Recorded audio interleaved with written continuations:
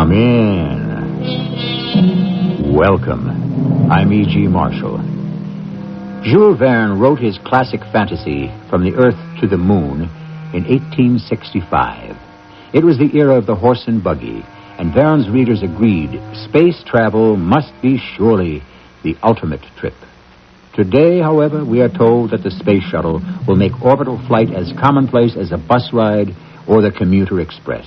And yet, we still look to the stars for a glimpse of the unusual, the mysterious, the otherworldly. Luna from Argonne? Come on. Your act has gone on long enough. I'm placing you under arrest. I'm sorry, but I cannot allow that. Into the airlock, lady. I warn you, Captain, you are forced... Now, you just keep your hands at your sides. A mind lock does not require contact.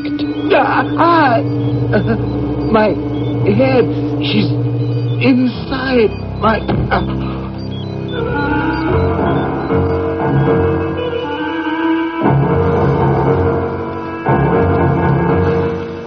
Our mystery drama, The Last Orbit, was written especially for the Mystery Theater by Douglas Dempsey and stars Larry Haynes. I'll be back shortly with Act One. An astronaut, like an athlete, is doomed to a short career. Then he's put out to pasture. Former astronauts do, of course, have job opportunities. Corporate executive, TV personality, even congressman. But the transition is hard.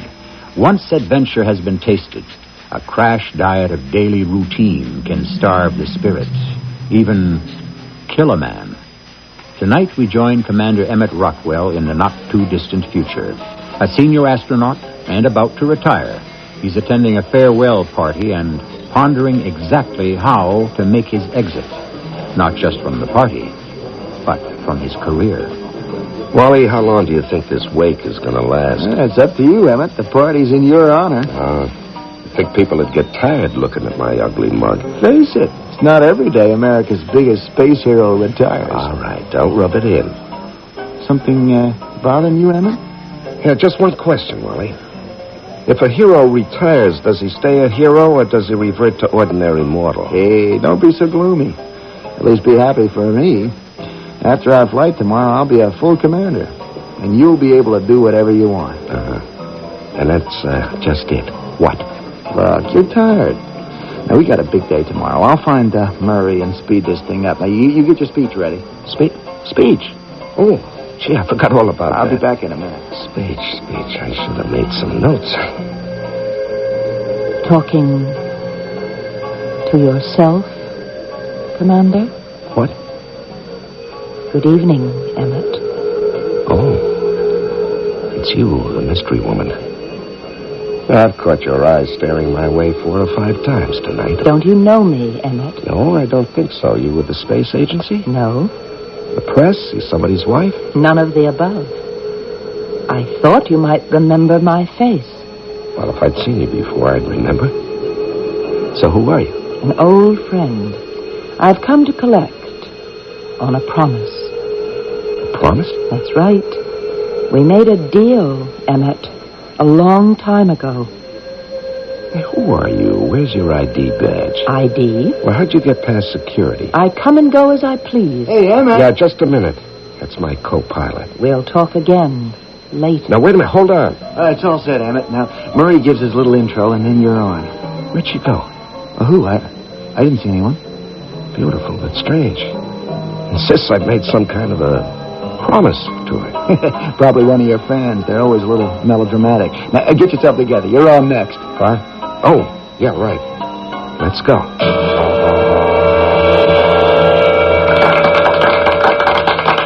Ladies and gentlemen, the main event of the evening. At my right sits America's finest, most famous, and oldest astronaut. All right, go easy, Murray. After he pilots tomorrow's space shuttle mission, he'll be retiring from active duty. So, let's give him a big send-off. Commander Emmett Rockwell. Please. I am not the hero you make me out to be. My job is simple, really. I'm just a capsule jockey. Well, think about it. The tech crew builds them, the ground crew flies them, all I do is ride them. It's you people that make me look good. It's me, Emmett. I'm the one who makes you look good. What? Emmett? Something wrong? No, I was saying what a great support crew you've been. You're the real heroes. Thank you all.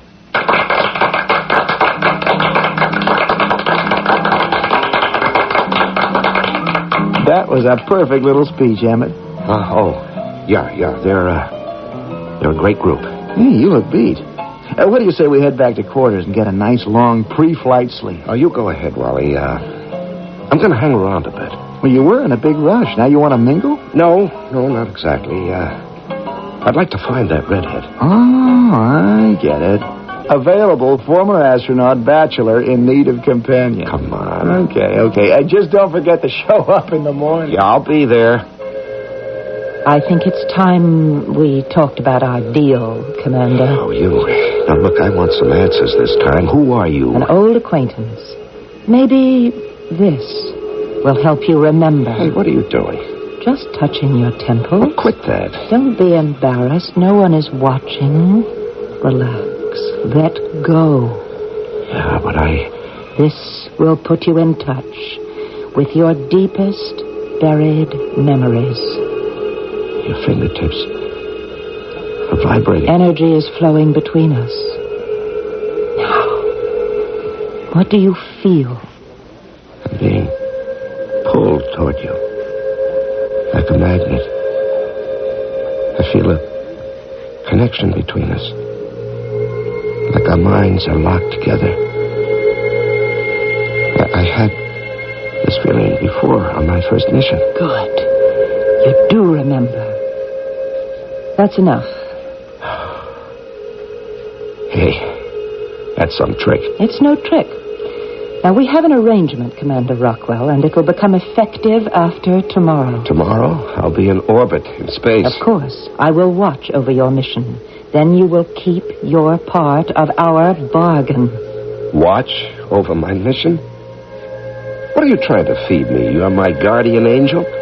Guardian. You could say that. But I'm no angel. Wait a minute. Hey, come back here. Excuse me. Did you see a tall redhead rush out of here? She was wearing a tight green jumpsuit. No one has gone out, sir. Are you positive? I didn't see anyone. You all right, Commander? It's happening. After all these years, it's starting again.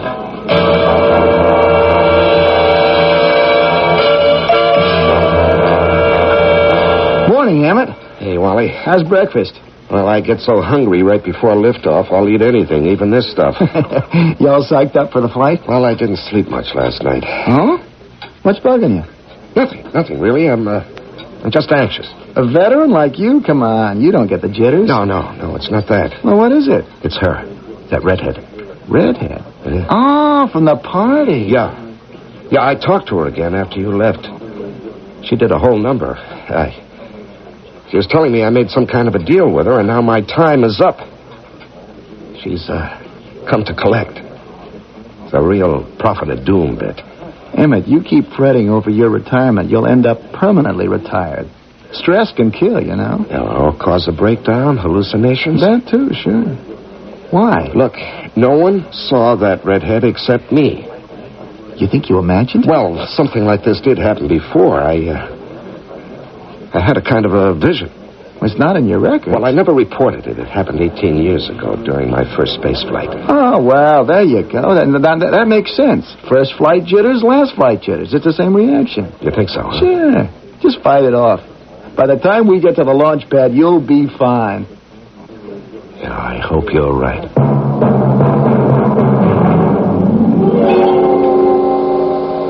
There she is. Space Shuttle Lexington. One more time, Emmett. Yep, I've sure logged a lot of miles in that baby. Good morning. Welcome to Launch Tower 5. Hey, what is this? The mission controller in person at the launch site? Just wanted to see you off, Emmett. Well, for Pete's sake, Murray, no tears. I'll be back. Now, here's the elevator. Let's go. Trust you've both been briefed on the mission. Who needs briefing? We've flown the same mission every month for 2 years. You've seen one satellite salvage, you've seen them all, right, Em? Well, it's hardly my idea of a glamorous final mission. No spine-tingling danger, no chance for heroics. I know that's your style, Emmett, but try not to pull any stunts this trip, okay? This is it. Level 20. Boy, the view from up here is always spectacular. What a day. It's so clear you can see Jacksonville. You know, whenever I'm up here, I feel it. Hey, Wally, look. Look down there. What? It's her. She's here, right at the base of the launch tower. Emmett. Murray, help me. What happened? Emmett's frozen up. Give me a hand. Get him back. Away from the railing. Emmett. Emmett, answer me. I'm okay. What happened? Oh, I had a sudden flash of vertigo. Imagine an astronaut afraid of heights. Now, listen. If you're not well, I'll abort this mission right here and now. No, Murray, don't abort. I'm fine. I just need to sit down. Wally, help him on board the ship. Just climb in your seat, Emmett. Did you say, Wally? Now, shut up. I've got to smooth Murray out or he'll scrub the lift off. I'll talk to you later. Wally, come out here. He's all right now, Murray. What the heck is going on here? It's just nerves. It's his last flight. He's a little jumpy. You sure that's all it is? He'll be fine. Now, once we get into orbit, he'll unwind. You better be darn sure of that. 15 minutes to launch. All personnel clear the tower. Wally, keep an eye on him. Don't let him do anything dumb. Yes, sir. Don't worry.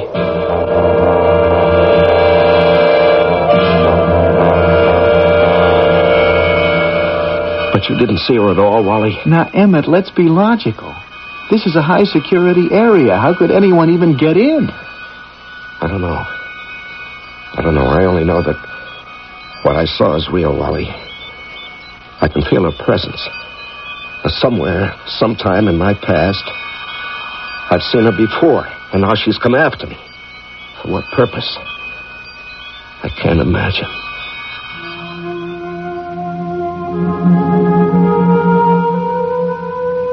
A beautiful woman of unknown origin, flaming red hair, fabulous figure, and a penchant for the mysterious. Too good to be true? Remember, one man's dream can be another man's nightmare.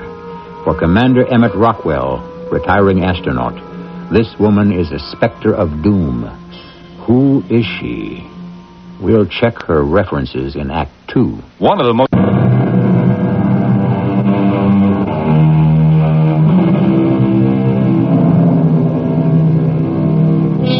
Astronaut Emmett Rockwell insists he's being pursued by a beautiful woman. His co-pilot, Wally Bruder, thinks she's a phantom, a trick of the mind. We all have secret fears, our own inner demons. The question is, should we flee from such demons, or should we confront our ultimate fears head on? For Emmett, this is a new experience. Until now, he has neglected his inner self, focusing his attention instead on the external world and his busy career. Our orbit is stable, Wally. Lock the controls into the computer. Will do, Emmett. Computer is locked. Hey, you can let go of the controls and enjoy the view now. Yeah. Looks so peaceful from up here. Better enjoy it. This is your last look at Earth from this angle. Yeah, I'm lucky to get a last look the way I carried on down there. And, thanks, Wally, for covering for me. Don't mention it. I have to tell you, though, I don't buy your theory. What theory? That it was a common stress reaction, a case of nerves. It's the only explanation that makes sense. Now, the fact remains, I saw that woman standing at the base of the launch tower in broad daylight. I was wide awake and completely calm. She was real. Emmett, let me explain. Now, something's bothering you, so your mind, your subconscious, gives the problem a name and a face. When you're asleep, it's called a dream or a nightmare. When you're awake, it's an hallucination. Wally, I can feel her presence. Now, how do you explain that? Oh, man, you are really spooked. Uh-oh. Here's the radio. Murray's going to want a status report. Are you okay to Yeah, talk? sure. I'm okay to talk. This is Shuttle 27 acknowledging transmission. Come in. 27, this is Mission Control. Murray here. Beautiful launch. Everything okay? All systems a go. Nothing to report. Good. You should rendezvous with that satellite in about 5 hours. Check. One minor item. The gross weight figures on takeoff show you guys are a little heavy. We're overweight? Yeah, by about 130 pounds, to be precise. Well, that's a new one. Now, maybe the last crew left some equipment on board. You might check out the storage lockers. Will do. But I should tell you, Emmett, we have our own theory down here. Oh? Now, what's your theory, Murray? Well, the guys figure you've got a girl aboard to celebrate your last flight. A girl? Emmett? You still there? Captain Wally Bruder here. We'll check it out, Murray, and get back to you. Roger, 27. Transmission concluded. Now, tell me that wasn't a nervous reaction. Murray makes a little joke, and Did you hear what he said? A girl. Now, what if she... Emmett, snap out of it. We're thousands of miles away in space. We are alone.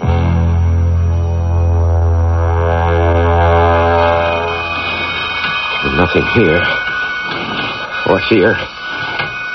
And that's it, Wally. I've gone through every storage compartment we've got. Nothing in the cargo bay either. Now, how could we miss 130 pounds of equipment? Well, maybe Murray miscalculated. All right, let's try the airlock. Oh, Emmett. The only place we haven't looked. But it's just a cubicle. It doesn't have any lockers, just a seat for... Oh, come off it. You don't think All right, give me a hand with the hatch. Boy, this is a waste of effort. It's a stowaway. Good day, gentlemen. Oh, who are you? How did you get... I'm called Luna. I'm a friend of Emmett's. Now, you know I'm not crazy, Wally. She is real. How did you get past security? No trouble at all, really. Oh, you've got trouble now, lady. Stowing away on a space shuttle flight is a federal offense. That doesn't concern me. I am here for Commander Rockwell. But why? Why? What do you want with me? Think back, Emmett, to your first mission. Your very first space flight. Well, that was 18 years ago. How would you know anything about it? That is where we met. Don't you remember? You had a vision. This is crazy. Emmett, she must have overheard us at breakfast. Or else she's reading my mind. I recommend we lock her up and keep her under surveillance. And we radio report to Mission Control. Yeah, I suppose we should. Stand back, ma'am. I'm going to shut this hatch now. Just think back, Emmett. All those years ago.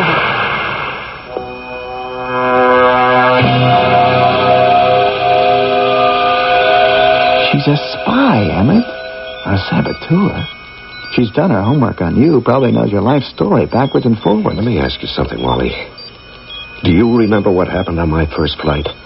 Well, I remember it was a big deal on the news. I was just a kid then. I was in a small capsule alone in Earth orbit. The night before I was supposed to land, I had a power failure. Yeah, that's right. Your computer went out. Yeah, and I had to bring the ship down manually. Everybody figured you'd turn into a fireball when you hit the atmosphere. Yeah, I was really terrified. I didn't expect to make it. But you brought her in perfectly. Like you'd been doing it all your life. That's what got me hooked on space. Yeah, but that's not the whole story. What do you mean? When my computer burned out, I still had another 12 hours in orbit before re-entry. I had a lot of time to think about it, to worry myself. So? So that night, all alone up there in that darkened capsule, I had this dream, this visitation. A woman's voice told me I'd be protected, watched over, and I'd land the capsule safely. Now, obviously, that was a hallucination caused by my anxiety, but it gave me the confidence I needed. But what has that got to do with our friend downstairs? Because she knows about it. Well, that's why I say she's a spy. Somehow she got access to the ready room while we were eating breakfast. She overheard us talking. Now she's trying to psych you out. Now, Wally, I've got to find out. I'm going downstairs and talk to her. No, we'd better report it first, Emmett. No, Murray will just abort the mission. This is my problem. I've got to face it alone. But she could be dangerous. Just watch me on the monitor.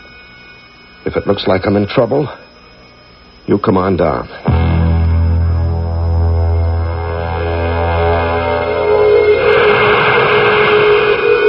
Okay, Luna, you can come out now.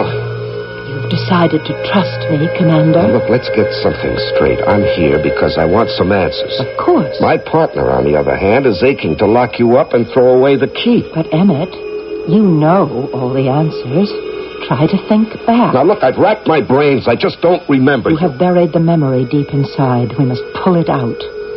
Perhaps I should use the mind lock. Oh, is that another one of your little tricks? The mind lock is quite powerful. It will allow our thoughts to mingle. If you cooperate, it will trigger your deepest memories. You mean I've got to trust you if I want to get to the bottom of this, huh? Yes, Emmett, you must trust me. Well, okay, if it'll explain who you are, let's do it. But I'm warning you, Luna. Don't you try anything. Wally is watching us on the monitor. Don't worry. Just close your eyes and try to relax while I stroke your forehead. Let the years roll back. It is 18 years ago. Your first mission. You are alone in your space capsule. Describe what you see. The capsule is very small. It's dark.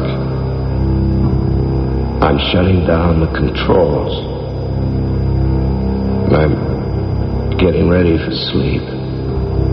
But wait. What's happening? Something's wrong.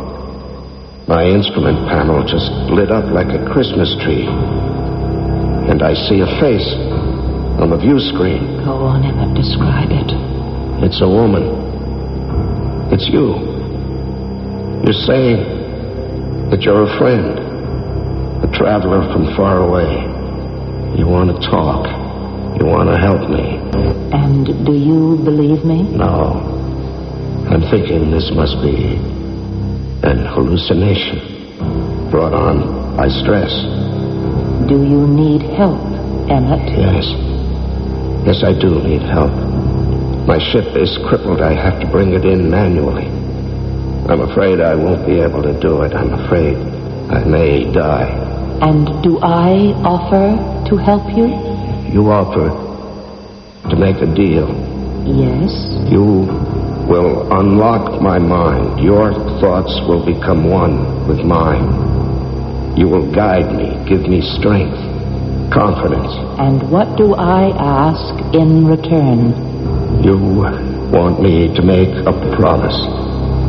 In exchange for giving me this heroic streak in my personality, I must agree to return with you to your home when I retire. It's a little like Faust. I will lead a charmed life, but I'll give you my soul. And what is your decision? I decide to accept your offer because... Because you believe in me? No, because I know it'll end the hallucination. I learned that in my training. That's enough. You may return to the present. You see, Emmett? You remember it all. I remembered a dream I had 18 years ago, so what does that prove? I was in your dream, and I'm here now. How do you explain it? The whole idea is preposterous. Now, you've planted some sort of hypnotic suggestion in my mind. Wally's right, you're some kind of saboteur, and this is psychological warfare. You know that's not true. The explanation is very simple.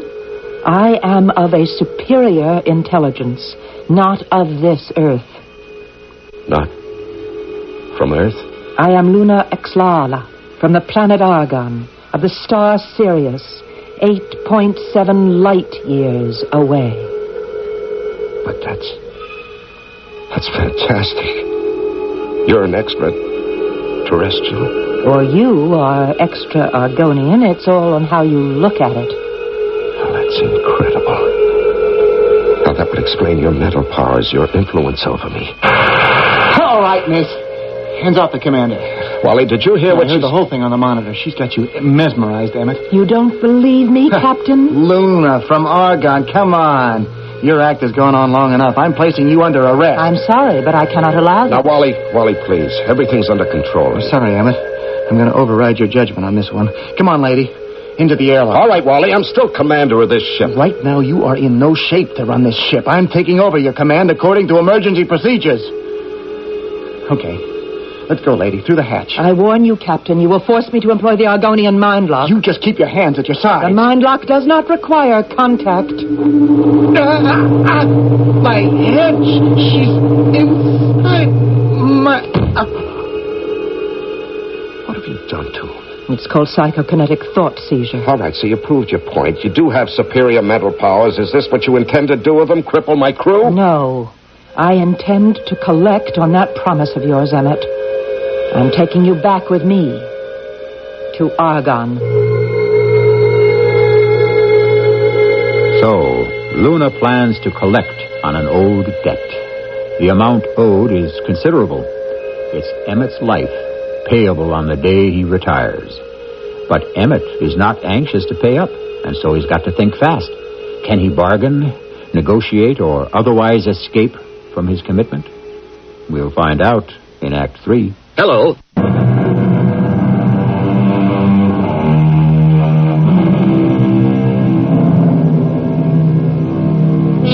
The universe is vast and doubtlessly holds more wonders than heaven and earth, to paraphrase Shakespeare. One of these wonders is intelligent life. Scientists are obsessed with the discovery of new life forms. But suppose alien beings find us first. Will they introduce themselves to the world, or simply take a few of us back for observation, or worse? It seems that Wally and Emmett's fate may be the latter. And with Wally out of action, their future seems to lie in Emmett's hands. Wally, come on, come out of it, man. Oh. Come on. Oh, what's going on? All right, here, take some oxygen. It'll wake you up.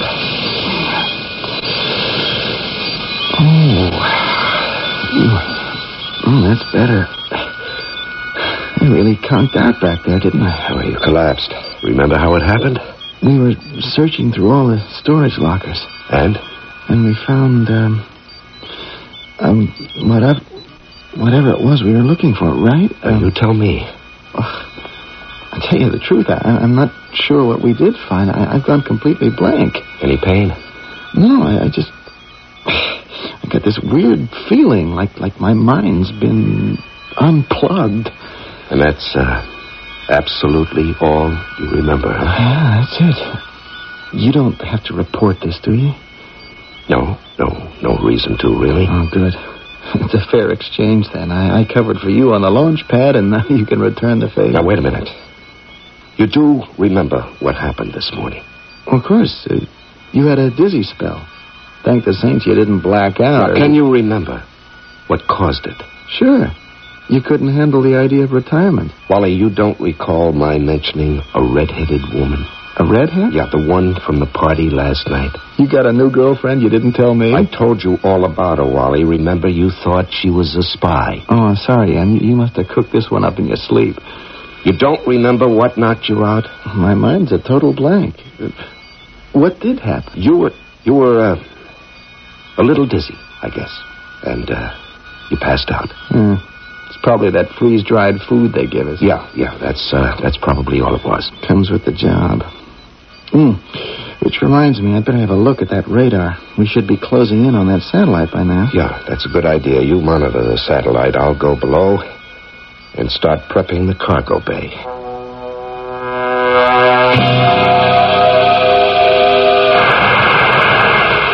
Okay, you can come out now, Luna. You are ready to talk to me, Emmett? Now, what did you do to Wally? Now, don't panic. I did Wally a favor. He has no need to remember me. This affair concerns us alone. Very, very neat. And just what is your plan? To spirit me away and have Wally forget I ever existed, too? Emmett, I got the satellite in view. I'm bringing the shuttle up alongside the beast, then I'll come down to give you a hand. Roger, Wally. Okay, now listen. When Wally comes down here, I'll get rid of him somehow. I'll get him outside the ship. And then you and I will settle this business once and for all.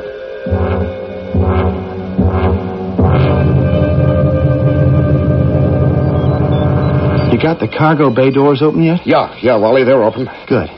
We're sitting right next to the satellite. You can holler in anytime. Yeah, we got a problem here, Wally. The mechanical arm isn't working. The manipulator? Are you sure? Well, maybe. No, I'm sure. I'm sure, Wally. It's definitely broken. Without the arm, we can't very well grab onto the satellite now, can we? Yeah, well, we'll have to do it by hand. By hand? Yeah, one of us will have to suit up and go outside. I will attach a cable to the satellite. And pull it on board with the winch. Right. We'll reel her in like a big game fish. Huh? Okay. Let's get you into a pressure suit. Now, why don't you suit up, Wally? I think I'll let you go out there. But this is your last chance for a spacewalk. No. I've had plenty. You go this time. You can use the practice. Okay. It's your decision. Okay. Now, let's see you run through the procedure. I'll float out of the airlock, then push off toward the satellite. Right. Make sure you anchor your lifeline first. Oh, sure. Then I'll float out about 75 yards. Right, with the winch cable in hand. Winch cable, right. I attach it to the satellite. And that's the tough part you'll have to watch. Emmett, I know what to do. You trying to jinx me or what? Oh, sorry. Just want to make sure it goes smoothly. Look, you can go yourself if you think I'll foul up. No, you go. I'll have my hands full in here. I've never seen you so cautious. Well, it's a risky job. You just watch yourself. Shuttle to remote 1, radio check. Read you loud and clear, Emmett. I'm about 50 feet out on my lifeline. I'll call you again in 10 minutes. Roger, out. So, we're alone. Shall we talk? I didn't hear you come up. I've been right beside you all along. I just made sure you couldn't see me. You obviously have enough skills to do whatever you want. Why not just overpower me? I can't force you to come to Argonne. That would be morally wrong. You must act of your own free will. Morally wrong? After what you've done? What do you mean? You've played around with my life as though I was a character in some play of yours. You exaggerate. Well, just think about it. You've tampered with my thought process. You've modified my personality. Your personality is intact? And you've completely warped my motivation. I've always wondered why people expect me to be heroic. I was never a man of action. I was always more of a thinker. That is true. It was true. Until you came along and got me to make this bargain with you. Your influence has made me into some sort of a macho swashbuckler. I never made you into anything. I don't have that kind of power. True, I've helped you, but only by encouraging your natural potential. You've always wanted to be daring and a hero, and so you have been. How do you know what it is I want? Your subconscious, Emmett. All your secret desires are locked in there. I've just helped you bring them out. And you think that's morally right? Where I come from, the highest morality is self-improvement. To leave yourself undeveloped, unformed, and ineffective, that is immoral. I might have done things differently. I might have married, had a family, a home. You can still do these things. On Argonne? Is that it? That's what I'd hoped. And just what is that like? Some crazy place with a green sky and 2 suns and odd little creatures running around? No, thanks.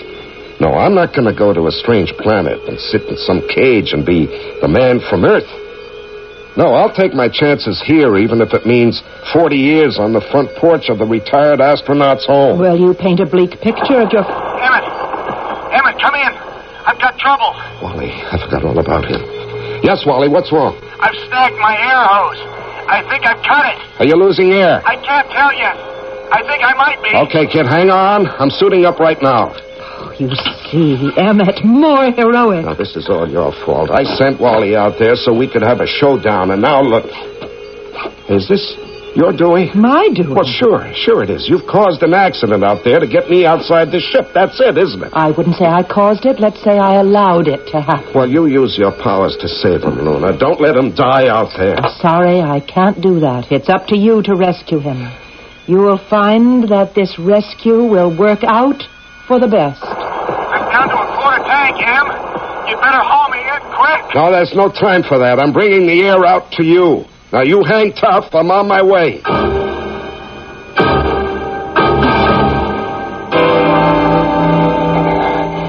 Where are you, Em? I'm drifting toward you on your blind side. My oxygen gauge is on 0.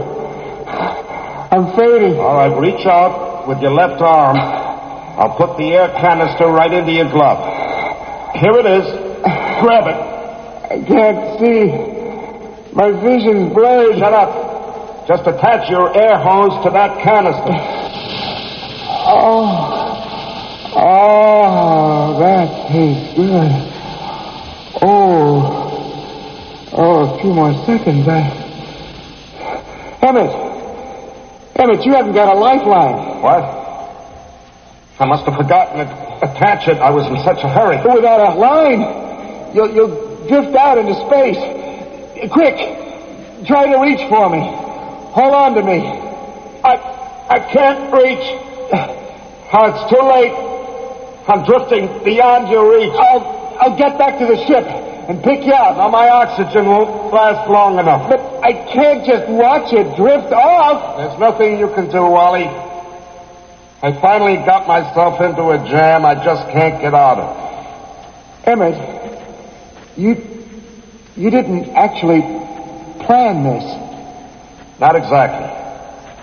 I guess I let it happen, huh? All your fear of retirement. You just couldn't stand the idea of returning to Earth as an ordinary mortal.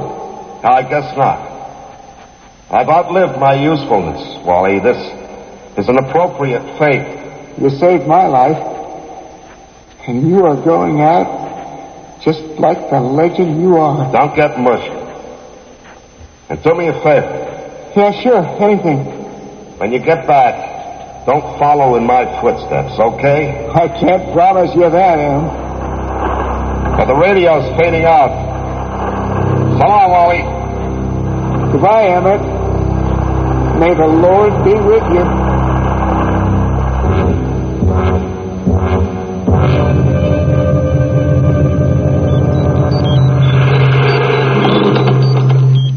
Welcome aboard, Emmett. You can take off your space helmet. The atmosphere in my ship is identical to yours. You picked me up just in time. My air just gave out. But this is not nearly as dramatic as your rescue of Wally.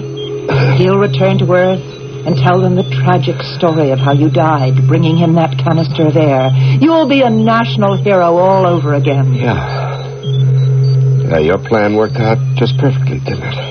How'd you keep the ship hidden from us? Wait, don't tell me.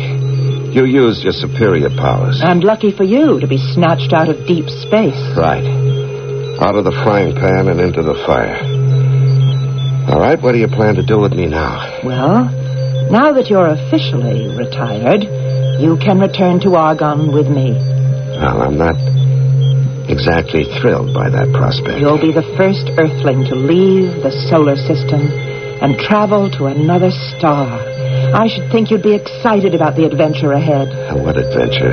Being examined and probed by a bunch of Argonian scientists? Well, you have the wrong impression, Emmett. I'm not taking you back as a specimen. I'm taking you back as a man. I fail to see the difference. Well, let me explain. My world is a sad place. We had no real men there. We have the elders, very old men, but no reproductive, fertile males. Long ago, genetic engineers caused a terrible accident, and no natural children have been born on Argonne for nearly a century. Only laboratory babies. That is why I journeyed to Earth to bring back a man. You want a home, a family, a wife. You told me these things. Yeah, well, sure, but that was back home on Earth. But Argonne will be your new home. I'll make a good wife. But that's impossible. Well, we're from two different worlds. We're very compatible. We are both humanoid species, and we're based on the same organic chemistry. Oh, believe me, I've researched it. That's why you were chosen. Chosen? Chosen? Just listen to yourself. It sounds like I'm an animal being groomed for breeding. You make me sound so cold. I am a very romantic person by Argonian standards. Yeah, well, not by my standards. But you must remember I've spent quite a lot of time allowing my mind to mingle with yours. And I've become very attached to your thought process. On your world, you would say I am in love with you. Well, that notion will take some time getting used to, I suppose. Yes, but you will get used to me. And as your mind develops, you will grow to love me. This will take some getting used to. Hey, what's that? The guidance computer. We're nearly finished our last orbit around Earth. We must prepare for the trip to Argon now. I don't see any controls. How's this thing powered? By thought projection. I wear this helmet and I just concentrate on my destination. What an amazing concept. I don't suppose you could give me a lesson. Well, of course. Here, put on this helmet. Who knows? I may have a whole new career as an astronaut on Argon, huh? You just may. Now, picture yourself under tangerine skies. Imagine pale green clouds.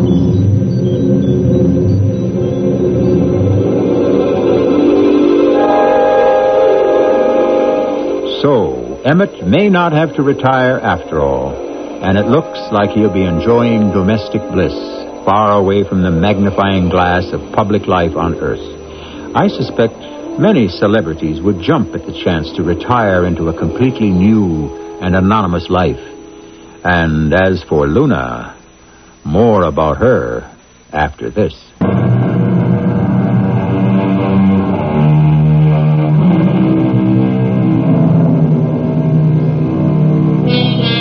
There are theorists who believe that when we finally encounter alien beings, they will not have journeyed from the stars, but rather crossed over from parallel dimensions or slipped through warps in time. Some even suggest these beings will be generated in our own minds.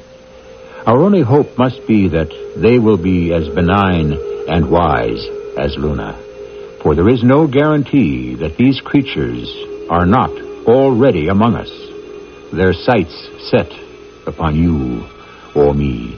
And as for their purpose, we'll just have to wait and see. Our cast included Larry Haynes, Russell Horton, and Marion Seldes. The entire production was under the direction of Hyman Brown.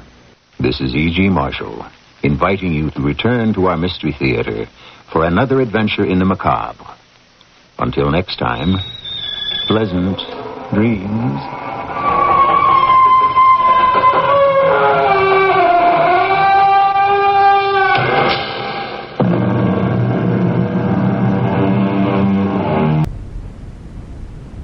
The CBS Radio Mystery Theater presents...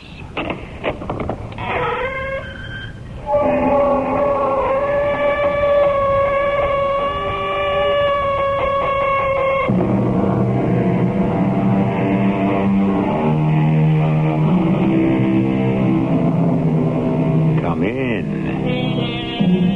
Welcome. I'm E.G. Marshall. Is there any one of us who does not long time and time again to get away from it all, to find a Shangri-La or a Bali High, some mystic island? Tom Reynolds was no different from all of us, except that he found not only his island retreat, but a lot more mystery than he bargained for. Hold it. Where are you going, Lieutenant? To search your cabin, Mr. Reynolds. I want to see a search warrant first. In this area, a search warrant is not mandatory. The island is owned by an American. Correction, leased for 99 years. But it belongs to my government. In any case, might makes right, does it not?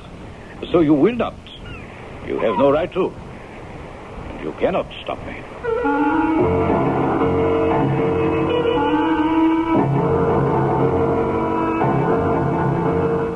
Our mystery drama, The Magic Key, was written especially for the Mystery Theater by Ian Martin and stars Paul Hecht.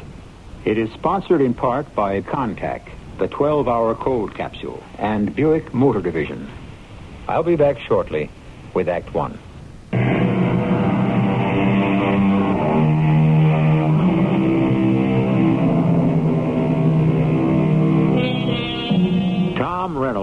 is a man paying the price for achieving the American dream. In his mid-30s, he has all the rewards of success. Executive vice president in a highly competitive business, married to his high school sweetheart, 4 children ranging from just pre-college age to Dinah, the little one, just about to enter kindergarten. A house in the suburbs, a summer place inaccessible enough to be exclusive, but cosmopolitan enough to be ultra-smart. Everything a man could possibly ask for, except inner peace.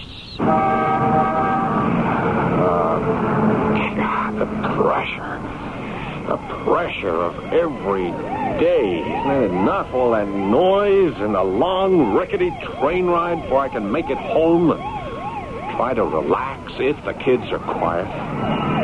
I can't take it anymore. I wish I could fill my ears with wax like Ulysses did for sailors, or blot out my brain with some non-drug that gives a man release without bad after effects.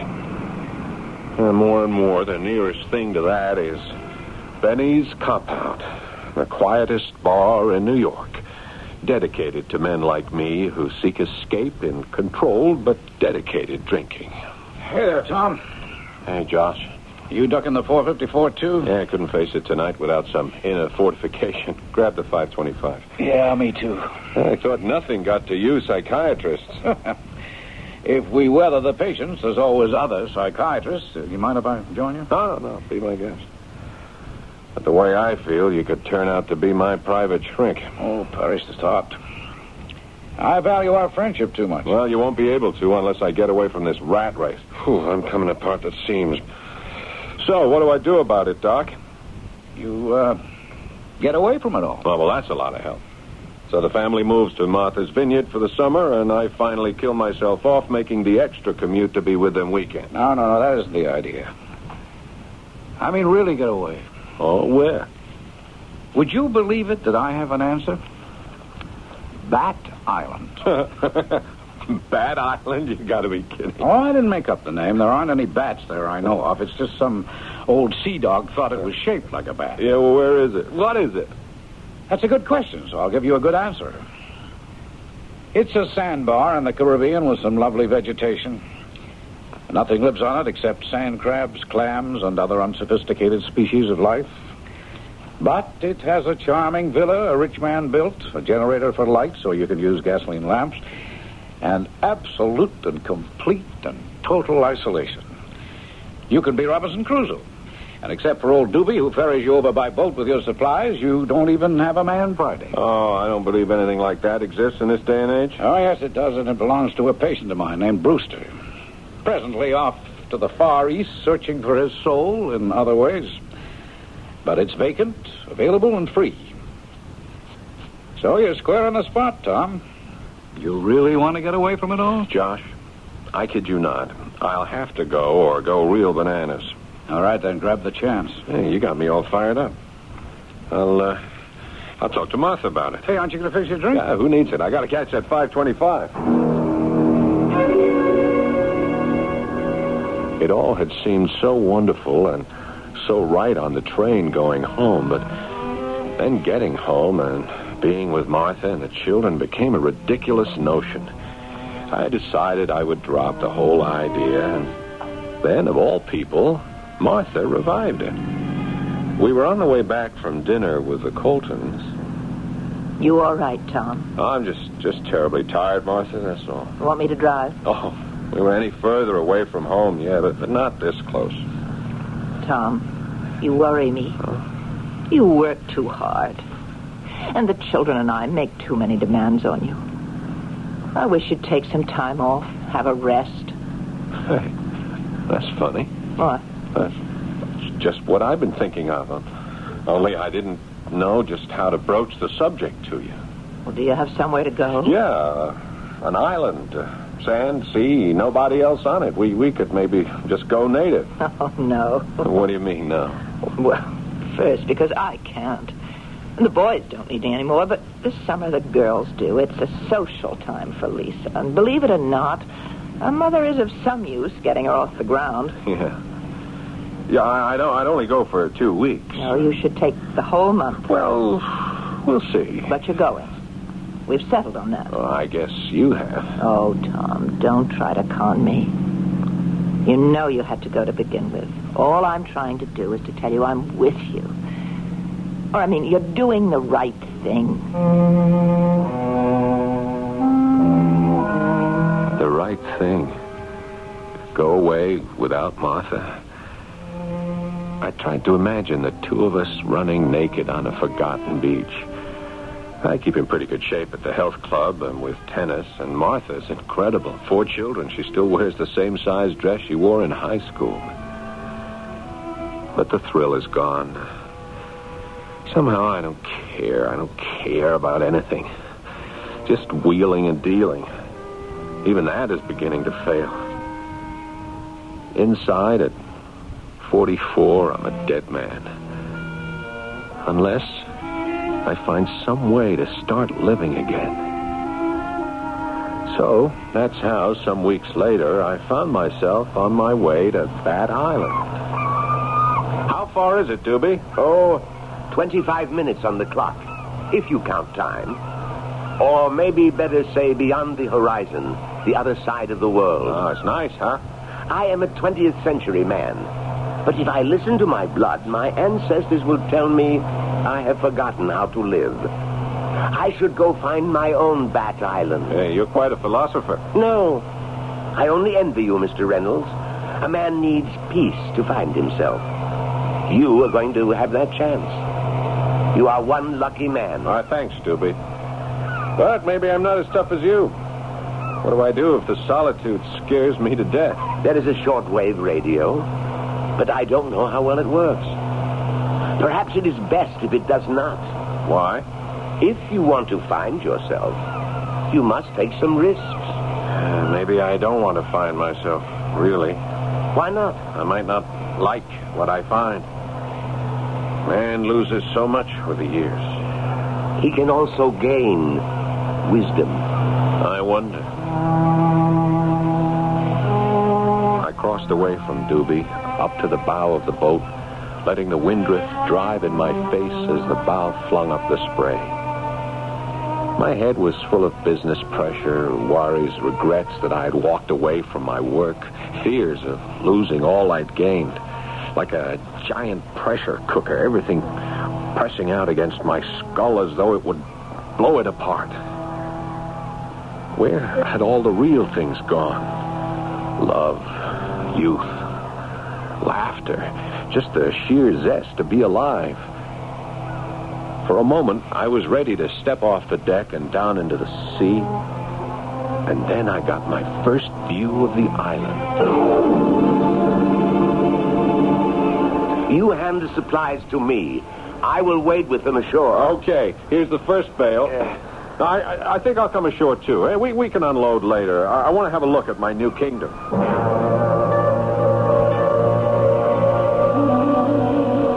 The house was small. 2 bedrooms, a cozy living room with a fireplace, an amazingly efficient kitchen, and a huge porch or lanai that fronted on the sea looking off to the west. The island itself was a semi-tropical paradise. Australian pine and palm trees, passion flower, hibiscus, and bougainvillea, making a riot of dazzling color against the tans and greens. Even a small and incredible stream that welled up from a spring down from the volcanic hill that rose in the middle to make the body of the creature from which it took its name. The wings were 2 great coral reefs that shielded most of the beaches, and the head was the estuary of that little stream. A garden in a wilderness. You like what you see, Mr. Reynolds? So far, it's everything that was advertised and more. Does Mr. Brewster, whatever his name is, own this whole island? I don't know. Surely if he doesn't, there would be other settlers here, or some of your own people, you even. I told you. Doobie is a 20th century man. I have too many interests on Main Island. I suffer from the same virus as you have. You want to stay and share this heaven? No, but I thank you. No guts? I said I was 20th century man. That is not altogether true. I have deep ties to my ancestors, and what is heaven can be very close to hell. This island is for me and my people taboo. Taboo? That has an ominous sound. Not really. We have our own legends. You know the Lorelei? Yeah, the legendary nymph of the Rhine who lured sailors to their death by her singing. Yes. And her earlier sisters, the sirens. Who tried the same trick with Ulysses. Doobie, you're a fraud. You're no shrimp boat man. Only by choice. Life is better and simpler.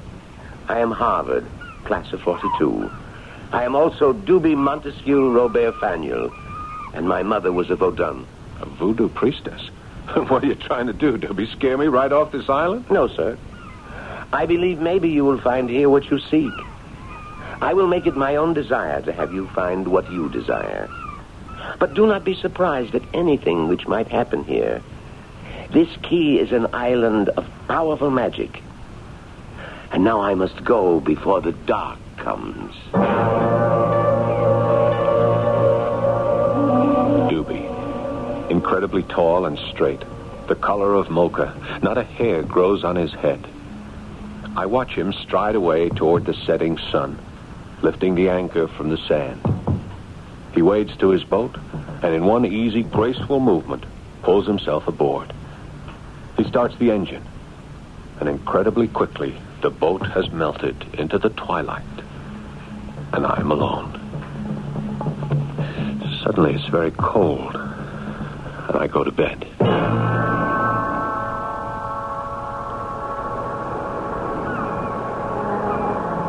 I have been on the island for 3 days now, and I am the only living creature, except for sea things. I'm not happy. I've learned too many things about myself. I'm jaded, burned out. Love is dead in me. I'm guilt-ridden as I face the fact that all the glowing, wonderful love I once had for Martha, the girl I married, is dead. All love is. The worst thing is the terrible coldness of being alone. Alone. I walk the crescent of the beach. The only footprints are mine. Alone. And then I see her. For the first time, half in and half out of the water. The waves breaking over that exquisite body, swaying her hair like seaweed, motionless and incredibly beautiful. Is she real? Or is she illusion? I run toward her.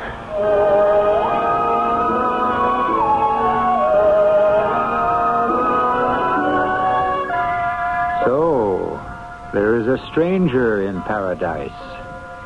But is she alive or dead? Which is a speculation that seems obvious and simple enough on the face of it, but which is actually amazingly complex, as you will begin to discover if you return with me shortly to Act 2.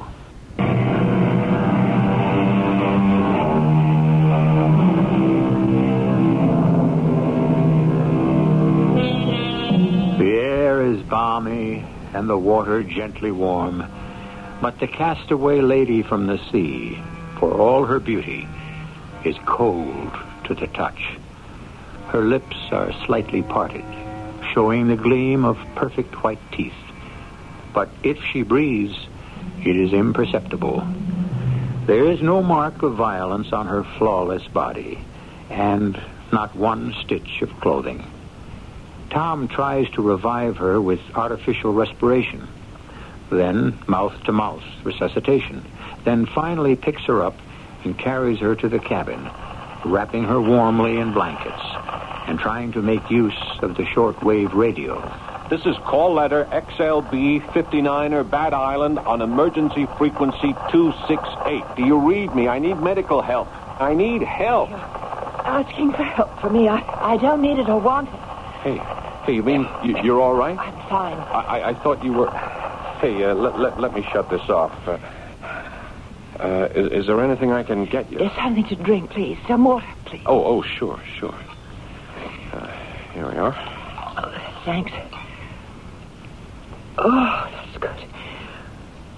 You have some more? Yeah, sure. All you want. What can I get you to eat? Some eggs? I have all kinds of frozen meat, a veal steak, chops, pork. No. Do you have any fish? I have a bucket of clams I just dug. Want me to steam them for you? No, fresh. Just as they come up from the sea. Coming right up.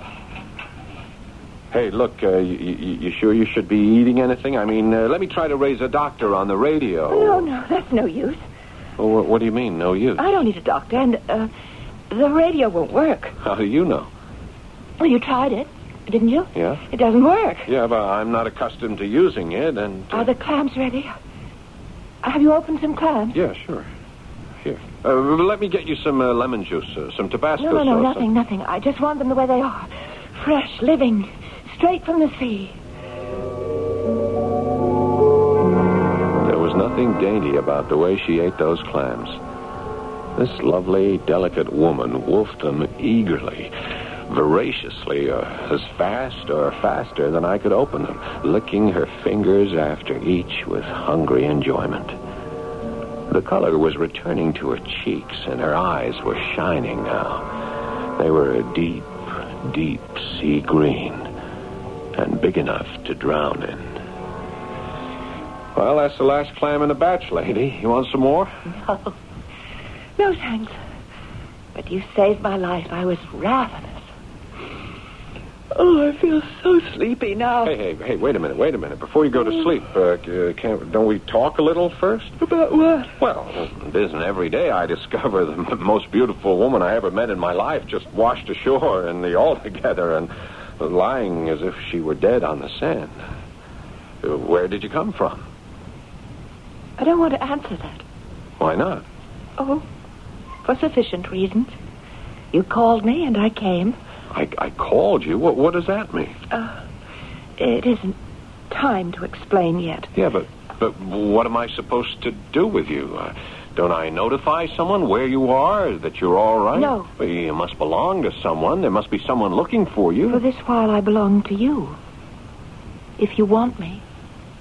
Well, I don't know. I've got this crazy notion I must be losing my mind. Maybe I have already lost it. Are you really here? I'm here. Till it's time. Time? Time for you to go. No, I must sleep. I must rest. But look, can't we at least exchange names? I'm Tom Reynolds. Well, don't you have a name? I want you to give me one. Your name for me. I must be asleep. I could wake up and find this is only what it's got to be, a dream. What is my name? Oh, I don't know. Oh, okay, wait, let me see. What day is it today? Sunday. Fine. What was good enough for Robinson Crusoe is good enough for me. Better. All he got was a Man Friday. Look at me. I come up roses with Our Gal Sunday.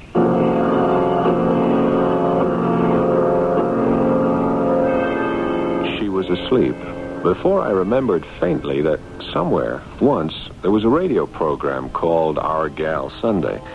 I'd have taken the name back, but it was too late. So, Sunday she became.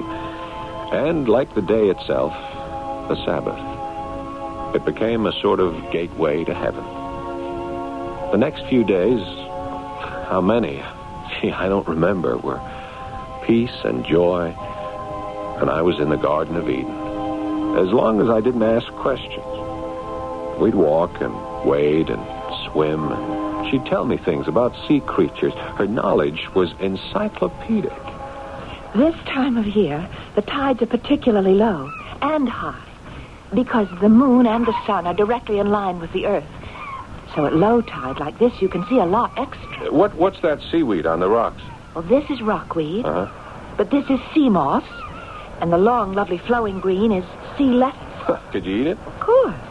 Everything under the sea can be eaten, but some things only if you know how. Oh, come on. Let's swim. Then we'll lie on the beach. She swam like a fish. I never could keep up with her. And it seemed at least half the time she was under the water. When we lay on the beach, the sun and the wind dried me in moments. But I would glance over at Sunday, and that glorious body never seemed to lose the sparkling sheen of the water, almost as though she had some quality in her skin which preserved the droplets, so that she wore them as an opalescent dress. And then the inevitable interloper came to our paradise. We had been swimming together that morning far out towards the reef. Look, Tom. Where? Out, beyond the reef. Dolphins. Yeah, crazy. Whole school of them. How would you like to ride one? What? Sunday? Who are you? Who are you, really? What are you? Why must you keep asking? Because you can't be real. Jeez, how would I like to ride a dolphin's back? You could do that, couldn't you? Well, anyone can, you know. Under the right circumstances. What circumstances? Seaplane. Where? Can't see it yet, but it's coming. Oh, don't let them know I'm here. Not yet. Sunday! Sunday! I went down into the green depths after her, but clear as the water was, I could see her nowhere. I couldn't stay down long. I wasn't in that good condition. I kept surfacing and gasping a breath and then diving again and again and again. But nothing. By the time I was so completely winded that I knew I couldn't dive anymore. So I surfaced for the last time, and the seaplane was veering away from the island. I lost it in the sun. Not that I cared about it or anything at that moment. And then I looked at the shore, blinked the sun dazzle out of my eyes. Climbing out at the beach was Sunday. And heading for the cabin, I started to swim the shore as fast as I could.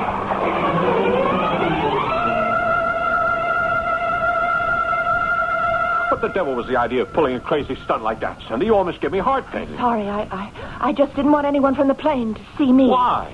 It isn't time to explain yet. Well, when is it going to be time? The plane. It's going to land. So what? It's a free ocean. They'll be coming here. They'll be looking for me. I want you to promise me something. What? No matter who it is, or what they want or say to you. That you won't tell them anything. What can I tell them? I don't know anything about you, not even your name. You know I'm here. Don't tell them that. Well, for heaven's sakes, why can't I? What are you afraid of? It's not what I'm afraid of. It's what you must be afraid of. Well, what does that mean? I can't explain. Ahoy, the cabin! We are police, and we are armed. If you are inside, come out and show yourself. Police? They won't harm you, and they can't find me. Go out and promise not to tell about me. I'd still like a reason. Will this be reason enough? If you do, I'll be gone. We know you are in there. Do you come out? Or do we come after you with guns? Yeah, hold it. I'm coming out. Just hold very still till my co-pilot checks you for weapons. In a beach coat and swim pants? I prefer not to take any chances. He is not armed, sir. Good. Keep him covered while we talk. Who are you? And what are you doing here? I'm a guest. I'm on vacation. A guest of Mr. Brewster's? I believe that's the name of the owner, yeah. And you also have a guest? No, I'm alone here. I do not think that is the truth, Mr. Reynolds. Tom Reynolds. Well, who are you to come here throwing your weight around? Lieutenant Jeffrey Tarrant, area police. We're looking for someone. A Barbara Cody. You know her? No. Perhaps under one of the other names. Smith? Harrington? The Countess Perenchio? Princess Suleiman? Codicus? No, look, I don't know what you're talking about. I don't believe you, Mr. Reynolds. I don't believe that anyone could not be aware of one of the richest women in the world. Or that she has been abducted and disappeared into thin air with every available ship, plane, yacht, both civilian and police or army, searching for her. I think I am the lucky man who has found her. Watch him, Sims. Hey, hold it. Where are you going? To search your cabin. I'd like to see a search warrant first. Mr. Reynolds, in the area, a search warrant is not mandatory. This island is owned by an American. Correction, it is leased for 99 years. But it belongs to my government. In any case, might makes right, does it not? So you will not. You have no right to. And you cannot stop me.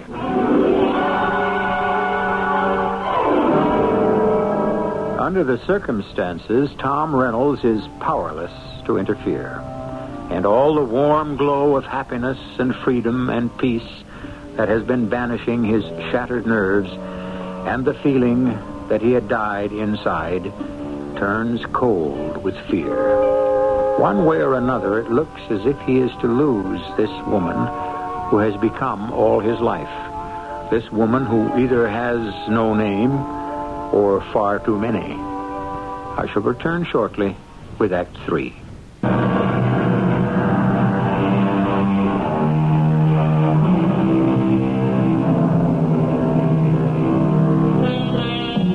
Time seems endless as Tom Reynolds, the unwavering gun of the co-pilot covering him, listens to the opening and closing of doors from inside the cabin. Any moment, Sunday will be discovered, and some instinct deep inside him spells a warning that when she is, he will have lost his battle and will to live. Then suddenly, as the lieutenant returns, he can feel his heart lift with a wild hope. Sir, she is not in there. Where is she, Mr. Reynolds? I don't know who you're talking about. It is quite useless. We know you are not alone. How? When you were swimming a short while ago, from the air, my co-pilot saw another head beside you in the water. Right, Sims? You are right, Lieutenant Tarrant. I would swear I did. You're not sure. Yeah, you know you're not. Hell, you came and buzzed me, didn't you? I wonder if we could have been mistaken. We will search the island, of course, but... But what? You can't put your gun away, Sims. Mr. Reynolds, you said you did not know the woman we are looking for. Yeah, well, when you asked me, I honestly didn't, nor did I want to. All those aliases, I figured she must be FemLib's latest and greatest triumph, a dame heading the 10 most wanted list. But then, that first name you gave me, Barbara Cody, isn't she the heir to the Cody tobacco interest? That is correct. And some feel, after at least the last 3 of her husbands, almost certainly the richest woman in the world. Yeah. She's about what now, 26? She's gone through 5 husbands? She doesn't seem to have much luck with her men. There are many who say they are the ones without the luck. Your American press have given her a name taken from her natal one, Barbara Cody. The beautiful Barracuda. Yeah. That's probably because she doesn't like photographers. Isn't she always smashing cameras and suing the men behind them? Yes, correct. That's why when she was abducted, many people were not surprised that no ransom note followed her disappearance. Then why would she be abducted? It is thought one of her enemies might have decided to exact his or her own revenge. How? She was in Nassau. She is an accomplished pilot. She took off in her own private plane or was taken and never returned. Then she could have just crashed. It is possible, but the weather was flawless, and we have seen no signs of wreckage. And even if she had to ditch and was alone, she was a strong swimmer. How about sharks? Anything is possible. Even that you still have her hidden on this island. Yes, we shall have to search. I spent the rest of the day chewing my thumbs, and whenever I was out of sight of the police, doing my own searching. We both came up empty-handed. And finally, with many apologies, the lieutenant was gone. I was alone again in paradise, which, all of a sudden, was a tomb in which a dead man lived, the promise of joy snatched away from him by unlucky coincidence. Or was it coincidence? The sun was settling lower and lower as disconsolately but compulsively I roamed the curve of the beaches, calling her name, and answered only by the mocking seabirds. And then, suddenly and incredibly, walking out of the sun, and as if on top of the surf itself, was Sunday. Sunday! Sunday! Mom! Oh, I thought I'd lost you. I don't know what I thought. That you'd carried out your threat. My threat? If I told about you, you'd be gone. But you didn't. No, of course not. But they searched, and you were gone, and I couldn't. Oh, how did you get away? Oh, my darling, learn to accept what is. Forget the past and the future. There's still time for us. Do not do anything to lose a minute of it. For the moment, having found her again, I could promise anything. But with morning, lying together in each other's arms, the sun drenching the world with light, the questions came back. I told Sunday all about the lieutenant's visit, what he had told me, and I tried to face her with the need to end all the secrecy. Do you really see me as a spoiled heiress, gobbling up men like small fish, slashing and wounding with my teeth like your Lady Barbara? The barracuda. No, but come on, face it. It is quite a coincidence. You think that I plummeted into the sea, either pushed out of a plane or because I decided to end it all, and by chance got washed up on your island? Well, where else did you come from? Maybe from sea chambers, buried in the ocean's depths. My hair spun from glittering rock spume where the waves break. My sisters, Sylvans and Sylphs. And perhaps I am the one called Undine. Did you check me very carefully to make sure that, like the sailor's mermaid, I was not half fish? Well, I know that isn't true. But how can you be sure that I'm not Undine? Wouldn't it be really terrifying? Why? Because I could be that most terrifying creature spawned by the sea, the woman temptress with no soul, who could only find one by stealing it from a man. You want me to be Undine? No, but... Then ask no further questions. Let us make the most of the time we have left.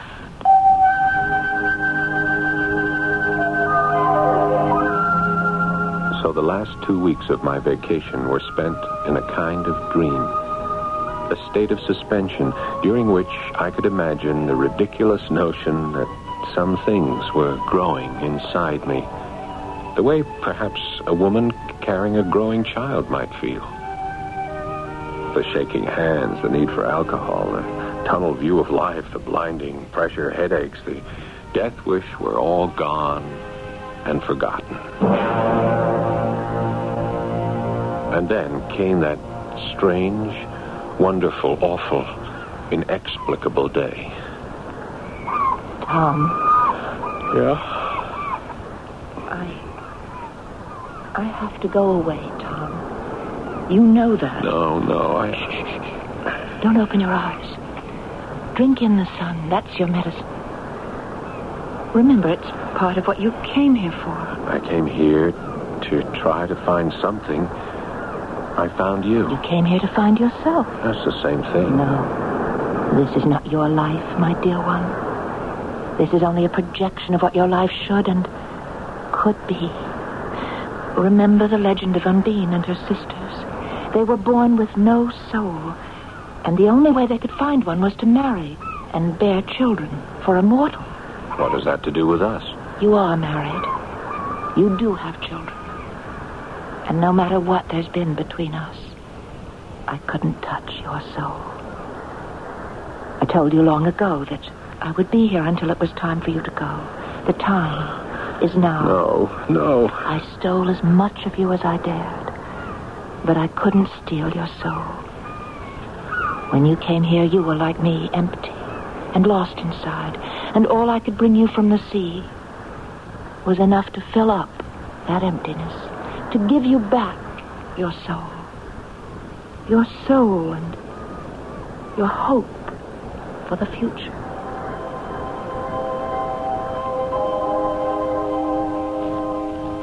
Did I fall asleep in the sun? Or was I lulled to sleep? When I woke up that last afternoon on my island seclusion, I was like a man after an operation, still drugged and only half aware. But inside me was an inner peace. And what should have been an unbearable ache was only a lovely memory. Doobie picked me up the next morning. Well, that's the last of your possessions, Mr. Reynolds. You are leaving a lot lighter than you came. In so many ways, Doobie. You ready for me to cast off? I guess. Nothing left for me to stay here for now. Was I ever really here? Did anything I think I might remember ever really happen? I told you it was a magic key. An enchanted island, sir. And it is dangerous to sleep as I found you in the full sun. Yeah. My brains are a little addled. Maybe too much sun. Does it matter what is illusion and what is real? What is important is, did you find what you came for? I don't think I found it. Somebody gave it to me. You look like a man at peace with the world. Are you ready now to return to it? I guess I am. Yes, Doobie. I know I am.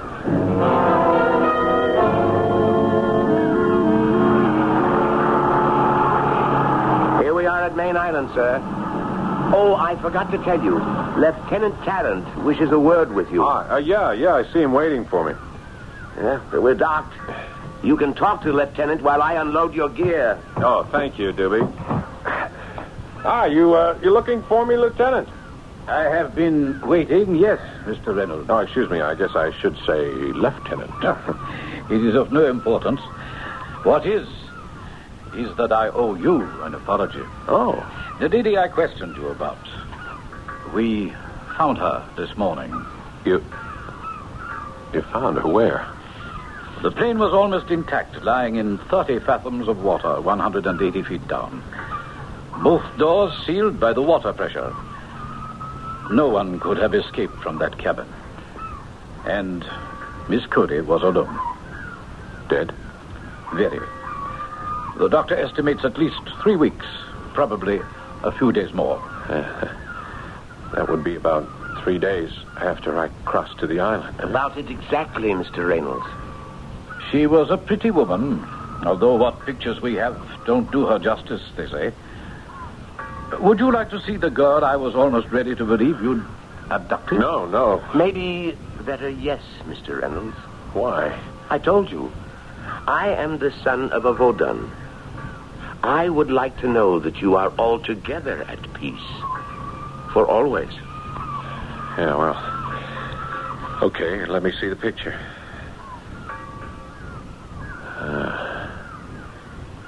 Yeah, she must have been a very pretty woman when she was alive.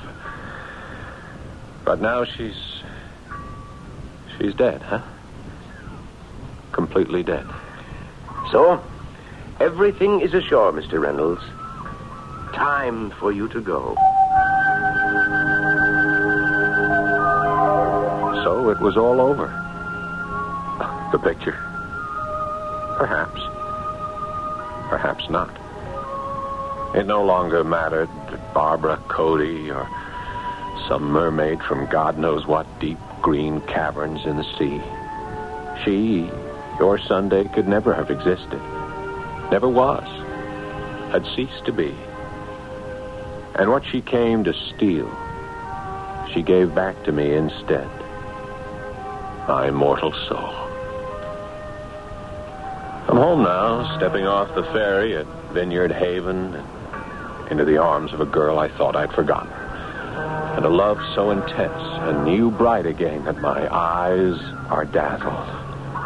Hello, darling. Oh, hello, Martha. Oh, my own love.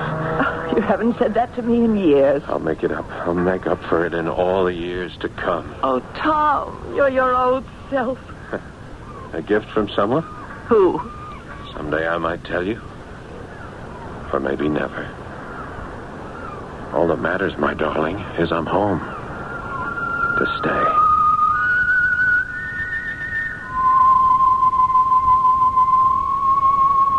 A strange, complex, tender story with no answers except the last.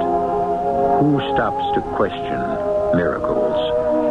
And who really wants to know how an illusion is achieved? Once you know the mechanics, the magic is gone. I'll be back shortly.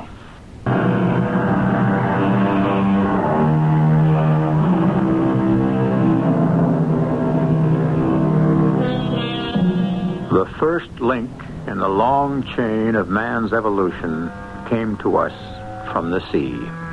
The richest and most nutritious foods we eat come from the oceans or are waiting to be harvested. So why not a presence, a something, a spirit clothed in whatever form you desire to nourish and feed the soul? The eternal sea, coming and going with the tides in an everlasting cycle. It is the embodiment of life itself. Our cast included Paul Hecht, Marion Seldes, Leon Janney, and Ian Martin. The entire production was under the direction of Hyman Brown. Radio Mystery Theater was sponsored in part by Anheuser-Busch Incorporated, Brewers of Budweiser, and True Value Hardware Stores. This is E.G. Marshall inviting you to return to our Mystery Theater for another adventure in the macabre. Until next time, pleasant dreams.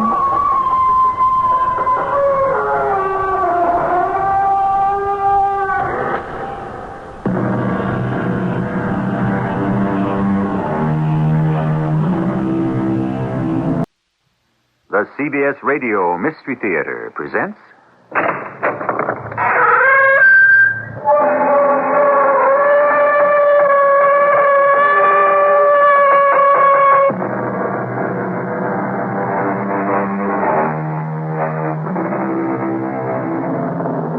Come in. Welcome. I'm E.G. Marshall. It is said of certain walls that they have ears. Is it then illogical to assume that other walls may have eyes? Indeed, it is said of certain houses, oh, if this old place could only speak, what tales it could tell. Is it possible for a word that was spoken, a sight that was seen, a deed that was committed, to leave an echo, an aura, a lingering trace? Well, that's why some houses are supposed to be haunted, no? I had every intention of killing you. I can't believe it. Just because I got the better of you on a business deal. I came here this morning to kill you. Look, here's the gun. What made you change your mind? I saw her. Who? Your wife. Your loving wife. And I laughed. Why? Because it's clear to me I don't have to kill you. She will.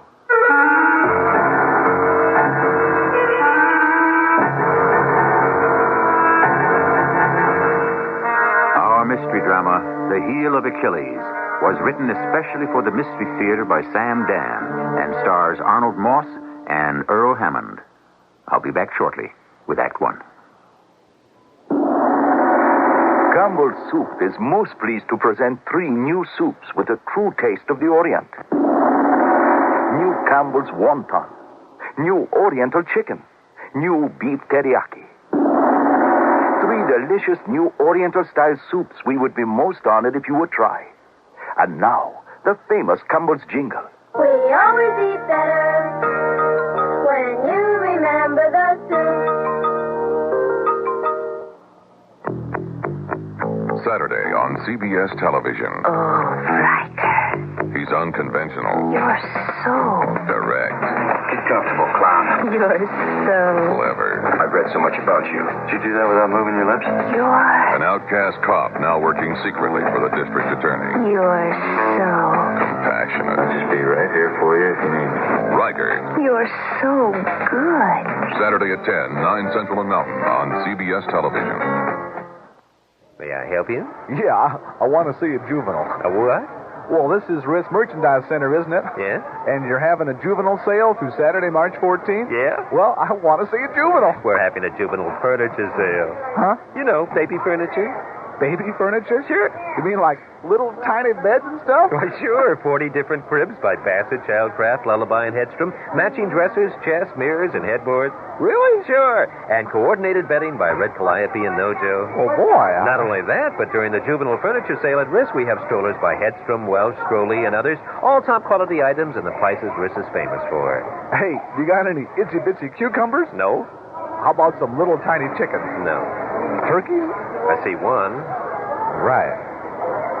Don't miss the juvenile furniture sale now through Saturday, March 14th at Risk Merchandise Centers, US 30 at Colorado, 1 mile east of I-65 in Maryville, at 37th and Grant in Glen Park.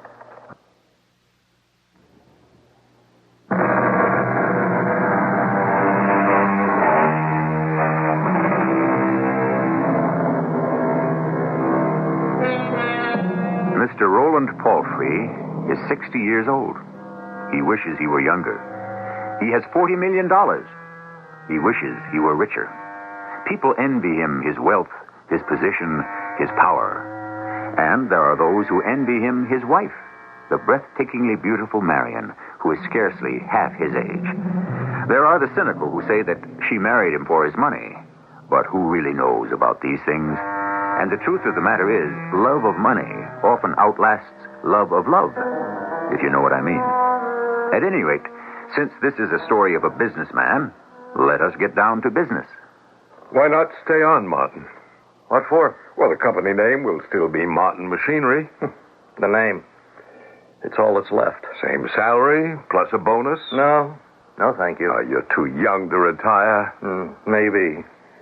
But I'm too old a dog to learn new tricks, especially your tricks.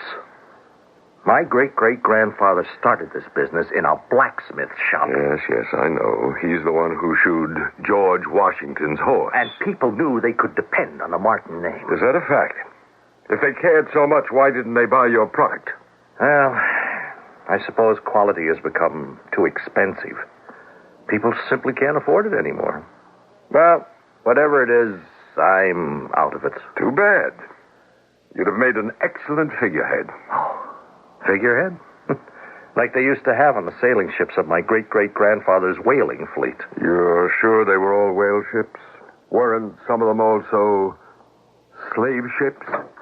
Darling, I thought I didn't know you were busy. That's all right, dear. This gentleman was just leaving.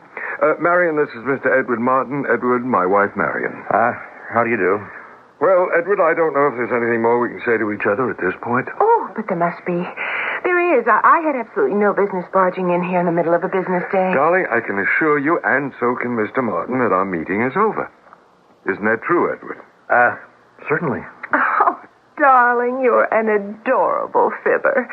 And Mr. Martin is a perfect gentleman.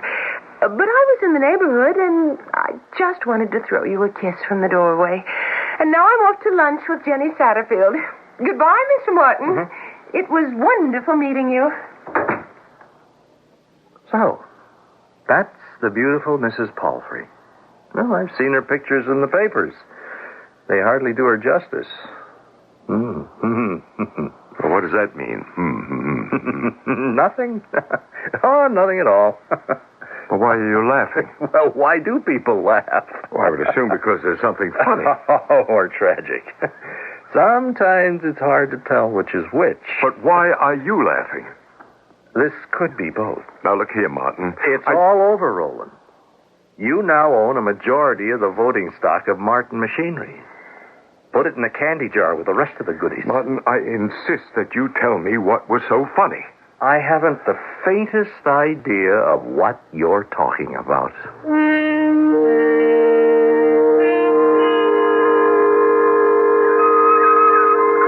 Ready? Serve. Oh, no, darling, it was out. Oh, that means you win the set. Come on, give me a chance to get even. Now? Well, now's the time while we're warmed up. All right. Oh, darling, you really don't want to play. Oh, nonsense. You're tired. We're going to relax for a bit, have a tall, cool, refreshing drink. We shouldn't overdo it. Look, Marion, I'm not tired. Well, perhaps not. But I am. Now, let's just go into the clubhouse and sit for a bit. Darling. Yes, Roland? That gentleman I introduced you to the other day. Mr. Martin?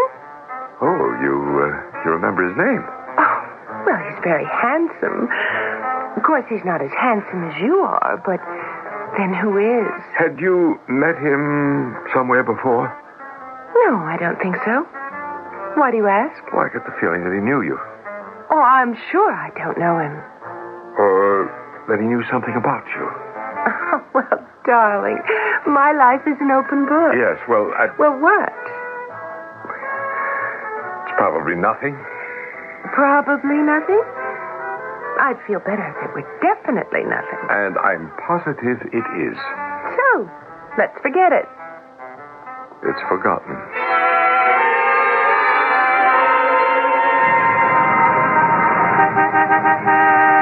Hey, Martin. What? Why, it's Roland Palfrey. Hop in, I'll give you a lift. Hey, this is absolutely unbelievable. Well, this fabulously wealthy Roland Palfrey driving his own car? Well, it's a fabulously expensive car. You've actually been lying here in ambush. It does look that way, doesn't it? Well, now where are we going? For a ride? You have nothing better to do? Martin, tell me, why did you laugh last week when my wife left the room? Why? I have a right to know. Right? Well, obviously it concerns me. Well, I don't know. Why should I tell you? Well, on the other hand, why shouldn't I tell you? Now, look, Martin. Martin Machinery was very precious to me for reasons that you could never understand. To you, it's just another little company. To me, it was my whole world. It isn't my fault that you couldn't keep it. You could have stayed on. I wanted to kill you. Yeah, I'm sure you did. I'm exactly what you call me. A sentimental fool. I ask myself, how do you fight him? He takes away your customers. He cuts off your sources of raw materials. He makes it impossible for you to get credit. He isn't human. He always considers every contingency. Thank you, Martin. And then I saw her. Who? Your wife. And I laughed. Why? Because I said to myself, I don't have to kill you. She will. What are you talking about? You are not invulnerable. And you're not invincible. You're like he was. Like who was? Achilles. The greatest of all the ancient warriors. Now, what does he have to do with... him, you have a heel. A vulnerable place.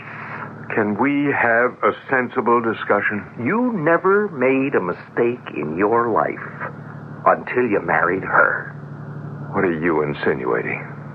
What made you think a woman of her vibrant beauty, or her glowing sensuality, could be satisfied by you at 60? She loves me. Oh, she loves you? Well, poor Roland. Your vanity is going to destroy you. Where the best business brains, the toughest antitrust lawyers, the sharpest operators failed, your own vanity will succeed. There's 30 years difference between you. She's going to betray you. She'll have to. She's too much for you. Or you're not enough for her. And the betrayal will turn you into a laughingstock. And that will kill you. And that's why you laughed when you saw her? I'm off the hook, Roland. She'll take care of it for me.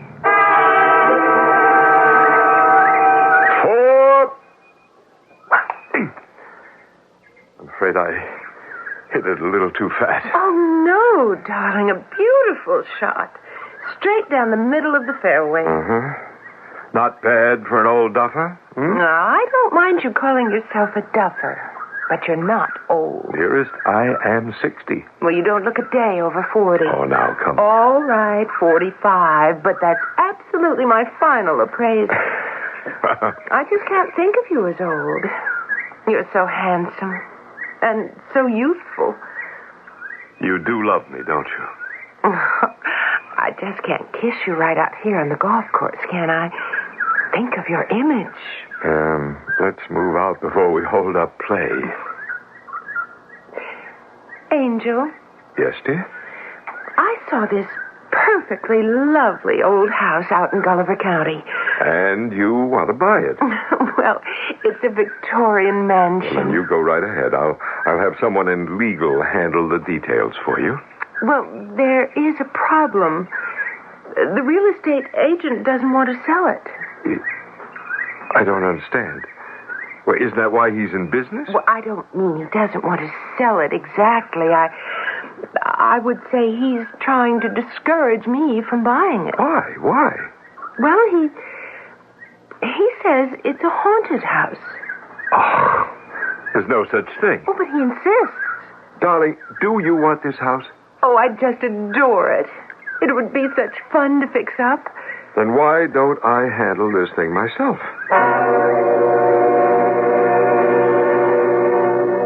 Mr. Stuyvesant, I'm Roland Palfrey. Oh, yes, sir. Yes, sir. Please, have a chair. I'm so glad you could come. Let's get down to cases. Now, what's this nonsense you've been feeding my wife?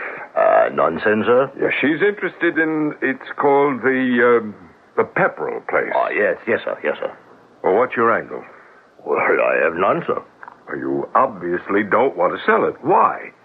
You're breaking faith with the owner. If it becomes known, you can be held liable. Well, I happen to be an ethical person, sir. I believe in telling a prospective buyer the truth about the property. The truth? Yes. What truth? The place is haunted. There is no such thing, sir, as a haunted house. No one here for miles around will spend a night in that house. I can't believe what you're saying. Elvira Pepperell was the wealthiest woman in Gulliver County. Now, she built this house in 1870. Nobody knew how she made her money. There were all kinds of rumors. Well, she murdered her husband. Why? We don't know. Probably because he was cheating on her. And then she killed herself. They say her ghost won't have anyone in the house. She just drives them out. What kind of rubbish is this? No one has lived in that house since she died about 50 years ago.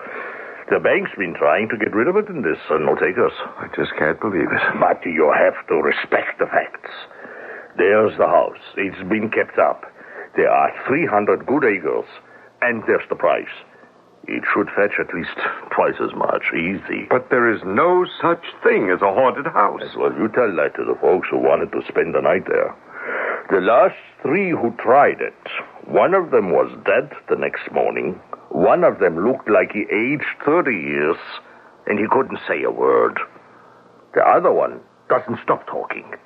But it's all gibberish, and he's still in the asylum. There has to be a rational explanation. There is.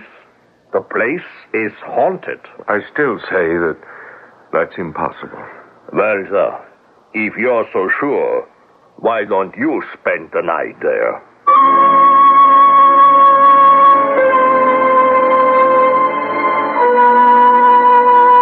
You must admit he walked into that one. And yet, inevitably, that's where he had to be going.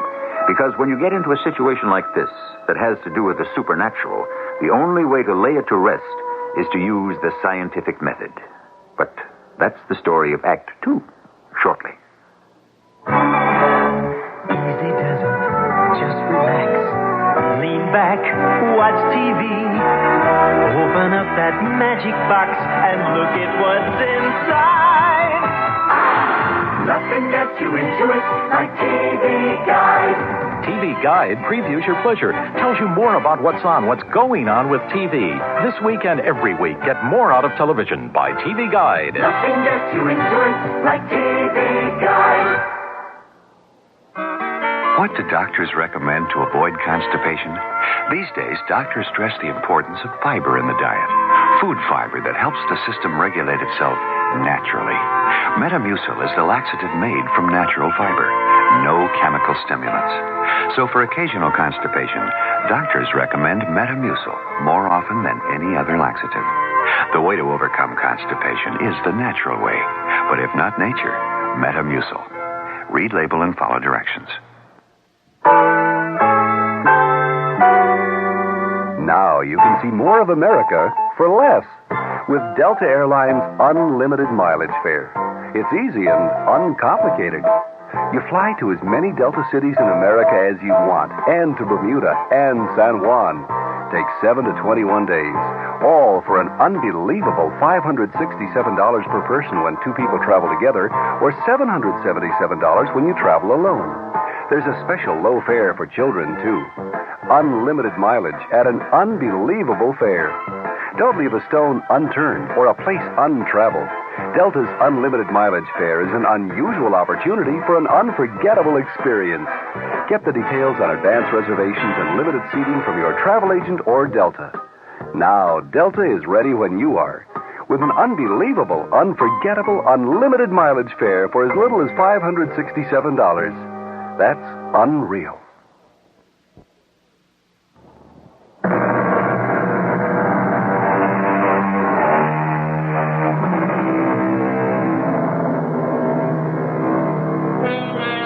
In the final analysis, the last words in any argument are usually, put your money where your mouth is.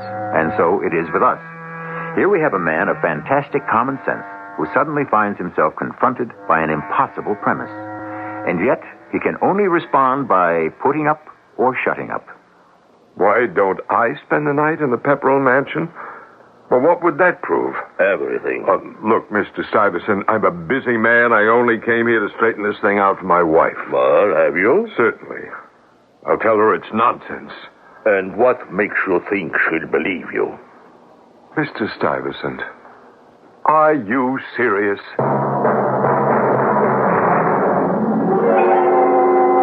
Darling, there's evidence. Evidence would consist of facts to prove the existence of a ghost or ghosts. Well, what about those three people? And they're just the latest in a long line. My dearest, one never has trouble finding witnesses to support a superstition. I'll just tell Summerfield to have someone in legal arrange for the purchase. No, Roland. No? I changed my mind. But you said you adored the house. Well, that was yesterday. Well, why? I just told you. I simply changed my mind. I can't help it if I'm flighty.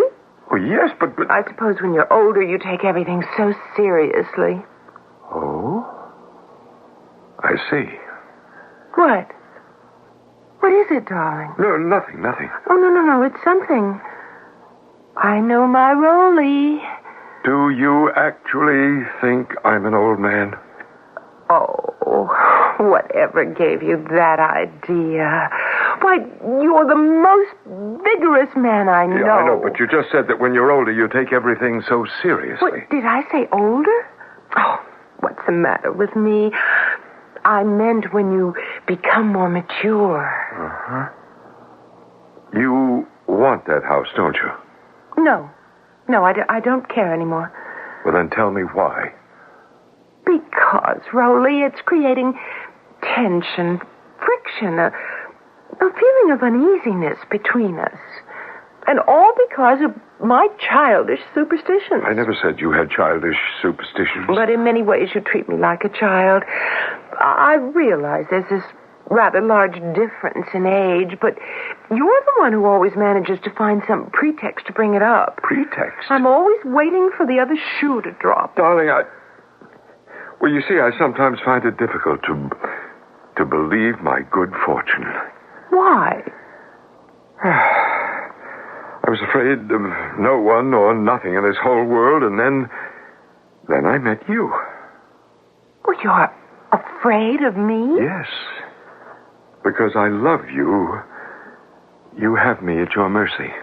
Oh, now, darling. And I am twice your age. Oh, there are men half your age who aren't half the man you are. I want you to have that house. I said I changed my mind. Now, let's forget it. Are you sure? I'm quite reconciled. Well, that's what you should not have said. Reconciled. I'm buying it.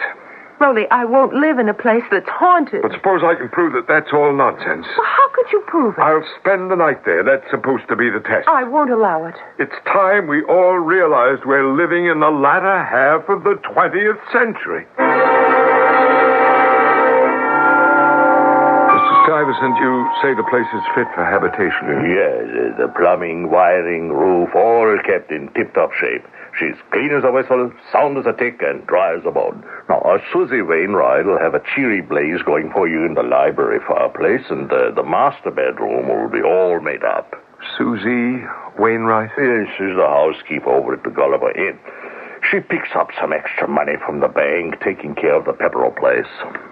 Susie Wainwright, huh? Miss Wainwright? Yep, that's me, all right. I'm Mr. Palfrey. Oh, sure. Old Baldy Stuyvesant said you'd be around. What can I do for you? I want to talk to you about the Pepperell Mansion. Why are you staring at me? Well, you're my first real millionaire.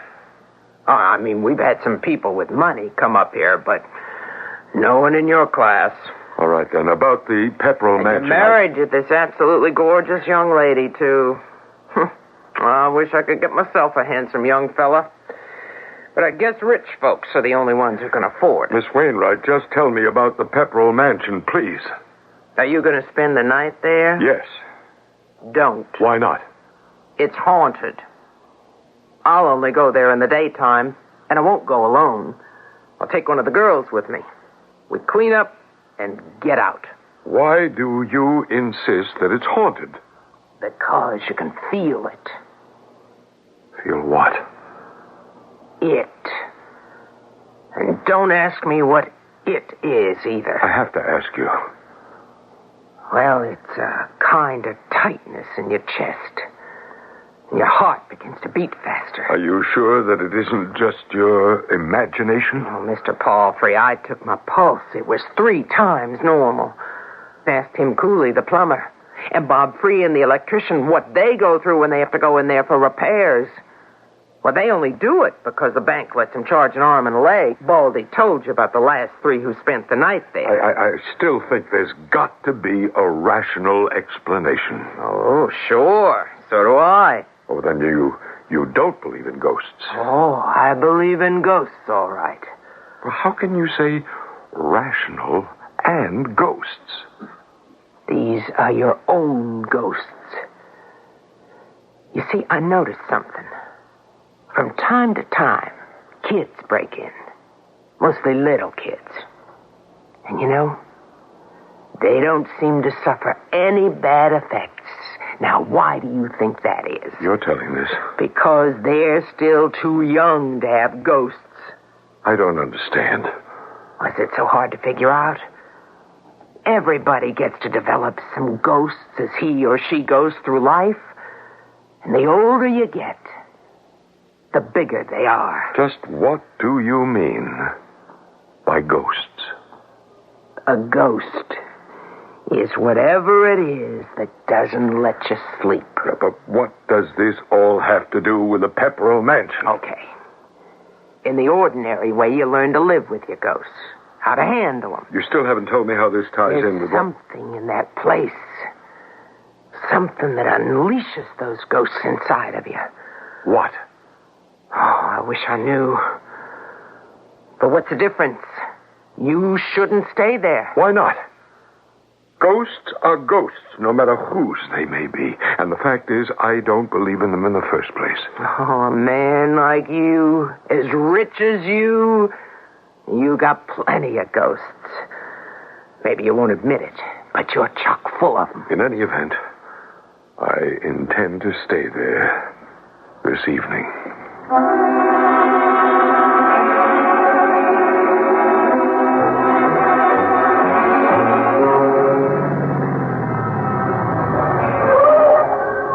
Well, sir, we're here. Thank you, Mr. Stuyvesant. Are you sure I can't talk you out of it? Positive. In that case, here's the key. Now, Susie Wainwright left just before dark. Everything is ready for you. You can see the lights are on. And there's a telephone, of course. Oh, yes.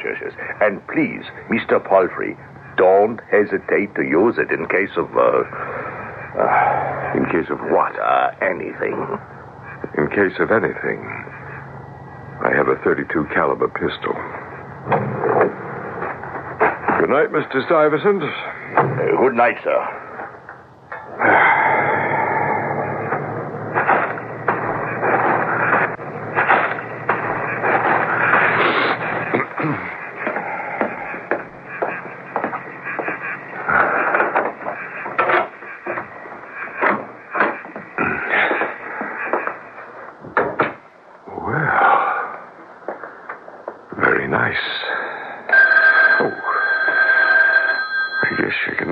From the telephone, even in a haunted house.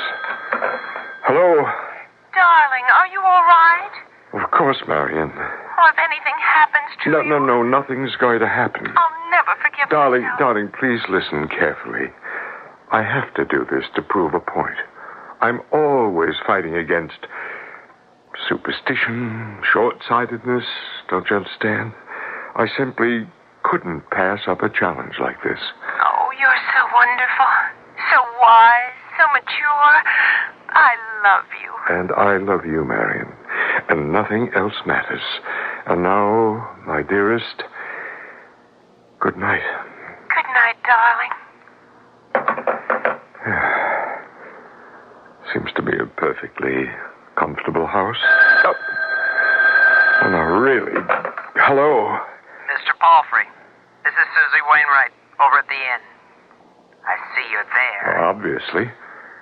Well, I made up the couch for you in the library. The fire's going. Thank you. On the table, you got an automatic percolator. It's filled with coffee. Thank you again. The kind without caffeine, so you can sleep. And there's a tray of sandwiches. Very kind of you, Miss Wainwright. The bank wants you to buy the house, so they picked up the tab. But do you want to listen to me? Well? Are you wearing your coat? No, why? If I was you, I'd put it on right now and run. Not walk. Run to the nearest exit. Well, once again, Miss Wainwright, thank you. Well, don't say I didn't warn you. Good night. And happy dreams. Good night, Miss Wainwright. Oh. Coffee and a sandwich. And then I think I'll turn in early.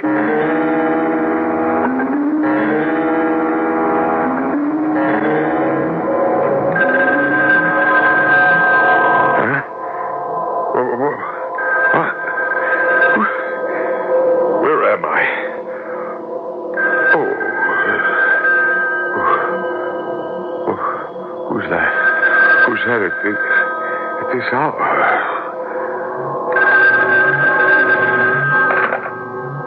Hello? Hello? Hello? Hello? Must have been a wrong number. It's midnight. All right. Just as wrong number. Chiming of the clock. Nothing to start getting excited about. But just get back to sleep. What was that? Oh, just beginning to rain. Nothing more. What's that? Who's that? Who are you? Who are you?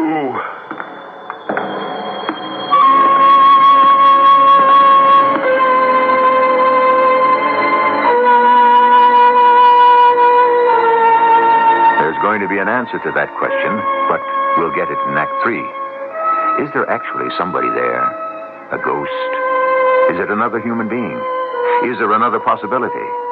You can review all these options during our brief intermission. When it's time to paint your home, you need all the help you can get. So True Value Hardware stores offer all the help you need. True Test painting accessories. Hi, Pat Summerall to suggest you get the True Test 8-piece pad painting kit for just $3.99 to paint ceilings, walls, and trim with less drips and spatters.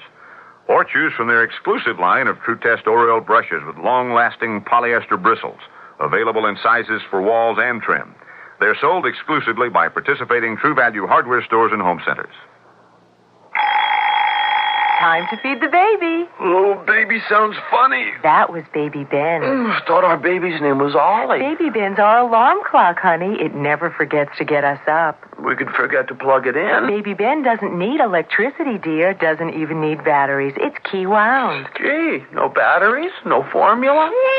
Oh, turn that off. That was Baby Ollie.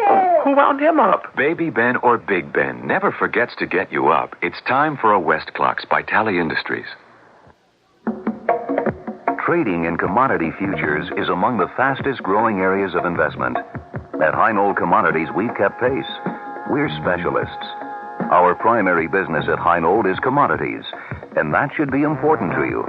Because a company that specializes in commodities, a company whose success depends upon its performance in that field, has to go the extra mile for you.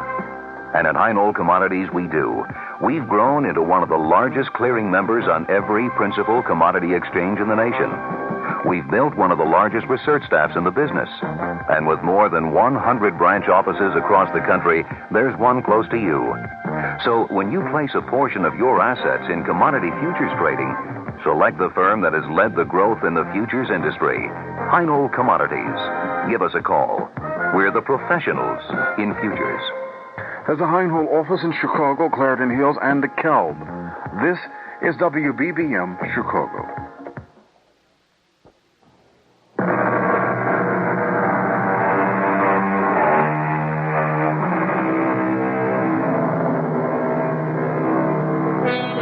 In broad daylight, in open, airy places that are filled with people, it is logical to insist that there is no such thing as a ghost. But when one is all alone in the house at midnight, and it has a reputation for being haunted, one is necessarily, shall we say, in a more vulnerable position. There has never been a more practical, common-sense, down-to-earth person than Roland Palfrey. But he has never been in this kind of situation before. Who are you? What are you doing in my house? Who are you? Must you keep asking that tiresome question? Who are you? Obviously, I'm Elvira Pepperell. Well, you can't be Elvira Pepperell. Why not? Because she died in 1870. That is true. That's more than 100 years ago. Is it? Oh, once you're dead, you lose track of years. I just can't believe it. You lose track of all those things you thought were important when you were alive. This is a trick. You can't be alive. That was never the issue. I am dead. You can't be dead and standing there talking to me at the same time. It isn't being done at the same time. I don't understand what you're saying. Of course you can't, because you're alive. What do you want? Leave this place. Why? Before it destroys you. It destroyed me. How? It released my ghosts. Now, what does that mean? You know. She told you. Who? Susie Wainwright. Well, what does she know? She's a genius. She's just a housekeeper. Because she was born at the wrong time, in the wrong place. No one ever discovered her. There are millions like her, and their wisdom will never be made known to the world. I don't believe that. Get out of here. Why? She told you why. There is something in this house that unleashes the ghosts within you. The ghosts that must remain mute and buried if you would ever know an hour's rest and a moment's peace. Leave. Your ghost will destroy you. I have no ghost. Listen. Like Achilles, you have a heel. Who's that? You know who it is. Vanity.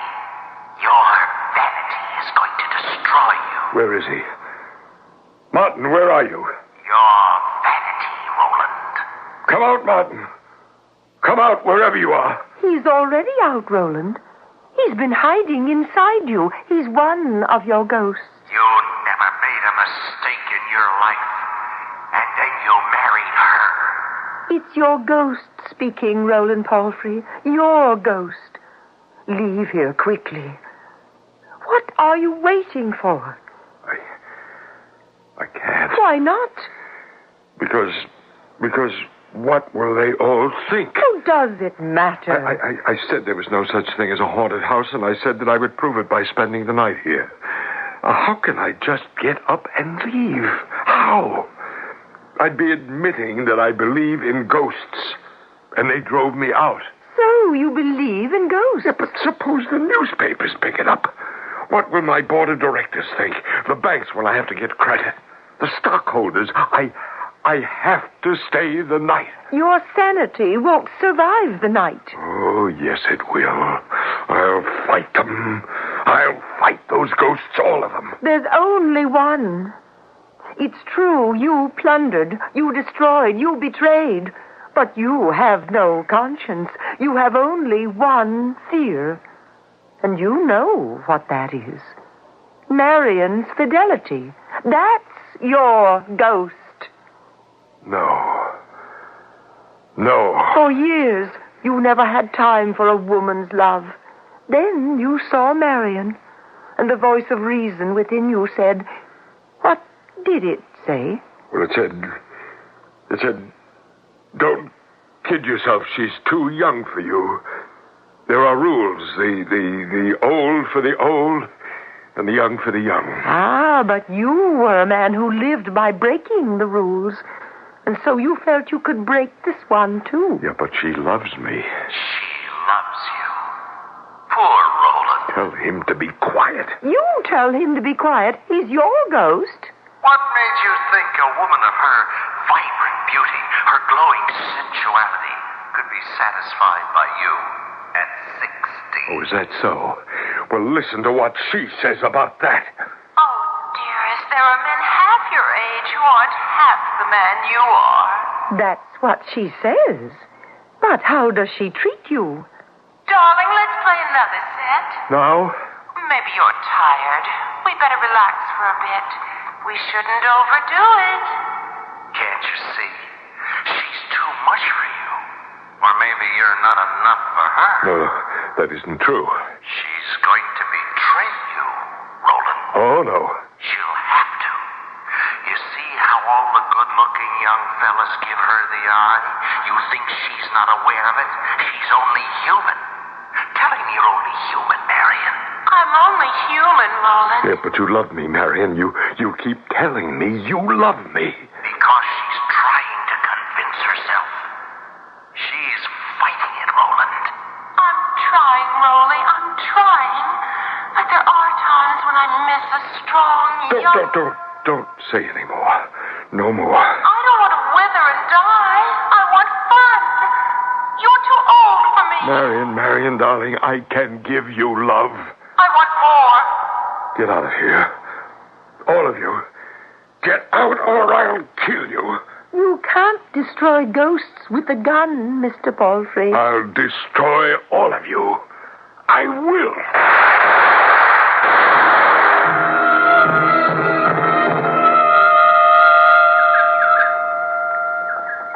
Hello, darling. I'm sorry I'm late this morning, but the traffic was absolutely fierce. Did you enjoy breakfast?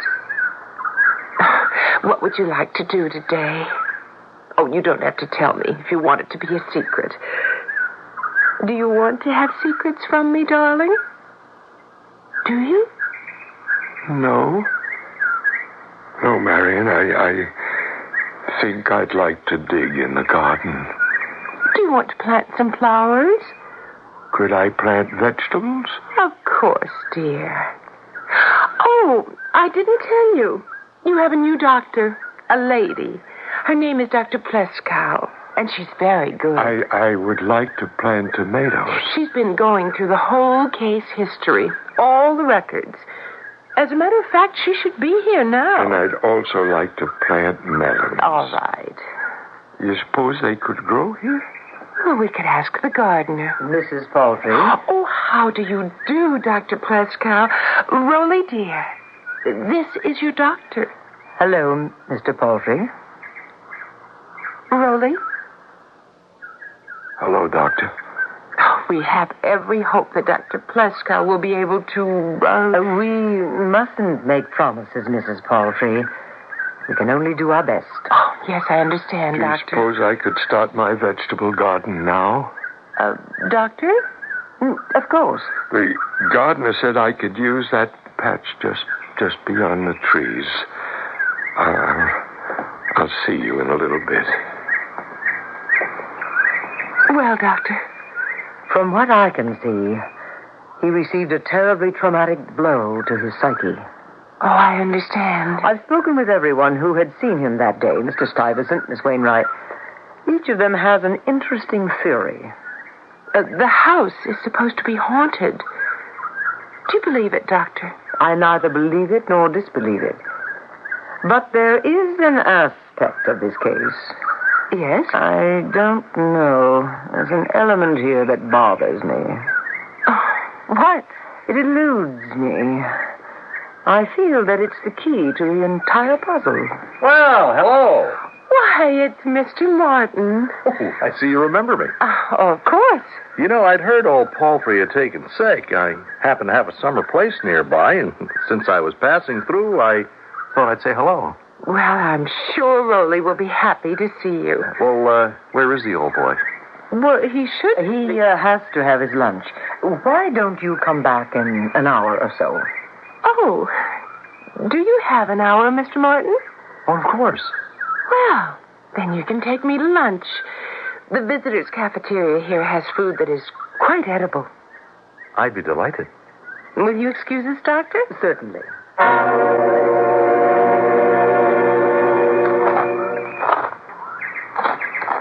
Mr. Palfrey? Yes? Oh, you're the new doctor. I don't need a doctor. You don't? I'm very happy. This is a very beautiful place. Would you take me to lunch? If you want me to. We'll eat in the patient's dining room. But we have a few minutes. Let's sit and chat first. About what? You. Mr. Palfrey, you wanted to prove a point, so you agreed to spend a night in a haunted house. Is that what I did? You don't remember any of it? Well, something happened to you that night. I don't know what you're talking about, Doctor. I realize, but I have to say it. And after a while, it may get through to you. Your imagination may have created a nightmare experience where you actually thought there was a ghostly adventure. But I believe something else happened. Do you know what? No. It fell into place just a few minutes ago when I saw a man named Martin. Do you remember Mr. Martin? No. It seemed to me from the way they said hello that Mr. Martin and your wife are old friends. Marion has lots of friends. So I have just evolved a theory. You must listen. Yes? I'm your doctor. I'm going to get through to you sooner or later. I'm convinced that your wife and Mr. Martin are having an affair. All you have to do is to look at them. An affair? I realize you can't comprehend it now. They've staged this whole business. They got Mr. Stuyvesant and this Miss Wainwright to create this tale about a haunted house in order to get you inside. I don't know what they did or how they handled it from that point on, but whatever it was, it worked. They could have drugged you. Did you have anything to eat or drink in the house that night? Well, did you? Did I what? Have anything to eat or drink in the house? What house? The Pepperell house. The haunted house. I don't remember. You will. I promise you, you will. We'll keep working and working. Do you remember Mr. Martin? Martin. Why is that name so familiar? You do remember. In what connection? Well, his family had ships. Ships? Uh-huh. Slave ships. Or were they whaling ships? Oh, I know. It had something to do with shoes for George Washington's horse. Was George Washington's horse named Vanity? I don't think so. Vanity.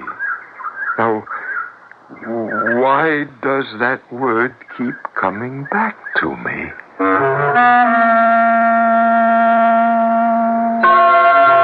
Is it the way it begins? The long road back to normalcy? Does the blotted out past reveal itself in a series of almost subliminal strobe-like flashes which gradually lengthen into a great flare that lights up the entire landscape of our memory?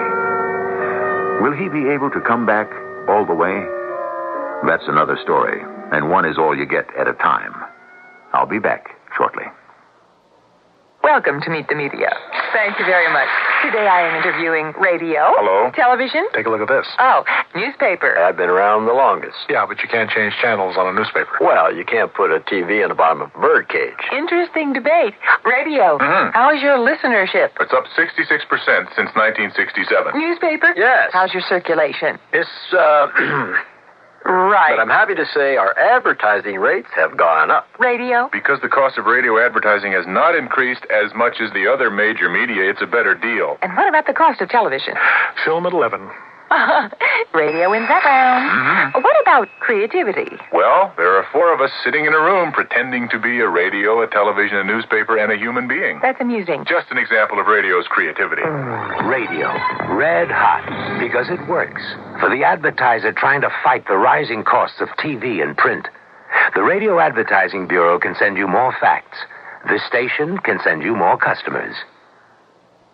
Denture wearers agree. Snug cushions hold loose dentures so comfortably tight, I feel confident again.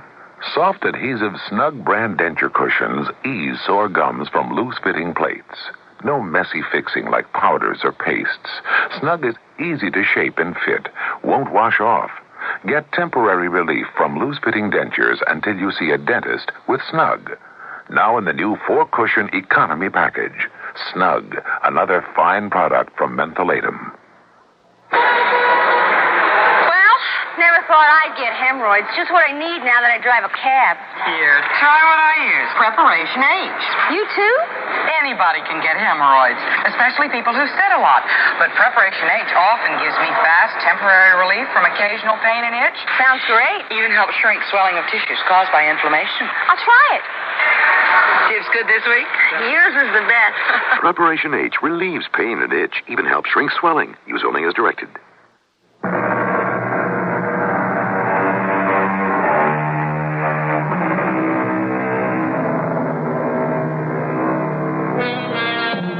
The name of our story is The Heel of Achilles. It's from Greek mythology. When the mighty warrior Achilles was born, his mother was told to immerse him in a certain stream. Every part of his body that was touched by the water would be safe against penetration by sword, spear, or arrow. His mother held him by the heels. Unfortunately, they were not covered by the magic water. And when he was struck in the heel by an arrow, that was the wound that killed him. We go into detail here because each of us has his own psychological Achilles heel. All of us might do well to be aware of it. Our cast included Arnold Moss, Joyce Gordon, Earl Hammond, and Joan Shea. The entire production was under the direction of Hyman Brown. This is E.G. Marshall inviting you to return to our Mystery Theater for another adventure in the macabre. Until next time, pleasant dreams.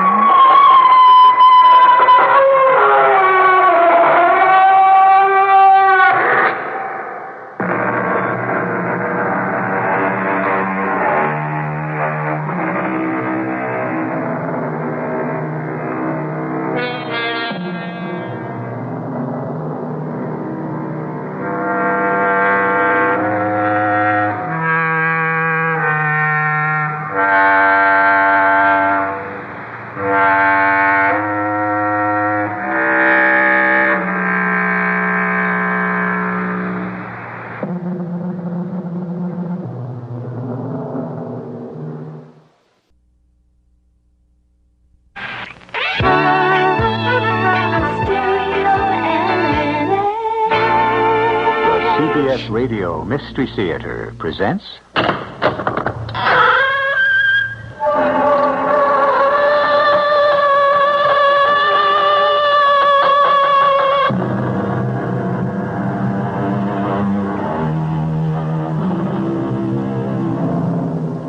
Come in. Welcome. I'm E.G. Marshall. What you see and what you believe are not always the same. Take the mysterious cults of mysticism, occultism, or spiritualism. Some people think such things are what they look like. Others say there is more to it. Some are drawn to it, others repulsed by it. The tale we're about to unfold concerns a man who thought belief in the unnatural showed a weakness of will, and it tells what happened to make him change his mind. Charlie, my boy, there is no such thing as a house that is haunted. I have stood at night below the cliffs on the beach, and I've seen all the windows suddenly light up, as though a ghost had lit a candle in each room. Well, Charlie, maybe someday I'll go have a look at it. Well, why not now? You're not afraid, are you?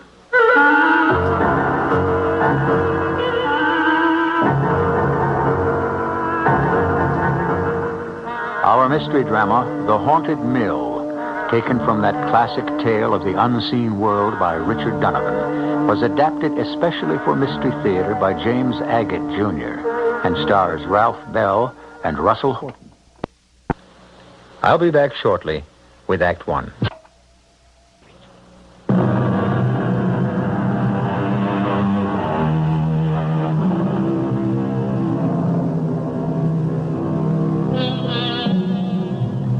Doctors by nature are careful, cautious, scientific, and have inquiring minds.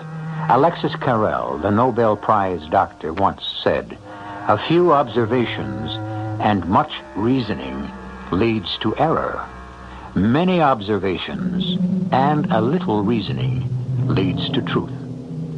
Meet Dr. James Patmore, a man of reason who could not believe his senses when faced with the truth.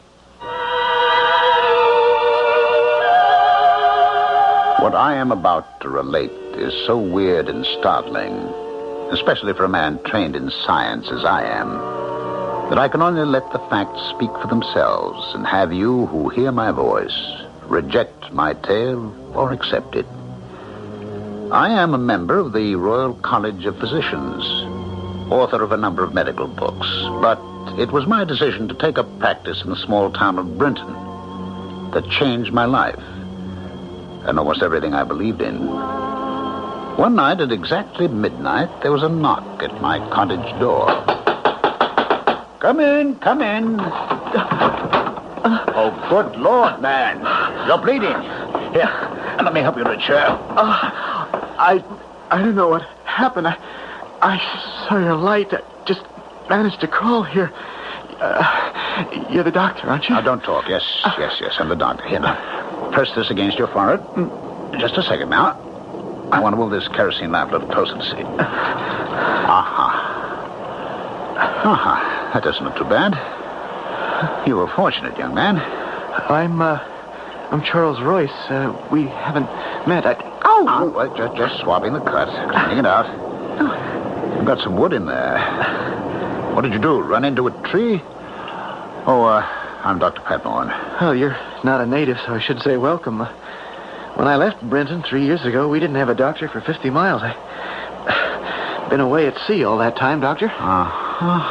Yes, that looks cleaner. Well, I've only taken up practice here last year. Charles Royce. Yes, sir. Are you is that your father and mother on Gorse Hill Farm, about 2 miles south of town? Oh, do you know? Oh, yes, very well. I've been treating your father's lumbago and your mother's arthritis. Yes, indeed. They told me about their wild son, and I expect that you are he, eh? I'm not as wild as they like to make out. It's just their way of explaining why I was shipped off to sea. But not that I'm sorry. I liked it. Well, there we are. Now try to keep that bandage around your head.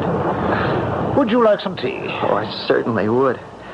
You don't mind if I shed my boots and my jacket? They are soaked. Put them over by the fire there. Oh, thank you, I will. It was really amazing. What happened to me? I was on my horse, I know that. It's the mystery of the whole thing. I really don't know. Here we are.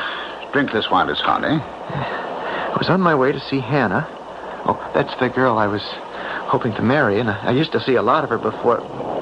Well, I was riding along up by the haunted mill, and suddenly something seemed to lean down at me out of a tree branch over my head, and that's all I remember. I was knocked right off my horse onto the ground, and when I came to, my horse had bolted. There was this blood streaming down over my eyes.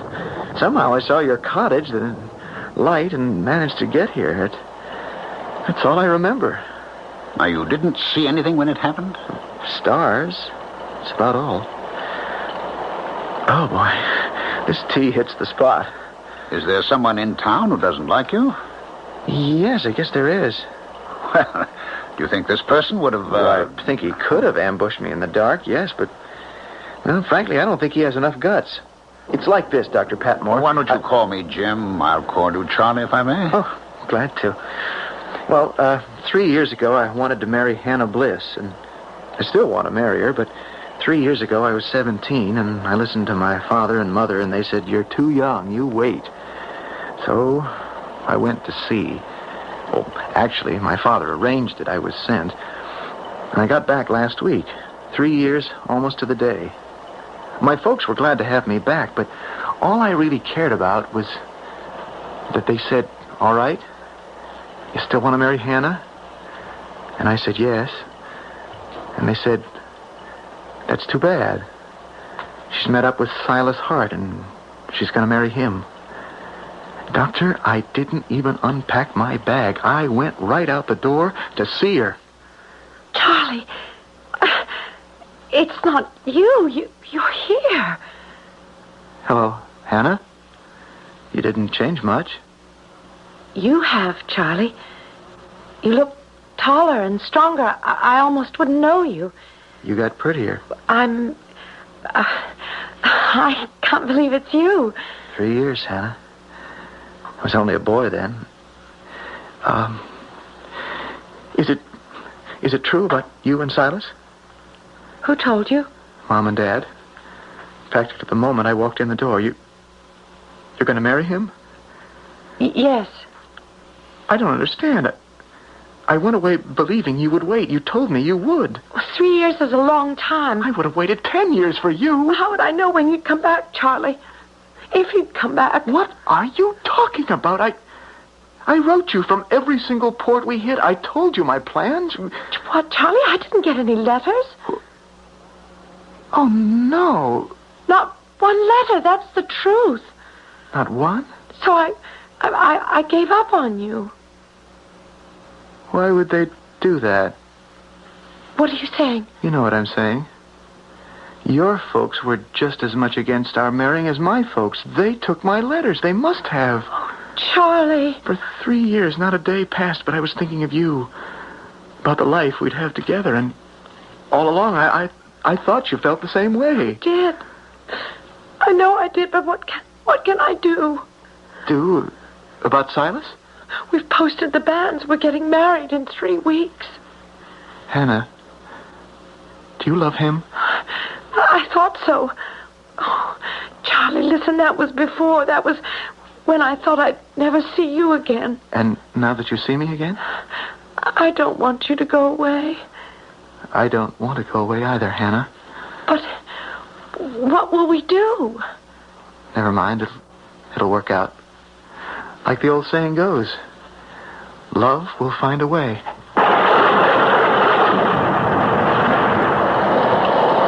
And did love find a way, Charles? Well, I guess it did, Doctor. Jim. Hannah and I have been seeing each other every day, every evening, that is, for the whole week.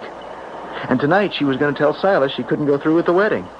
So now Silas knows, eh? Well, I think so, if he showed up there. He was supposed to see her at 8. I was on my way over about 10 to find out what happened, and that's when I got hit by whatever it was. You know, that's right. It was just as I was passing the haunted mill. I wonder... What is it? You wonder what? Maybe because I was so near the haunted mill, maybe that had something to do with it. How could it? You're new in town, Jim. That mill... Everyone here, we all know that place is haunted. Charlie, you were knocked down by something solid, something made of wood. Not by a ghost. Shouldn't have taken that mill road. Oh, come now, come. There's no such thing as a house that is haunted. Have you ever been there, Doctor? Hardly. I wouldn't waste my time. I don't know. Sometimes I've seen... Well, not lately, but when I was a boy... What have you seen? Oh, I have stood at night on the beach below the cliffs, and I have seen the windows suddenly all light up like a ghost had lit a candle in each room. All right. Well, maybe someday I'll have a look at it. Well, why not now? Now, it's past midnight. You're not afraid, are you? What are you talking about? I've talked to people like you before. Now, maybe I haven't had the education, but I like to find out and see things for myself. You don't want to see for yourself. You get your learning from books. All right. All right, I'll go. But does it have to be right now, this minute, in the dead of night? Yes, I want to take you right now, Jim. Now, when it's dark. Now, when there's been a storm. Now, when all the elements have been riled up. And I think maybe there's some learning you have in store.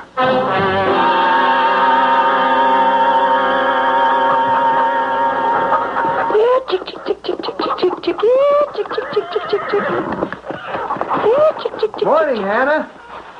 Well, you're up early feeding the chickens. Charlie, where were you last night? I waited. Your head, what's happened to you? Oh, don't worry. It's a big bandage over a small cut. Oh, you had me so worried. Silas left at 9 o'clock, and I waited and waited, and there was that terrible storm, and you never came. Oh, not from choice, darling. I was riding by the haunted mill, and... Well, something attacked me. I was on my way over to see you. What do you mean something attacked you? Knocked me right off my horse. This is Dr. Patmore's sorrel. He has two. I borrowed it till he could round up mine. It bolted and ran away. Are you all right? Well, of course I am. It's just a big bruise. Charlie, it's Silas. Oh, that's what I came to find out. How did he take it? What did you tell him? Oh, he was so fierce. I told him it was all a mistake, that I'd become engaged to him because I thought you were never coming back. He was like a hunted animal, backing away. I said that you and I were going to get married. And he cursed you and said how he wished you'd never come back, how he wished your ship had been sunk at sea. I made him stop. I couldn't listen anymore. No, don't worry. Silas won't do anything. Oh, it's not me I'm worried about. His eyes went so funny. And I remember when he said goodbye, he said, if I can't marry you, Hannah, nobody else will.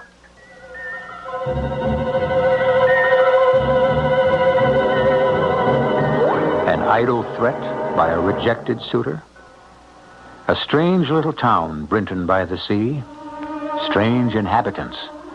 The town and the townspeople are almost as though they hadn't been touched by the 20th century. And it is here that a modern doctor, James Patmore, has come to practice. How could he fit into a community that appeared to be in the grip of fear, fate, and fantasy? We shall learn more when I return shortly with...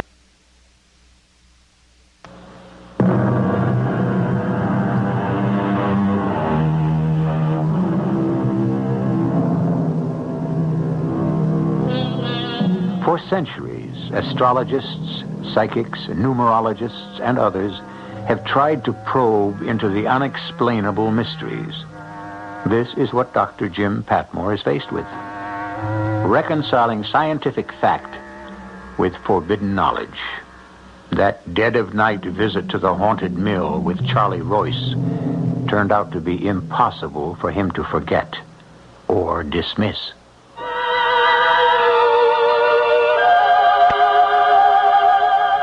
The haunted mill was forlorn and mournful looking, and in the clearing skies and moonlight, singularly weird. But I could see it for what it was, and I knew it was merely a disused, abandoned building. What I did not know was that this would be the last time I would see Charlie Royce alive. How about we go inside? I'm just standing here waiting for the windows to light up. You are a disbelieving, stubborn man, aren't you? Now, come on, I'll push open this wooden bolt that fastens the door.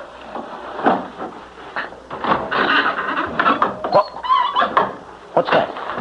Bats. They nest here. Well, how do you like it? Homey? Oh, it doesn't frighten me. Shine your lantern higher, Jim. Did you ever see such large spiders making webs? Well, what else could you expect in an abandoned building? All right, Charlie, where's your ghost? I'm here. I'm waiting for some manifestation. Just settle down. Wait and see. Look up there. Well, all I can see is flying bats. No, I mean the roof has fallen in. I can see the moon. Charlie, I have seen roofs fallen in before. What I came here for are your apparitions. If there is nothing to see but bats and spiders... What was that? Something closed the front door. It's stuck. I can't get it open. Let me bring the lantern over. You see, there's no knob on this side. Jim, hold it a little lower. I want to take a look through the crack between the jamb and the door. Jim, the bolt is closed.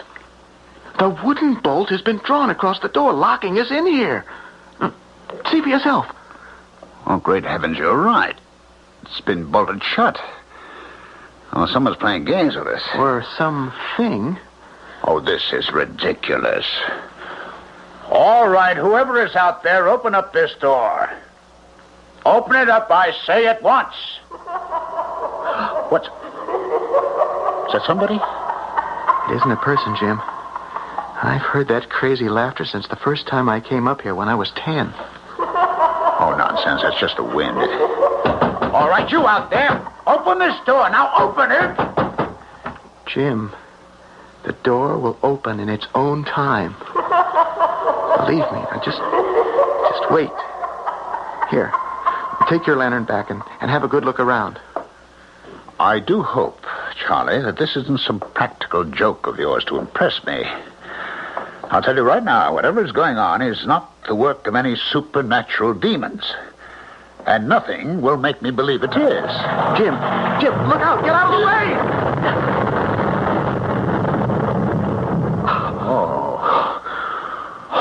Oh, that was a close call. Oh, it's a miracle you weren't crushed.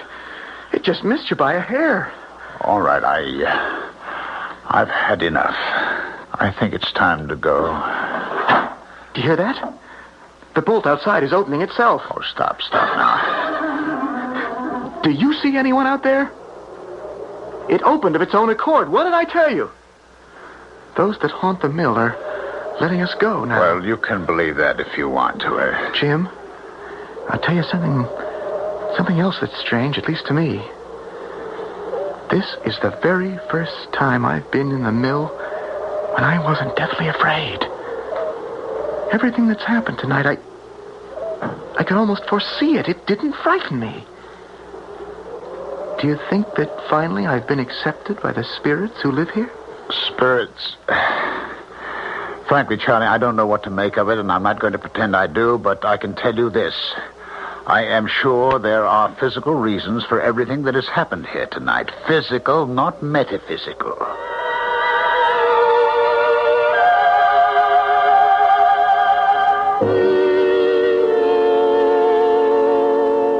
A few days went by, and I heard no more from Charlie Royce. I was a little concerned over his head injury, so one night after office hours, I went over to Gorse Hill Farm.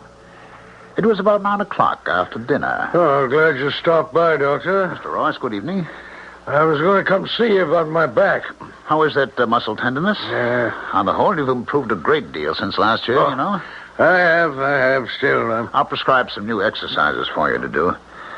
How's your son Charlie and Mrs. Royce? We haven't seen Charlie since the night before last. Or was it the night before that?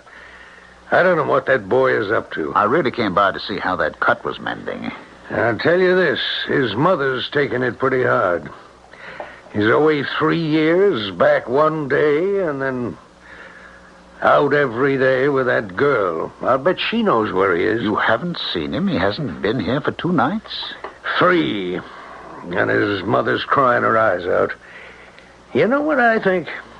Of course, I haven't been over to Hannah's folks to ask them, but I think those 2 young'uns ran away. I haven't mentioned that to Mrs. Royce, but that's what I think. But why would Charlie do a thing like that? Well, lots of reasons. Maybe Mr. and Mrs. Bliss weren't, so all-fired happy about Charlie showing up. They were kind of keen on her marrying Silas, you know. The Harts have got more money than the rest of the town put together. His brother Ezra has the Brinton Inn, one in Axminster. He runs a fleet of fishing boats. And Silas's mother and father, well, I'd say they own half the town. He'd be a darn good catch. What sort of work does Silas do? He does nothing. He doesn't have to. If you were going to come into property stretching from the seacoast clear over to the mill and back, you wouldn't have to work it. Well, I'm sorry Charlie is not here. I'd better start for home or I'll get blown off the road. You tell Charlie I stopped by, and I'll be seeing you, Mr. Royce, with those exercises for your back. Now, don't worry about Charlie. He'll be back. Goodbye now. Doctor, will you close that front door? It's blown out every candle in the room. Either go out and close the door or come back in. I can't budge this door. It won't move. It's stuck open. Doctor? Doctor, well, I can't see a darn thing in the dark. Doctor, are you still there? I'm still here, Mr. Royce. Can you strike a match? A match? Say, what happened to the fire? There was a fire in that fireplace. Why didn't you close that door? I couldn't, Mr. Royce. I pushed it with all my might. It wouldn't give. Here, maybe I've got a match. What's that, Doctor? Isn't there someone standing at the door? There is someone. Charlie. Charlie, is that you? Charlie.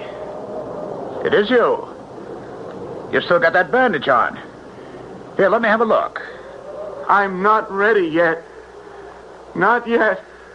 Not yet. Where have you been, boy? Your mother's been frantic. Tell Mother that I love her. And I always will. Come on over to the fire. We were just going to light it. All the candles went out. Come on, sit down, boy. I have a long way to go. But I'm not ready yet. You're going away again? Charlie! I can't see you, Charlie. I think he's gone, Mr. Royce. What do you mean he's gone? He was just here. We were talking to him. Charlie! Where is that boy? I didn't see him go out the door, did you? No. Here I found some matches. I'll light this candle. You're right. He isn't here anymore. I could see him. I mean, you know, because... Did you notice he had a kind of greenish light all around him? Yes, I noticed that. Like when we fish at night. Phosphorescence, they call it. He didn't pass me to go upstairs. We didn't see the front door open. Maybe he got out somehow and is standing outside. I'll have a look. Charlie! Charlie! Hannah!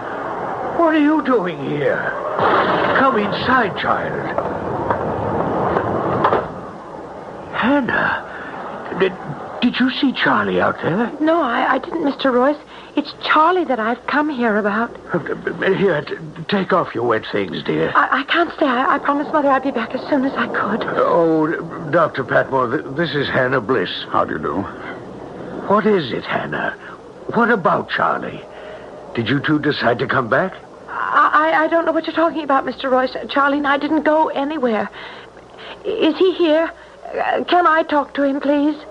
Charlie's not here. I mean, I thought he was just now.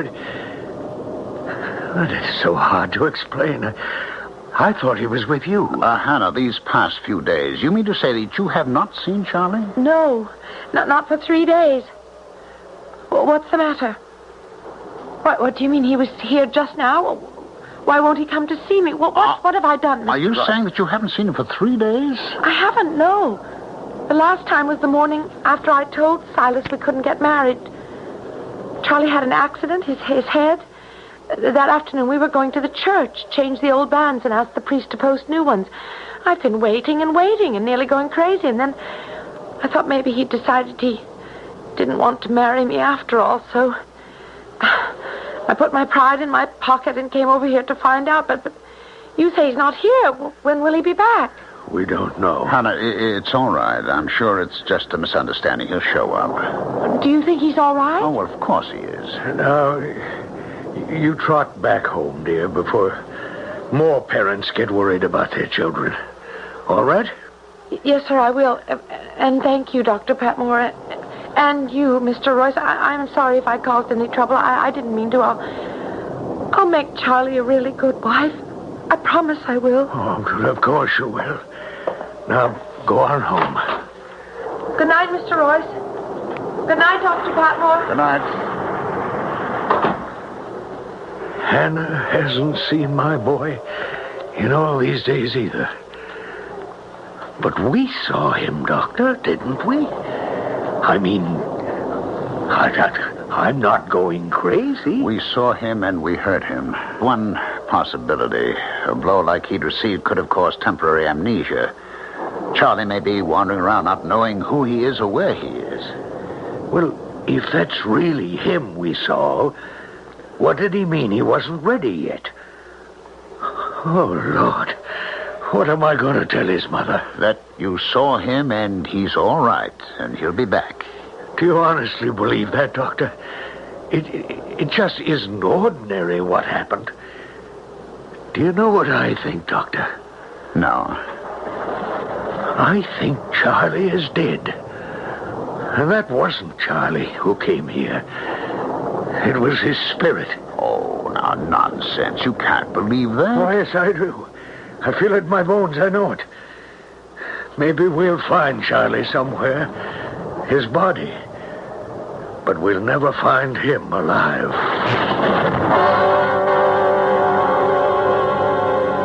Could they have seen the ghost of Charlie Royce and not his living body? To appear like that and disappear. What human can do that? Or were both the doctor and the boy's father hypnotized somehow? But why was Charlie's father so positive he would never again see his son alive? If there are answers to these mysterious happenings, let's hope we find them when I return shortly with Act 3.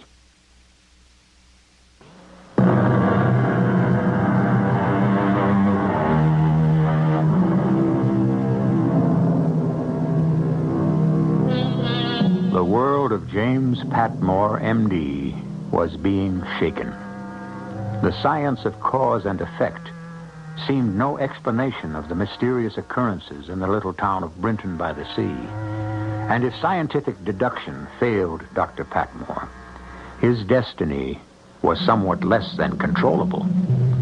That concerned him deeply. He knew he could not let himself be frightened or feel fated. He had to find out.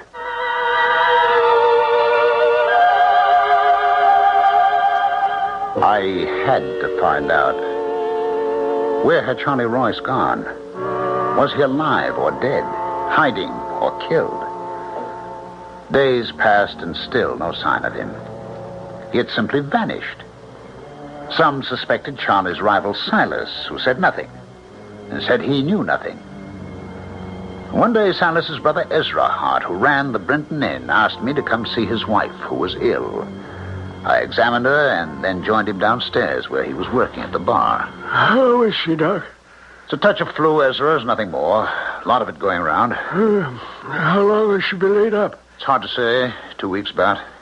Now, you keep her warm and quiet. 2 weeks? Well, what am I going to do about the inn? You can't get any help these days. Oh, surely there's someone you can call on to help you out. What about your brother Silas? Oh, you must be joking, Doctor. Silas?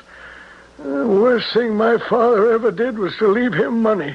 He hasn't lifted a finger to do an honest day's work since he was 15. He's not ambitious like Charlie Royce was. Was? Well, I mean is. For all I know.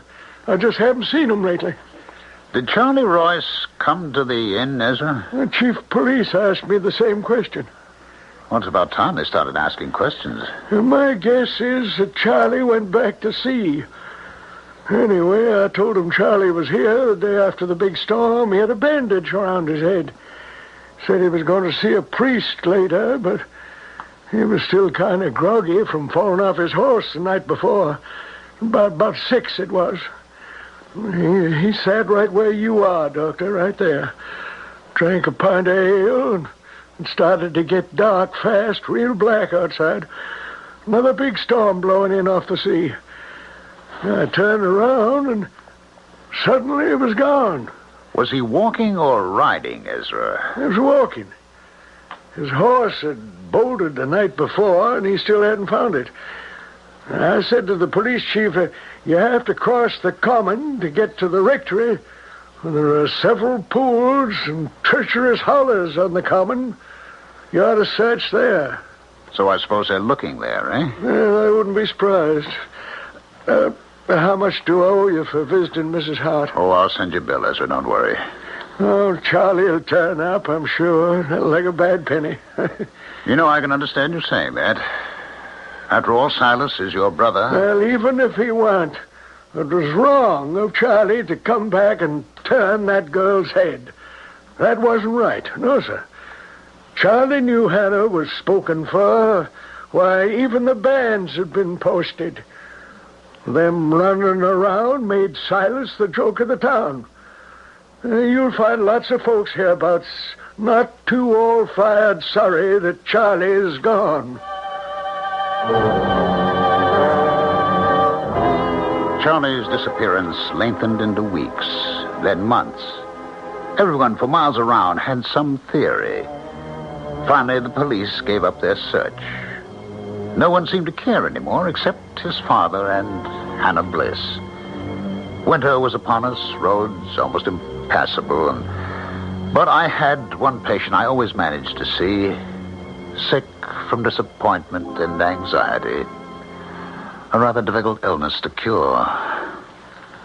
The 4th time this week, Doctor. You're spoiling me. Oh, I had to pass this way anyway, Hannah. I had a visitor this morning. Someone I hadn't seen in a long time. Do you remember Silas Hart? Oh, yes, I certainly do. Where was your mother? She was out at the market, and Silas walked in the door. I hope he didn't upset you. I'm afraid he did. I've never seen him looking like that. Rings around his eyes, as if he hadn't slept for weeks. He said, I've kept from seeing you as long as I could. I know you aren't well. What did he want, Hannah? He said, Charlie's been gone a long time now. What about us? And I said, Charlie was gone for 3 years and I didn't wait for him. This time I'm going to. And how long did he stay? About an hour. He said, couldn't we try to make it like it was before Charlie came back? And I said to him, no, Silas, I'm going to wait for him. And then he got up and went to the door and said, well, that may be, Hannah, but if it's Charlie you want, I think you're going to have to wait a long, long time.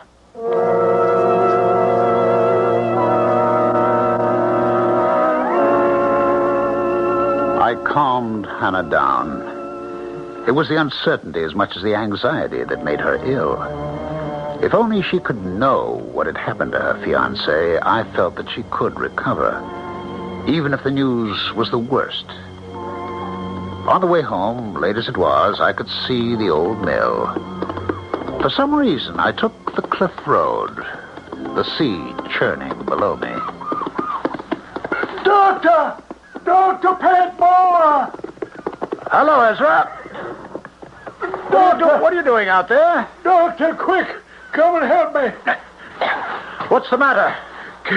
Can you climb down these rocks to the beach with me? There's trouble. What is it? It's Silas. He came to the inn an hour ago, and he handed me the keys to his house, and he said, "Here, I won't be needing these anymore." Then he walked out. I ran out and asked people, and they said, "Try the cliff road." When I got here, Silas was standing out there on one of them rocks. I called to him.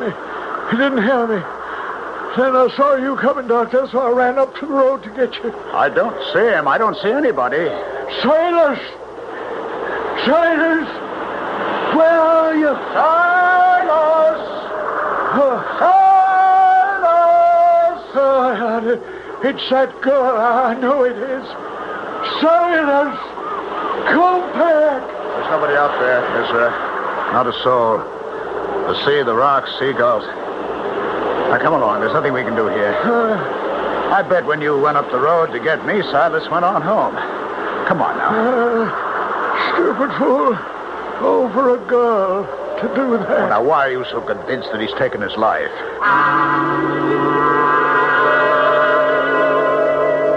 There was something very wrong, but I could not believe, as did Ezra, that it was Hannah's doing.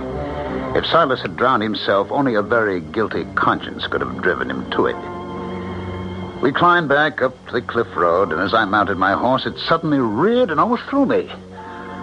For up on the hill stood the old mill, every single window ablaze with light. It was there, I felt, that the key to unlock this mystery lay. The only one person I could trust was Charlie Royce's father, John. So I went to see him and persuaded him to hitch up his cart with his favorite horse, Princess, and accompany me to the haunted mill. I thought you said it was all superstition, Doctor. You didn't believe in all that. Mr. Royce, if your journey should result in nothing, will you keep the matter a secret? Certainly. But why? All my adult life, I have taken with a great grain of salt the possibility of anything unnatural happening in our very natural world. Well, then, why are you going to the mill? One can always be wrong. Princess! Princess! What's gotten into you? She absolutely refuses to go on. Then stop it. Go on there. Come on. Oh, wait. I see what it is. Up in the road ahead. You see it, Mr. Royce? Good Lord. A body. A corpse. As if I can see right through it. It's got blood streaming out of its head. Lying there like that. Mr. Royce. Mr. Royce, we're neither of us imagining this. Are we? Is it really there? I think it's Charlie. It glows, that greenish light, the same way Charlie was when he came to see us. It's gone. Well, I'm afraid Princess won't move a step. All right, tether your mare, Mr. Royce. The mill is hardly half a mile away. We'll each take a lantern. You mean walk it? Yes, now.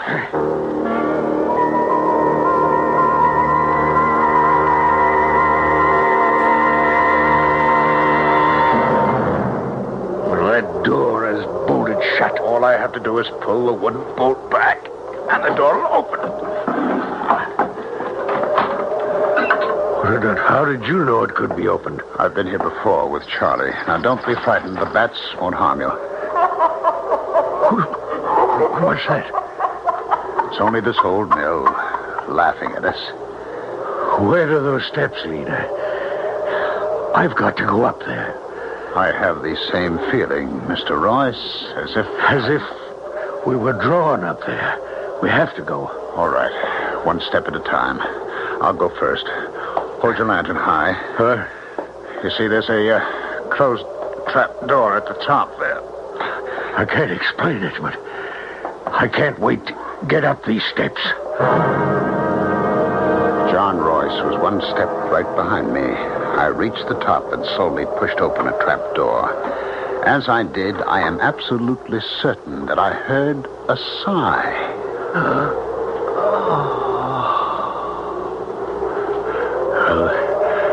They must have kept the grain for threshing up here.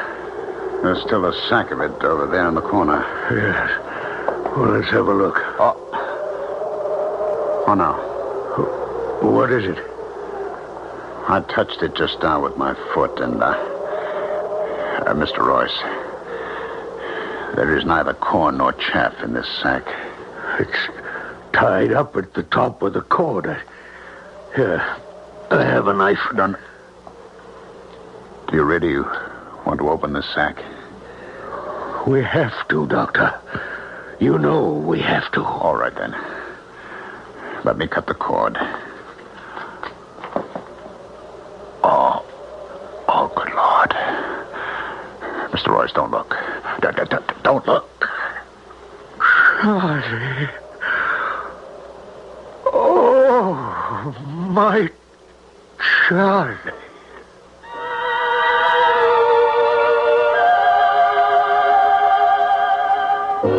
Yes, it what was left of Charlie Royce. Murdered. A bullet hole in his skull. His throat cut. The coroner's verdict was murder by person or persons unknown. Whoever hid Charlie's body in the old mill knew that no one in this town would look there. I may have been wrong to doubt the spirit of that poor boy trying to tell us where to find his body. But was I wrong about Silas? Was it not guilt that impelled Silas to seek his own watery death? Who else had the motive? The very next day, the old mill collapsed into a pile of wood. It had given up its last ghost. To Dr. Jim Patmore, the greatest mystery of all was that he should have been selected by some supernatural power to bring this crime to light. I shall return shortly.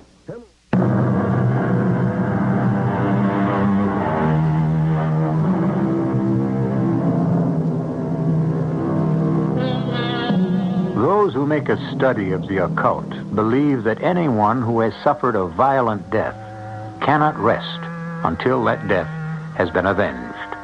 That the spirit will keep reliving its final agony like a phonograph needle stuck in the last groove of a record. We trust fate will be kinder to you, and that you may never meet up with a homeless, tortured, wandering spirit. Our cast included Ralph Bell, Russell Horton, Patricia Elliott, and Court Benson. The entire production was under the direction of Hyman Brown. This is E.G. Marshall inviting you to return to our Mystery Theater for another adventure in the macabre. Until next time, pleasant dreams.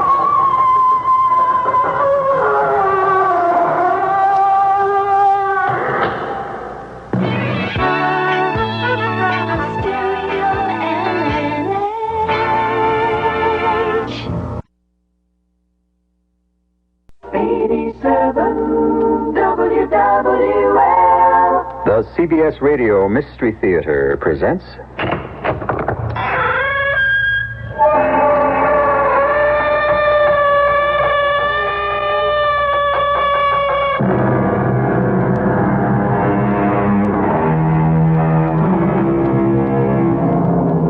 Come in. Welcome. I'm E.G. Marshall. When the pyramids were 1,000 years old, or somewhere about 2000 B.C., a tribe of wanderers, dissatisfied for their own reasons at the restriction and poverty of their lives, chose to migrate northward in search of a new and better life. The parallel between their migration and our own American drive westward is evidenced in the beginning and the ending of this classic story. Damn you, Abe, I just don't believe it. It was Sarah's own free choice, not my doing. It had to be your doing. And when I tell you the real truth, you won't want any soiled goods. She was my woman before she ever turned her eyes on you. That's a lie. You take that back or it don't make no mind who you are. You better reach for your gun. I don't take nothing back but what should belong to me. So reach.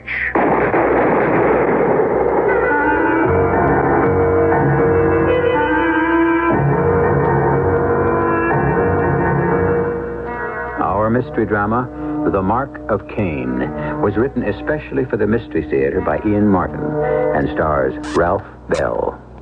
It is sponsored in part by Contact, the 12-hour cold capsule, and Buick Motor Division.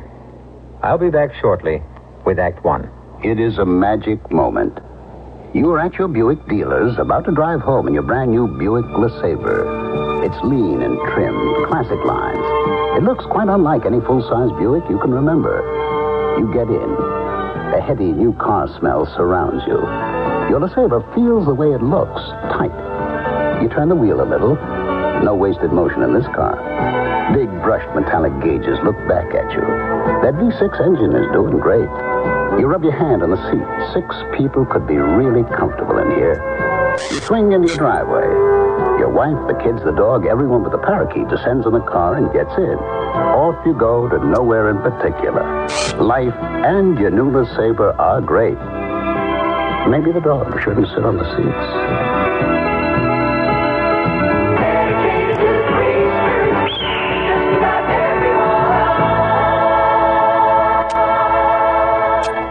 This following message is brought to you by the South Louisiana Electric Cooperative of Houma, Louisiana.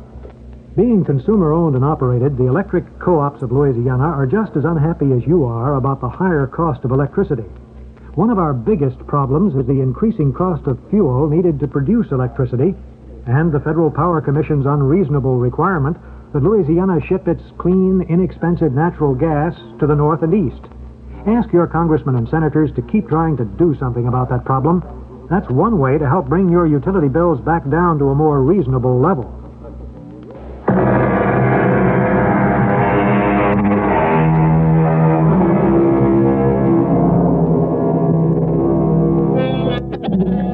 For some 50 years among the Plains states, in the middle of the 19th century, cattle was king. Then, bleating and baaing their way from the middle states, came the sheep. What a horse has grazed, a steer can still feed on. What a sheep has nibbled to the bare earth, no animal can survive off. So, a war was declared by the cattle barons. But they were too wealthy and entrenched to do their own fighting. It was easier to hire guns for that. And the most dreaded gun in the West was a man named Cain Tuck. I'm out here on the street because you called me out, mister. What I want at the gaming table's fair and square. And I'll tell you the same thing about aiming to draw down on me, mister. You don't stand a prayer. Don't move yet. I'm just lifting my hat. You see that mark? A white feather of hair over my left brow? That marks me as the Cain Tuck. That marks my reputation. So I've given you fair warning. You draw down on me, may God have mercy on your soul. I give him fair warning. But why didn't his bullet find me? Pardon me, folks. Nothing more to see. Maybe someone better see to the dead man. Wasn't he magnificent, Papa? Yeah, you were bloodthirsty, little filly, I'll say that. Like father, like daughter. I'm not so sure I'd want you to be all the way like me, Sharon. Oh, how can you help it? I've got your blood in my veins. You know, you think that man who calls himself Kentucky is something very special. I see him as a killer, pure and simple. Tell the truth now, Papa. He just might be the reason we took this side trip away from the railroad in Topeka. So you could talk to him. If I did, young lady, it's business, and you're no part of it. You should never have seen what you just did.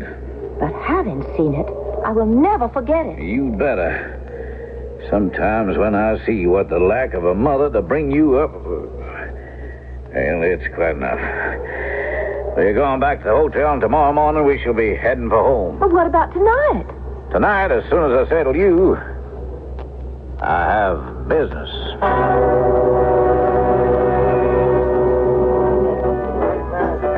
If you'll excuse me, sir, I'd like to buy you a drink. Why? Oh, I have some business I'd like to discuss with you. I drink alone. Maybe you notice there's nobody else around me. I'd still like to buy you that drink. Perhaps we can talk business in my room at the hotel. It's my card, sir. Colonel Jared Creighton, Venture Ranch, Colorado Springs, eh? What are you doing in this little tank town, Colonel? Well, sir, I was on trip by railroad back from the east, bringing my daughter home from school. I believe you're just the man I've been looking for. You heard of me? There ain't many of us in the West that don't know your name, Mr. Kentuck, and your reputation. And yet you'd still seek me out? Well, I'm here. Well, maybe I will have that drink with you, Colonel. I want to offer you a job, Mr. Tuck. Kentuck, one name. Stands for Kentucky, where I come from. Oh, no second name. I shut that a long time ago, along with the power of other things. I do some wide and fancy roaming. One name's good enough. Maybe it's time you thought of putting down some roots. Who would want me? I would. What for? Well, no, I mentioned my name was Creighton of the Venture Ranch, the V-Bar C. That's our brand. Perhaps you've heard of it? I might. It's a mighty big spread. The high end of it is in the Colorado territory. Been in my family for 4 generations since we cleared out the Indians. But now we got 2 other hostile groups aiming to move in on our grazing land. The settlers and the sheep men. Well, you ain't alone. All the way down from the Dakotas to Texas. The settlers we can handle, but some of the sheep men are raising a bigger ruckus than their stock. And they're mighty hard to discourage. Yeah, I don't like any man has anything to do with sheep. Well, I figured you'd see things like a right-thinking man, so I wanted to offer you a job. You want to buy my gun? Oh, I can hire me 100 guns, same on the other side, and the war goes on. They just cancel each other out. What I want to buy me is full-time protection. You think I can offer that? I think the name Kentuck can. I reckon they'll know enough not to tangle with you, and they'll stay off my property. There's a little more to my reputation. Perhaps you forgot, Colonel Creighton. Oh, what's that, sir? I'm a loner. I don't stop long no place because, well, let's say I got itchy feet. I'm gambling maybe that's because you never had an offer to stay on anywhere before in your business. That's why I'm making you an offer strong enough to maybe tie you down. You don't know the odds you're facing. I'm willing to take my chances, by God. Cursed from the earth, which hath opened her mouth to receive thy brother's blood from thine own hand, a fugitive and a vagabond shalt thou be in the earth. Kentuck, what is it? You all right? I've suffered enough. I don't understand. What? There's nothing to understand, Colonel. Looks as though he's not going to make it, Daddy. My tarnation train is pretty near departure time. I didn't figure him to let me down. Well, I don't see why he just didn't ride up here to Topeka with us on the stagecoach. Why, honey, he had some other business to close up. Well, seems like old Iron Horse fixing to leave. Couldn't you get them to hold up just a piece for him? Now, you know, it appears to me you've got quite a bit of interest in that Kentuck. Well, he's almighty handsome. And kind of old for a little Eastern tenderfoot just finished his schooling. He's not that old. I bet he isn't even 35 yet. Oh, closer to 40, I'd reckon. Either way's far too old for you and outside your reach. Anyways, you got a man waiting for you back home. Enoch Patterson? I haven't laid eyes on him for near 5 years. He didn't even have a beard when I left. Just a little old boy, same age as me. Same as you is right, Sharon. Just so long as he's on our side, trying to get his father straightened out. Why, if anyone had ever told me that Elisha Patterson would turn Daddy, into... He isn't coming. Maybe just as well things I had on my mind. Yes, he is. Here he comes. Howdy, Colonel Creighton. Well, so Train's just about to leave. I thought maybe you ducked out on our handshake. I don't never back out on my word once given. Getting just the right price for my horse held me up. Well, we'd better get on board. Daddy? My apologies. I reckon you haven't met my daughter? My pleasure, Miss Creighton. I'm honored, Mr. Tuck. Just plain Kentuck, ma'am. I got no family name. Ain't got no family or home. Well, looks like maybe you'll have some of both from now on.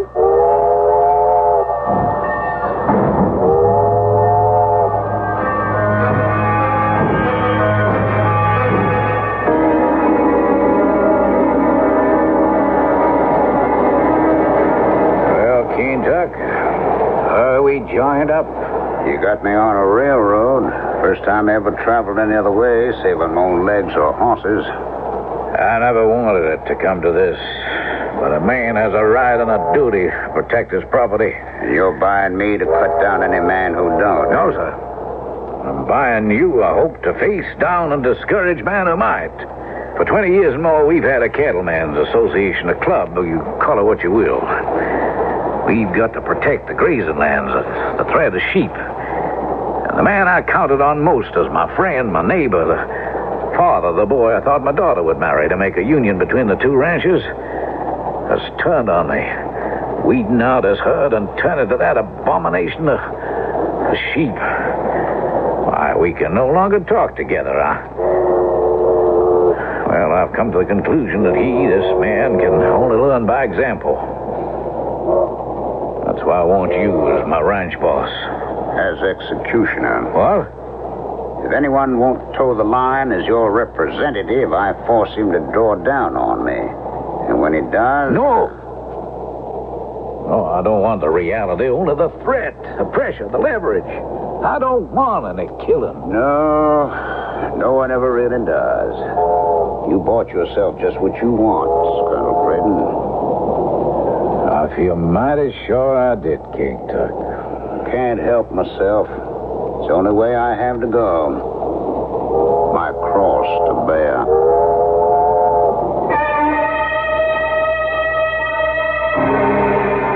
He sits there facing the colonel on the narrow train bench. Two coal black eyes as empty and deep as the bottomless pit. His young old face is placid, but a man looking at him objectively could imagine that beneath the sun-leathered skin 1,000 million nerves writhe and torture themselves. Who is he, this man who calls himself only King Tuck? I shall return shortly with Act 2. And you feel it coming on, and you've got no time for it. Catch it before it catches you. Give your cold to contact. Real medicine for real colds. Here in my hand is a little capsule. It's tiny, yet it contains enough cold medicine to help relieve cold symptoms caused by every known virus. Every known virus. It's Contact. The same 12-hour Contact you can buy. This year, Contact with its tiny time pills will touch more lives, help more colds than any other cold medicine, tablet or liquid. Think about that the next time you're sick. Sneezing, dripping, all clogged up. Then let us help you with real medicine, like Contact. It works all day, all night. We're number one in the whole world. Take over the hysterectomy. Give your cold to Contact. Real medicine for real colds. This is a car commercial with no sales pitch, no hard sell, no wild claims. It's a straight-out, bona fide offer of $200 cash, paid to you directly by Chevrolet, just for buying a new Chevrolet Vega or Chevrolet Chevette before January 10th. Here's the offer. If you purchase any new Chevy Vega or Chevette from stock by January 10th, 1977, you'll receive a $200 cash bonus direct from Chevrolet. You'll get this cash bonus on any Vega or Chevette you select from your dealer's stock.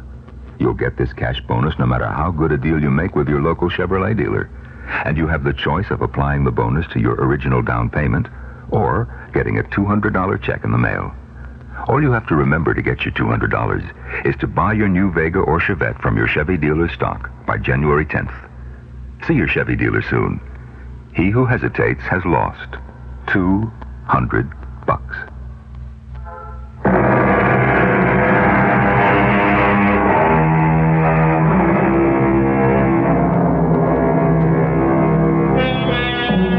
The ranch house of the V-Bar C sprawled on 2 floors over a great area, massive windows opening to the glory of the faraway Rockies. Between the mountains and the house were miles and miles of prairie, grazing lands. This was Creighton land. That is, if it was not totally owned on paper, at least by grazing rights established for 100 years, till the railroad brought the settlers and the sheep west. You sent for me, Colonel Creighton? Why, sure, Kentuck. Come on, join me. Sit down and have some breakfast. I already ate with the hands of the bunkhouse. Well, then sit and have some coffee. You all shook down and settled? I reckon. Anything else you need? Nope. Except, when do I take over? Well, no hurry for that, son. I mean, Buck Willis been my ranch boss a long time. No sense rushing him off to pasture. Besides, I got more important plans for you right now. All right, shoot. No, I'm hoping it won't have to come to that. I'm kind of trusting to the sound of your name and your reputation to avoid bloodshed. Who's pressing you, Colonel? Kentuck, just look out from this room. That's Creighton land out there, has been for over a century. And that's cattle land. Now, they call us cattle barons, but the real royalty is that steer you can see in clumps wherever you look, long or shorthorn. This is his land. And now there's a power of people trying to encroach on what me and my forebears carved out of the wilderness. And I don't take kindly to poachers. I want to drive them off. With one gun? If it's a big enough one and packs enough power, those are coyotes feeding off what men had the courage to conquer. You face them down and they'll run. And if they don't? Cut them down. Where do I start? Oh, I'll give you all names. There's just one I want you to lay off of. And that's who? Elisha Patterson. Why? For 25 years, we were friends. Close as that word can mean. Why, his son and my daughter promised to each other. We were going to partner the ranches, make us the biggest spread outside of Texas.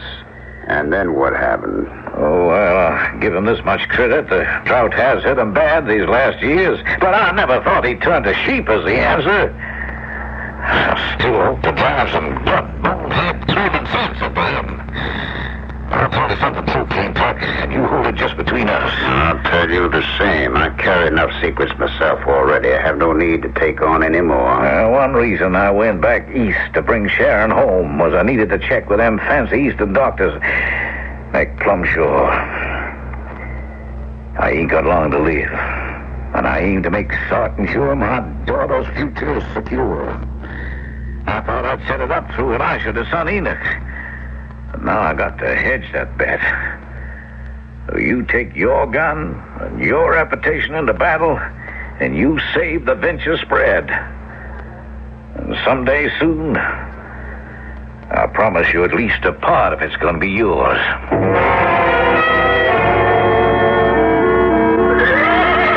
Easy, boy, easy. No, Mr. Kentuck. Miss Creighton, just, plain Kentuck, like I told you. I like it.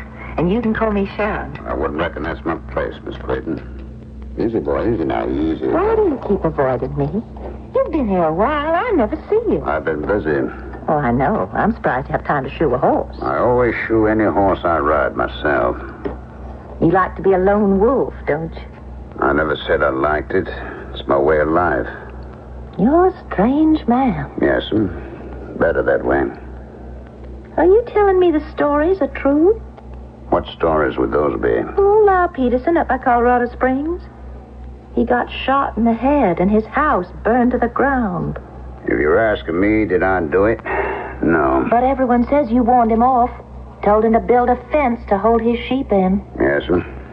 What do you mean, yes'm? Did you tell him that? I surely did. I'm your father's ranch boss. It's my job. It's not your job. Buck Willis has been ranch boss ever since I can remember. Yes'm. Will you stop saying that? What? Yes'm. Why? Because it pretends to be something you're not. You are not inferior to me. I never did say I was. Well, you just want to put me off. Put you off what, ma'am? Will you stop toying with me? I want to know what's going on. I don't know what you mean. Oh, come on, Kentuck. You think you're pretty tough. Well, let me tell you, so am I. I am not the nice, genteel little lady my father sent me east to turn into. I'm Western born and bred. And for all my daddies want to put a brand on me, I'm a maverick still all the way. You know why I'm back here? Sure enough. To marry up with Enoch Patterson, so the Leave RC and the Circle P ranches can join up and be the biggest spread north of Texas. That is my daddy's idea. But Enoch and his father are too soft to hold a dynasty here in our country. It takes a man to hang on to what he's got and fight off the coyotes, a man like you. No. Now, what do you mean, no? You said it before.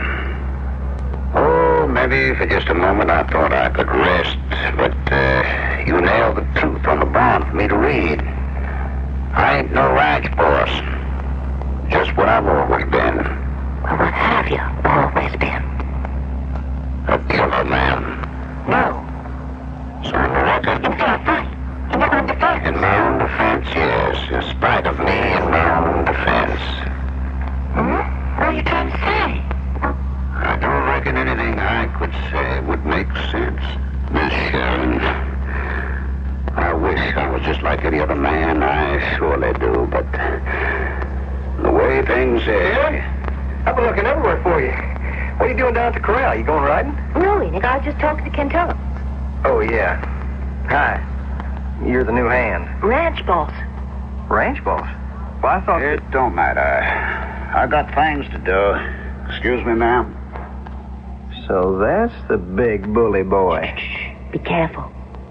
Of him? A big mouth with a gun? Why? He's no big mouth. You better respect his gun. I got no respect for any hired gun. You know what they say he did to Lyle Peterson and Scrimley Shaw? Shot him from ambush. You have proof of that?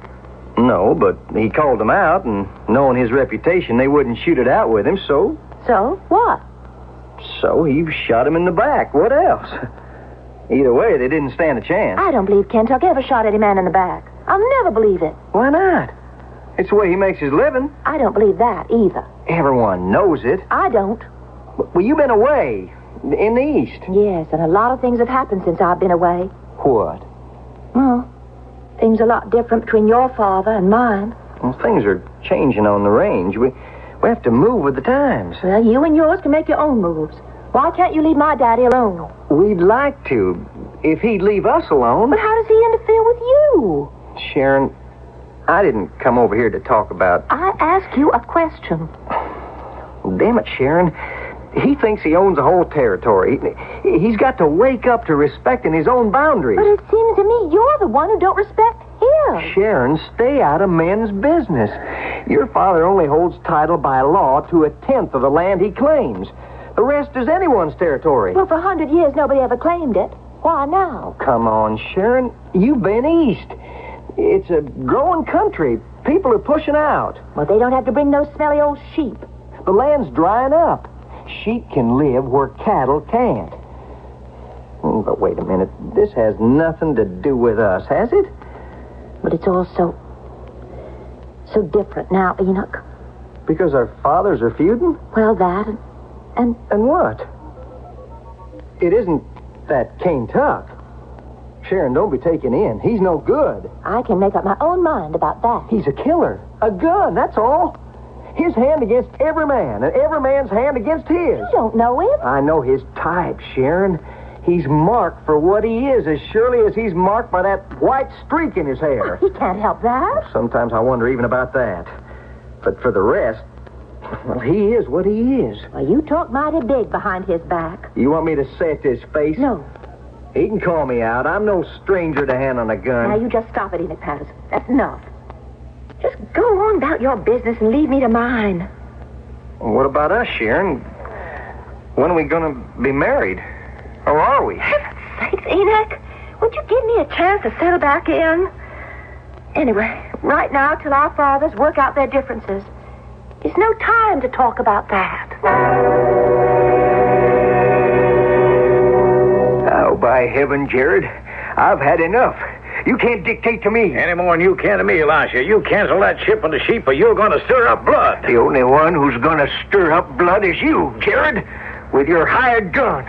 The rest can be talked out. There's nothing to talk about. This is cattle country, and I won't have it profane. You can't stop progress. We're both businessmen. Our first duty is to survive.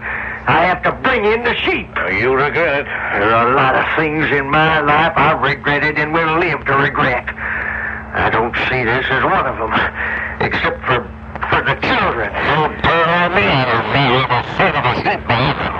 Mr. Fevers, visit those sins on the children. Jared, let's face ourselves and our responsibilities.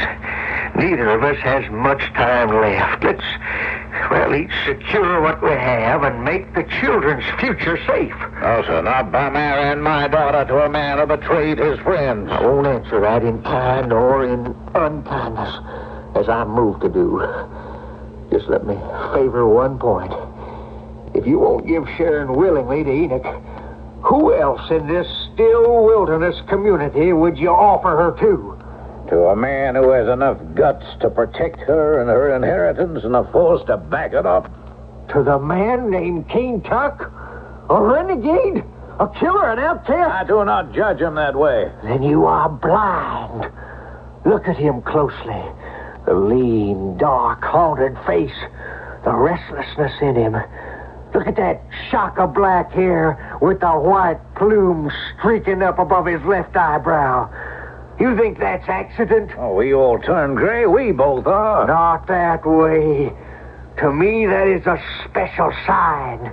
As vivid as the mark of Cain.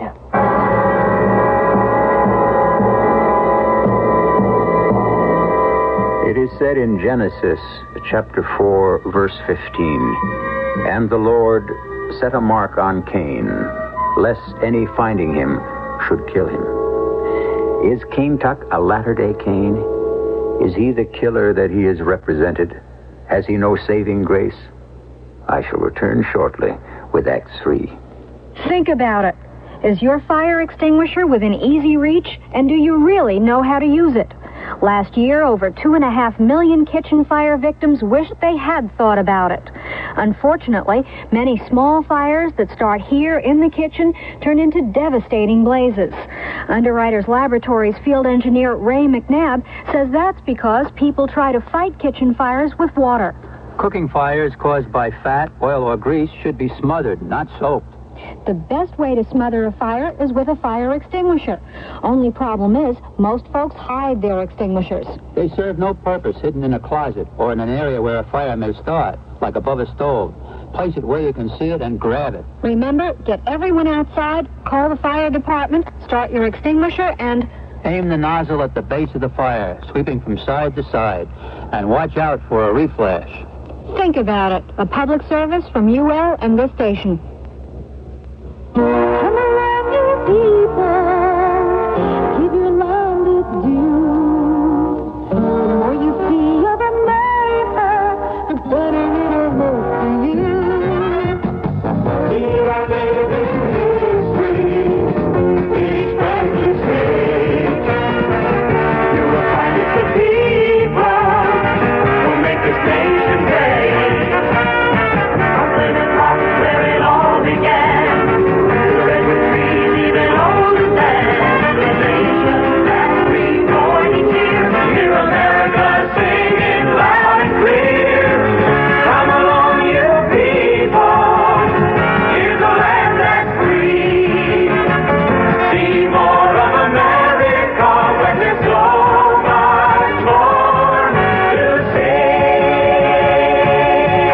From the United States Travel Service.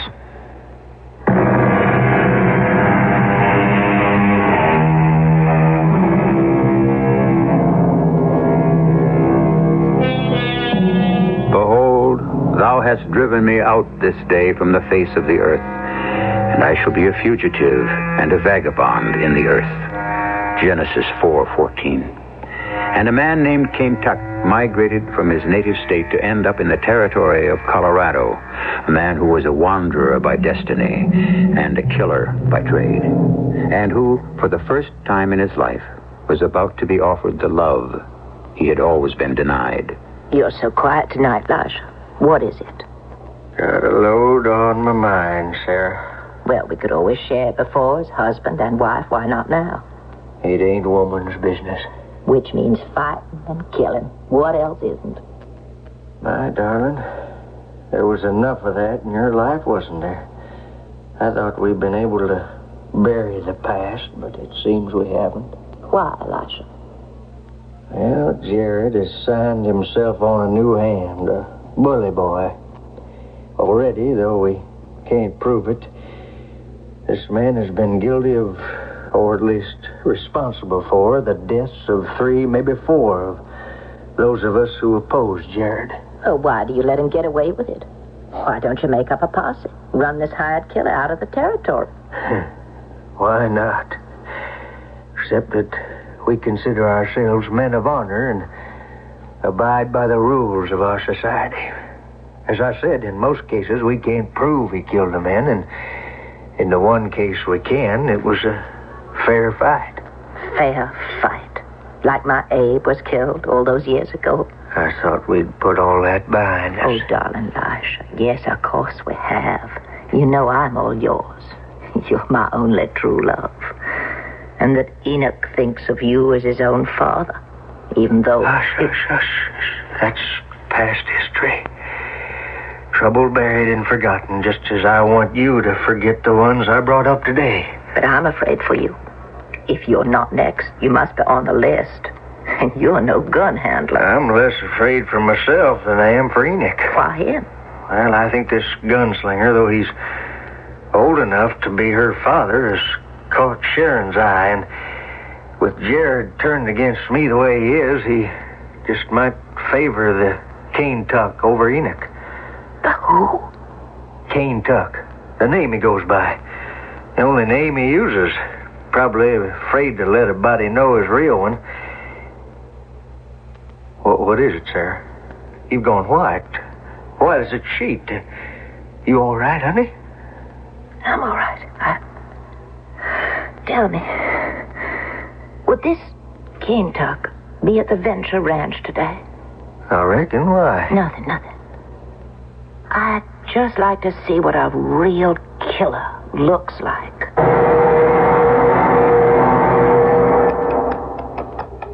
Kentuck, hold up. Check, boy, check. Anything wrong, Miss Creighton? No, where you headed?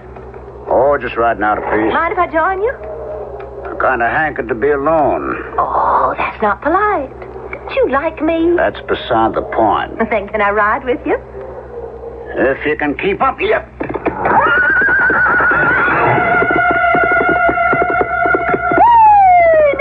you catch me. You think you can show me your heels, Kentuck? You're dead wrong about that.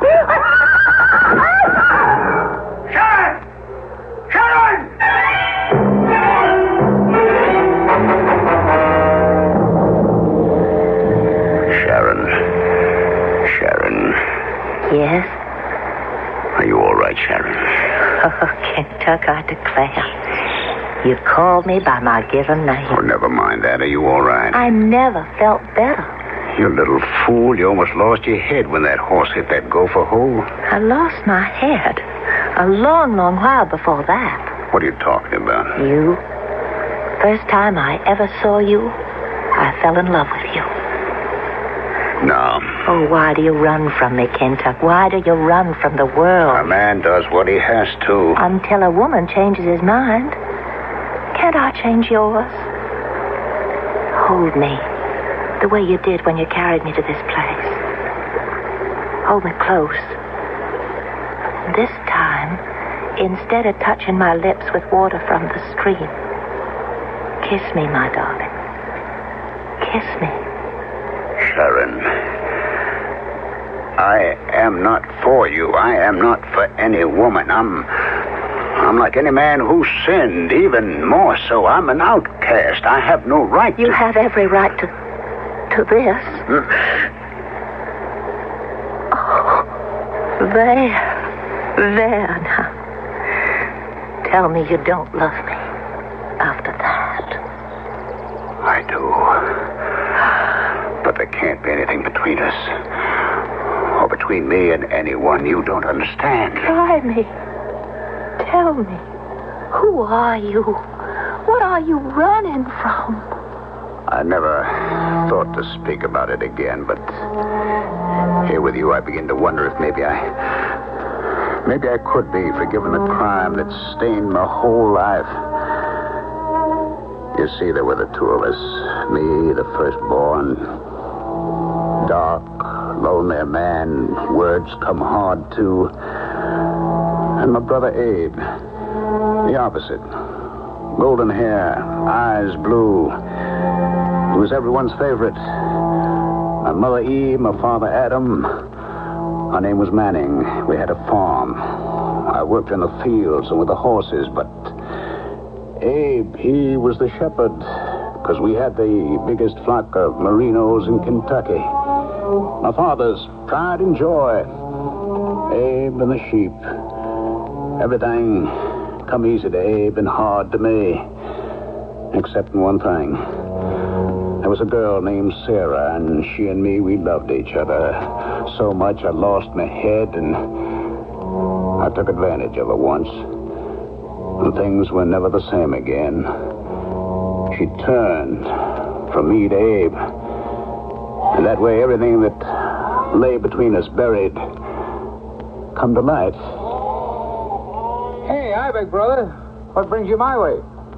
I got some things to talk over with you, little brother. So, join me in some coffee. It's good and black and strong. It smells of sheep. Is that so bad? My loving brother, whose answer always turns away wrath. Oh, come on, what are you so hot about? What reason to jump on me now? What reason all my life? The fair-haired boy who can do no wrong. The chosen. What do you mean, the chosen? It's been obvious enough all our lives. I gotta break my back in the fields while you have it easy herding these dumb animals. Not that I'd want your job. Well, then why complain? Have I ever before? I don't know. I always thought we got along pretty well. Why wouldn't you, since you always had the best mama's boy? Hey, now wait a minute. The apple of our father's eye. You sniveling little toady, you don't care for church or Bible spewing any more than I do, but you have to go pretend every Sunday just to keep in Mom and Pop's good graces. Well, I don't have to answer you how I feel about God. As for keeping in Mom and Pop's good graces, even if I didn't feel my own pull to religion, I'd never try to hurt their feelings. It's little enough return for all they've done for us. You know what's really got stuck in my craw and brought me here today? Sarah. Oh, why? She's spoken to you? Yes. And I won't have it. I'm the elder. Ever since you were born, you always got the best of it. But taking my woman, I won't stand for. Well, Sarah's own free choice, not my doing. It had to be your doing. And when I tell you the real truth, you won't want no soiled goods. She was mine before she ever turned her eyes on you. Now, that's a lie. You take that back, or it don't make no mind who you are. You better reach for your gun. I don't take nothing back but what should belong to me. So reach.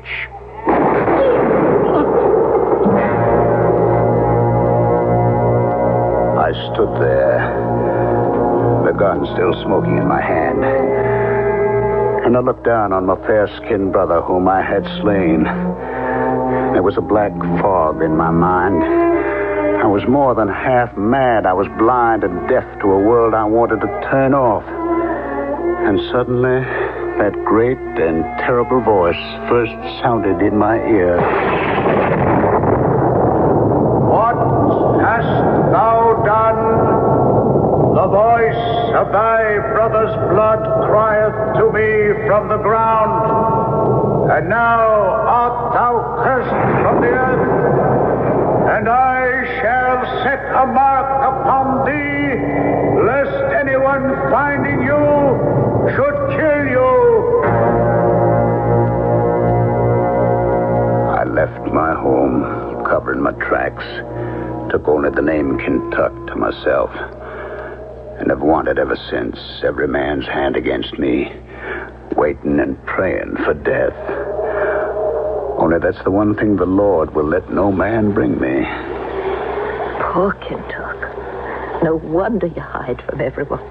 But you can't hide from me. I gotta. It's time for me to move on again. Then I'll go with you. Now, don't tempt me. You won't get the chance. Enoch, what are you doing here? I saw you follow him, so I followed you. Now, you stay out of this. Oh, no. This is showdown time. Oh, what do you mean? You can't treat me like some kind of possession. Where I go, what I do is my own business, my own decision. It isn't only you. There are other people to protect against this man. What other people? My father. I don't want him shot in the back like the others. Now, boy, you listen to me and listen good. I shoot no man in the back. I don't have to. Face to face, no man can kill me, so don't get any ideas. I already got him. I'm calling you out. And I warn you, I'm nearly 20 years younger than you and faster on the draw. This time you met more than your match. Don't try to test it. Stop! Don't you do it! Enoch, keep your hand off your gun. Tuck. Sarah. You still recognize me after all these years. You still recognize me? If I didn't know you any other way, I would know you for the mark you carry, the mark of shame. Yes. 20 years I've carried it. Is there no way I can wipe it out? You could repent and ask God to stretch his hand out to you in mercy. Why should I? Since he was the one who wrote his vengeance on me. You were born a killer. You want to live as one? I was born like everyone else. I was made a killer. And since I am doomed to kill anyone but myself, I ride a hard, lonely road. I ask nothing from anyone, and I give nothing in return. Forget him, Mother. There's no saving him, only the rest of us. You can't save us, Enoch. Why not? He's old and tired and ready to be taken, and he deserves to die. I'm calling you out again, old man. Your time has come. No, Enoch, you are no match for him. Tuck, I beg you, don't do this thing in God's name. In God's name, I have no choice. Okay, boy. Let's have done with it. I've traveled a lonely route long enough. Sharon offers me sanctuary and home at last. I'm ready to fight for it, even if you have to die. Your own son. Over your gun. What did you say? You took me against my will. The son I bore was not by my present husband or by Abe, who never even knew me. Enoch is your own flesh and blood. Don't draw, son. Wait. No. Too late. If I can't have Sharon, damn you, you never will. For her sake, we're all better off dead. Draw. No, God, please, no. Not kill my son. Have I not suffered enough? Have you no mercy?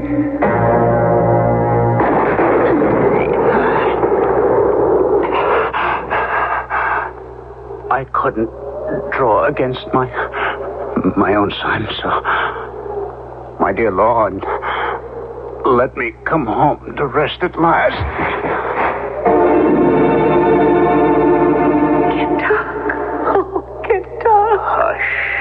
Hush, little one. Give me your love, but only as it should be a daughter. Take my son and become my daughter and live in happiness. You never drew your gun. Thank you for drawing yours. My son, for now, the end of a long road that had no ending. It's here. I can go to my real home. At last. I killed him.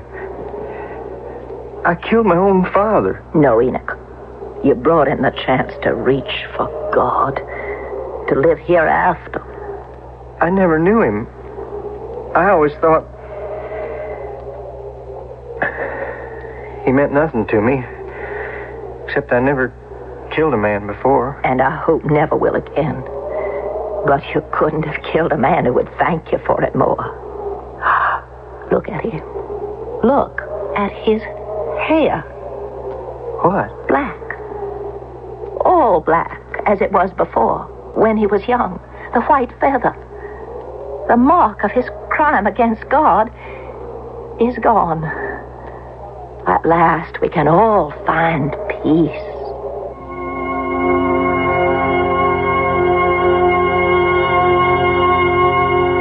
The Lord our God may be a God of vengeance, but he is also merciful. I quote Ecclesiastes 12, verse 1. Remember now thy Creator in the days of thy youth, when the evil days come not, or ever the silver cord be loosed, or the golden bowl be broken. Then shall the dust return to the earth as it was, and the spirit shall return to God who gave it. I shall be back shortly.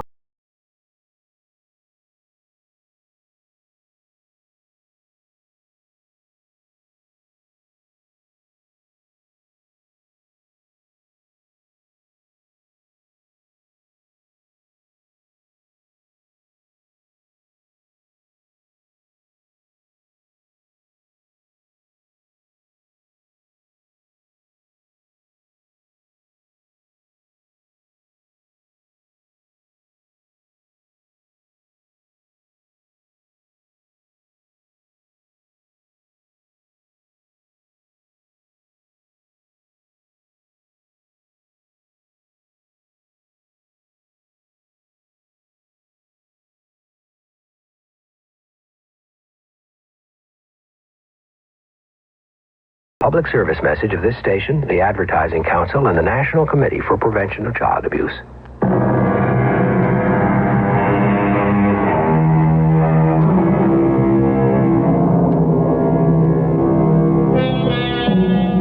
The story you have heard will not have been exactly new to you. We have retold it in its present form because it is as basic and real and true as humanity itself. The story of Cain and Abel is from chapter 4 of Genesis.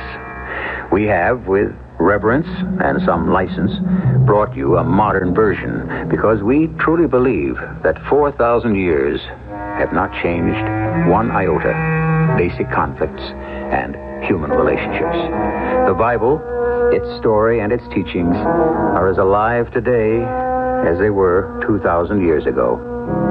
Our cast included Ralph Bell, Marion Seldes, Ian Martin, and Bob Caliban. The entire production was under the direction of Hyman Brown. And now, a preview of our next tale. She flirts with death. Why?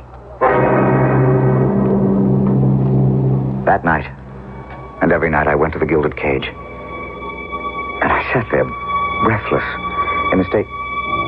how else can I say it? Delicious terror, as the lethal knives flew through the air and came to rest against, but not in her body, forming a deadly halo around her head, a lethal collar around her neck.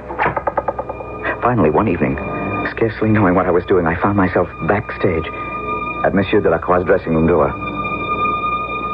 How I got there, I could never tell you. I'm basically a very shy person, but there I was. And before I knew it, I had knocked on the door and it opened.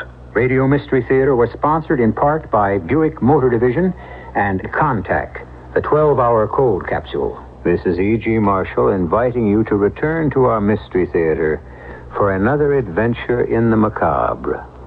Until next time, pleasant dreams.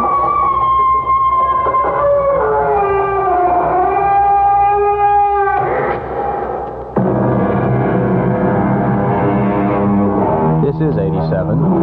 WWL in New Orleans. King Edward Cigar Time is 7 minutes after 8 o'clock. Today in business, Saudi Arabia gets ready to start pumping oil. I'm Ray Brady reporting on the CBS Radio Network. The Middle East Economic Survey, a highly respected oil weekly, reports that Saudi Arabia is getting ready to boost its production of oil. The pumping will start going up in the first quarter of next year, the weekly says, rising from 8.5 million barrels to 10 million barrels a day. The rise is a key move in the Saudi Arabian decision to fight a 10% price increase by the other oil producers. Saudi Arabia is raising its prices by just 5%, and a heavy flood of its oil, such as it's planning, could force the other nations either to ease up on their price increase or to cut back on their own production. More after this. I'm Walter Cronkite, CBS News. 1976 wrote many new and important pages of history as the Supreme Court wrestled with capital punishment, and it seemed bribery had become a way of life for some American companies overseas. It was a political year and a bicentennial year. Join me and my CBS News colleagues for 28 reports on 76 in Review, our first weekend special of the new year, January 8th and 9th on the CBS Radio Network. Still on oil, the chief executive officer of the oil exporting countries was asked today if the other oil-producing nations might hold their increase in prices to just 5%, the same boost as Saudi Arabia. The executive then said it was possible that the oil cartel might hold a special session to talk about oil prices. That oil news, along with rumors of a split in the stock of IBM, gave Wall Street a real holiday kind of session. The Dow Jones Industrial Average swept upward by nearly 10.5 points to 996.09. Volume was pretty good, over 20 million shares. And Townsend Brown II of the investment firm of Wood Struthers and Winthrop says there was a lot about today's market that's bullish. Well, it was a generally pretty much across the board rally. The motor stocks were active. The blue chips were active. There also were some secondary stocks. I would say that it was a generalized rally. For example, the advancers were about 2.5 times as many as declined, and the up volume was around 14 million versus only 3 million on the downside. You can't just pick a single group. It was a general, very strong market. That brings the market, of course, to within 4 points of that 1,000 level, a level it has reached and then tumbled from many times this year. But Brown is optimistic. The party's not over. We've got a ways to go here, and what the market is telling us is that both economic and political news is favorable. President-elect Jimmy Carter says he'll decide by the end of this week on the outline of a program to stimulate the economy. Carter says that program, once it's unveiled, will include a tax cut and a jobs program. In Miami Beach, it's turning into a chilly winter for guests of the luxury hotels being struck by the Union of Hotel Service Employees. The latest of the hotels struck, the massive Fontainebleau, today began hiring non-union maids, waiters, and bellmen. The Oceanfront Hotel, booked solid with holiday vacationers, is the 7th resort hotel in the Miami area to be strike-bound. Recapping that stock market, the Dow Jones Industrial Average today went sailing up by roughly 10.5 points. The blue chips were especially strong, with Exxon up by a point, General Motors up by 1 1/8 points. A lot of the market's entire move, though, was sparked by rumors that IBM may split its stock. The computer company itself finished out the session at 277 3/4, which means its stock was up by more than 6 points on the day. That's Today in Business. I'm Ray Brady, CBS. The CBS Radio Mystery Theater presents...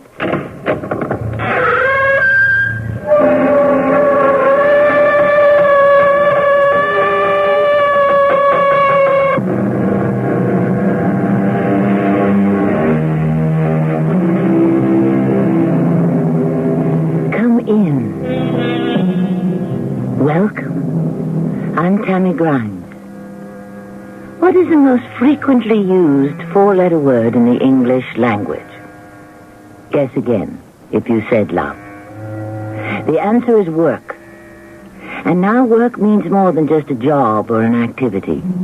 Work has become a criterion. So often, while contemplating a course of action, don't so many of us ask, will it work? Not. Is it right? And of course, that's the problem. Many things work.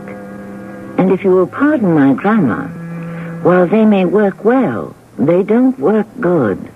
Back then, who were you? Well, I keep telling you, I don't know. You mean you don't remember anything? Nothing. I can tell by your accent you're from the East. We could ask the sheriff to check for missing persons. No, I don't want to do that. Is there a possibility that you might have done something... Criminal? Wrong? Yes. If I did, would it matter to you?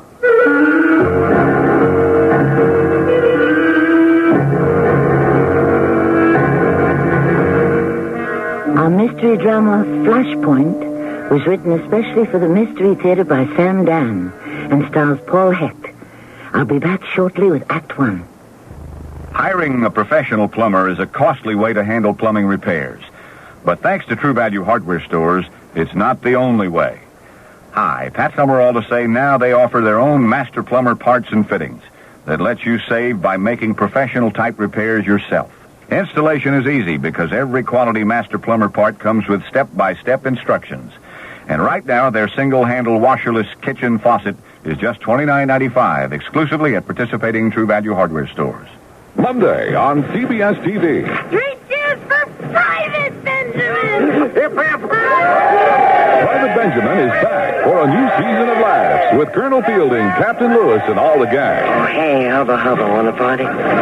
She's got a new job, and the Army's sure she'll be the best. Even Benjamin can't mess it up. And you can be sure you'll be watching the best in comedy on Private Benjamin, Mondays at 8:30, 7:30 Central and Mountain on CBS TV. I'd rather sit on an iguana.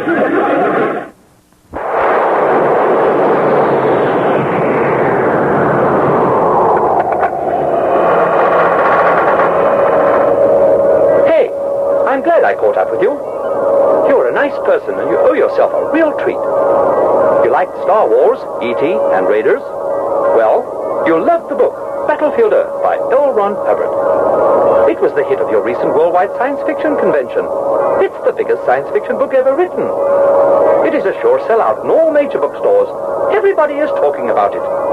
Get yourself a real thrill by the great master of science fiction. Buy the book, Battlefield Earth, at your local bookstore. A St. Martin's book, available at all fine bookstores. What's it about? Wow! Buy Battlefield Earth. Read Battlefield Earth.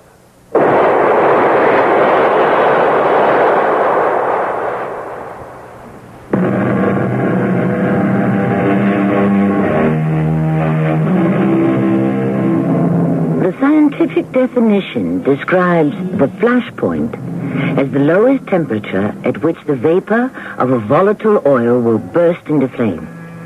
So much for oils and chemicals. But we human beings are also made up of some highly volatile and combustible materials. Each one of us has a flash point. Given the right conditions or the wrong ones, off we go. Consider Mr. Harvey Talbot. He is 46 years old and the number 2 man in a large manufacturing company.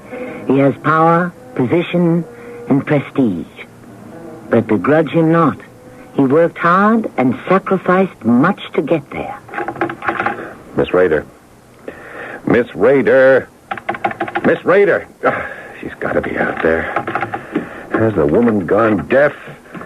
Ah, there you are. Miss Rader, didn't you hear me buzz? Yes, I heard you. Well, why didn't you answer? Is something wrong? Yes, everything. Now, if you're not feeling well, go to the dispensary. They can't help me. Oh, all right, Miss Rader, please come into my office. What for? Because I asked you to. Now, come along, close the door. Miss Rader, are you having some sort of personal problem? Yes. All right, please sit down. Thank you. Well? Well, you don't know what to say to me, do you? Do you know how long I have been your secretary? Well, how long? 15 years. And we have never spoken a single word to each other that was not concerned with the business of the office. Oh, yes, we say good morning, good evening, have a pleasant weekend, Merry Christmas. You're obviously not feeling well, Miss Rader. Miss Rader.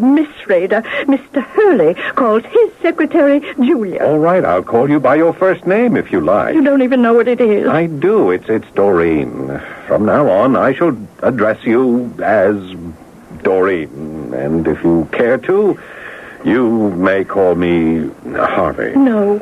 Mr. Talbot and Miss Rader sets exactly the right tone for people like you and me. Cool, correct, and completely impersonal. That's why we were able to work together so well. And we have worked well together, haven't we, Mr. Talbot? Yes, you're very good indeed. Well, that's because I'm completely devoted to your interests. I know that. You see, an important man like yourself and his secretary, in a true sense, must conspire together against the rest of the world. Well, that's what the word secretary means, doesn't it? One who shares a secret? A secretary must tell lies for her boss. Oh, but in a beautiful way. I know, Miss Rader, how well I know. Oh, Mr. Talbot, what's to become of me? I am 61 years old. Where will I get another job? Another job? Miss Rader, what are you talking about? You found someone else to be your secretary. Well, what makes you think I want someone else to be my... Because you haven't asked me to go with you.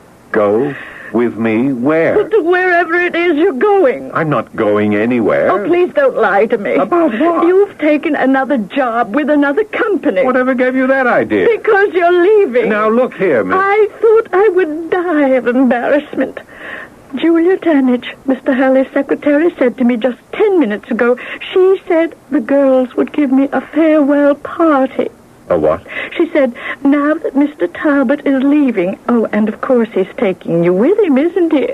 And I said, how do you know Mr. Talbot is leaving? And what did she say? She said she heard Mr. Hurley talking on his private line, and he said he expected to have Harvey Talbot's resignation by the end of the month.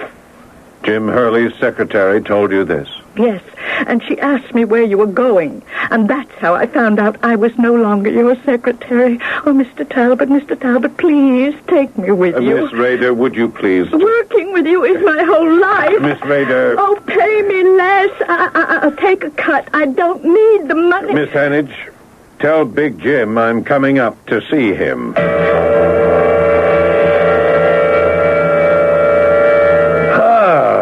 Well, you busy, Jim? Oh, come on in. Oh, what can I do for you, Harv? I don't know, Jim. What are you trying to do? Do? Yes, I understand. You expect to have my resignation by the end of the month. Oh. Yes, I don't think I care for that answer, Jim. It isn't exactly a denial, is it? Well? I guess you better resign, Harv. Why? Because if you don't, you'll be fired. And then all you'll be entitled to is 2 weeks' pay. If you resign, we could work out a little deal for you to walk away. Why am I being fired? We're being taken over, Harv. By whom? I'm not at liberty to divulge that just yet. Are you getting the gate, too? I'll stay on as chief operating officer. Why me, Jim? They want to put in their own man as my backup. Why wasn't I told about this before? Well, the deal might have fallen through at the last minute. Can it still? Not now. So I'm out. After 15 years, I'm out. I'm sorry. Sorry? It'd be better if you were loyal. Loyalty is not what business is about.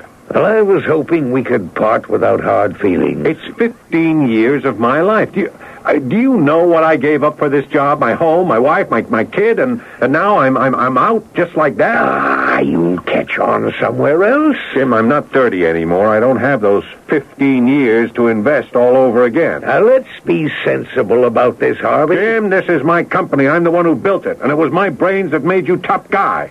I know you're upset, but you do have an exaggerated idea of your importance. You can't run this company without me. Now, Harv, as a friend, I advise you to go somewhere and cool off. Maybe I had to do it. Maybe you didn't want the new guys to see us together. They'd have caught on. They'd see which one of us has the brains. All right, Harv, that's enough. But you won't get away with it.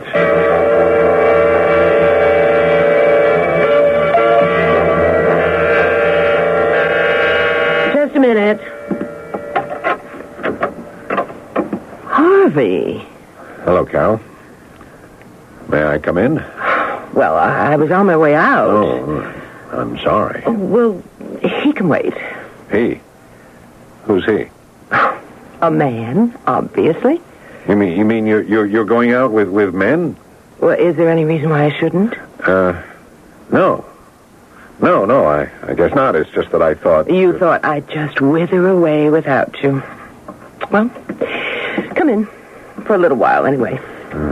Thank you, Carol. What are you doing all the way out here? Are you squeezing me in between some important appointments? No. Oh, you mean this isn't a business trip? No, it isn't. I came here To see you, Carol. You traveled 3,000 miles just to see me? Yeah. And just think, while we were married, it was all you could do to find time to travel home crosstown from the office. Carol, I lost my job.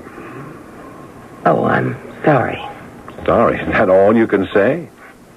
Settle for that, Harvey. Imagine what I could say if I were a vindictive woman. We were taken over, the company. Yes, the wolves are prowling all about the marketplace. I'm out, Carol, I'm out. I don't have a single shred of evidence, but I'm tempted to wager my immortal soul that Mr. Big Jim Hurley is still in. Right. Put not thy trust in princes. I'm sorry, I shouldn't have said that. It sounds like I told you so. Carol, you know how I worked for that company? Oh, yes. There is not one manufacturing process I didn't perfect and refine. You don't have to convince me. And marketing. I mean, where can you find another guy like me? An engineer who has my insight into selling? Harvey, you're one of a kind. It's my company. No, it isn't, and it never was. I just didn't understand it, that's all. And now? You do understand it? I learned a great deal this week. What did you learn? I learned that next time I'll never let people like Big Jim Hurley take the credit for my brain work. Oh. And I also learned something else. And what's that? I shouldn't say I learned it. I just forgot it for a while. And what did you forget? Well, I love you, Carol, and I'm willing to take you back. Are you? Yes, I am. And, well, we can start all over again. Can we? What do you say, huh? No. No? Well, why not? Because I don't love you. But you married me. You must have loved me. I did. I no longer do. Well, then it couldn't have been love. Why not? Because love, true love, lives forever. Only in songs. Only in popular songs. But if you really love me... Love is a living thing, Harvey. It's born, and if it isn't tenderly nourished, it dies of neglect. Well, can't we try to begin all over again? Why? Because I need you. But I don't need you. Yeah, but think of Susie. She needs a father. Oh, not anymore. She needs a husband, and I think she's found one. Susie? Little Susie? She's 22. Gee, where has all the time gone? Susie's going to be married? Oh, you'll be invited to the wedding. I do hope you can make it. Oh, what kind of thing is that to say? Well, you did miss out on most of the other important things in her life. You were always out of town or at some important meeting. Oh, but I forgot. You'll probably have a great deal of free time on your hands now. All this makes you feel very happy and vindicated, doesn't it? There's no joy in this for me, Harvey. You were the first man I ever loved. Father of the only child I can ever have. You see? You just said you loved me, and love can't die just like that. It didn't die just like that. It was killed. And it was a long, slow, and painful killing. A sacrifice to your vanity and selfishness. You were the one who wanted the divorce. Are you broke, Harvey? I can let you have some money. I want to help you in any way I can. I know. But you can't help me. Carol, do you know what I wanted out of life? Power, prestige, the top job. And you're right. You're right, I sacrificed everything to get them. And now they've been stripped away from me. And you know who took them? Big Jim Hurley. But he won't get away with it. He won't? No. I'll make him pay the price. What price, Harvey? What price? What price? I think she knows. After all, what other price can be exact? When you analyze it, there are two basic types of murder. The first are the homicides committed by criminals who must kill in order to achieve an objective. These do not concern us here. The second are the killings by ordinary folk like you and me, who have never done it before, and will never do it again, but who have been provoked beyond all endurance and can see no other way out. We move toward Act 2 shortly. This cute new hygienist who cleaned my teeth told me in no uncertain terms how badly stained my teeth were from tobacco. Well, I was thinking about asking her out. But after that, I was just too embarrassed. Topol Smoker's Tooth Polish, a special combination of polishing agents and a rich foaming cleaner formulated to help remove ugly yellow tobacco stains. Topol is gentle enough to be used instead of regular toothpaste. Since I've been using Topol, the tobacco stains just don't build up. Topol, fluoride in the red package, mint flavor in the blue. Rod, if you saw any more wood, you'll have a backache. It's too late. My back's groaning now. Oh, dear. Well, sit there a minute. I think we have some Doan's pills in the house. That's what I love about you, honey. You think of everything. Good advice. Doan's pills for temporary relief of simple backache pain due to overexertion, stress, or strain. Use only as directed. You're walking like your back feels much better tonight, dear. It sure does, thanks to Doan's pills. I'm even ready to stack that wood now.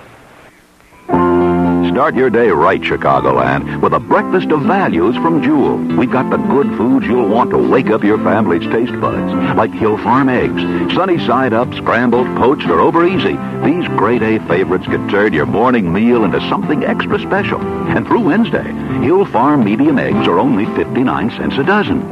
Then add a bit of sunshine to your day with Whole Sun frozen orange juice. 2 6-ounce cans are only 88 cents through Wednesday. But don't just shop Jewel for breakfast favorites. Remember, Saturday is Sweetest Day, and your Jewel Floral Shop has a lush variety of plants and flowers to let your sweetheart know just how much you care. For every day or special days, you can count on help from the folks at Jewel. Been a friend of the family for 15 years. Your friend of the family. Friend of the family. Your friend of the family. Jewel.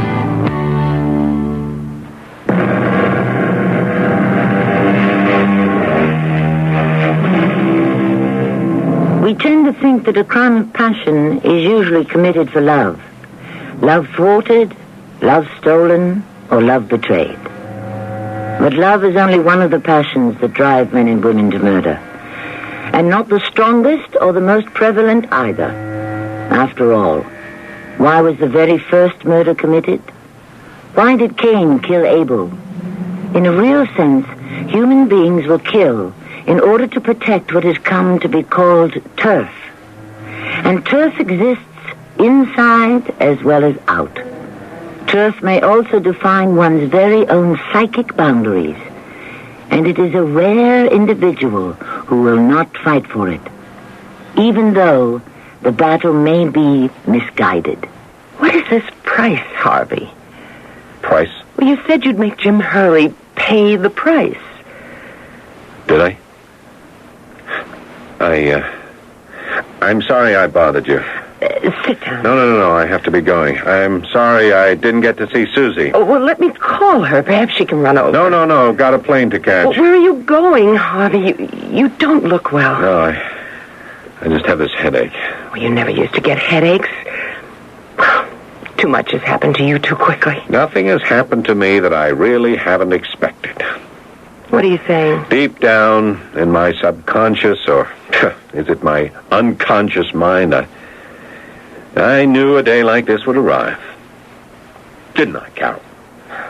I don't know, Harvey. No, yes, you do. You knew that those whom we create can very well destroy us in the end. Maybe they have to. And so Big Jim Hurley, who was nothing but my front man, my mouthpiece, has... Goodbye, Carol. Thanks for everything. Please, Harvey. If it'll make you feel better, I don't love you anymore either. I know. That love, it was just another one of my illusions. And now I've killed it. You really shouldn't leave right now. So I only have one more illusion to kill, and then I'll be free. Goodbye, Carol. Harvey.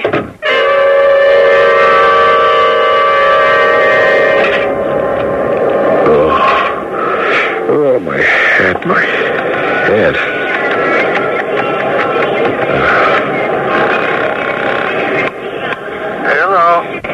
Hello, Jim. Who's this? You already forgotten the sound of my voice? Old buddy, where are you? More important, Jim, old buddy, where are you? What kind of a question is that? You know where I am. I'm in my office. Yes, you are in your office, true. But you are also somewhere else. No kidding. Where? You are also very close to death. Okay, Harvey. Tell me the rest of it. I hope it's funny. No, it's not. But it's to the point, and it says it all. You are close to death, Big Jim Hurley, because I am going to kill you. Yeah? Yes. I am going to kill you. I'm sorry. Oh, what I just did. Oh, forgive me, sir, please. Oh, let me help you out. Look, couldn't you watch where you were going? Oh, my head. Oh, I am so sorry. I'm always wandering off in the clouds somewhere. Oh, you're not hurt, are you? No. It's all right. It's all right. Oh, you picked up some dust on your clothes. Oh, here, now, let me brush it off. Please excuse me. I happen to be in a hurry. Oh, tell me you forgive me for being so careless. Yes, fine. I forgive you. Now, please, goodbye. Oh, thank you, sir. Thank you. Yes, sir. May I help you? Oh, yes, miss. When is the next flight to Philadelphia? That would be flight number 6, leaving in 25 minutes. Would you care to... sir? What? Is something wrong? No, miss. I just have this headache. I don't understand it. I never get headaches. It's probably the weather. The stewardess will be glad to give you some. Is there space on that flight? Just let me check. Will that be first class or tourist? First class? I should think you wouldn't have to ask. Yes, sir. We have seats. Good. How do you wish to pay for your ticket? Oh, my head. What? What did you say? How do you wish to make payment? My secretary takes care of all, Miss Rader. Would you check with her? Would you believe that this is the very first time in 20 years that I've had to arrange for my own airline ticket? Yes, sir, I can believe it. Now, will that be cash, check, or credit card? Oh, let me see. I suppose Wait. Sir? What is it, sir? My wallet. What happened to my wallet? Your wallet? I always carried it in my inside pocket. You lost your wallet? No, I did not lose my wallet. I don't lose things. I never lose anything. Oh, well, perhaps you forgot to bring it. I did not forget. I'm the most highly organized person you have ever known in your life. Unfortunately, we do have pickpockets. One of them may... shall I call for a security officer? Oh, I don't know. I just want to get back to Philadelphia. I have something very important to do. About payment for your ticket, sir. We could call your office and have them authorize a charge. Yes, that's a good idea, miss. You do that. You mentioned you had a secretary. Oh, what was her name again, please? Her name? Your secretary's name? Oh, I don't have a secretary anymore. Oh. I can't remember. For 15 years she shared my secrets, and now I can't even remember her name. Well, what's the name of your company? My company is... I don't remember. You don't remember the name of your company? It isn't my company anymore. Don't you understand? Sir, are you ill? No. Suddenly, I don't have a headache. Why don't you sit down on that bench over there and just collect your thoughts? Yes. Perhaps I'd better. Perhaps I'd better.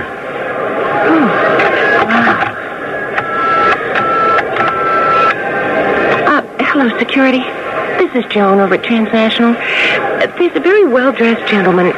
He's either an old 40 or a young 50. Trench coat, gray suit, white shirt, blue tie, and no hat. I think he's got amnesia. And maybe a pickpocket worked him over, too. For his own good, you better pick him up. Yeah, he's sitting on the bench just... Wait a minute. Where'd he go? Where did he go?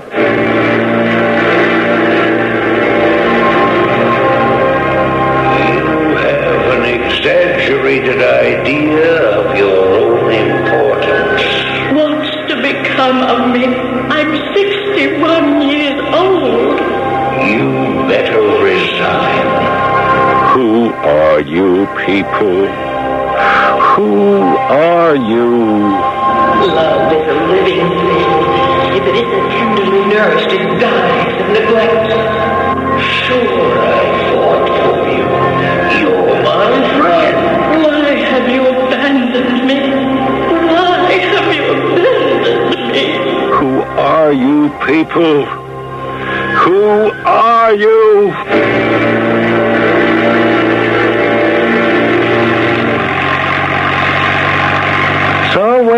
headed, pal? Me? Oh, just anywhere. Listen, you want to get yourself cleaned up, you know what I mean? Like you need a shave. Yeah, maybe I do. I almost wasn't going to pick you up. What could I do? Leave you stand there in the rain? Oh, I want to thank you very much. You know something? You sound like an educated guy to me. Why are you on the bum? I'm sorry I asked. Just because I give you a ride don't mean you owe me the story of your life. When's the last time you ate? I don't remember. You don't look like a guy who's been brought down by the booze. I'm sure you ain't a hophead. Was it a dame? Don't remember. Yeah. Well, it was a dame. Well, man used to say women are like streetcars. You miss one, there'll be another one along 15 minutes. Well, I gotta leave you off here, pal. I'm 10 miles away from the garage, and a spotter sees me with a passenger. This joint here at Irma's, she's a nice lady. Runs a lunch counter, grocery store, and a couple of gas pumps. That's a good place to wait for a lift. Oh, thank you very much. Wait a minute. Here. What? What's that? I couldn't take that. Why not? For $5. Well, why are you giving me $5? Because you need it. Hop down, Pally. I gotta roll. Get yourself some chow. Yeah, but how will I pay you back? Well, just give it to somebody else who needs it. Brighten the corner.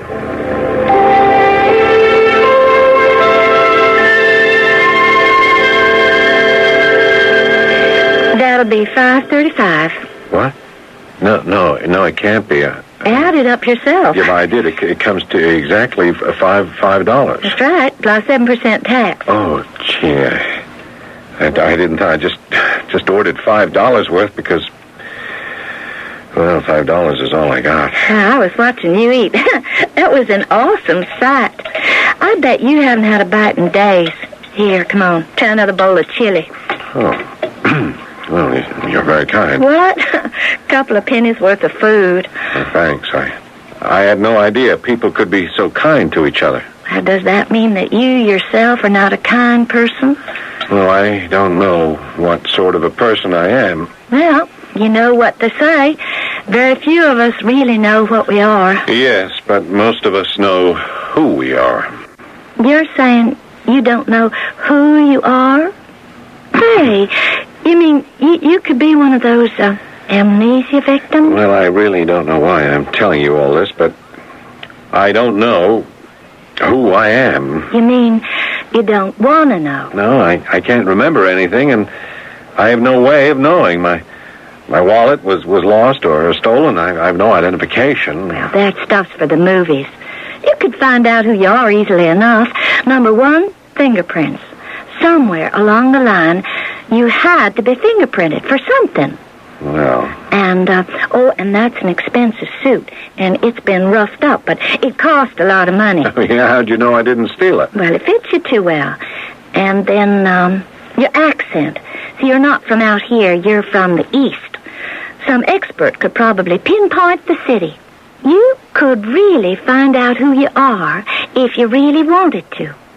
The question is, do you want to? Nope. Why not? Well, I think if I can't remember who I am, it's because I'd rather not know. Do you think you might have done something bad? No. Well, how can you be sure? Well, I think it's because I'm afraid of what it is that I'm going to do. What could that be? I think it's because I know I'm going to kill somebody.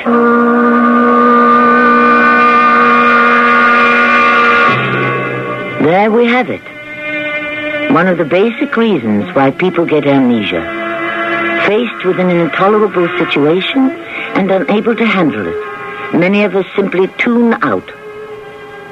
When the world becomes unbearable, there are those who just leave it and retreat into another world. A private world of their very own. A world that you and I shall explore shortly in Act 3.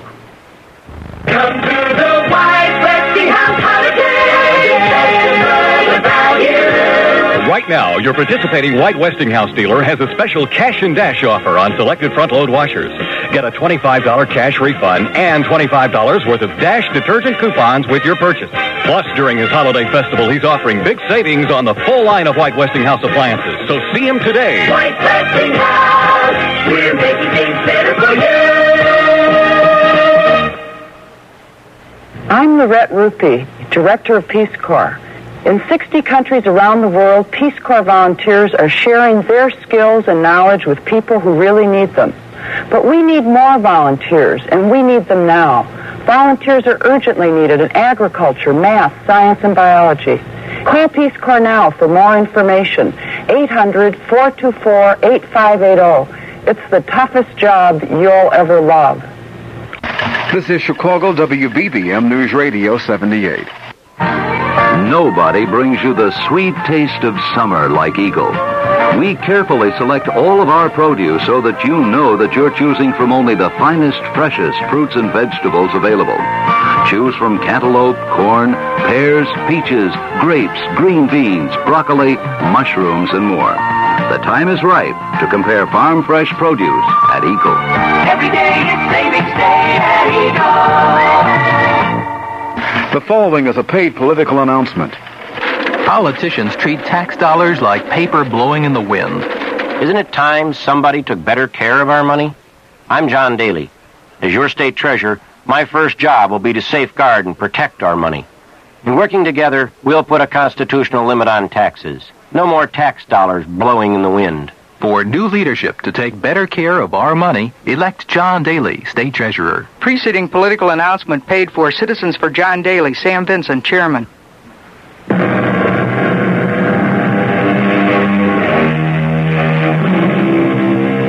It was Mr. Kipling who said, "More men are killed by overwork than the importance of the world justifies. Others are stripped bare of all the things they once held dear. Still others are driven to madness. In a sense, all three have happened to our central character. First, as Harvey Talbot, he is already dead in his own memory. Second, he has lost everything he owns and everyone he loved. And third, it was all because of a fit of madness that surged through his soul on one bad day." You're gonna kill somebody? Yeah. The real me wants to kill somebody. The real you? But there's more than one you.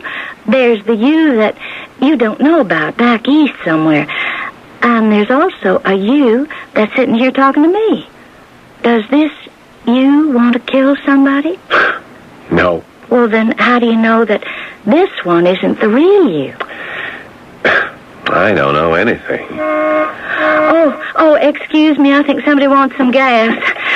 With you in a minute. Would you just pull up to the pump? I can't. What's the matter? My car won't go. Oh, I'm sorry. Well, we don't have a mechanic. We just sell gas. Hey, just a minute. Maybe I can help. Go ahead. Start it.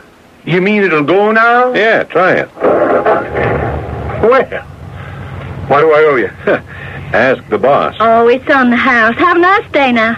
Thank you. Well, what was it? That was nothing. Oh, it had to be something. No, there's a wire that connects the distributor to the coil. It just came loose. Distributor? Coil? To me, those are just words. You seem to know something about them. Yep, I know everything about them. Could it be that you're an automobile mechanic? Huh. No, I just know where everything belongs and what it does. Well, at least you won't starve. You have a trade. Yeah, but now I have to find a job. Hey, would you like to work for me? But you saw I could use a mechanic. How'd it go today? Oh, pretty good. We're starting to build a little repair business here, you know. I may have to give you a partnership. Well, I'd rather work for wages. Well, we haven't really talked about wages. You know, I think it's time to... You're giving me room and board. Oh, come on. Well, whatever you think is fair. Well, what kind of talk is that? Well, I'm just not ambitious. Well, you're not lazy either. I see you out there. No, I mean, somehow I'm not ambitious to get anywhere. I just want to take it easy. It's so good to just relax. Relax? Well, you're on the go all day. Yeah, but it's different.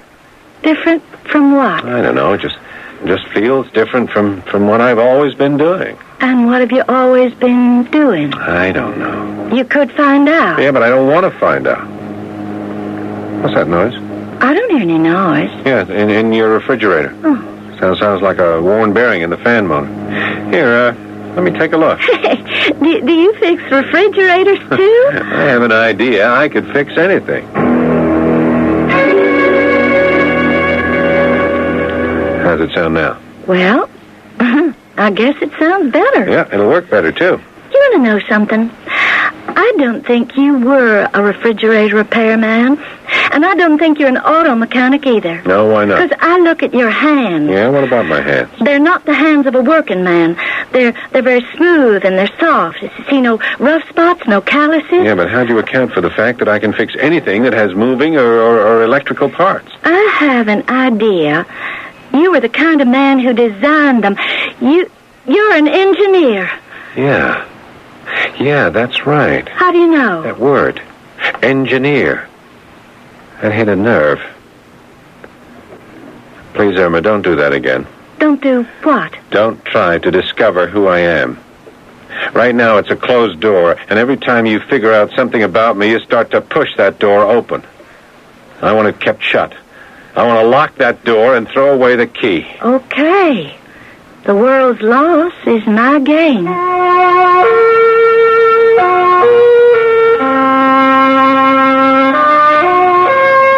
What are you doing out here? I'm admiring the soft light of a full moon, wondering about the stars. I wonder who you really are. I don't even know your name. Is it important? Yes, everyone has to have a name. So, I shall give you one. It should be something that describes you. Now, what do? You fix things. The fixer. No, I don't think so. That just doesn't sound right. No, but it's accurate. Well, it could also be said that you're a healer. Oh, yeah? What do I heal? Well, a doctor heals sick people. You heal sick things. Therefore, I shall call you Jason. That's the Greek name for healer. You know Greek? Mm-hmm. Greek, Latin, Hebrew, Sanskrit. Yeah, I was a classical scholar. Graduated with honors.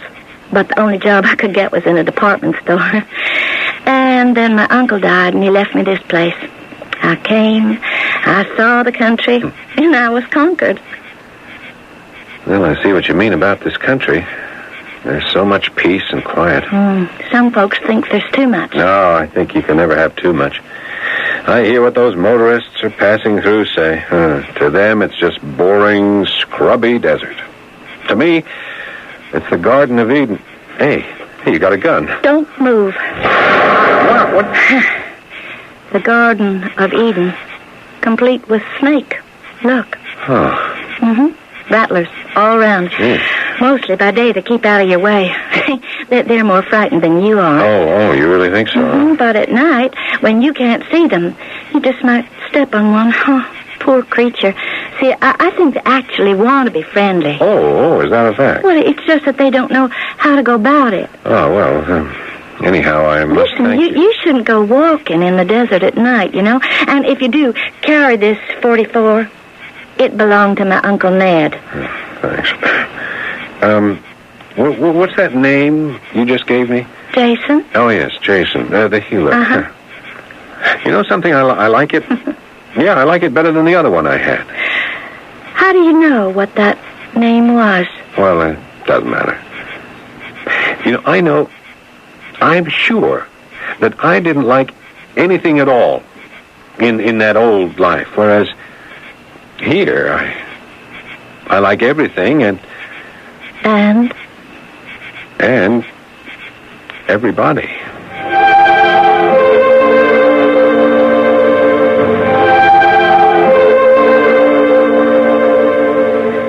Quiet out there. Yeah, just the way I like it.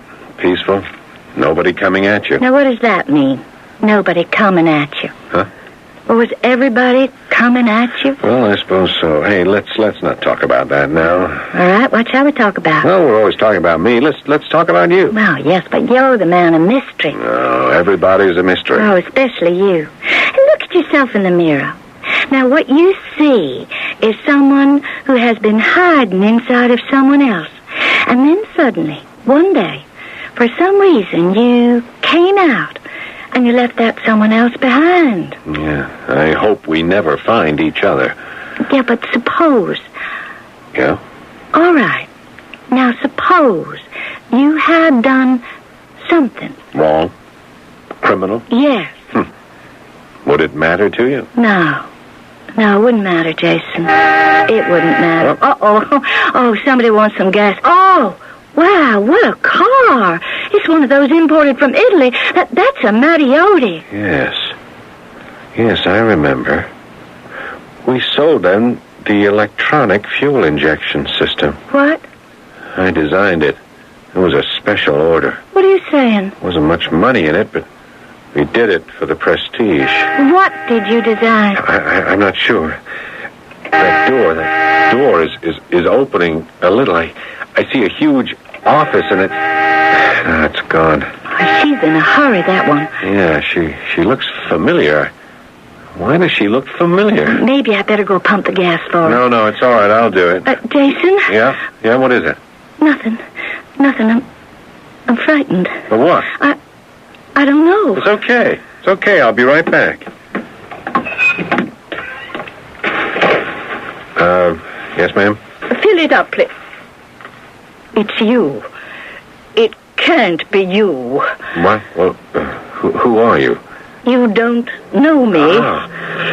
My head. What's happening to my head? Is this what became of you? I must say you never looked this good. You know me, but why don't I know you? Most people wouldn't know me anymore. For years, I invested my money in stocks and bonds. And then after you were forced out, I decided to invest my money in me. Well, how do you like Doreen Rader now? Rader? You're Miss Rader. Mr. Talbot, you look ill. I have this terrible headache. Will you do something for me? Would you give me a lift to the airport?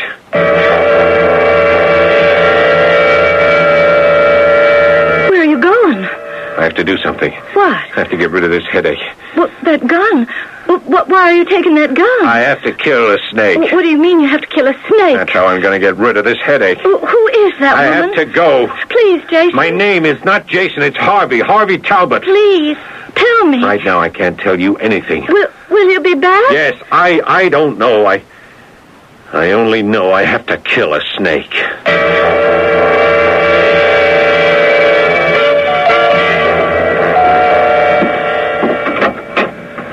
Yes? Mr. Hurley in? I'm Jim Hurley. You're Big Jim? You can't be. I'm James Hurley. Yes, you are. Gosh, it's only been 2 years. What's happened to you? Who are you? Who are you? You don't know me, Jim? Well, you can't be pasty-faced Harvey Talbot. Come in. Where have you been? You look great. Don't you know why I'm here, Jim? I'm here to kill you. I know why you're here. You've come in answer to my... Now, Harvey, don't laugh when I say this. But you came because I prayed. Prayed? What a strange word for you, Jim. I prayed you'd come. Harvey, I need you. You were right. I can't run the place without you. There are too many questions I can't answer. Oh, is that so? They're closing in on me. I have to come up with some answers. I need some great new programs. I've had 4 losing quarters in a row. They're getting restless. Help me. Help you? Here, sit down. Put the old thinking cap on just like in the old days. I'll work out a great deal for you. Oh, will you? You'll have to be kept in the background, naturally, but I'll make it worth your while. I came here to kill you. I mean, that's what I felt I had to do the day you told me I was finished. Oh, that was a bad day for me, too. But this is worse. If you don't help me find a way out, I'm finished. You've got to save me. You can fix anything. Harvey, you can take over my job. Think of it, Harvey. You'll be chief operating officer. It's what you always wanted. Is that what I always wanted? You can make $1 million a year. The sky's the limit. That's what you want, I know. Just save me and it's yours. No, Jim. No. You know what I want? 2 gas pumps and a repair shed attached to a coffee shop and a country store in the middle of the Mojave Desert. You're crazy, Harvey. Maybe. And the name isn't Harvey. Call me Jason. Jason the healer. The first person I healed was myself.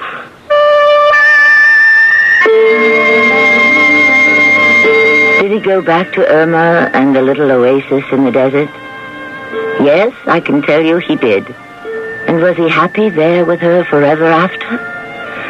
I have no way of knowing that at this point. In 10 years, or even sooner, will he tire of the heat and the rattlesnakes and the sameness of every day? Will he yearn once again for the battle of the big bucks? If he does, that will make another story. I'll be back shortly. This is Roy Scheider. I was struck by the fact that almost 2 million living Americans have been saved from cancer. I have to admit, I've always thought of cancer as a pretty hopeless disease.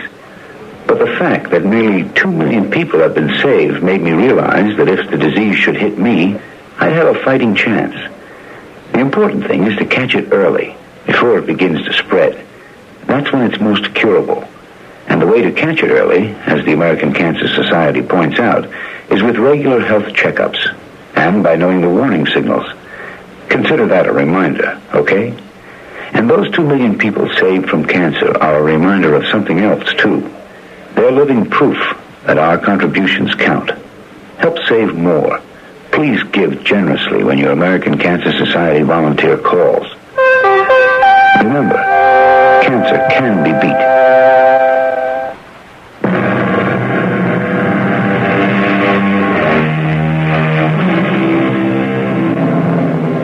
This has been a story about work.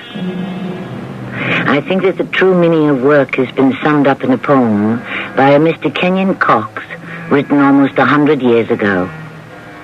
Work thou for pleasure, paint, sing, or crave. Who works for glory often misses the goal. Who works for money coins his very soul. But work for the work's sake, and then it may be that all these good things shall be added to thee. Our cast included Paul Hecht, Carol Teitel, Joyce Gordon, and Court Benson. The entire production was under the direction of Hyman Brown. And now, a preview of our next tale. I just can't believe it's real. Well, how can you believe it's real when you know that it came right out of my head? Yes, but a thing like this, even though you know it isn't real, you should want to believe it's real. Just picture it, Bernice. This dark, shadowy, demon-filled desert, and there in the secret grove is a shrine. Every maiden who wants her true love to come to her must make her way to this enchanted place wherein dwells the spirit of love. If she finds favor in the eyes of the spirit, he anoints her with the essence of this perfume. What? It's a good beginning, but, But what? You're not all the way there. Maybe you need some help. Radio Mystery Theater was sponsored in part by White Westinghouse Appliance Company. This is Tammy Grimes, inviting you to return to our Mystery Theater for another adventure in the macabre. Until next time, pleasant dreams.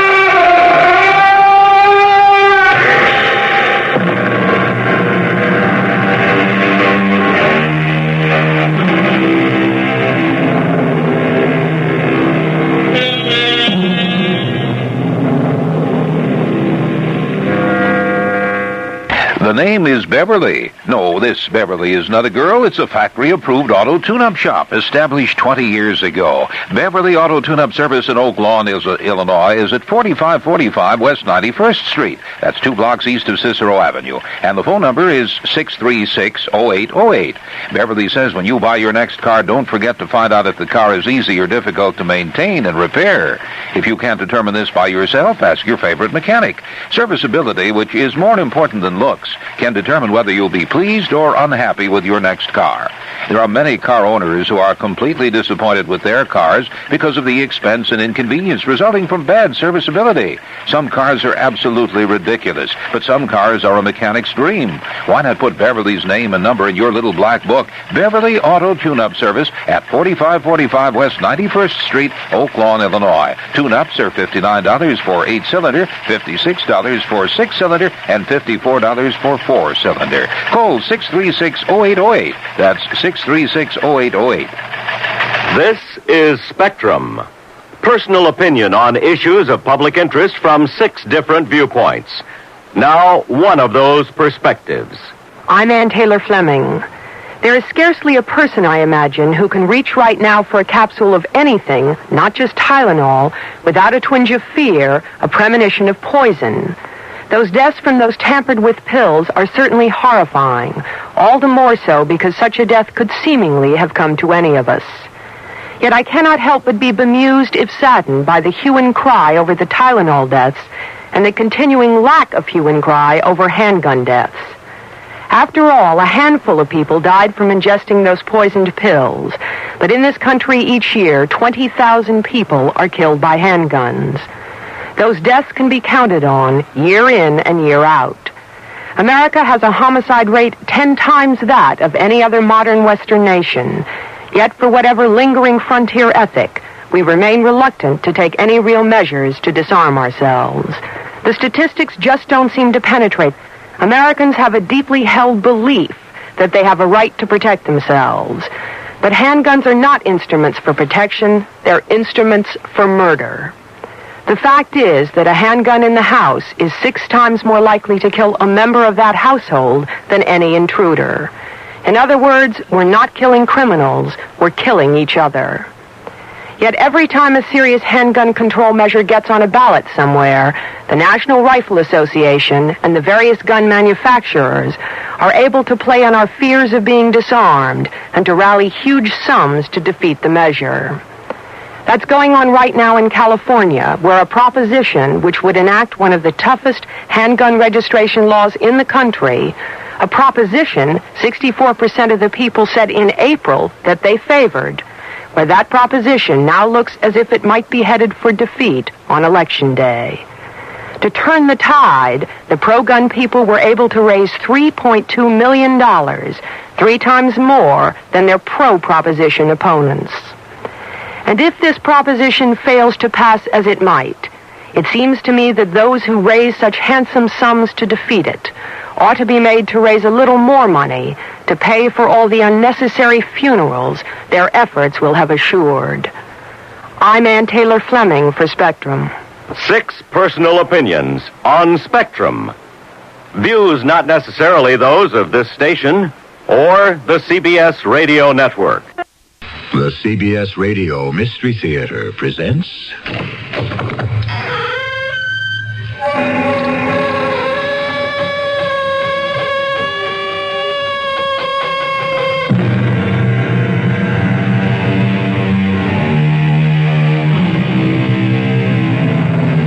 Come in. Welcome. I'm E.G. Marshall. Probably the greatest English writer of the last century who wrote with 2 words in mind, could be, is the novelist H.G. Wells. Wells has lifted our imaginations with The First Man on the Moon, The War of the Worlds, The Invisible Man, and so on. With extraordinary resourcefulness and creativity, he has brought life to the incredible. And today we have taken his words from the page and placed them in your ear so that you may actually believe you are in the outlandish world of H.G. Wells. Professor Lidgett, Can you make out the school desks? And the school children? Yes, I can. And I do. From here, they look phosphorescent. Luminous, don't they? They do look strange, Plattner. And that explosion blew us a considerable distance away. I must get back to the school and take charge. Oh, Professor Lidget, I don't think that'll be possible. Why not, indeed? Because I think that you and I are dead.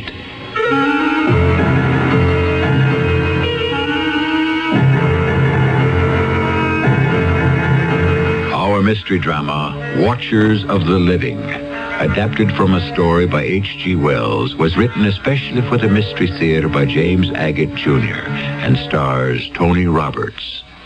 I'll be back shortly with Act One. Come in. Oh, great master, I have traveled far to seek your wisdom. Speak to me. Close the door. It's cold. Sir, I crave the meaning of life. How do you earn your bread, my son? Well, do you till the soil? No. Do you tend sheep? I'm in advertising, sir. Advertising. Fascinating. Yes, sir, I'm in a big hurry. I have to be in Fiji tomorrow to shoot a television commercial. Fiji? Yeah, we found a place there that looks exactly like Columbus, Ohio. Why not go to Columbus, Ohio? Look, I'm just here for some wisdom. All right, let me check my wisdom book, see what we can thank find. you. Yeah. Go with radio. What? Looks to me like a fantastic buy. I wanted important wisdom. This is important. Listen, newspaper cost per thousand is up 99% since 1967. TV is up 90%, sir. but radio cost is only up 38%. 38%. And it says radio's audience is bigger than ever. But what about happiness and stuff? Use radio. It's great impact at a price you can still afford, and you'll be very happy. That's it? Yeah. And when you go out, close the door real tight, because it's cold in here and I got a runny nose. If you want to talk to an authority on advertising, call us. We're 97 WFLA. Here's a tip from your Better Business Bureau. Are you in the market for a used car? If you are, it would be wise to shop around until you get a feel for the market. It's important for you to find out if the car is covered by a warranty. A used car warranty is limited. For example, it may cover the first 1,000 miles or 30 days. Remember, however, the warranty is as good as the dealer who backs it. And you check his reliability with your local Better Business Bureau. Also, remember that careful inspection is the key to enjoying a used car. Be sure and look for rust. Check the tires, the shock absorbers, and the operating controls. And incidentally, it's also a good idea to take a test drive. You see, by giving the car the once-over before you buy it, you're protecting yourself against a faulty purchase and a lot of headaches after you've bought it. This has been a tip from your Better Business Bureau.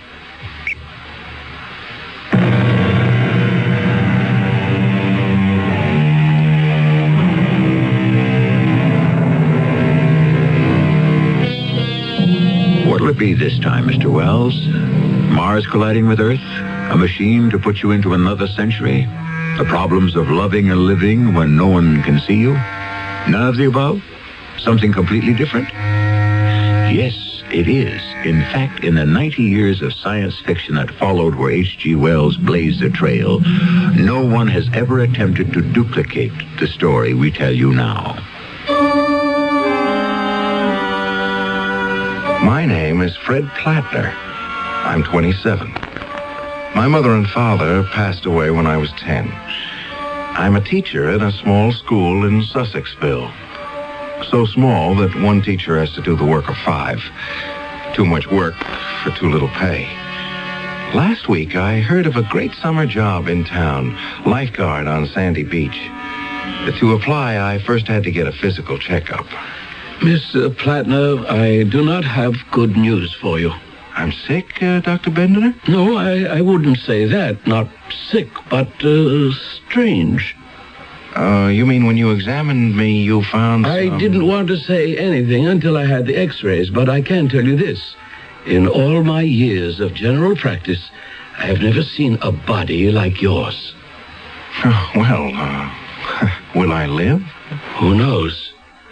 Before I show you the x-rays, tell me, young man, why do you want to be a lifeguard? I understand you have an eminently scholarly position as a teacher. Well, that's what everyone tells me, Doctor. But there's no money in it now and no future in it tomorrow. What do you teach? What don't I teach? Bookkeeping, geography, modern languages, and chemistry, which Dr. Lidgett, our former principal, threw at me about a month ago. Aye, all those subjects. You must have a vast knowledge. No, I don't. But since my students begin by knowing nothing, all I have to do is bone up from day to day and stay one lesson ahead. What an extraordinary way to run a school. In a town of 1,000 persons and 1.25 children per household, I was told by Professor Lidgett, the principal, there was no alternative. There are 2 other teachers besides myself, and that's it. On my present salary, I can hardly save a cent. But if I pass the physical and get this lifeguard position, I could clear $300 this summer. I wish I could help you, Mr. Plattner, but the facts don't help me. Let me show you. Look at these, your x-rays. First, notice your heart beats on the right side of your body. Now look at this plate. That is the right lobe of your liver. However, it's on the left side, and the left lobe is on the right side. Tell me, have you noticed any changes in yourself lately? Well, now that you mention it, I have been finding it sort of difficult to write straight across a page the way I used to. You've stopped writing? How do you correct papers? Using my left hand and writing across the paper from right to left. Anything else, Mr. Plattner, out of the ordinary?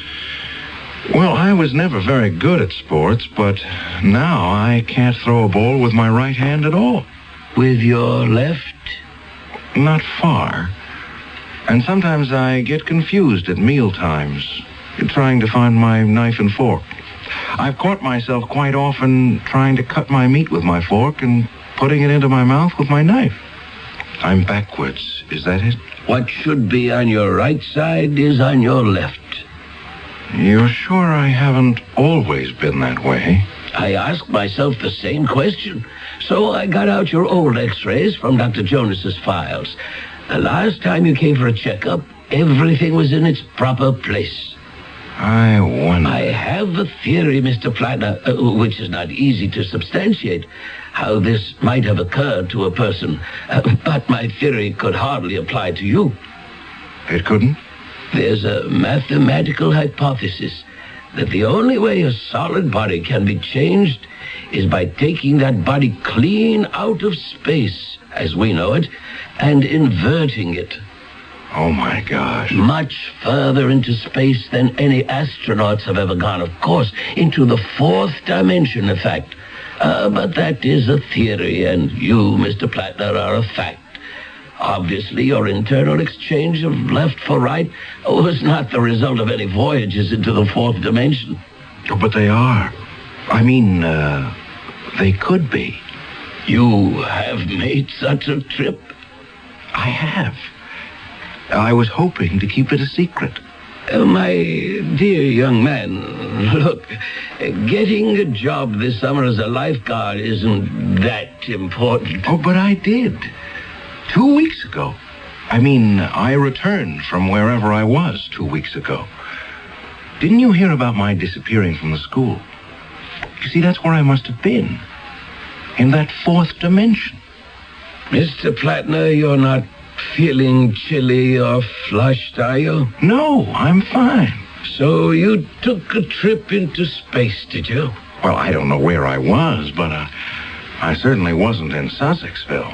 Mr. Plattner, I imagine the tests have been a bit exhausting, so if you'll come into the next room, you just stretch out on this couch, close your eyes, and rest up a bit. But I'm not tired. For your own sake, I think lying down won't hurt. You know, when you speak of traveling to other dimensions, even if you can't be a lifeguard this summer, I'd hate you to lose your teaching job because they thought you've lost your mind. Of course, I couldn't really blame Dr. Bendiner for thinking somehow I'd become unscrewed. And as I laid down in his anteroom, Those 9 days in nowhere came back to me. 9 days I'd never forget. It began on a Tuesday night after chemistry class. Why are you still here, Plattner? The bell rang. What are all these boys still doing here? They haven't all been kept in, have they? Professor Lidgett, Carson here, found some green powder up in the old lime kiln. So I told the boys if they'd like to take part in some scientific research, stay after class, and we'll subject the green powder to some scientific tests.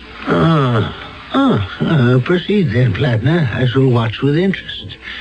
You don't mind if I stand beside you at the table here? No, not at all. Professor Lidgett, we're conducting this experiment to impress upon these boys, Jacoby, Goodman, O'Shea, and Carson, that curiosity is not something that should stop after one has left school. So, here is a medicine bottle containing green powder, courtesy of Billy Carson, and plugged with a masticated piece of newspaper. Plugged with what? A large spitball. First, we place a small amount of the green powder into a test tube. Now, we hold the tube under the tap and see what effect is caused by water. No effect. No change in the substance whatsoever. As you can see, the powder does not even dissolve.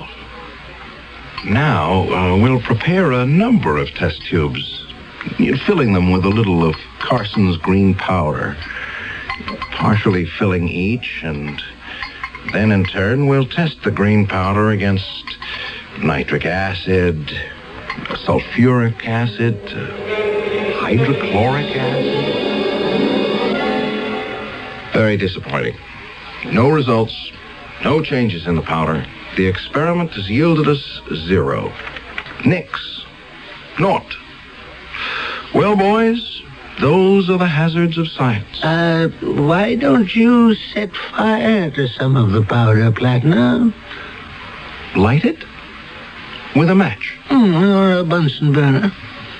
Boys, our principal, Professor Lidgett, suggests a test by fire. Here we go.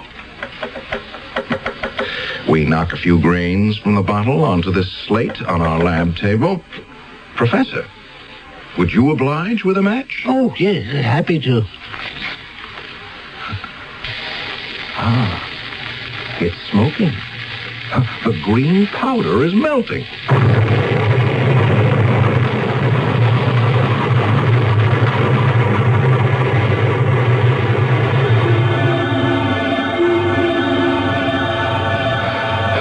Explosion, I was lifted off my feet and driven forcibly backwards. I wondered if I'd crashed through the wall or window of the chemistry lab. The next thing I knew, I was thrown to the ground.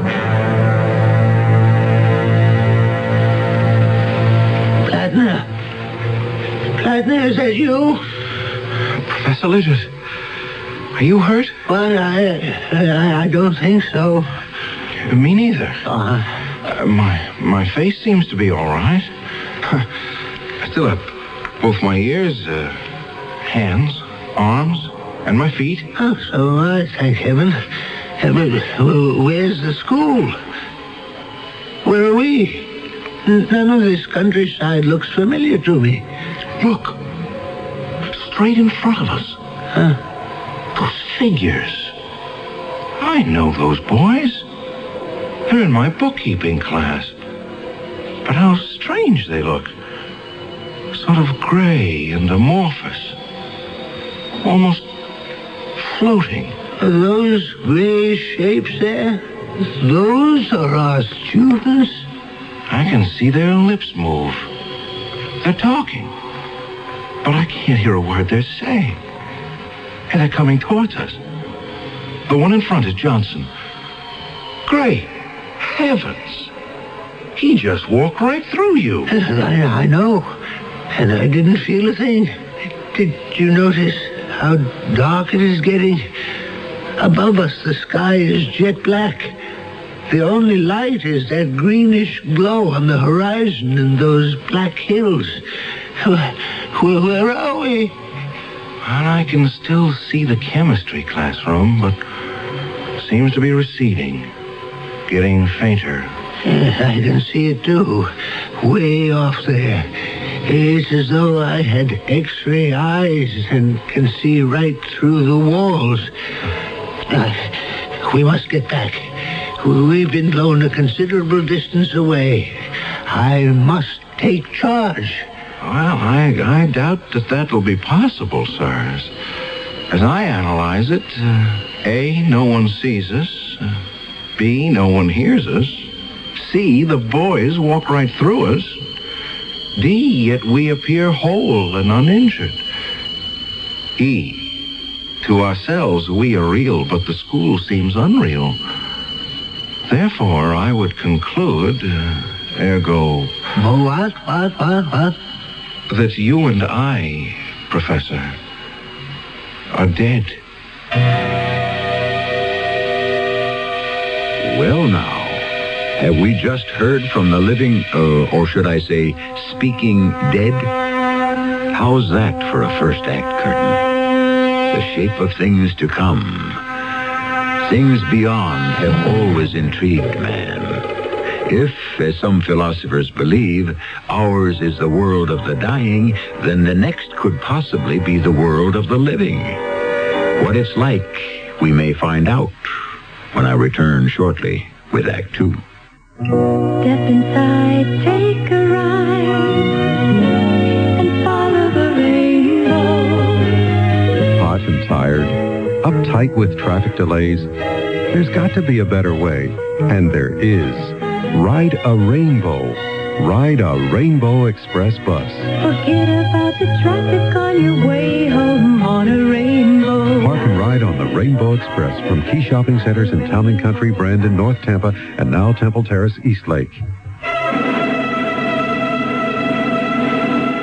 The city, full of architectural barriers that keep disabled citizens out of public buildings. My job, I'm a barrier cop.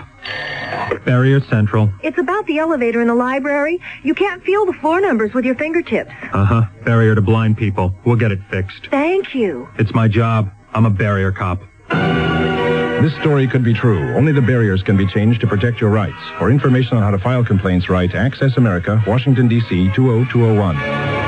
You know, it's not easy saying, there goes, or here comes the 97 WFLA Busch Gardens 20th Anniversary Etzel. Sometimes it comes out, the 97th Etzel Busch WFLA Gardens, or the Dark WFLA Conant 97 Busch Etzel Garden. Well, anyway, I guess you get the picture. 97 WFLA would like your help in naming the 59 Etzel. And if your suggestion is selected, it could mean a fabulous weekend at the Beachcomber on St. Petersburg Beach and $97 cash. Just send 97 WFLA a postcard with your suggested name for the Etzel. One entry per card. In case of duplicate names, the card received earliest will be the one considered. The winning entry will be selected by a panel of judges from Busch Gardens and 97 WFLA. All entries must be received by midnight, October 10th. Decision of the judges is final, so help us name the Busch Gardens 97, 20th Etzel, Dark Conant 59, 97 WFLA. Oh, gee.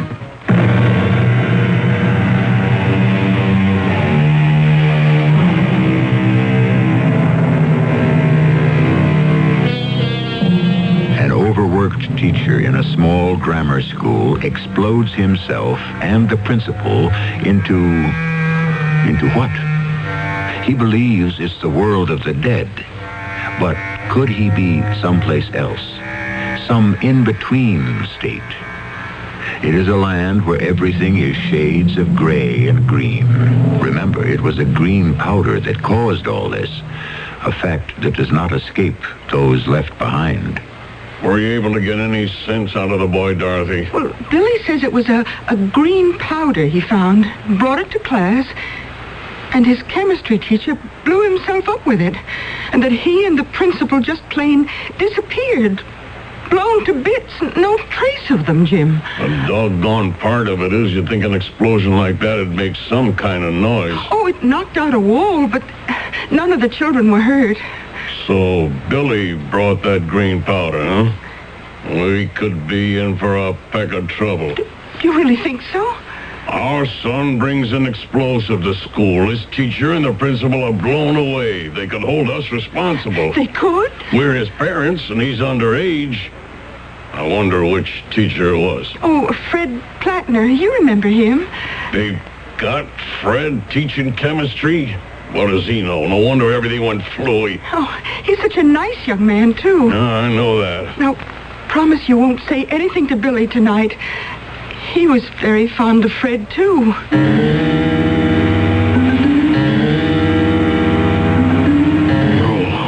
No, don't, Fred. Please, don't. Jim, wake up. Jim, what is it? Jim, wake up. Oh, Dorothy, I had such a nightmare. I was dreaming. Oh, don't tell me.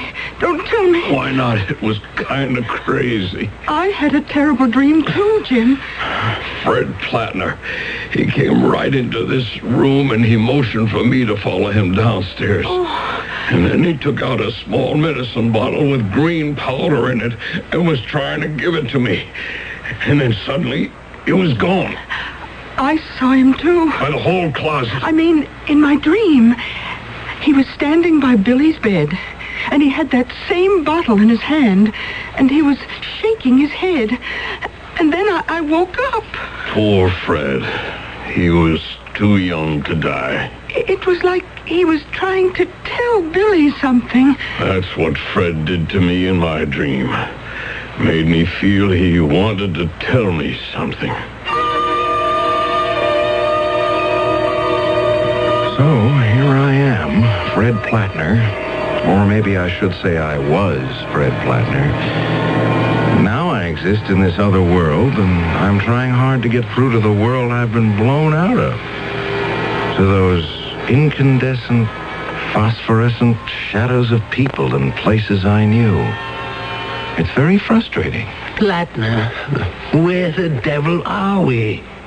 Gee, I wish I knew, Professor Lidgett. I was watching you before walking down that steep hill and stopping, and then you were shouting at some rocks. Well, I was trying to get through to Jimmy Carson. No go. He can't hear me. There must be a way to communicate with our world. Cut through the invisible barrier that separates us? Plattner, I think I'm getting a chill. Well, it's sitting in one place, Professor Lidgett. Give me your hand. Yes. Up you go. Now, we'll get ourselves off this cliff. Down there, it may be warmer. Oh, thank you, my boy. I'll follow you. I don't think I valued you when you were teaching at Sussexville. Yes, that's good. That's good. One step at a time. It's never as steep as you think. I'll have to tell you, Professor, I have no idea where we're heading. But at least we're moving, and that's the best way to keep warm. Plattner, you know what's even more terrifying? I can hear you. You can hear me. But that's all. There's no sound in this place. The leaves are moving, but no sound. The wind is blowing. You can feel it, but you can't hear a thing. We came down this cliff, not one footfall, not a sound. It's all like some mad, silent movie. Not a sound anywhere.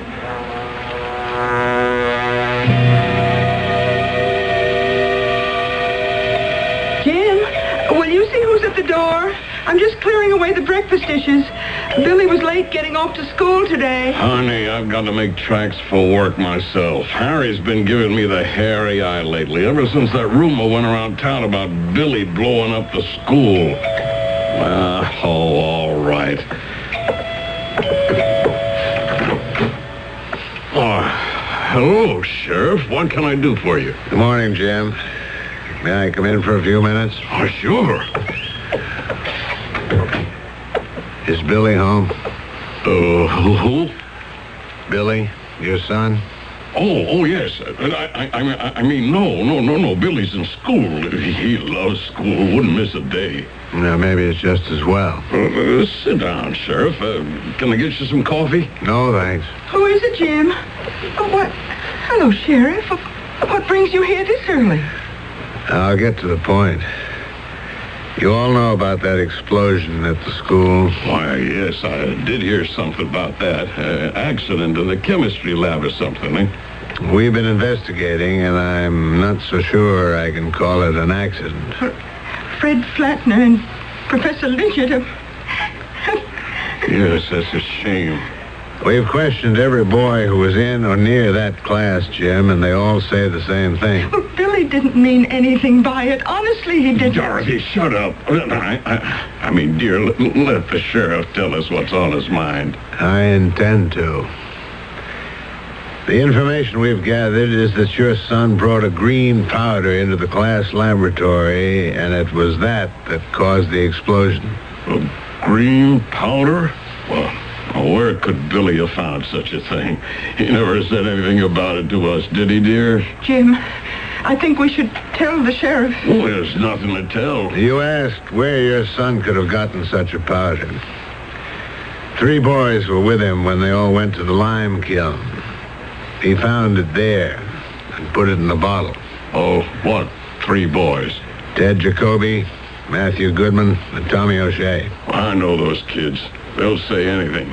You know how kids are. You're not going to believe the word of little kids, are you? Unfortunately, we have no adult witnesses.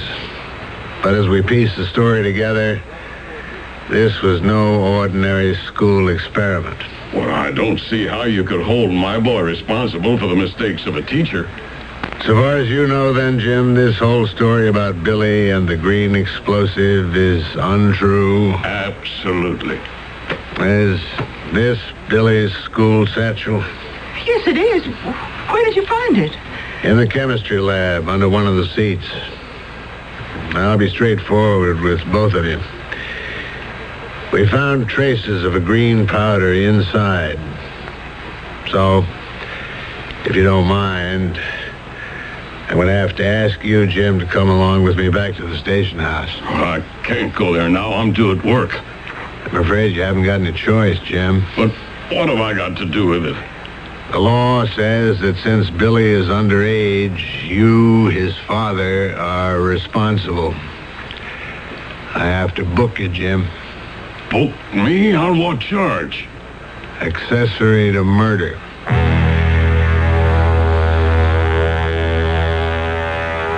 Several days and nights went by in our green world. This particular morning when I awoke, large, strange snowflakes were dropping all over me.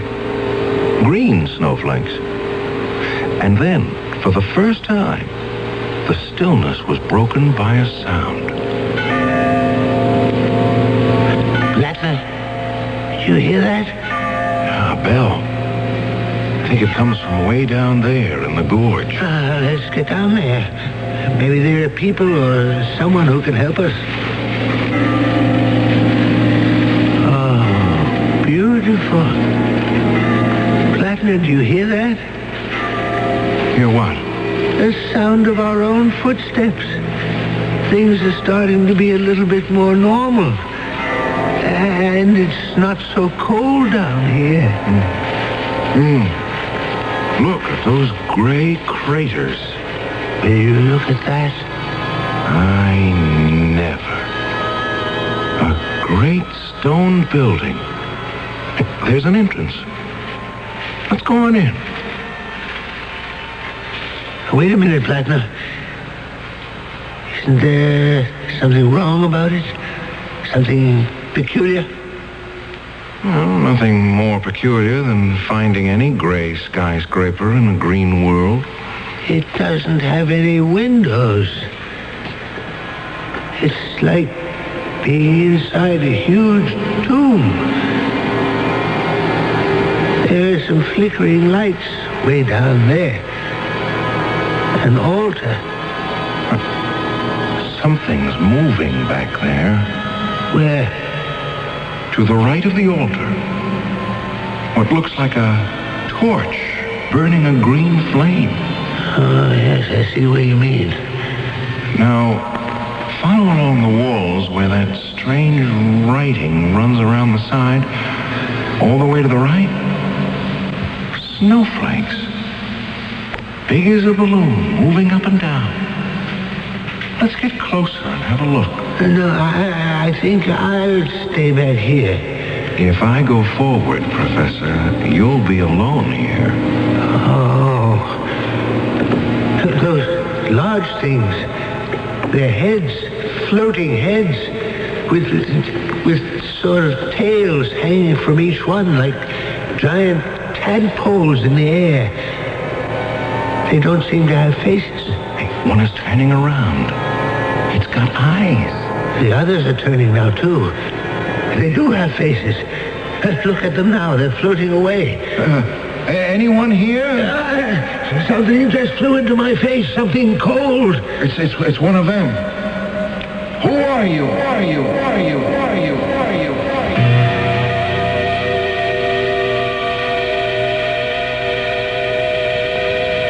Ladner, I don't think I can take much more of this. Look back. What do you see? I see the school. Our school. The big assembly hall. And the boys are taking a test. Midterms, that's what they are. Well, will you look at that? Some of them are using a crib. A pony. So they are. Cheating in a midterm. Plattner, make a note which boys are cheating. No, I don't see the school anymore. It's changing now. I can see a street. Yes, it's Main Street. So it is. But how can we see Main Street from here? Because it runs right through us. This world, this dimension. So that's where they went. Who went? Those floating faces. They're hovering over the people walking on the street, see? Look, one or two following each person, watching. Watching? Why are they there? They're watching the living. Plattner, where are you? I'm here. I just don't want to look anymore.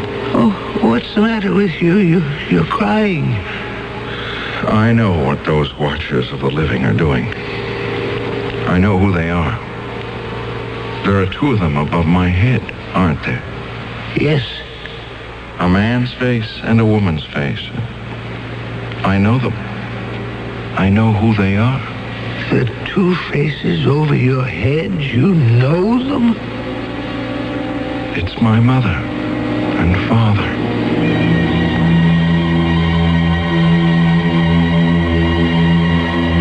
H.G. Wells asks, who are these watchers of the living?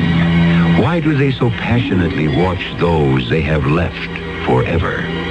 Is it that when our life is over and evil or good are no longer a choice, that we may still have to watch the consequences of what we began? If this is so, then certainly Fred Plattner and Professor Lidgett have not died, but have invaded that dimension which hangs over all of us. I shall return shortly with Act 3. At the drugstore, they told me there's a powerful anti-itch drug I can buy without a doctor's prescription. Now I use Bicozine cream as directed. No more burning, embarrassing itching. No more scratching. Bicozine actually speeds healing. Bicozine cream. What a relief. Now you can soften hard, calloused skin without painful cutting or scraping. Apply stainless Dermasoft cream to your feet as directed. Insist on Dermasoft cream.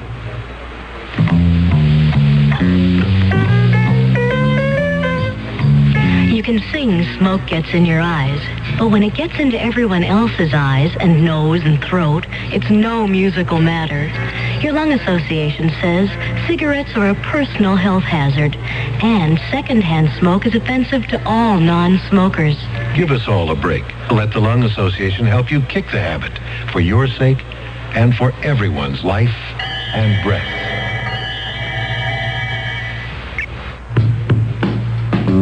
Join hands with people everywhere. Each of us can do our share in caring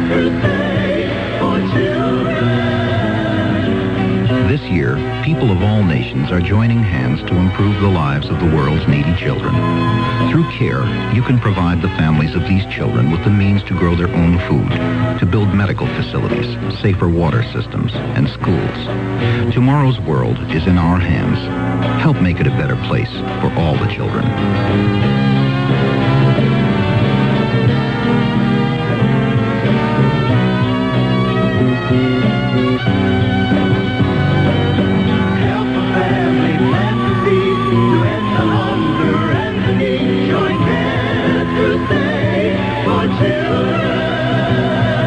Send your check or money order to CARE, Crusade for Children Overseas, 145 Madeira Avenue, Coral Gables, 33134. Let H.G. Wells continue his story. If human souls continue after death, then surely human interests continue after death.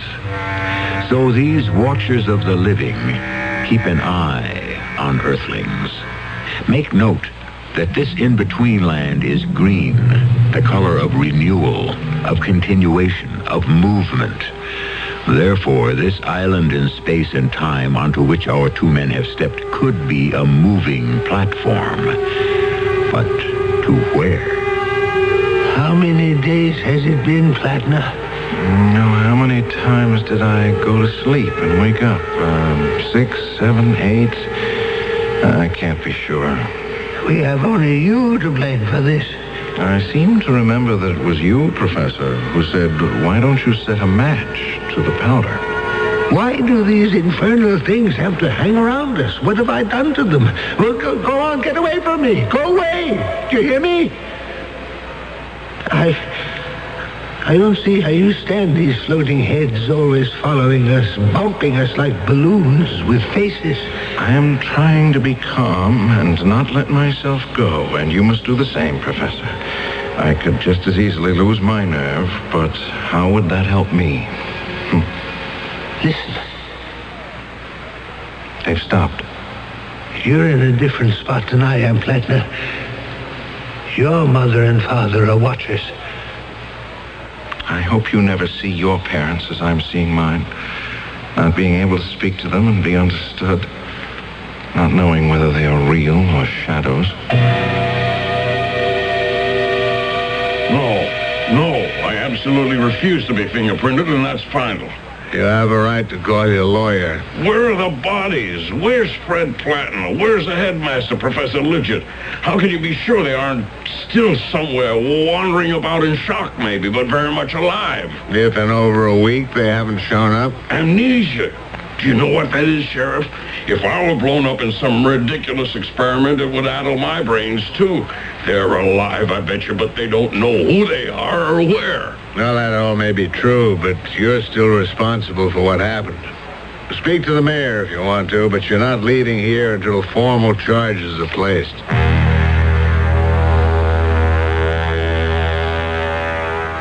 It had all changed between Professor Lidgett and myself.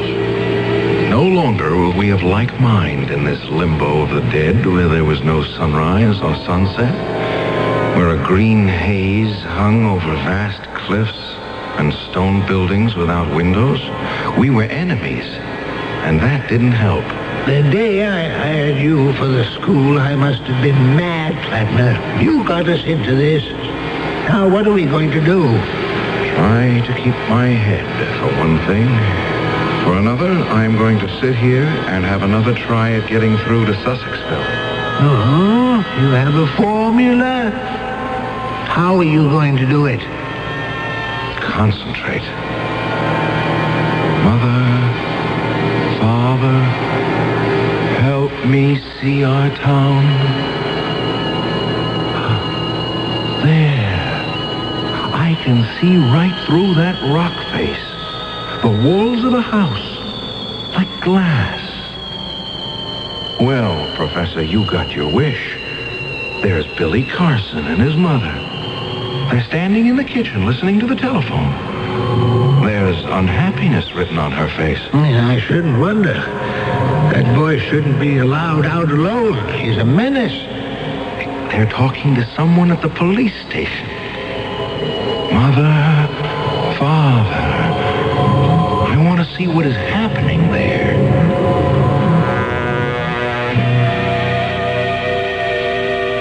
Dorothy, honey, don't cry.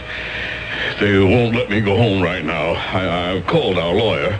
He's in court, but he'll get over here as soon as he can. Now, you just tell Billy what trouble he's caused. I don't know when I'll get home. I'll get there when I get there. That's all I know.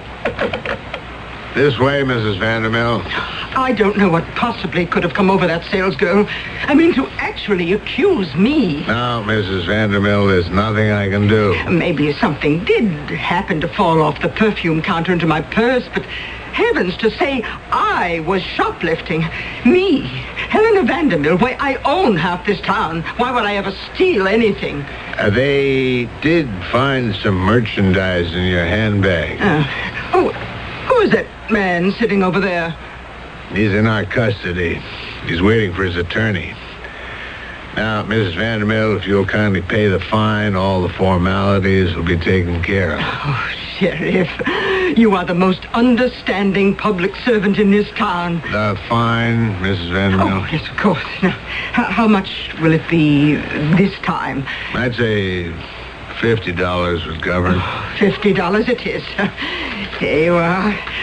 All I have with me is 20, so here are 3, and do keep the change. Thank you, Mrs. Vanderbilt. Yes, I'll be more careful next time and keep my bag closed. Who was that? The richest old gal in town, but I have to haul her in at least once a week. She can't help shoplifting. Oh, why didn't you arrest her? Oh, I couldn't do that.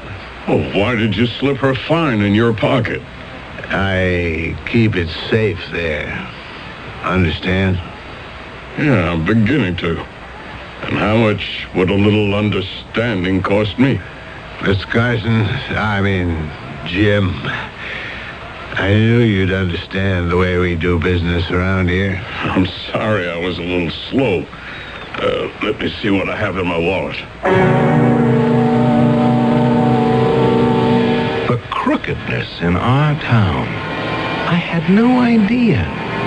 Starting with boys cheating on their exams, all the way to the police taking bribes. Lidget and I had stopped talking. I was too tired one evening to keep my eyes open, and before I knew it, I was asleep. Flatner, get up. Huh? What's the matter? Get up. Oh, yes, certainly. Professor, what are you holding that rock in your hand for? I'm not staying here any longer. Well, how do you propose to leave? You're going to lead me back to the exact spot where we entered this other world. Oh, I don't know that I remember it. You'd better, if you don't want your head bashed in. Professor Lidget, I understand the strain you feel, but what good will it do you to hurt me? I don't care anymore. I've got to leave here. All right. Let's start up this path and see if I can find the place.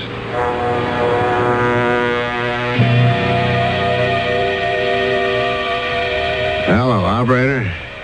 I dialed 555-1212, and I got a wrong number. Would you place the call for me, please? It's the mayor's office.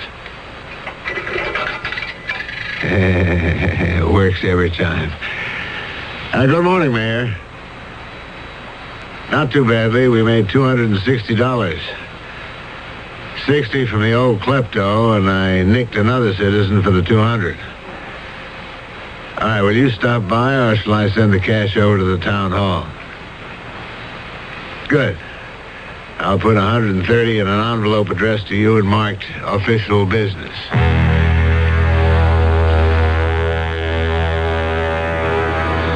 That little scene of conniving didn't escape me either. It made me wonder, did I really wish to return to the life I had grown up with? We climbed and finally reached a plateau, which I thought looked familiar. Is this where we first landed? Are you sure? I'm as sure as I can be. You know, Professor, that world of ours, it's not what it's cracked up to be. No, it isn't. But it's the only game in town. And people aren't what they think they are. Plattner, you're still carrying that glass bottle with some green powder. Yes, I still have it. What's left? Why? Nothing. Just thinking. It's finally dawned on me why the watchers of the living have such unhappy faces. What goes on Earth is enough to make anyone sad. Greed, deceit. The people you thought were honorable, people you respected. Even you, Lidget.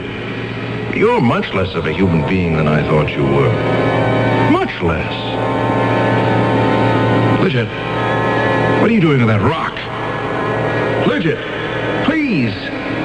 Please.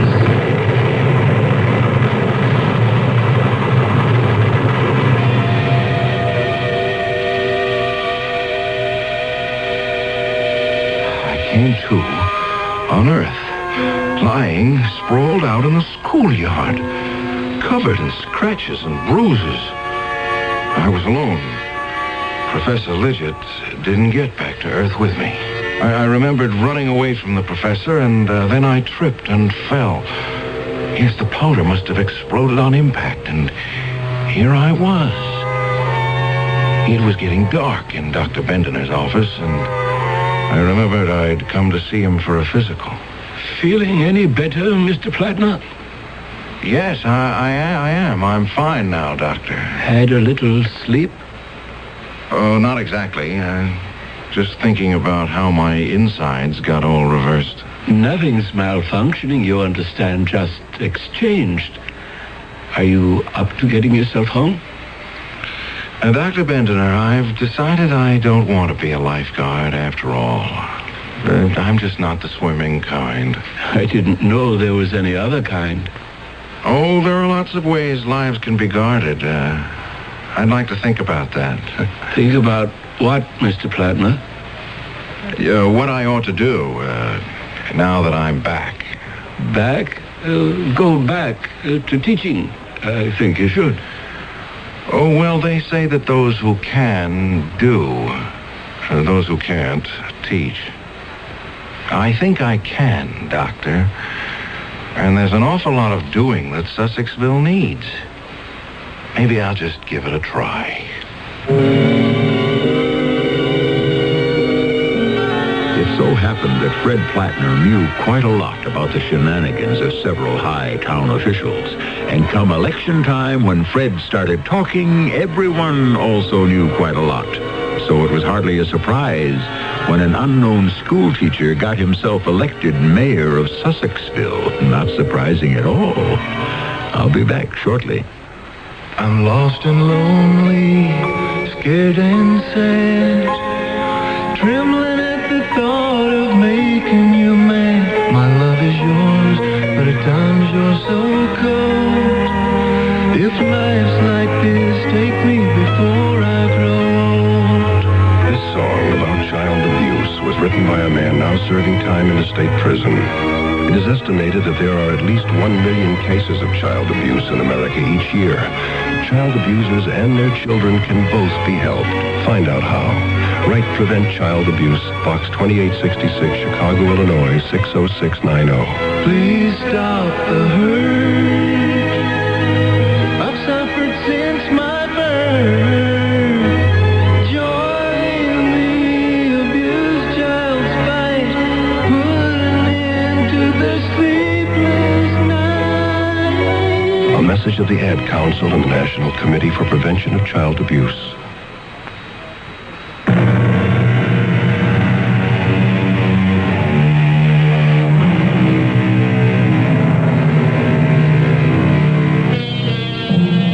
folks around Sussexville are still scratching their heads, wondering where Fred Plattner and Professor Lidgett disappeared to for 9 days, and why the professor never came back.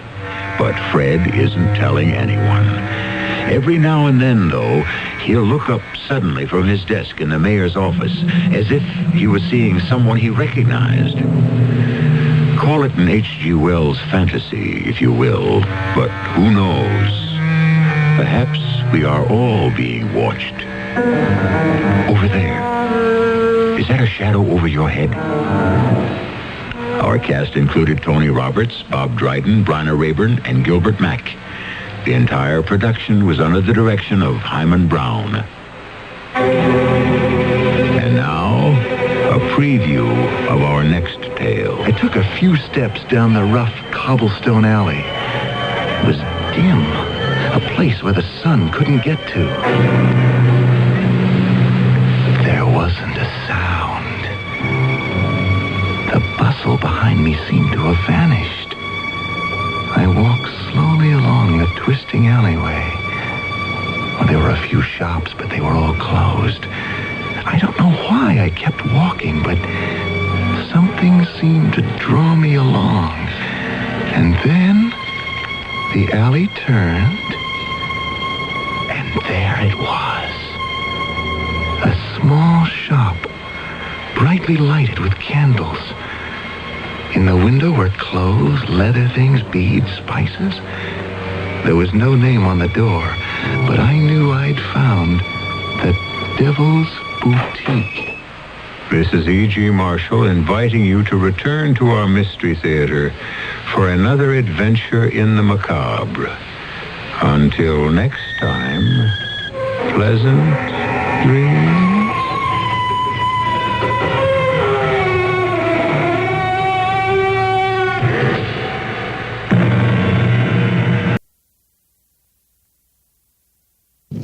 CBS News. American forces are preparing the bodies of more than 400 Jonestown, Guyana cult members for return to the United States. This is Doug Poling reporting on the CBS Radio Network. The Americans are doing their grim work wearing gas masks because of the growing danger of cholera at the jungle commune. From Georgetown, Guyana, CBS News correspondent Steve Young has a report. Since their death by poison Saturday, the victims of the Jonestown Suicide Pact have been lying in the steamy jungle where they fell. A joint U.S. Guyanese news conference announced tonight that the first 40 bodies finally have been processed and helicoptered to the airport outside the Guyanese capital. It's expected that they'll be flown out of the country in the next few hours. Officials were unwilling to be pinned down to how long it will take to evacuate all of the bodies of the remaining victims. Repeatedly, officials came under fire from dozens of reporters convinced that stumbling blocks to on-scene coverage have been established in order to cover something up. U.S. officials denied that and also denied that less than friendly political relations between the U.S. and Guyanese government have led to less than full Guyanese cooperation with the operation. Many of the questions were openly scornful of what many reporters from around the world judged to be a higher priority given to evacuating the dead than to searching for possible living survivors. Steve Young, CBS News, Georgetown, Guyana. Authorities there have arrested Larry Layton, a 32-year-old cult member, and charged him with the murder of Congressman Leo Ryan and 4 other Americans in the Ryan Party. The San Francisco Examiner says an eyewitness has named 7 cult members as being in the ambush team that killed Ryan and the others. More news in a moment. I know what you're going to say. Here's Tony Randall again with still another commercial for Matus Rosé. Well, yes and no. I discovered something, friends, rather disturbing, and I must share it with you. I found out that many people don't even know there is a white Matus wine. Well, you could have knocked me over with a feather. Being something of a wine aficionado myself, I assumed everyone knew about White Matus, the bright imported wine with a captivating charm all its own. But it seems that the rosé is so popular, whenever people hear the name Matus, they automatically think rosé. Imagine all the white wine lovers who thought there was no Matus for them. Oh, the rejection they must have felt. Now, I know you've already stocked up on Matus Rosé for the holidays, but you're going to have to go out and get a bottle or 2 of White Matus for your white wine lovers. For heaven's sake, haven't they suffered enough? Well, that's all I have to say on the subject. White Matus, imported by Dreyfus Ashby and Company, New York, New York. President Carter today placed a telephone call to President Sadat of Egypt to urge Sadat to accept a compromise American proposal for an Egyptian-Israeli peace treaty. One report on the call says Mr. Carter urged Sadat to agree to elections in the Palestinian West Bank and the Gaza Strip within a year and drop the short-range election timetable the Israelis have rejected. Officially, the State Department is saying the United States expects negotiations between Israel and Egypt to continue. White House inflation fighter Alfred Kahn appeared today before a House banking subcommittee to say that the effort is going to be a long one. Kahn said the entire country will have to cooperate as inflation is hurting everyone. There's nothing in this country today that is doing more to rend the fabric of our society than inflation itself. And there's no use of our resources, no protection of special interests, however meritorious, that can be exempt from the closest possible examination in our struggle to combat it. Kahn, incidentally, appears to have been engaging in an involuntary act of reducing government spending. For about 3 weeks in his new job, he was not being paid. Somebody forgot to put him on the payroll, Kahn said. I discovered yesterday my bank account is overdrawn. Senator Edward Kennedy and members of his family went to Arlington National Cemetery today and placed yellow roses on the graves of Kennedy's two slain brothers, John and Robert. It was 15 years ago today in Dallas that President John Kennedy was assassinated. Now this. Our guest today, Mr. Selwyn Searle, is an advertising agency radio expert. Yes, I still have my original floor model. Mm-hmm. Is it true the average household has almost 6 radios? True, the average... That many? Yes. What do you like on radio, Mr. Searle? Goldfish bowl looks nice. Unless, of course, the fish is dead, then I recommend a bowling trophy. I mean, what advertising campaigns do you like on radio?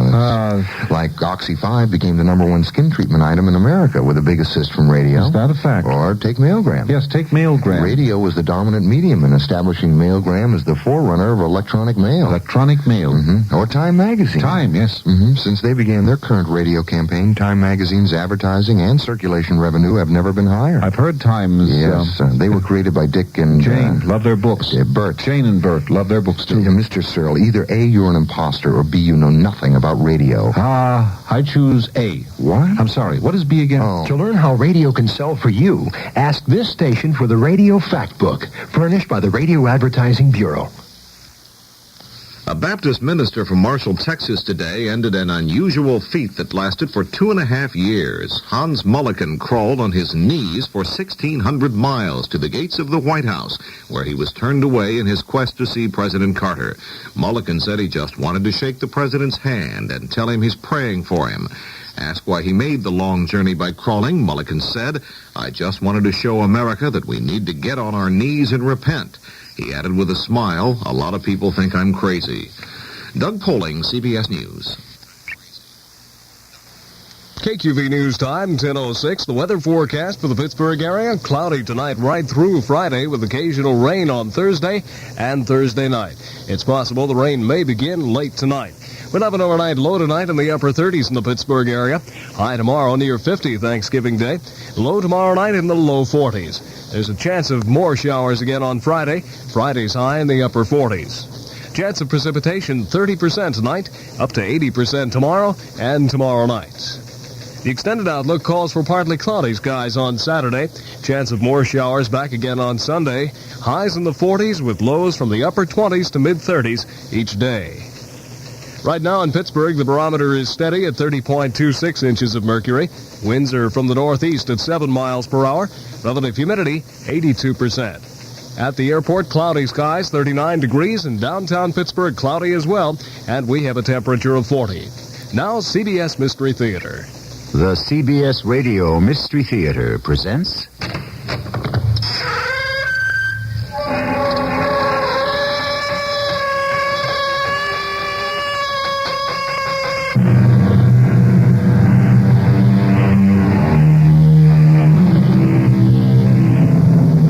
Come in. Welcome. I'm E.G. Marshall. Has God forgotten all I have done for him? exclaimed an exasperated King Louis XIV on an unhappy day when his army was defeated in battle. We may smile at such a remark, but we might do better to learn from it, because it teaches us that there are people in this world who expect to be paid in full for every kindness they extend, and that there comes a day when they will present the bill to everyone and anyone, whether here below or up above. Now, Miss Morrison, what can I do for you? Nothing. I've come here to save your life. I had no idea it was in danger. A man intends to kill you. His name is Anthony Pringle. What did you say his name was? Anthony Pringle. But I'm Anthony Pringle. I know, but that doesn't change anything.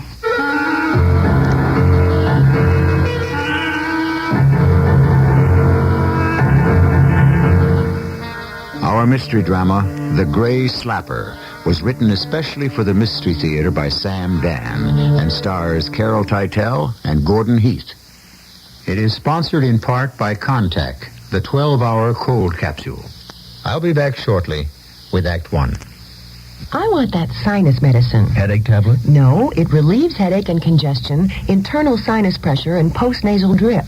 And it has added strength. You mean added strength sign-off? Exactly. Added strength sign-off tablets give you pure aspirin plus 50% more sinus drainer. To help sinus pain while you drain. Right. And more sinus dryer for postnasal drip. Added strength sign-off. The sinus medicine in the bright red box. Take when needed, only as directed. SINEOFF.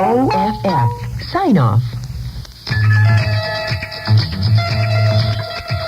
You can't beat the clock, and right now the clock is running against us. Every 60 seconds, another American is diagnosed diabetic. Today, 10 million Americans have diabetes. A newborn child runs a 20% chance of developing diabetes during its lifetime. It's time to cure diabetes, and it's time we all help. Take a minute. Call your local American Diabetes Association. I'm Jesse Owen, and I thank you.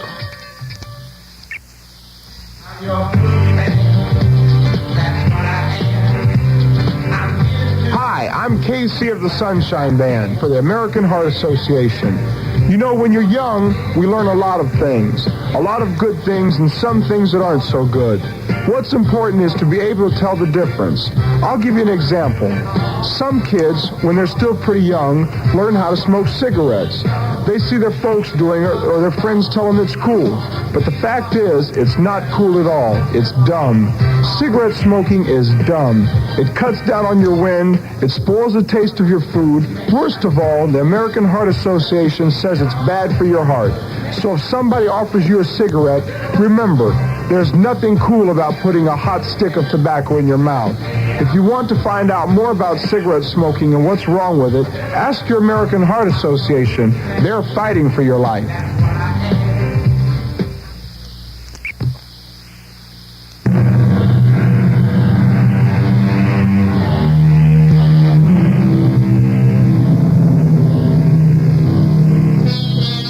If you can remember a song that went Harrigan spells Harrigan, you're not as young as you used to be. There was also a saloon called Harrigan's, and there still is, except old John Joseph Harrigan has gone to his reward, but there is a grandson named John Joseph still among us. And this watering place, as he likes to call it, was the home away from home for all the leading politicians in this beautiful town. Indeed, there were cynical people who insisted that every night the city was for sale in Harrigan's. At any rate, not too long ago, on a particular balmy evening, a slim, well-dressed lady, neither young nor old, approached the bar. Of course, ladies have never been exactly encouraged in Harrigan's, even in these days. They do play the devil with a man's privacy. Good evening, ma'am. Yes, good evening. Permit me to state, ma'am, that while you are as welcome as the very air we breathe, I must ask you to sit down at a table. Why? As to the why of it, we have a house rule. Unescorted female ladies are not permitted at the bar. Well, I'm only looking for someone. Yes? Yes. That rather distinguished-looking gentleman at the end of the bar, with the white hair and the trim, neat mustache. Oh, Mr. Pringle. Ah, yes. Anthony Edmund Pringle. Do you know Mr. Pringle? I know him very well indeed. Excuse me, Mr. Harrigan. Mr. Pringle? Yes? I'm Dolly Morrison. Oh? Do I know you, Mrs. Morrison? Miss Morrison. Oh. You assumed quite naturally that a woman of advanced age must be married. I would hardly say you're of advanced age. Thank you, but I am closer to winter than to spring. Shall we say Indian summer? Thank you again. And now, what may I do for you, Miss Morrison? Do for me? Yes, of course. Oh, you think I've approached you for a favor? Well, yes. A political favor. All favors are political. Yes, that's the moralist in you speaking. Oh, it's been a long time since anyone called me a moralist. Didn't you say once that politics is a matter of morality? Did I ever say that? I remember it so well. You said those who would separate politics from morality could never hope to truly understand or practice either. I think I remember. Do you also remember, without morality, the people perish? Yes. But how do you remember? I never forgot. It's been so many years. And you don't remember Dolly Morrison? Dolly Morrison? The rather pale, dark-haired girl who sat in the front row? When I was teaching? Yes. When you were teaching political science at the City University. Of course. At night? Yes. At night. I remember. You were all such good students. We had to be. We worked during the day. College wasn't much fun for you, was it? Well, at least it was college. And we were ahead of our parents, most of us. They had to go to night school. We were going to night college. Miss Morrison.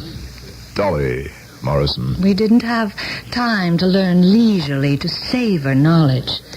What we needed so desperately were those pieces of paper, those documents which said we could go to law school or become teachers or accountants. Yes, I knew that. It was cut and dried and very intense. And now and then, some of us were lucky enough to encounter a teacher with the gift to inspire and... Oh, Miss Morrison, you must let me buy you a drink. No, thank you. Then, Miss Morrison, ask me. Ask. Say it, whatever it is. Day and night I am beset by those who seek my favors. Mr. Pringle, I don't think you understand. I understand perfectly. You are a proud woman, and asking a favor does not come without effort. But ask. And if it is within my power, I shall joyfully... What is it you want? An introduction? A job? Perhaps a smoothing of a path? An easing of a pressure? Is that what you think I want? I am completely at your service. You're not listening to me. Of course I am. I did not come here to ask for a favor. You didn't. Is that what you thought? Of course. What else could I think? What else could you want? What else? Yes, Miss Morrison. What do you want? Right now, I want to do just this. Say, what's the idea? Goodbye, Mr. Pringle. Hey, Mom, you can't... Tony, you want me to call a cop? Dugan's just outside. No, John. Never mind. Let her go. What sort can she be? She come in here and it appeared butter wouldn't melt in her mouth. What'd she slap you for? Was it the usual reason?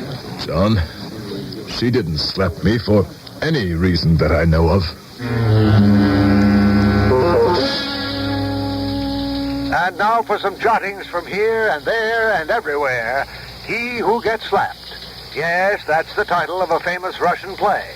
And it's also descriptive of a little byplay that took place last evening at Harrigan's, where you find the movers and shakers of our great city.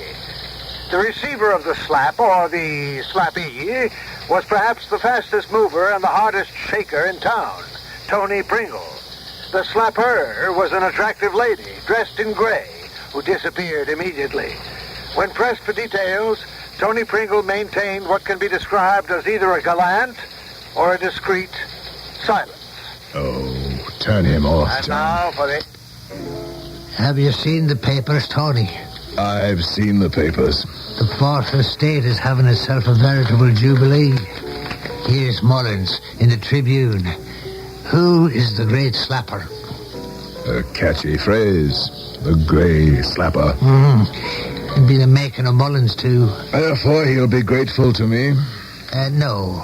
He'll be out to put you in prison. Mullins? After all I've done for him? Oh, I'm surprised to hear you say that, Tony. You should know better. Friend Mullins will become all puffed up with his own self-importance. And so he'll no longer be satisfied with being just a reporter, heaven help us. He'll want to become a journalist and win the Pulitzer Prize. He'll start muckraking and whistleblowing and making a general nuisance out of himself. Mullins? It's the first noteworthy thing he's ever reported. I cannot imagine why that woman would want to slap my face. Are you still telling me you do not know who she is? It goes back many years. I was teaching school. She was one of my students. Oh, and did you give her a failing mark? As a matter of fact, I gave her the highest mark in the class. You know women. I'll tell you what I'll do, Tony. I'll say she just wandered in here, drunk. And before I could ask her to leave, she made a spectacle of herself. I don't know. You don't need this kind of embarrassing situation. Besides, she had to be drunk. How else can you explain it?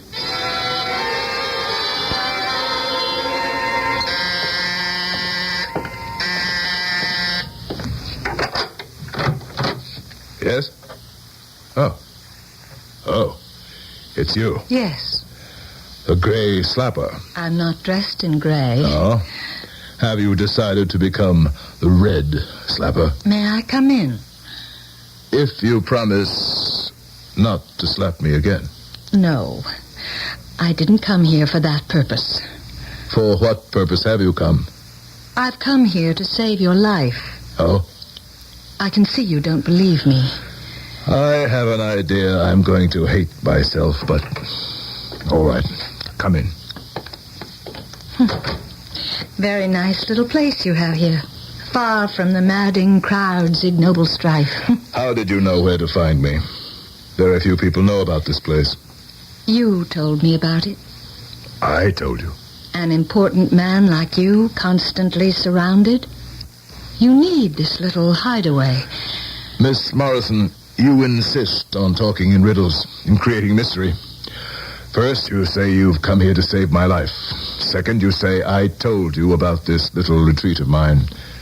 Now, I insist that you illuminate both of these points for me. I shall. But first, why did you tell the media I was drunk? I didn't tell them. You permitted a lie to be told. There had to be some explanation for your gratuitous action. But it wasn't true. I was not drunk. What's the difference? The difference is you slandered me. You told a lie. Miss Morrison, what do you want of me? You were willing to sell my reputation down the river for your own convenience. Can we come to the point? We've never left it. I am here to discuss what you have become. And what you did to me is very much in character. I would have done nothing to you had you not slapped me. Now, why did you do it? Because I had to come there to try to save you. And you were so blind, so deaf. Blind and deaf to what? What happened to you, Mr. Pringle? Stay on the point.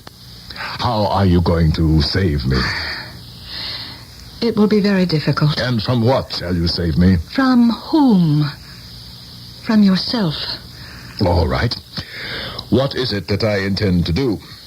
Kill yourself. I see. That would be suicide. Technically, I suppose. Miss Morrison, I have absolutely no desire, no thought of doing away with myself. That isn't true. Now I remember you. You were very intense and very attractive. You haven't changed a bit. I had never met a man like you. That is, in real life. Well, I did meet men like you in books. Brilliant men. Men who could capture the soul and release the spirit. Are you saying that you fell in love with me? Yes. A schoolgirl crush? I was hardly a schoolgirl. I was out in the world and supporting myself. I'm without false modesty, Miss Morrison. I knew I was good-looking, smart. I had style. I knew most of the girls in my classes would fall in love with me, and most of them would get over it. I never did. I'm sorry, but I couldn't help it. I never flirted with any of you. I never tried to lead any of you on. That's true, isn't it? Yes, but you awakened me to the world. I'm still Miss Morrison. You ruined all other men for me. I'm sorry. I believed in you. And then you made the inevitable discovery. Your idol has feet of clay. Yes. If you examine them closely, all of them do. I believe you stated the case. Idol. I never saw you as a lover. I always thought of you as an idol, a god.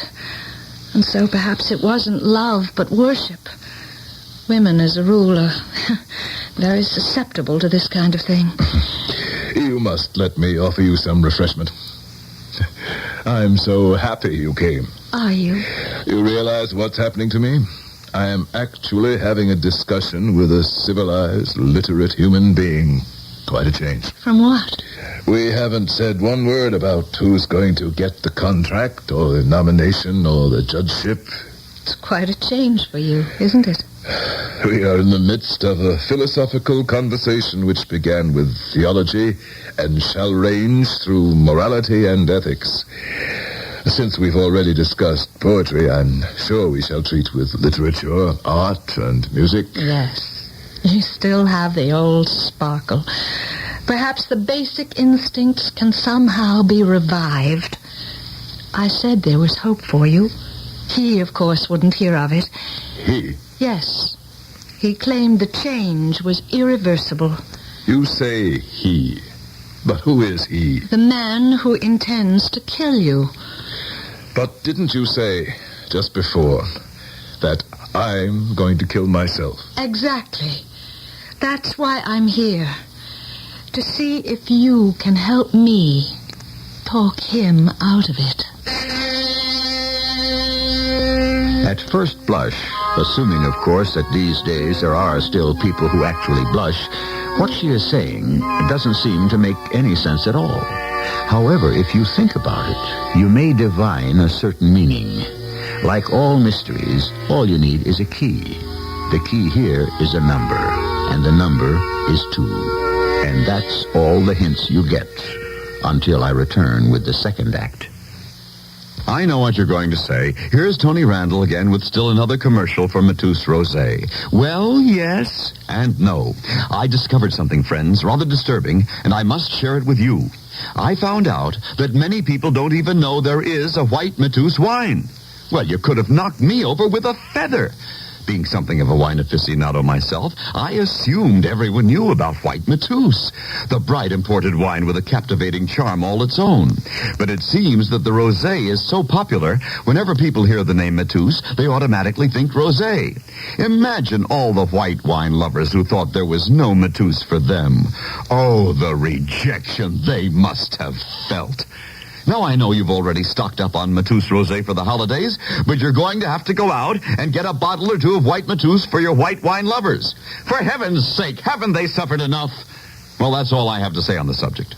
White Mousse, imported by Dreyfus Ashby and Company, New York, New York. This is Irma Bombeck. What if I told you Ernest Hemingway, William Faulkner, and John Steinbeck lived in your neighborhood? What if I told you you could get a handyman who made house calls, free entertainment for your children, or check out Paul Newman for 7 days?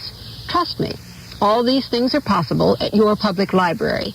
It houses one of the most complete lines of interest you'll find anywhere. Check out a how-to book for your husband on making minor repairs around the house. Or if he doesn't like fiction, select one of his favorite sports. For the children, there are story hours and bike repair lessons and concerts. And if you're one of those women who is still trying to plow her way through Guadalcanal Diary, maybe you could use a master speed reading course. Your library could be the most important card in your billfold. I love it. My husband was at the library just last night, and when he came home, he said, "Hey, Irma, I was at the library, and all your books are in." That was so cruel. A public service message from the American Library Association.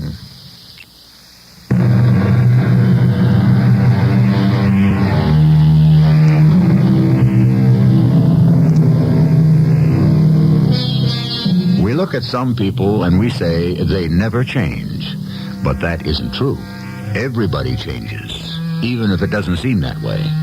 After all, the scientists say that every 6 months, 90% of all the atoms in our body are completely replaced. Or is it after 90 months, 6% of us is brand new? What's the difference? The fact is that inside, things are happening. There's action, conflict. Nobody, nothing is ever really standing still. Let me see if I can sort this out, Miss Morrison. What you're saying is that you've been having conversations with me. Yes. I, of course, am unaware of these conversations. The you that is in this room is unaware of the conversations. I shall try to follow this. There are times when I am not in this room, and I am talking to you. Yes. However, I don't know that this is happening. Therefore, there can only be one explanation. Yes. I am a somnambulist. I walk in my sleep. I seek you out, and we talk. That is not the explanation. You mean there's another? Yes. I said the you that is in this room is unaware. The you that frequents Harrigan's saloon. The you that stalks the city hall, the state house, the national councils of the party. The you that is the mover, the shaker, the kingmaker. You flatter me. I merely describe you. I describe the you that is unaware. But there's another you. Is there? A 30-year-old you who is eager, idealistic, honest, decent, hopeful. You are now describing the symptoms of a disease called youth. That's the you I speak with constantly. Oh. I caught that inflection. You think I'm crazy. Well... Admit it. Crazy, normal. These are political definitions. I speak to him quite often. Him? Anthony Edmund Pringle. You probably do. You intend to sound sympathetic, but there is just the tiniest patronizing edge to your voice. Miss Morrison, I sympathize with you. And let me be truthful. This may seem like arrogant boasting. However, when I was young, attractive, I had almost unlimited idealism. I believed in justice, brotherhood, fairness. And you no longer do. I realize that these are not simple, cut-and-dried affairs. I know now that men must give to get. That accommodation is the basic rule of life. That we only pass this way once. But we digress. You fell in love with me. And with what you stood for. What you thought I stood for. And then I went into politics. I was so happy. I thought you would be the first of a new breed. And I disappointed you. Yes. I made excuses for you. I tried to justify some of the things you did. And after a while, you could do that no longer. After a long while. You had a considerable investment in me, didn't you, Miss Morrison? An investment of hope and emotion. Yes. And now it was lost. All of it. Yes. And so, since you could no longer tolerate what I had become, a cheap, cynical politician, you conjured up what I had been, the young idealist. This is what you believe. The 30-year-old Anthony Edmund Pringle, lecturer in the humanities at the City University, actually exists for you. You believe you see him and speak to him. How glibly you can spout the mail order, do-it-yourself instant psychology, so popular and so meaningless. If the young Tony still exists, if it's true that you see him and talk with him, tell him he cannot complain. If he doesn't like what he has become today, he himself chose the path. Only because you fooled him. You lied to him. Miss Morrison. Yes?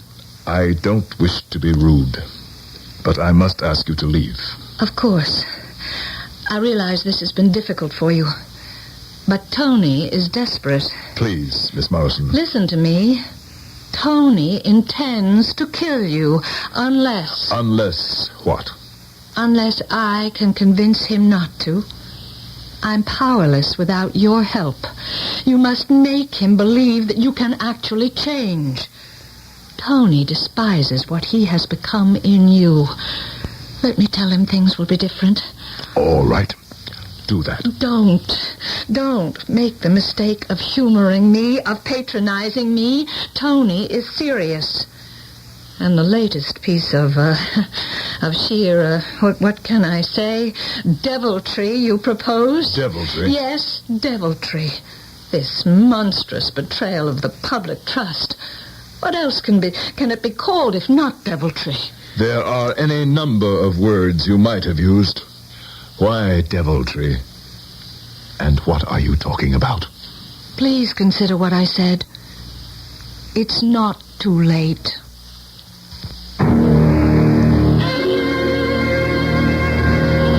Welcome, stranger. Nice, quiet evening, John. I must say you're not looking well, Tony. What have you been doing? Thinking. Oh, dangerous pastime. When you were young, John, what did you want to become? When I was young, no one ever asked me. What did you want for yourself?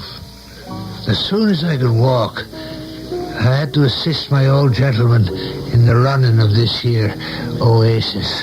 Is that what the young John Joseph Harrigan wanted? To tend bar and saloon? Yes, that's what the young John Joseph wanted. Then, today, if he confronted you, he would have no quarrel with what you are. None. Is this leading to where I may safely assume it is? Yes. I see. Well, is the young Anthony Edmund Pringle disturbing the peace of mind of the older one who stands here before me? In the confidentiality of this bar, I confess that the young Tony and I are not at peace with each other. What's the trouble, Tony? Who said there was any trouble? You're a thinking man, and thinking has been the ruination of many a politician. I remember you when you come into this place for the first time 30 years ago. You had the common touch. He'll go far, I said. And you did. Did I? You know you did. What were you, a teacher? You've been just fine for the party, Tony. And unlike a lot of them, you haven't been too bad for the people. You haven't done any real harm to the country as far as I can see. But what have I been for me? Each man answers that question for himself. If he dares. Tony, what's wrong? Why do you ask? It has something to do with that woman, doesn't it? What woman? Now you're pretending not to know. The grey slapper. Oh, what would she have to do with anything? You tell me. Well, of course you don't have to. But, ever since that incident, something seems different about you. Different? In what way? Well, you're kind of moody. And sometimes you seem to be in another world. Some of the boys was remarking about it. Why did she slap you? Why? Because she was disappointed in me. Does she have a right to be? She thinks she does. Have you read Mullen in today's Tribune? Mullen's been bitten by the bug. Pay no heed. Promise betrayed. The story of Anthony Edmund Pringle. Tony, when you can quote these things by heart, it's a bad sign. What has become of the eager, dewy-eyed Anthony Edmund Pringle, who 30 years ago entered the lists, a St. George to slay the dragon of corruption that strangles the life from the city? Has he become the dragon? And by the same token, we might inquire, what has become of young Jimmy Mullins, who's going to write the great American novel? Why is he only a reporter on a second-rate newspaper? That's unfair. Fairness is a matter of post positions at the racetrack. Tony, you're a successful man. You've worked very hard. That's true. You haven't done everything you wanted, but who has? And there's an empty place in your heart. Yes. You played the game. You were interested in nothing else. And now you're 60. And all you have is the game. No wife. No kids. You're lonely. Yes. But that's the normal way to feel. Don't make more of it. I suppose you're right.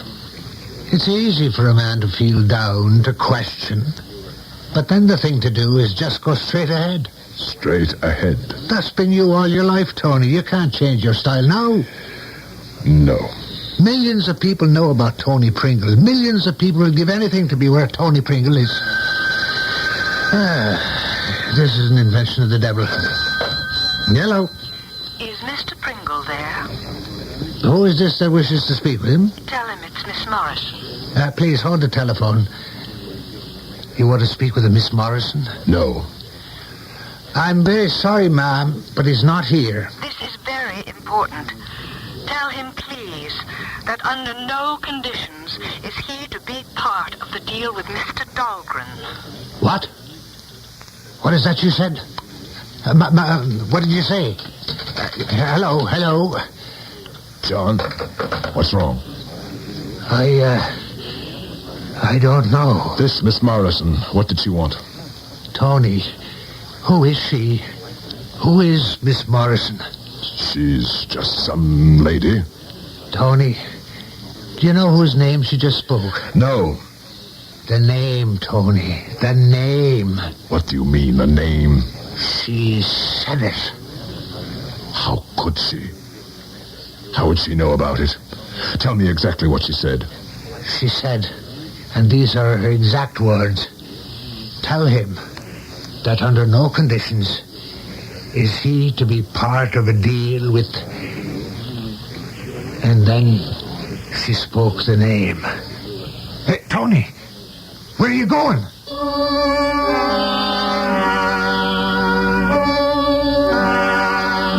It seems there's a name, and it seems there's a deal. And it also seems that there is great concern about various people finding out about it. And since this seems to be a story about politicians, it would appear that this is only more politics as usual. Or is it? Well, that's why we have third acts. Take your contact, take it now. Take your cold to contact. I'm going to change your mind about nighttime cold medicine. You see, of all major medicines, only one works up to 12 hours against the cloggy virus symptoms that keep you awake. Only contact. One capsule's relief stays with you all through a long night's sleep, no matter what cold virus attacks it. Only contact. If you're cold to contact. Take only as directed. When you carry Master Charge, you carry Pops. Love to go Christmas shopping, even after a full day at the office. Thing is, I hate carrying all that cash. Sometimes I think I need an armored car. Not this Christmas. I'm shopping differently. Thanks, Master Charge. It's so easy when all you have to carry is your clothes. When you carry Master Charge, you carry Pops. If you are blind or know someone who is, listen to this message. There is a unique, specially prepared monthly sports magazine for the visually impaired. Feeling Sports, a service of the Braille Sports Foundation. It is written and produced exclusively for sports-minded individuals who want to be in close touch with the sports world and with organized athletic programs for the unsighted. Feeling Sports is offered in two forms, in Braille or on cassette tapes.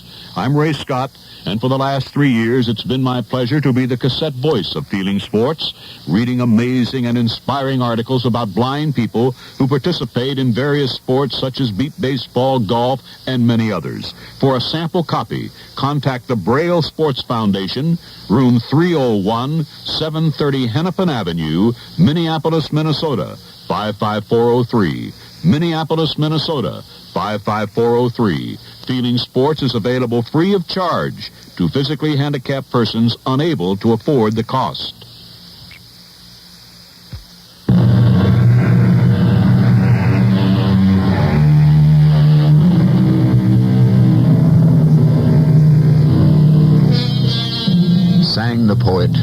My secrets cry aloud. I have no need for tongue. My heart keeps open house. My doors are widely flung. Yes, that's the attitude of the poet. The politician is another case, however. His secrets must be silent, his door closed, his window shuttered. His theme is expressed in a word that poets have absolutely no use for: discretion.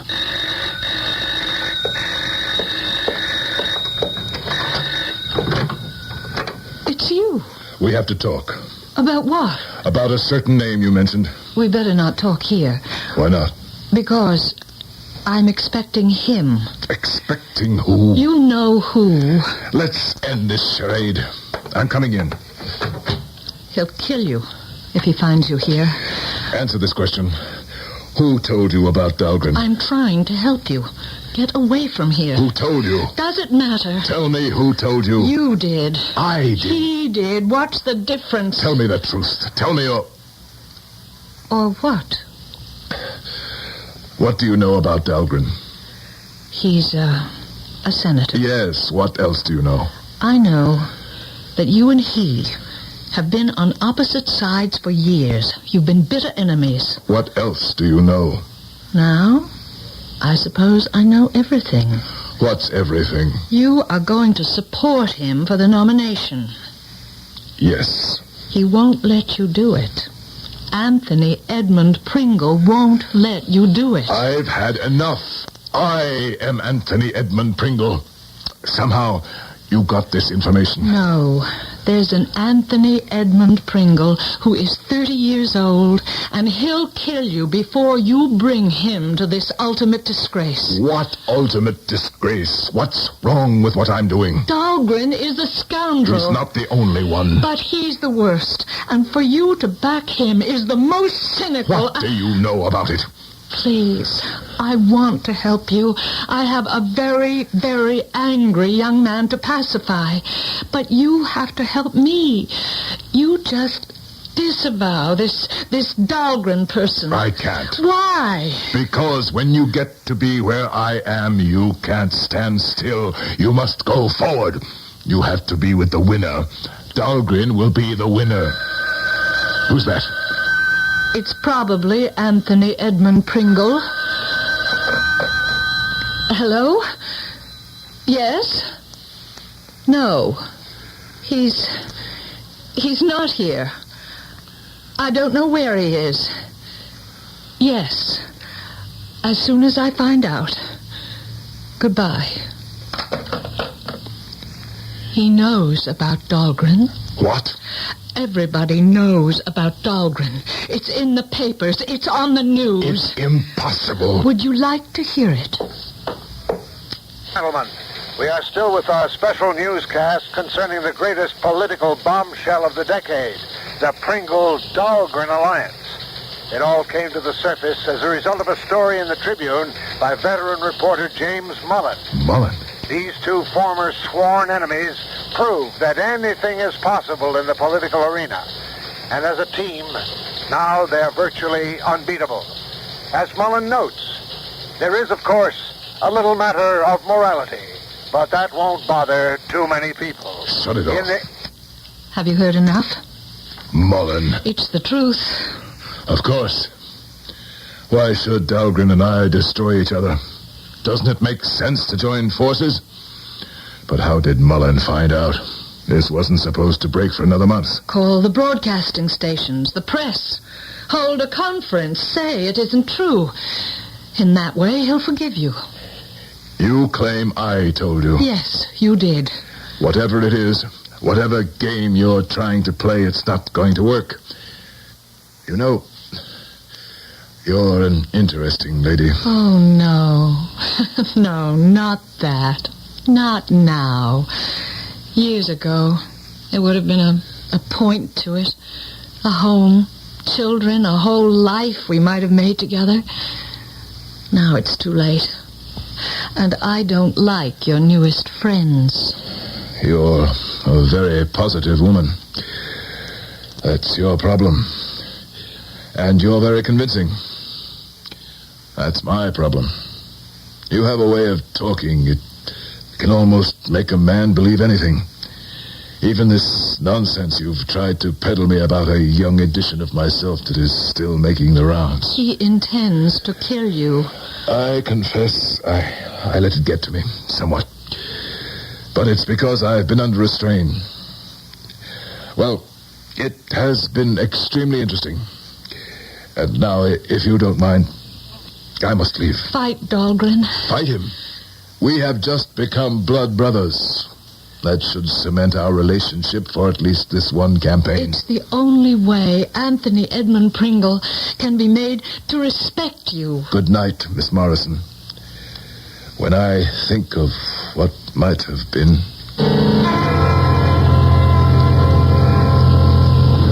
Well, the word's out. Did the earth shake? Briefly. And then? And then... people said words like master stroke. Brilliant strategy. Terrific tactics. Natural allies. You see? It has now become the normal and accepted state of affairs. And what do you think? As a friend, I would not have done it. I needed that big dramatic move. Of course. But you could have done better than Dahlgren. He was available. Time was not on my side. Well, what's done is done. Tony. Yes? There was a fella in here looking for you. What was his name? He didn't say. Lots of folks are looking for me all the time. Yes, there is something different about this one. In what way? This may be a somewhat delicate question, Tony. Did you ever have a son? John, I've never been married. You understand that is not a direct answer. The direct answer is no. The reason I say this, the fellow was about 25 or 30, and he was a dead ringer for you. He was? A carbon copy in every respect. The difference? He's half a lifetime younger and thinner. But he was you, as you looked at the time. And I remember. He asked for me. Yes. Wanted to know if you were here. What did you tell him? What could I tell him? You weren't in. Then what did he do? I don't know. Try to remember. He just disappeared into the crowd. He's never been in before? No. Tony, is something wrong? He looked just like me. The image to the line. And he's looking for me. Yes, I just said he was. Tony, there's something wrong. I know it. I have to... I should get away for a bit. I would certainly say so. I know I need a rest. You do? Where it's quiet, where nobody knows me, where nobody could find me. But where is such a place? Well, I have a little lodge up on the coast of Maine. Nobody's using it right now. John, I couldn't... You want to go where no one can find you? Here. I'll give you the keys.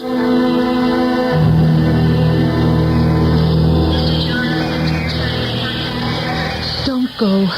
You? What are you doing here? Don't go. Don't go where? To Maine. How do you know I'm going to? He told me. Listen. He's already gone there. He's waiting for you. Don't go yet. Let me talk to you first. What is there we can talk about? Besides, we can't talk here. Too many people will recognize me. You have to listen to me. All right. Let's go to your place.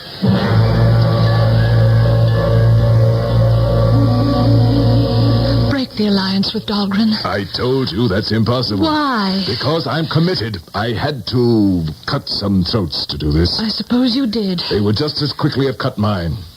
Anyhow, there are certain breaches that cannot be healed at this time. Then I cannot help you. You must tell him. What can I tell him? Tell him how hard it was for me to just be a school teacher. Yes. Tell him that one morning you wake up and you suddenly realize you can have everything. I'll tell him. Tell him it's a drug. A drug. Power. It's the deadliest drug of all. The more you have of it, the more you need, and you can't give any of it up. You can't. I'll tell him. I know how he feels. I was like him once. You weren't like him. You were him. I can't change. I can't go back. I know it, and he knows it. And that's why he has to kill you. No, please, don't start that again. Because you have made nothing of his life. Nothing. I'm one of the most powerful people in this country. What have you done with his life? You filled it with tobacco smoke and tinsel. You've packed it with broken promises, with greed and corruption. You have become prosperous by bringing out the worst in other men. No, you will have to die. Oh, no. Do you think I'll stand by and let him kill me? Who's that? You know who it is. Do you think I'll just stand still and let him kill me? I'm armed. I have a gun. See? Look. It won't help you. Let him in. Who does he think he is? Let him in. This insufferable two-bit philosopher. He would have been different. He would have been able to withstand temptation. Did anyone ever tempt him? Let him in. I'm not afraid. Come on in. Let's look at you, Tony. You dare to look down on me? I've played golf with billionaires. I played poker with presidents. Look at you. In your threadbare trousers, patches on your corduroy sleeves. Look at me. Look at what I did for you. Thank me. Thank me. Wait. No. Don't look at me like that. Don't. Keep away. I'll shoot. I swear I'll shoot.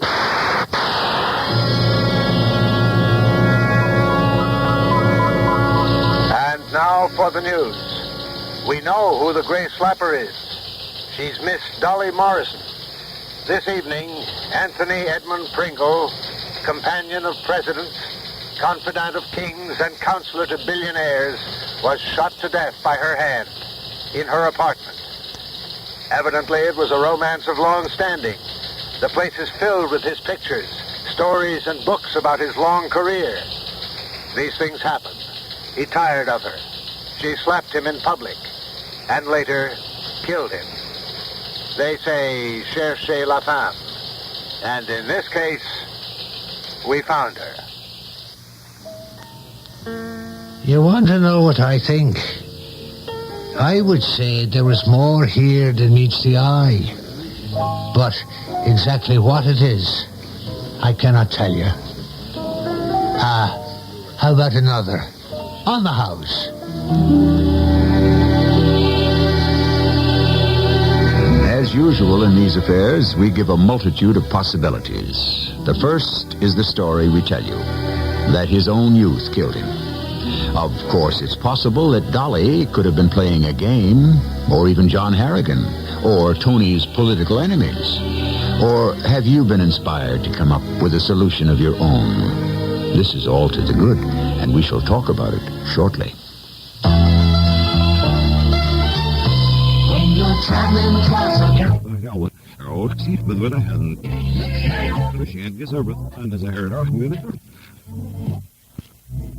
The moment is legal. I'm not in the short and down now sitting here to do. Let our sign, let it shine. Say where quality, comfort, shine. Quality is the most comfortable place under the sun. Isn't it nice to know that in almost 300 different... Well, I didn't see it so fair, but it now. Welcome waiting for you under the big, bright, sunburst sign of Quality Inns. You'll always find comfortable rooms at very comfortable prices. That's what makes Quality Inns the most comfortable place under the sun. See your travel agent or call us toll-free for reservations. Quality Inns, the most comfortable place under the sun. Quality Inns. When I have a sore throat, I don't feel like myself. My throat feels raw and irritated. That's when I use Chloraseptic. Chloraseptic helps me feel better because it helps block the pain of a sore throat. So when you get a sore throat, don't let it Slow you down. get relief with Chloraseptic. And feel like yourself again. Fast. Chloraseptic spray or lozenges for temporary relief of minor sore throat pain. Use only as directed. Do you have a sight problem that prevents you from reading? Hi, this is Max Morath with news about Choice Magazine Listening, a free service of the nonprofit Lucerna Fund. 6 times yearly, Choice Magazine Listening brings you 8 hours of selections from leading publications on phonograph records. For information about a free subscription, write Listening, Box 10, Port Washington, New York, 11050. Remember, it's free. So write Listening, Box 10, Port Washington, New York, 11050.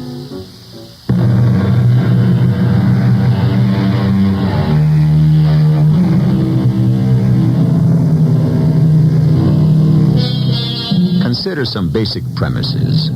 If you are 50, what became of the you that was 25? You say he grew older, but how can you prove it? Are we one person who ages, or are we an infinite multitude of people who live for a day, or a week, or a year, and are then replaced?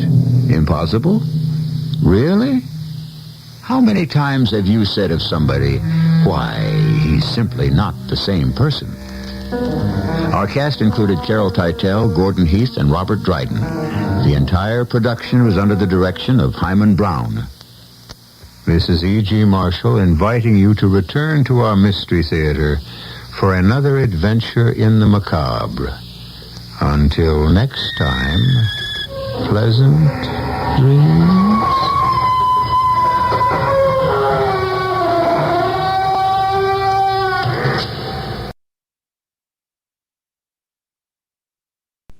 Newsbreak for Thursday, April 29th, 1976. I'm Gary Shepard, CBS News. For more than 2 years now, people have been trying to get you to slow down to 55 miles an hour.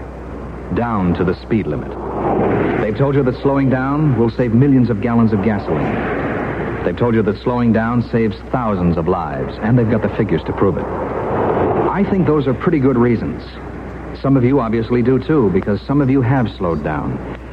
But an awful lot of people, for one reason or another, haven't.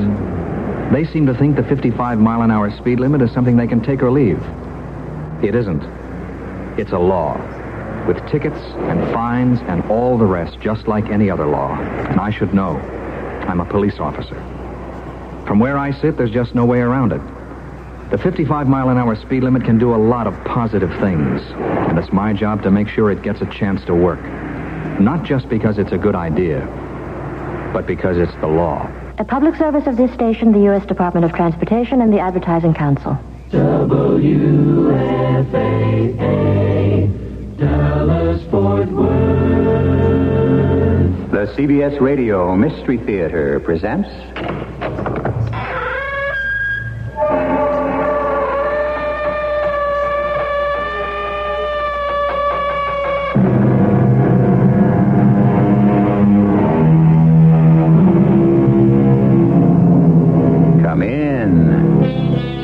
Welcome. I'm E.G. Marshall. I have a very odd subject I'd like to talk over with you. It's been perplexing philosophers for centuries. What is really real? Now, don't laugh. I'm serious. Look, if a tree falls in a forest and nobody's around to hear it fall, has it made a sound? Must someone hear a sound to make it real? If you see something, does that make it real? Yes? Then what about a mirage?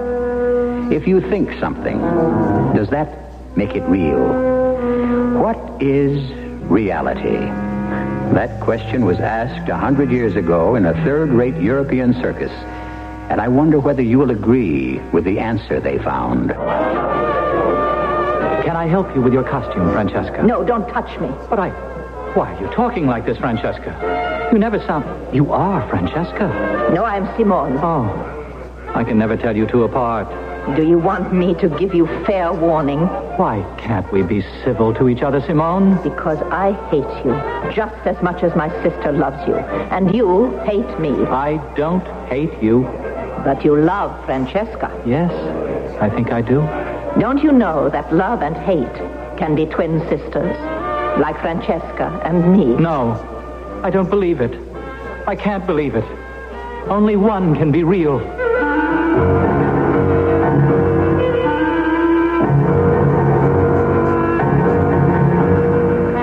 Our mystery drama, 2 + 2 = Death, was written especially for the Mystery Theater by Alfred Bester and stars William Redfield and Marion Seldes.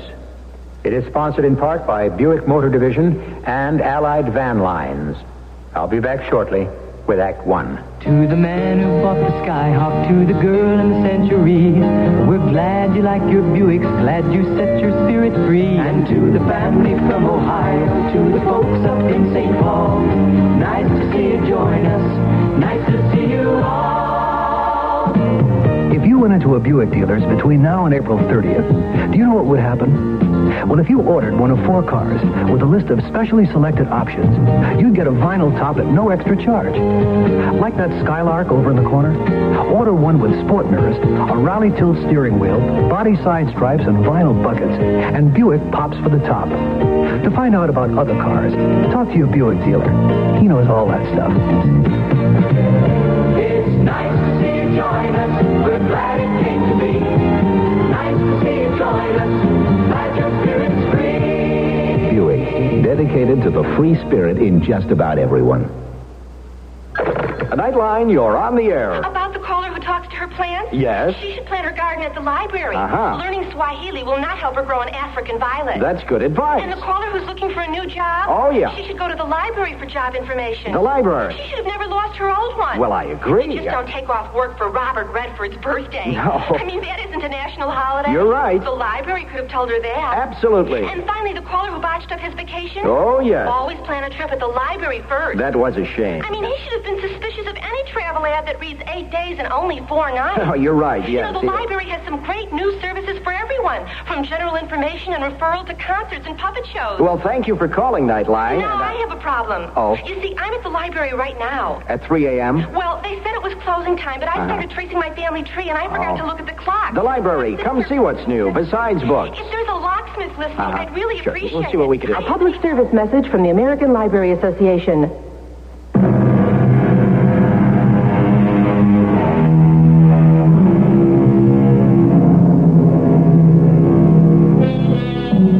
No matter how third-rate it is, you have to feel sorry for Mario's one-ring circus this cold afternoon in Zurich. One of their stars died on stage in the middle of his performance. He was Gerard the Great, the unbelievable, the miraculous, the incredible mechanical man. And with him, the illusion died. Now Gerard is being buried in an obscure graveyard in Zurich, mourned by the clowns and freaks and dancers of the company who decorate the tombstone with mementos, props, bits of costume and makeup, all the real things that help create illusion. A young man, well-dressed, carrying a travel bag, joins the strange ceremony. Aha, you must be Peter, the great Gerard's son. I recognize you, even after all these years. You're Gerard's image, Peter. Welcome on this sad occasion. I took the first train from Paris. You remember me? I remember nothing. But you must remember me. No. I understand. You think if you forget, it will go away. It will never have happened. But I am Mario Milan. When you were a piccolino, so high, I taught you what little your father forgot. The tightrope, the slack wire, the left foot take. You were my little genius, my wunderkind. Ah, yes, Mario, of course. I see I came too late for the funeral. Well, you couldn't help yourself, Peter. It was all over in a moment. The heart collapsed. You couldn't wait a day for me? My dear boy, we play Innsbruck Monday. These are your colleagues. Come and meet them. My colleagues? Ladies and gentlemen of the company, this is Gerard's son, Peter. Many years ago, a member of our troupe. No, never. then retired to become a civilian. He entered the unreal world of business and education to become an engineer. Not an engineer, an architect. He designed the Eiffel Tower, also the Leaning Tower and the Tower of Babel, for which he was awarded a gold medal engraved in all languages. Ah, clown. What, do you want us to cry? We love Gerard, your father. I never knew him. It was your misfortune. When I lost Gerard, I lost a little of my hold on life. Shall we return to the city? Matinee today. Come with me, Peter. No, Mario. I'll stay a moment. Of course. Come to your father's caravan when you are finished with grief. But don't take too long. First overture at 3 o'clock. What? Well, have you forgotten? Overture and beginners, please. 3 o'clock. Arrivederci.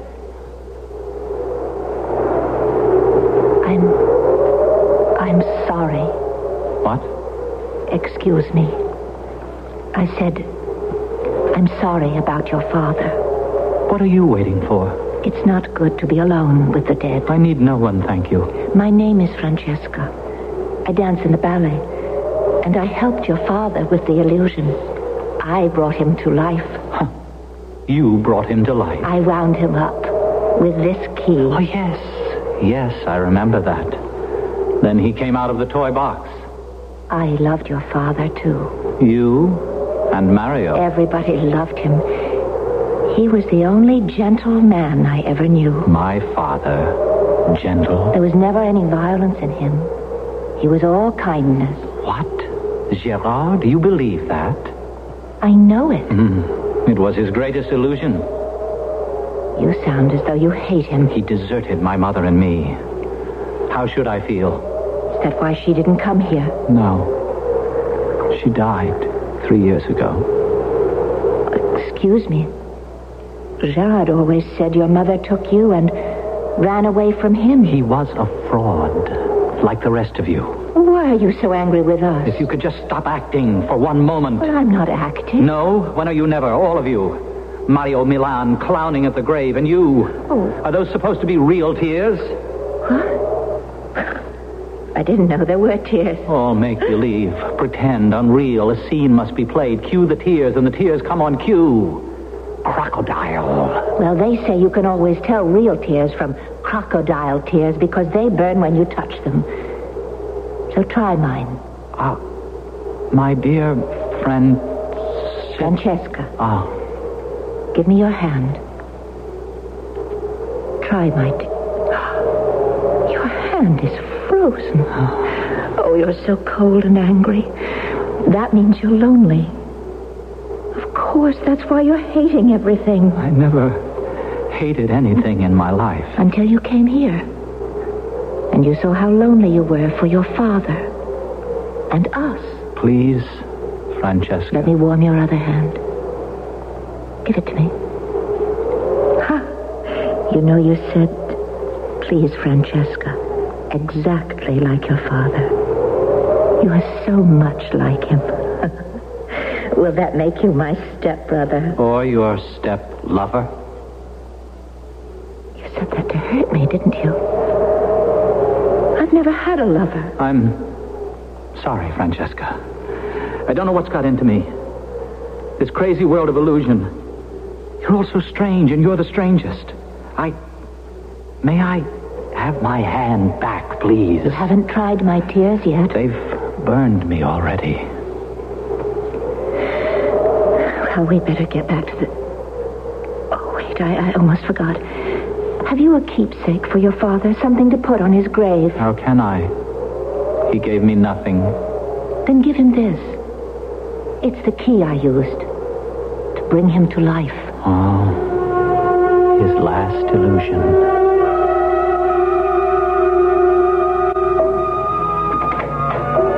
Who are you? What are you doing in Gerard's caravan? What? Don't you dare touch anything. But is this a joke? Get out. Do I have to call the stagehands? Get out. And I'll search you before you leave. But I belong here. You know that. This caravan's mine now. Since when? Unless my father never owned it. Your father? Then you are Peter Gerard? This is altogether beyond me. Look, have I done anything to make you act this way? How could you possibly? Then what's happened? Is this revenge? I thought we were going to be friends. Since when? What? I give up. All right, it's a joke. A circus sort of joke on outsiders like me. But it isn't funny. Not to me. It's turning my hands cold again. Feel. Don't touch me. Dear heaven, what now? Didn't your father tell you about me? I told you I never knew my father. What was he supposed to tell me about you? That this was my caravan, too. You? And my father? But you said... Yes, I said... Attendez, cars. Second overture has started. I'll move my things out after the matinee. Oh. Aha, so... Very interesting girl. Yes, fantastic. She took me for a thief. So? She caught me going through my father's things. What were you looking for? Money. My mother said he promised me. Aha. To start that engineering office of your own, huh? Architect. Oh, your pardon. I have a friend in Paris, Marcel Roger, a brilliant designer. We're going into business together. And it will cost you 5,000. Gerard told me often, and with pride. Was the time. The time I had a look around backstage. The manager must see everything. You're coming. Why not? There's nothing for me here. I might as well look at the animals.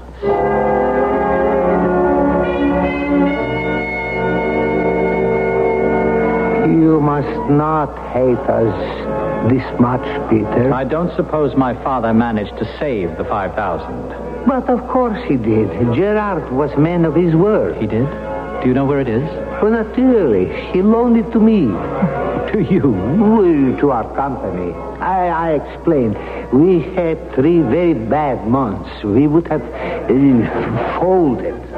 Your father saved us. But my office... The money will be repaid. We now show a profit again. Give me 3 months and... 3 months? What am I to do in the meantime?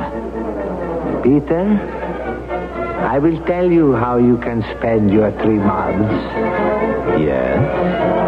With us. You will close the first act. What? Starting next Monday at Innsbruck. You're mad. Yes, I admit it. To trust a civilian with the finale of the first half is insanity. But then I remember Gerard taught the boy the act, detail by detail. He will remember. He has talent. You want me to do the mechanical man illusion? It's the only act that can close the first half. I've tried all the others, and I know only the great illusion will do. Mario, don't be ridiculous. I'm an architect. But you began life as an artist. If you do not help us, you may never get your money. There must be an act to close the first half. Hire an act. Where will I find the time and the money? What will we do in the meantime? Oh, damn it, Mario. Help me, please, for 3 months. Then you can go back to Paris with your money. It will be easy. 2 whole days to remember and rehearse before we open. Francesca will help, and I, too. Now, go back to the caravan and look over your costume. No, absolutely not. Find another animal.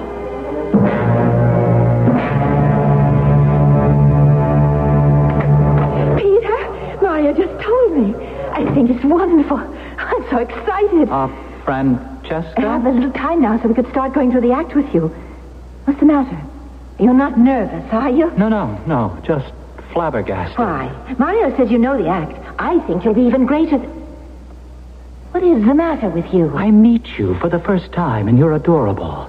A half hour later, you burst into this caravan and behave like a devil. Now here you are, an angel again. But I haven't been in here with you. Not 20 minutes ago, calling me a thief and a ghoul and saying foul things about yourself and my father. Me? Yes, you. In that same costume, wearing that same face. Oh, I'm sorry. Well, it must have been Simone. Who? My sister, Simone. We both dance in the ballet. You know, 12 ballerinas. 12. Your sister? You mean twins? Of course. It happens all the time with strangers. Oh, how can twin sisters be so different? Well, later. Now, rehearsal first. And we've got to find out how much of the illusion you remember. Everything. That's what I was running away from. Well, we'll start with after I open the toy box. What's the matter? We'll need a new key for the act. I'll have to go and tell the prop man. Here's the old key, Francesca. You didn't put it on your father's grave. No. I kept it. I wanted something from my father. Take the key, Francesca. Wind me up into a wonderful illusion.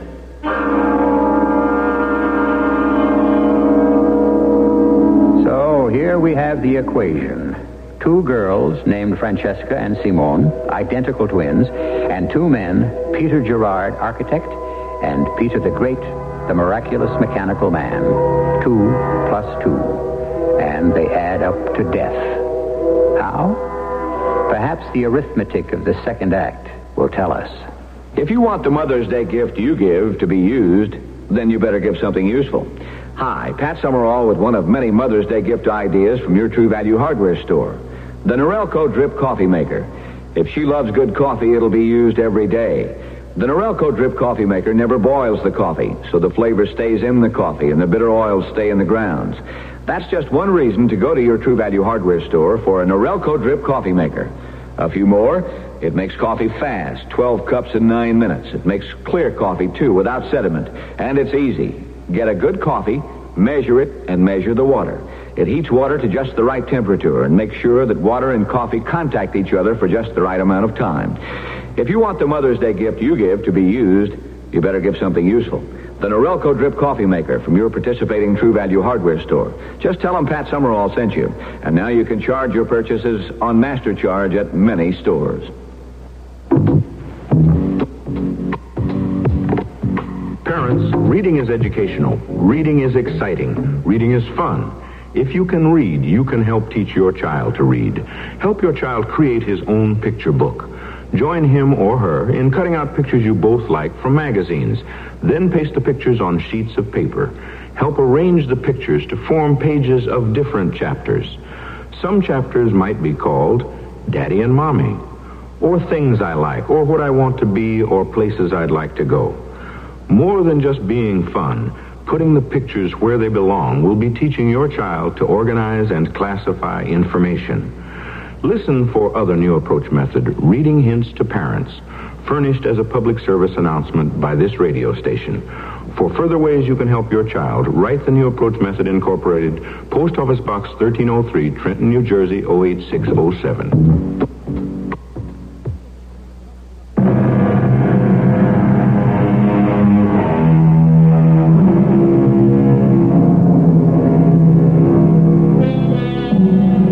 So the deadly arithmetic of illusion continues in the form of Peter the Great, the miraculous mechanical man in Mario's giant variety show and one-ring circus. 1 week only in Innsbruck, 2 weeks in Verona, 10 days only in Lausanne, final week in Nancy. Ladies and gentlemen, it gives me great pleasure to present the unbelievable, the miraculous, the incredible mechanical man, Peter the Great.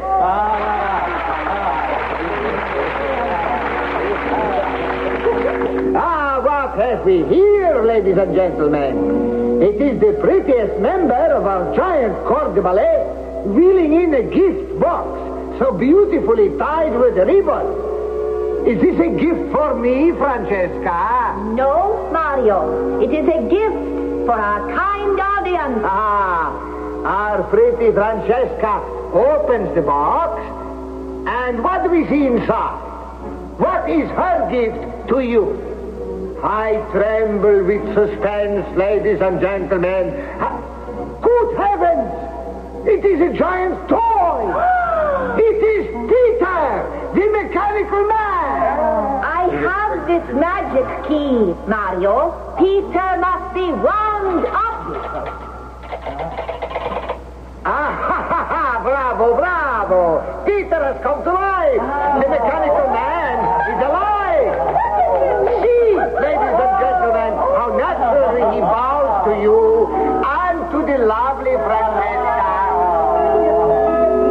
going very well. What?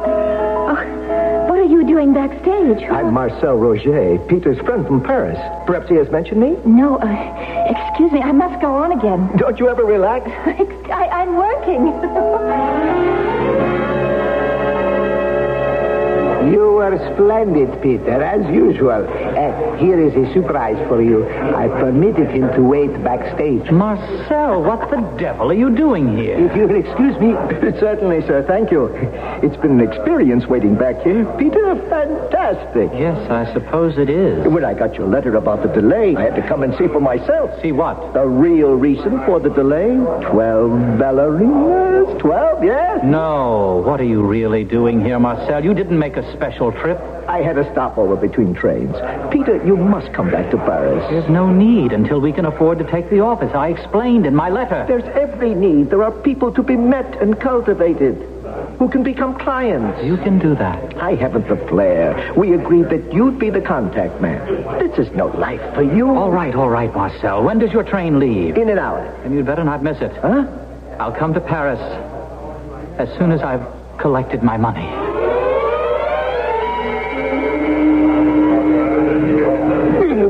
Which is it? Does this bear costume shrink?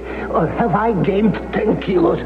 Oh, help me with the head, Peter. I think it is the kilos, Mario.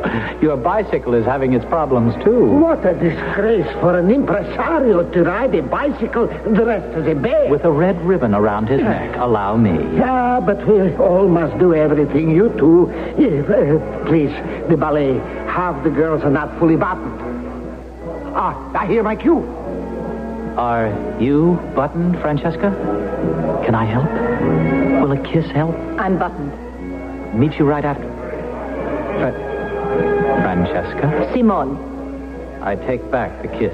It was not received. I can never tell you two apart. Shall I give warning? Why can't we be civil to each other, Simone? Where are you meeting, Francesca? Up in the fly gallery, as usual? Ah? Have we been that obvious? Transparent. The fly gallery is the only private place we can find. High over the stage. Private? For what? What do you talk about there, up above the stage? Yourself? And Francesca. And me? Simone? Now and then. I wonder how you can be so like her on the outside and so different within. Oh, you fool. What do you think my saintly sister is hiding from you? Every woman is like me inside. No, Simone. You want Francesca to love you? She despises you as I do. She's only nice to you to help Mario. You're lying, Simone. And you lied about my father, too. Why do you always attack me? You don't like that, huh? You want women to be magical illusions. But some of us are too honest. You're not being honest. You're being vicious. Then go up to the fly gallery and wait for her. She's all magic now. But when you meet the real woman behind it, will you be able to love her, Peter, the great illusionist?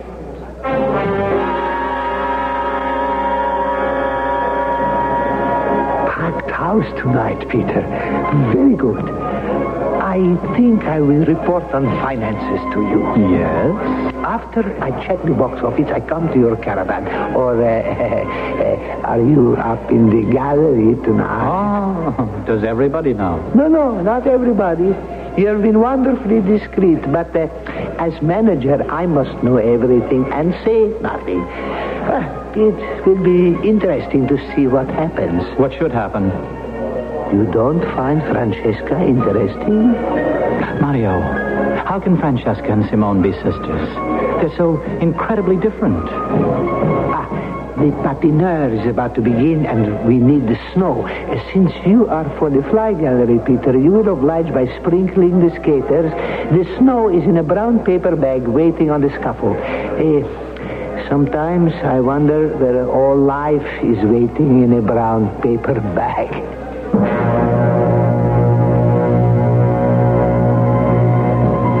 Francesca, I'm coming. These stairs are harder than the dancing. They take my breath. Hello? It is Francesca? Of course.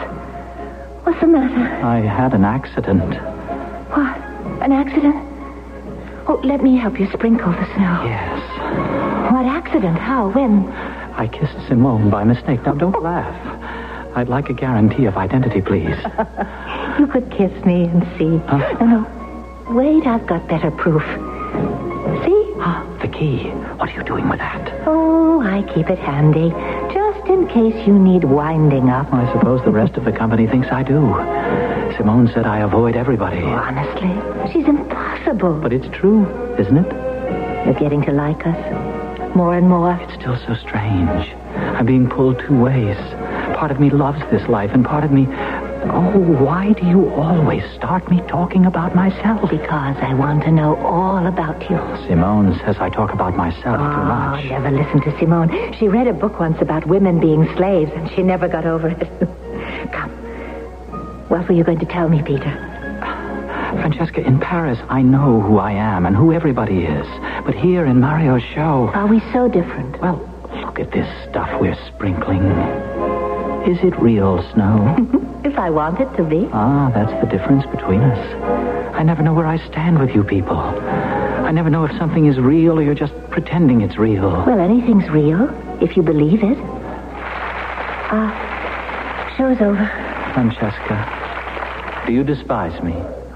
Simone said... Oh, never listen to her, Peter. Have you been kind to me just as a favor to Mario? How could you possibly think that? Simone said... Listen, you must be patient with her. She's afraid. Of me? No, of losing me. She needs me. She wants me to need her. I need you, Francesca. You don't mean that. I do. I'm afraid to say it. Help me, Francesca. You need the key, Peter. Here. Against your heart. Come to me.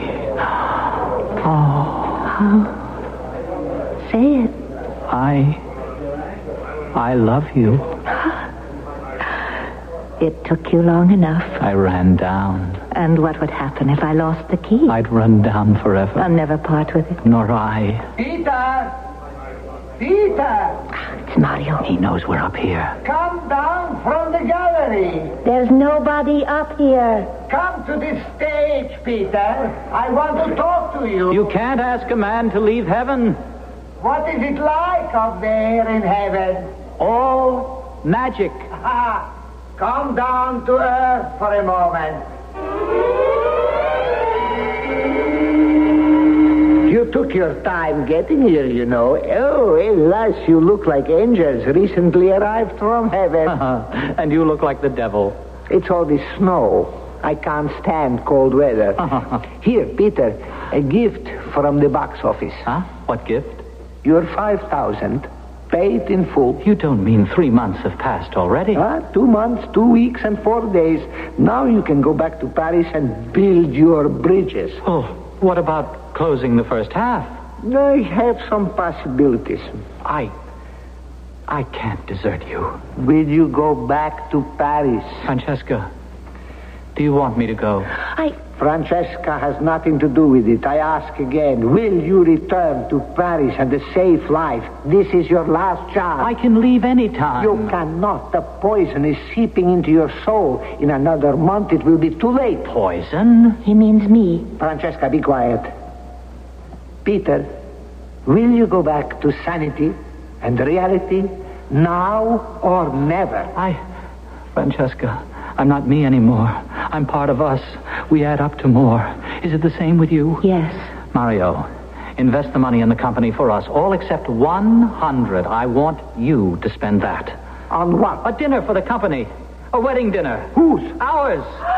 Francesca, you want to marry him? Yes. And does Simone? What about Simone? Does she want this marriage? Does Peter know he will have to live with Simone, too? No, she'll leave. She'll never come back. Can you promise? I swear it, Mario. What is all this? Family squabbles? I can learn to get along with Simone. I don't want you to, Peter. I don't want to share you with her. She'll leave the company. I know it, Mario. I swear it. You have honor, Francesca. I take your word. So, a kiss for a bride-to-be, a handshake for the groom-to-be. You have a hand of iron, Peter. The impresario blesses you. Go, be married. Oh, Mario, ciao. Arrivederci. Thank you. Simon, can you hear me? I know you are listening somewhere. I know you heard her. In heaven's name, Simon, go forever.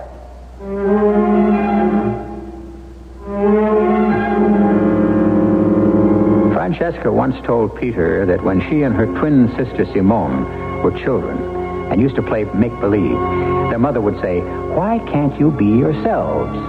And they would answer, "We want to be all ourselves." And their mother always replied, "Only one self to a person." Is that true? Must all of us be limited to one self? Or can we be many people? And what happens if we are? What do all the different selves add up to in Act 3? Moving on with the Allied spirit, going to a brand new town. You're leaving the past miles behind you. With Allied band lines, you're homeward bound. Hello, tomorrow, I'm on my way. I know you're gonna bring a brighter day. I got the Allied spirit, and it feels like I'm going home. New friends to make, new seeds to sow. With Allied band lines, I'm raring to go. Hello, tomorrow, I'm on my way. I know you're gonna bring a brighter day. I've got the Allied spirit, and it feels like I'm going home. Hello, tomorrow, I'm on my way. I know you're gonna bring a brighter day. I've got the Allied spirit. Let the Allied spirit move you. See the yellow pages for the nearest Allied Van Lines agent. Hi, this is Andre Fisher with Rufus. Today, many high school graduates who want to go to college find they can't meet the high cost of higher education. If college money is a problem for you, then I'd like to talk to you for a moment about a plan that will not only pay your tuition, but also pay you a monthly allowance while you're in school. What's the plan? It's the Naval Reserve Officers Training Corps program. If you can qualify, NROTC will pay the cost of your college tuition plus $100 monthly cash allowance. And when you graduate, you'll join the finest of America's land, sea, and air team as a Navy ensign or a second lieutenant in the Marine Corps. It's never too early to plan for a future with an exciting career. And you can start today by talking to your high school counselor or local Navy recruiter about NROTC. Call the Navy toll-free 800-841-8000.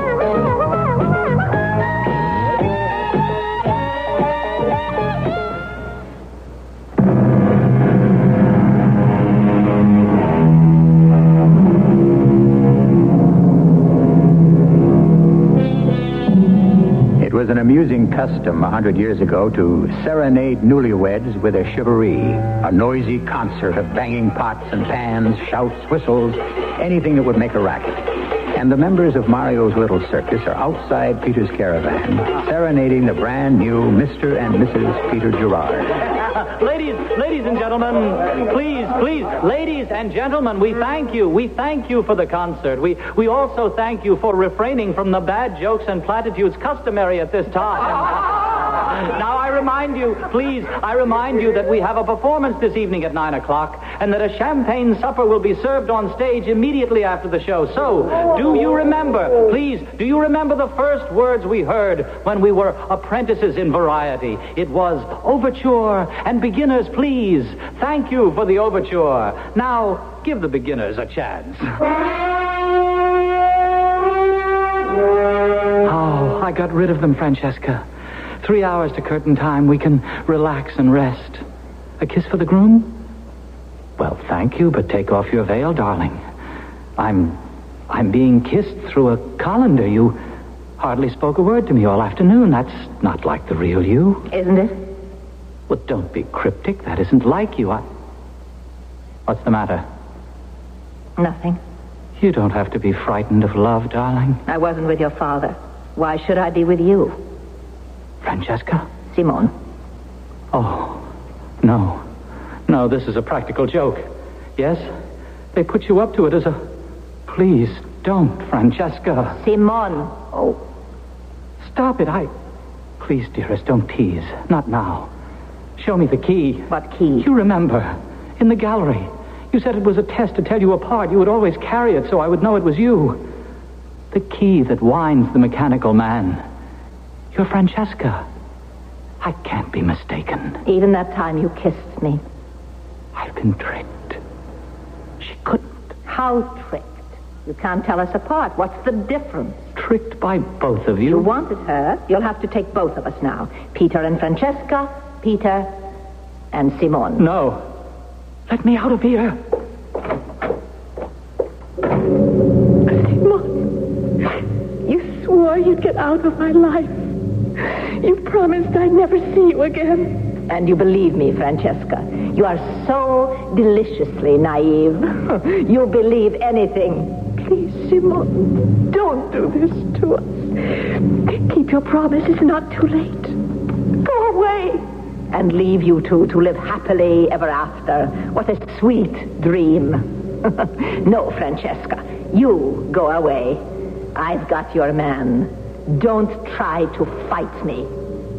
I'll tell him, Simone. I'll tell him everything about you and me.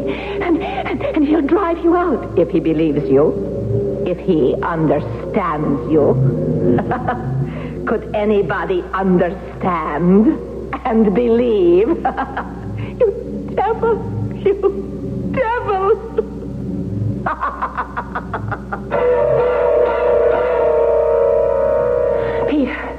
Peter, are you up in the gallery? I'm up in hell. I hope you'd be here. I looked everywhere else first. What's that you've got? Souvenir of the box office. The cashier's pistol. Oh, no. You sound like Francesca. Are you? I brought the key. See? You should have brought the music box. The miraculous mechanical man blows his brains out to music. If he can't pull the trigger, wind him up. It's her fault. Simone broke her word. She promised she'd go away. She swore we'd never see her again. But she didn't. Why? Because I love you and she hates it. How did she do it? She tricked me. Tricked both of us. Oh, what difference does it make? It's done. Francesca, look at me. There's got to be a way out of this. We've got to help each other. You've been concealing something. Tell me the truth about Simone. You know her. My twin. She's a part of me. Oh, Peter, there's no way out of this. I can't believe that. You're saddled with Simone for the rest of your life. No. We can't help each other. We've got to, Francesca, or she'll destroy us. She has already. You belong to Simone, Peter. She can't hold me. Give me a chance to work something out. I'll talk to Simone. Will you wait here for me? She won't listen. Just let me try. Will you wait here? Yes. Yes. Yes. I won't fail. Ecco the groom. 4 cases of champagne. There was not room enough in my caravan to store all the bottles, so I took the liberty of using yours. Where's Simone? Gone forever, no? She wasn't here when you came in? No. Mario, that $5,000. I need it in cash. It's your money. I want it now, as soon as possible. Am I permitted to ask for what? No. So be it. One must always obey the creditor. It is in the box office. I will get it. Ah, the bride at last, with her luggage.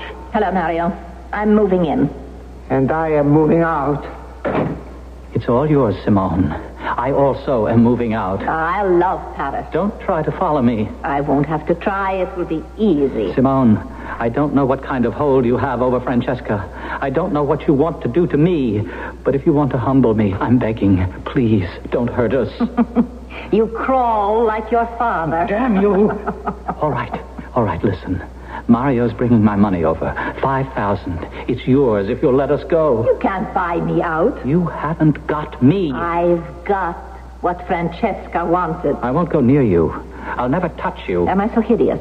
You didn't think that the time you kissed me by mistake. Shut up. How many other times did you make the same mistake? Up in the gallery, in other places. Did you ever stop to think about that? It never happened again. Yes, you need Francesca for that. For what? For lust. Oh, you call it love. Go right ahead. Francesca is willing, and I am an understanding wife. Francesca is always willing. She's all magic and illusion for every man. Your father was only one of them. Your father... Damn you! Damn you! Peter. No. Please. The key. What? The key. Simone! Francesca. No, Simone! You're Simone! Francesca.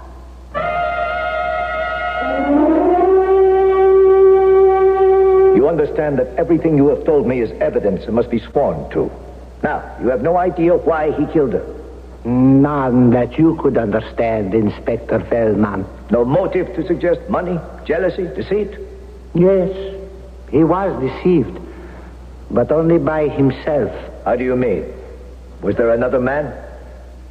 There was another woman, Inspector, but only in both their imaginations. Huh? She was an illusion of both. That is not proper evidence. Now, this clock key. Can you explain why it was found in the hand of the deceased? But I have told you. It was the prop in the illusion act, along with the music box. She wound him up with that key. He came to life. Yes, the mechanical man. But that was on the stage. Oui. Then why was it found in this caravan, in her hand? I don't know. I ask you again, where is the accused? I don't know. He will be found and arrested. What's that music? Joe. It is the music box that accompanies the mechanical illusion. Peter, you fool! Why did you come back? This is the accused, carrying that music box? Peter, be careful. This is Inspector Feldman of the police. He is... Peter Gerard, I arrest you on suspicion of the premeditated murder of your wife, Francesca Gerard. Not Francesca. Simone. What? Not Francesca. Simone. I kill Simone. What is he saying? What is he doing? He is leaving us, Inspector. Huh? Leaving this world and retreating into the mechanical man. Not Francesca. Simone. Who is this Simone? The alleged name of the deceased was Francesca. They were one and the same. Two women in one poor, unhappy mind. She called herself by different names. But which did he murder? Both, Inspector. And now himself as well. You will never try him for murder, Inspector. You have lost your man, and I have lost a friend. Francesca, wind me up. This is his last illusion. May I have the key, please, Inspector? This key is evidence. What will it do? Wind up your case? The key for a moment. Thank you. Thank you, ladies and gentlemen. Thank you. But the mechanical man does not move. We must not disappoint our gracious audience. Francesca, wind him up to pay his respects. Bravo, Francesca, bravo. Peter Gerard has come to life.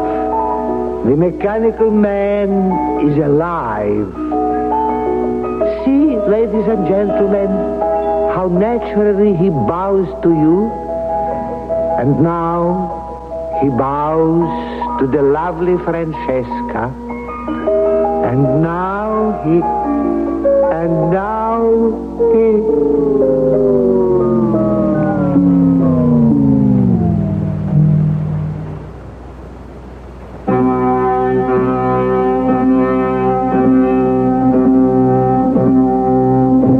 The miraculous mechanical man has run down for the last time. But tell me this, if the illusion dies, must the man die too? Is reality a separate thing from dreams, or are both equal parts of the whole?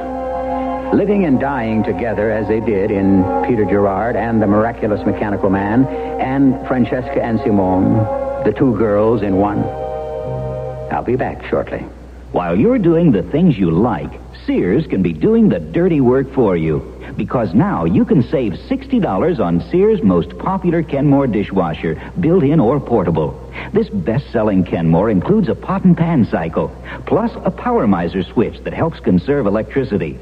Get Sears' best-selling Kenmore with the pot and pan cycle on sale and save $60. Sears does the dirty work for you, so you can do the things you like. From Maine to Mauna Loa, all across this great big land, there's a neighbor who is ready to lend a helping hand.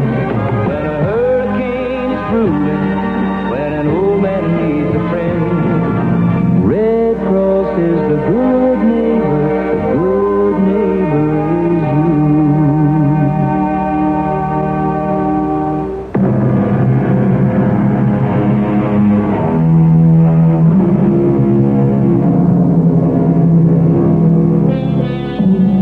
It's an odd story, isn't it? Peter Gerard never found the key to the mystery of the twin sisters in one, Francesca and Simone. And so he died too, because the two of him loved and hated the two of them. 2 + 2 = death. Our cast included Marion Seldes, William Redfield, Robert Dryden, and Sam Gray. The entire production was under the direction of Hyman Brown. And now, a preview of our next tale. Ah, Mr. Morrison, on time. Good sign.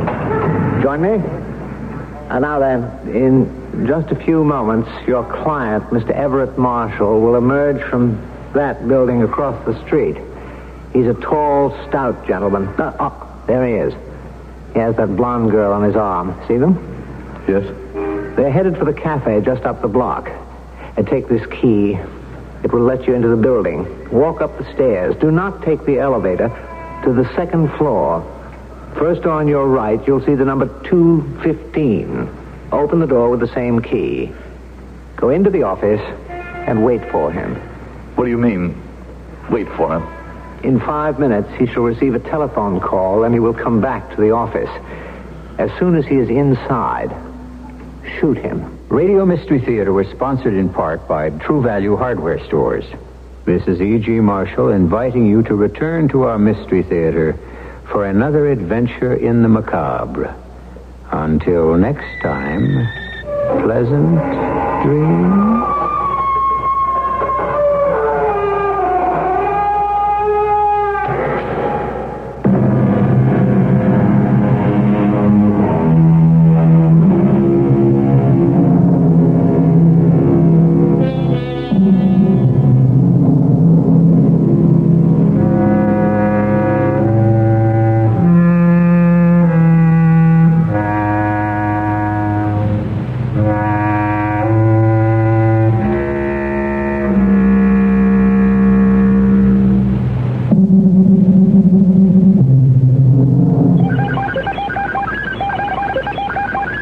This is a NASA space note from the National Aeronautics and Space Administration.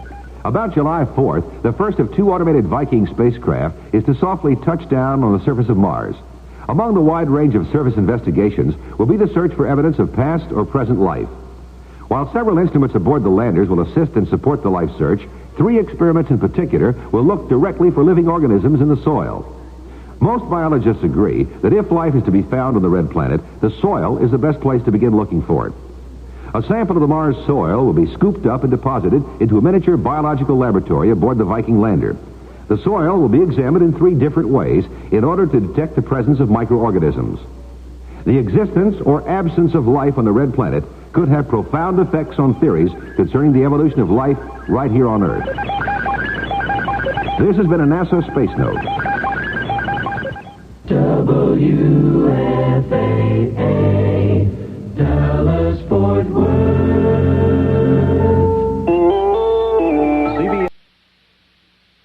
The CBS Radio Mystery Theater presents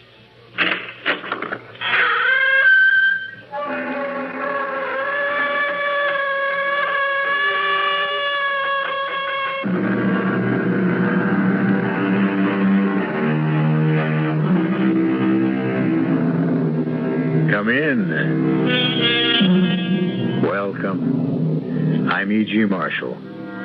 Once again, be my guest on a strange journey. A weird, wild trip through a mysterious, uncharted terrain. Bounded only by your imagination.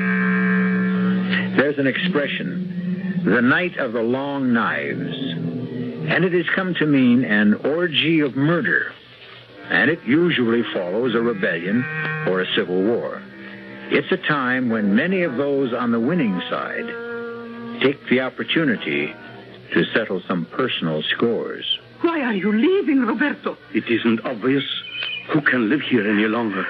There is another woman. Oh, Pilar, there never was. There never will be another woman. You are going to her. There is nothing here for me any longer. That's a lie. Pilar, won't you understand? Yes, I understand one thing. You are tired of me. Pilar, one day, as soon as... If I cannot have you, no one will. But I tell you, there is no one else. Oh, Roberto, don't leave me. Goodbye, Pilar. Oh. Patriot! Patriot! After him! That man running down the street, after him! He is a traitor!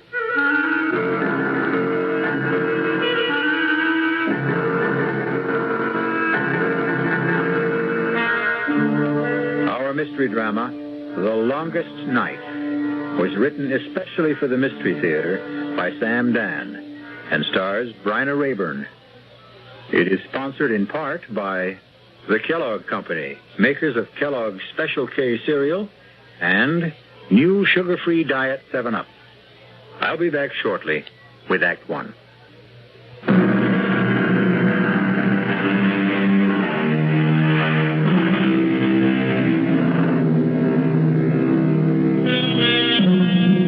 You're about to discover one of those little-known, out-of-the-way restaurants where the food can only be described as heavenly. It's a safe bet you've never heard of a place called Mama Pilar's.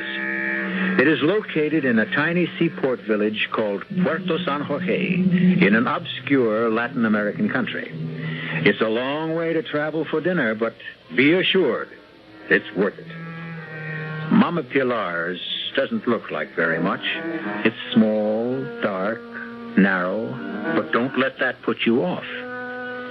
Seated at his usual table near the door is a chubby, pleasant-looking middle-aged man named Ciriaco. Ciriaco is unable to talk, but his guitar speaks for him.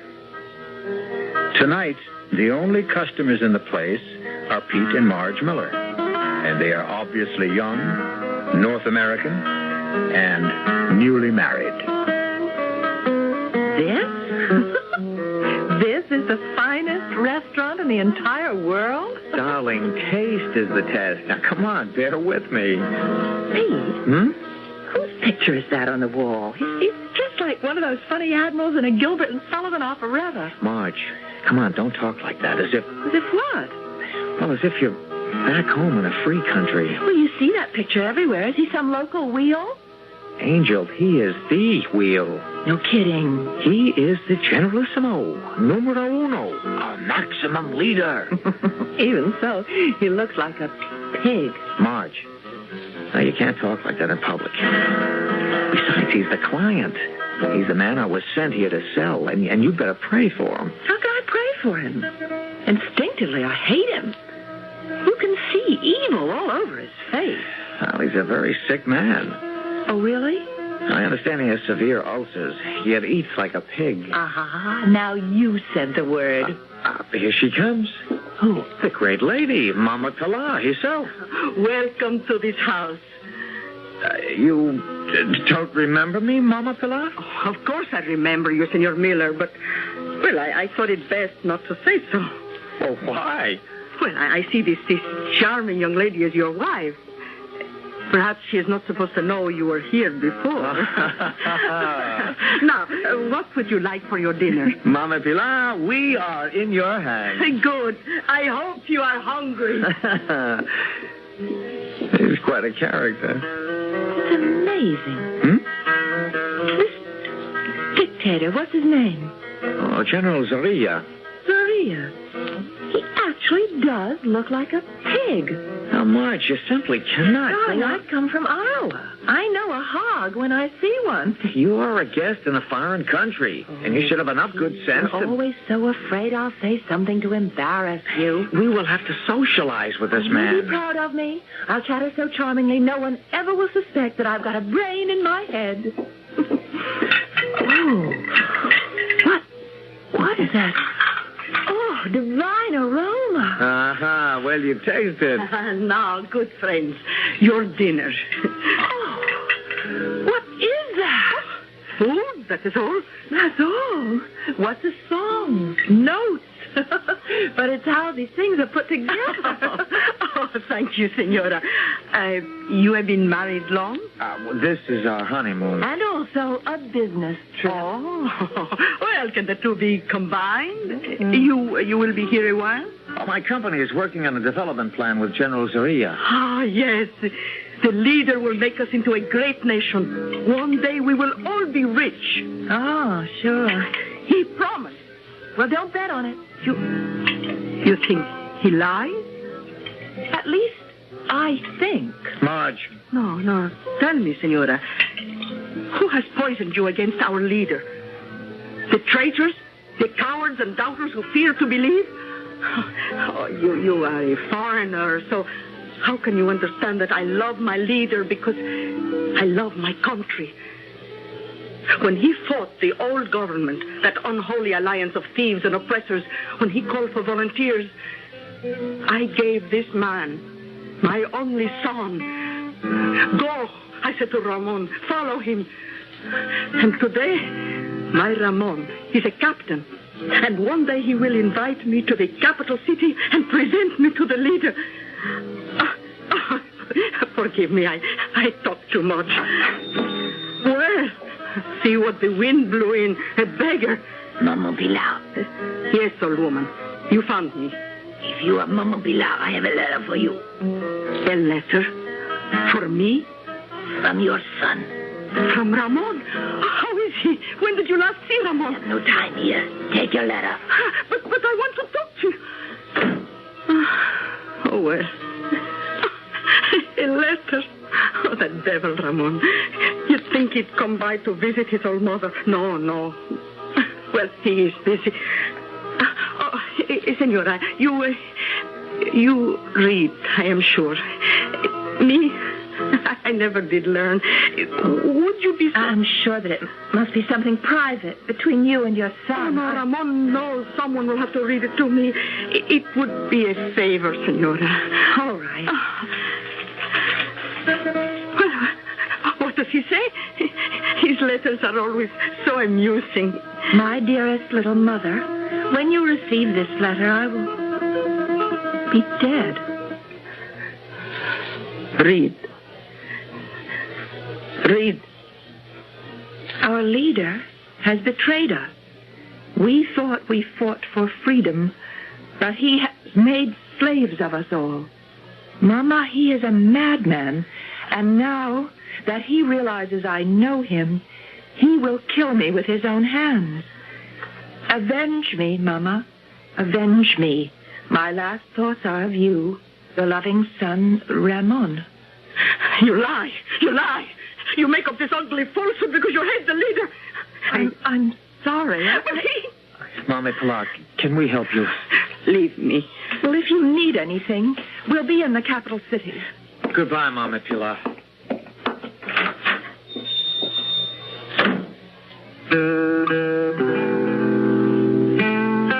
Siriaco, you see that face? The face that looks down upon us from the wall? I will kill him, Siriaco. I will kill him with my own hands. And after I have killed him, I will weep for Ramon.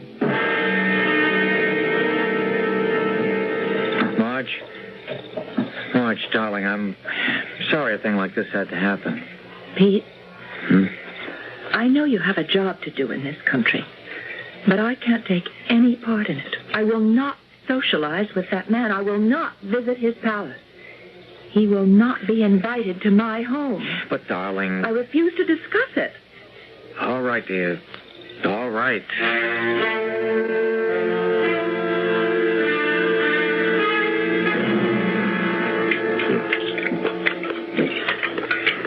My leader, you are breaking your diet. Oh, shut up. Yes, my leader. What appointments have I this afternoon, Escobar? Dr. Suarez is due here at any moment. Then the young North American engineer, Senor Peter Miller. Is there more meat? My leader, what will Dr. Suarez say when he sees you have broken your diet? I am starved. Dr. Suarez. Get rid of that slop. I gave you a diet. What are you doing? I must eat. I'm not a bird. I'm a man. You're a self-indulgent fat slob. See, Escobar. See how he talks to me. Dare you address our leader? Be quiet, you obscene little rodent. You, open your shirt. I don't care if the man is a doctor. He must have respect Dr. for our... Suarez, why don't you like me? Roll up your sleeve. I will take your blood pressure. I tolerate you because you are the best doctor in the country. But take care now how you provoke me. Be moderate. Exactly my prescription for you. But I cannot live without good food, wine. Then die. You're not the only doctor in the nation. Indeed not. Fetch some quack, some boot-licking flatterer. Tell him what to prescribe. I'm sure the charlatan will oblige you, and in 3 months you will be a dead man. Good day. I will be here tomorrow. He's right. The dog, moderation. I'll see the North American. Stand in, Senor Peter Miller. Moderation. Moderation and abstinence. That's the way to live forever. You must keep me to that diet, Escobar. Keep me to that diet, yes. Your Excellency? Yes, sir. I have here the report on all the preliminary studies. Have you, Yes, sir. An overall program to build hospitals, schools, bridges, aqueducts, drain swamps. We can transform the entire country. Can you? Yeah, now, if you'll examine these papers... Enough. Sir? Be silent. Mr. Miller, do you know what you are? You, sir, are a barbarian. You enter a man's office, and with absolutely no regard for the amenities... You start slapping your business documents all over his desk. 1,000 pardons, Your Excellency. Is it your impression that you will have me sign these documents and be on an aircraft bound for the United States within the hour? No, sir. I'm completely at your disposal, sir. I understand your lovely wife is with you. How is she? Yeah, but fine. We shall hold a reception in her honor tonight at the palace. I'm afraid she's not feeling well. It's been a long trip. She's not a good traveler. Oh, I am sorry. Perhaps tomorrow. Yes, sir. Or the day after. Now, be sure to convey my warmest personal regards to your lovely bride and let us know when she will find it convenient to honor us with her presence. Yes, sir. Good day. Good day, sir. Now, what remains to be done today, Escobar? Ramon. Yes. Ramon. He waits in his cell. We shall miss Ramon. He was a fine boy. He was a traitor, a criminal. Is there a family? He never spoke of anyone. These ambitious country boys. They get big ideas. And soon they grow ashamed of the old peasant mama back on the farm. Well, whoever she is, wherever she may be, let her believe her boy died a hero.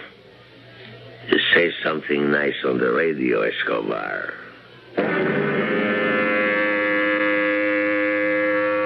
Yes, my friends, this brilliant young soldier, a hero of the Holy Revolution, was one of our leader's closest companions. Patriots, mourn for the man our leader called my friend Ramon. Swine. Oh, I will avenge you, my little Ramon. I will avenge you. Oh, Siriaco, did you get the flowers? Oh, what a beautiful bouquet. Oh, thank you, Siriaco. Oh, thank you. And now, dear friend, we must practice. I will stand outside the palace gate and wait for him to come. Now, you pretend to be the pig.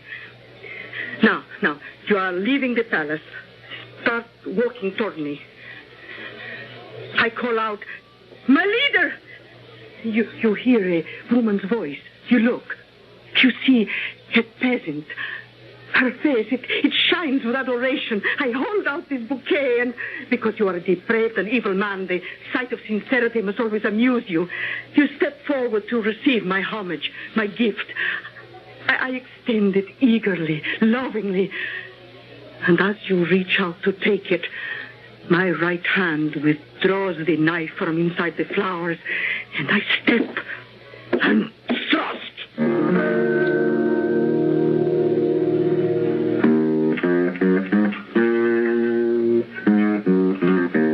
Mama Pilar has prepared many a peppery plate in her lifetime.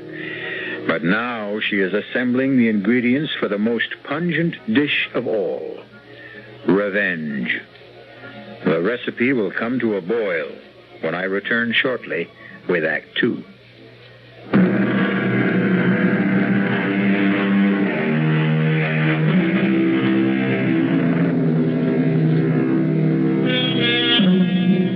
Intense love, violent hate. These can be two sides of the very same coin. And just as a coin can be flipped, so can the human emotions. Mama Pilar worshipped General Zaria, the dictator of her country, until he murdered her only son. Now she regards him as a pig to be slaughtered. And with this object in mind, she approaches the presidential palace. In her hand is a beautiful bouquet of flowers. Hidden among the stems is a knife. Clutching the bouquet, Mama Pilar addresses the soldier who stands guard at the gate. Senor, I beg your pardon. Can you tell me if our leader will be leaving the palace today? Why do you want to know? Well, I want to give him this lovely bouquet of flowers. How do I know there is not a bomb hidden inside those rose buds? I know. You better beat it. But why? He's going to get very rough around here. Sweetheart, go home. Take your hands off me. You can't get near him. He's surrounded by his personal bodyguard. I want to give him Nobody ever gets within 50 yards of him. Move back. Move back, sweetheart. I have a gift for my leader. Run, sweetheart. They love to hit.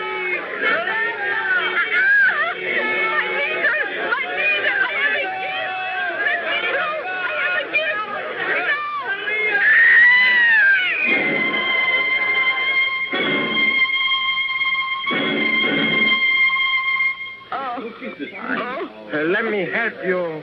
Don't touch me. You'll be okay. You just fainted. No. Oh, now don't cry. Don't cry. Let me alone. You're pretty lucky, you know. We used to have a captain of the guard. He'd give orders to kill people. Don't cry. Don't cry. Why don't you just go home?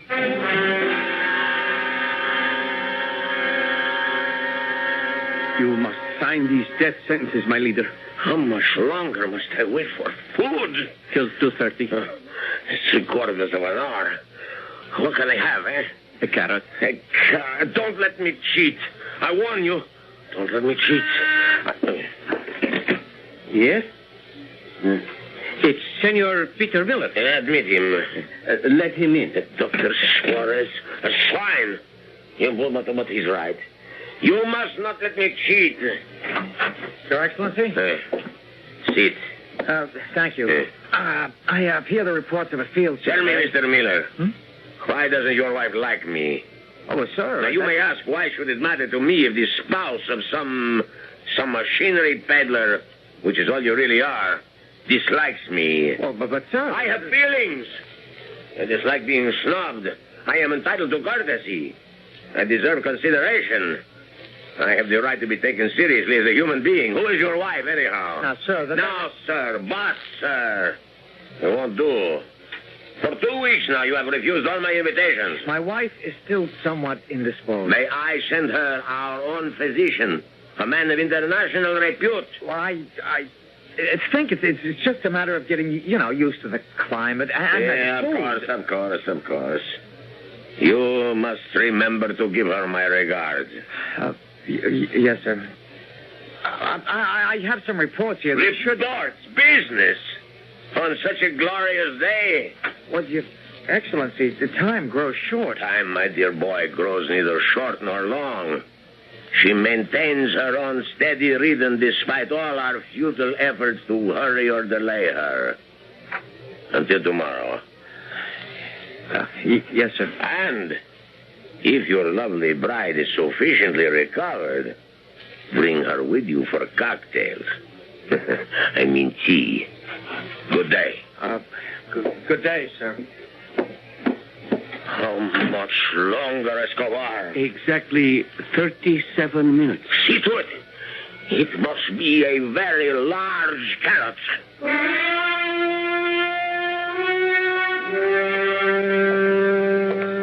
Hello, Robert. Hello, Pilar. Human beings. What an astonishing lot we are. After all that has happened, we meet by chance, and it's... Hello, Roberto. Hello, Pilar. We have not met by chance, Roberto. I have come here to talk to you. Oh? The last time you talked to me, you denounced me as an enemy of the revolution. It was here. Right here. On this very street. Please, Roberto. Well, you did. I lost my job, my property, most of my teeth. But that's no matter. There's not much to eat nowadays, anyhow. Roberto. Are you going to denounce me again, Pilar? You have every right to make this difficult for me. Roberto, read this letter. Read it. I don't read anymore. It's from Ramon. Yes? For the love of God, Roberto, read it. Very well, Pilar. Read and realize it is Ramon who writes. Yes, I see. It is Ramon who has written. And now that I have read it... Is that all you can say? What is there to say? I say I am going to kill the pig. Don't let me delay you. Roberto, listen. I cannot do it alone. He's surrounded by his guards, but I don't have to do it alone. I can join the resistance. Roberto, please, let me join the resistance. What have I to do with the resistance? But you need me. The resistance needs me. I am tired. I am strong. I fear nobody. And I have grown old. And I can help the resistance. Pity me, Roberto, pity me. Fighting resistance will meet tonight. Oh, thank you, Roberto. In your cafe. In my... Why not? It's the safest place in the city.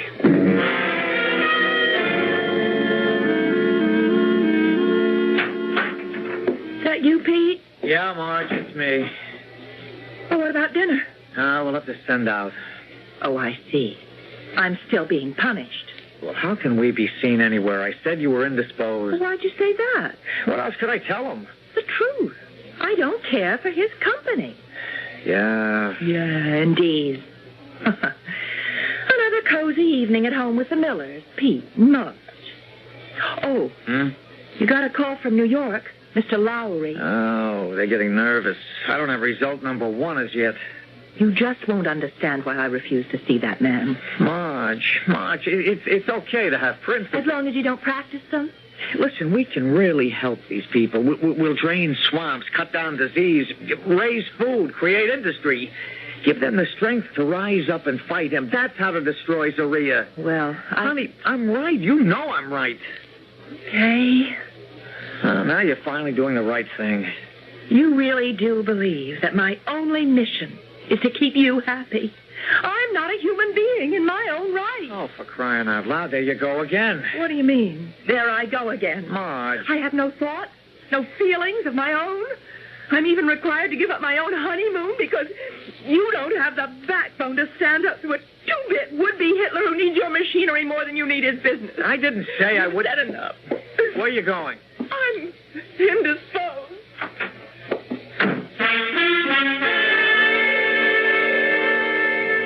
Roberto, will it be all right if I say a few words? Yes? I will tell everyone who comes here tonight. Never despair. Never give up. Can I say this at the meeting? Of course. You told everyone about the meeting to come here? Yes. Good. Well, when will the meeting begin? Now. I call the meeting to order. Who wishes the floor? But where is everyone? Here. You lied to me. You didn't tell the others. I couldn't tell the others. They are dead. But you said the resistance would meet tonight. The only organized resistance to Eduardo Guillermo Carlos Vicente Zorrilla, known as the Pig, is assembled in this room. My precious Pilar, the strong and the quick are now the weak and the dead. You stood by while that obscene swine destroyed the resistance. Now you call on it to avenge your son. Our son. I would have acknowledged him. I would have married you. What kind of man marries a woman out of pity? What kind of woman denounces a man out of hate? Is there any new business? Any proposals? I propose we kill the pig. There has already been violence enough. Other resolutions? None? Unless the chair hears to the contrary, this meeting stands adjourned. Good night, Pilar. Good night, Roberto. Good night, Ciriaco.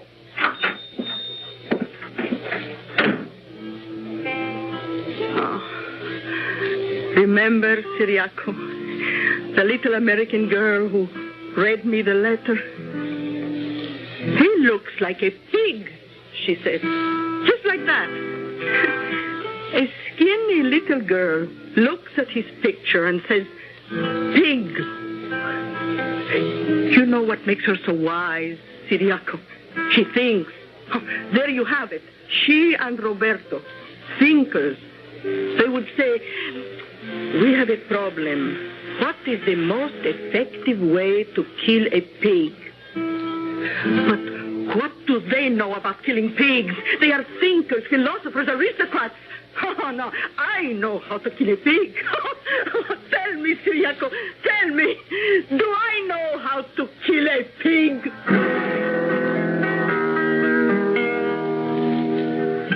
There are probably many ways to kill a pig, but all of them have one basic requirement for success.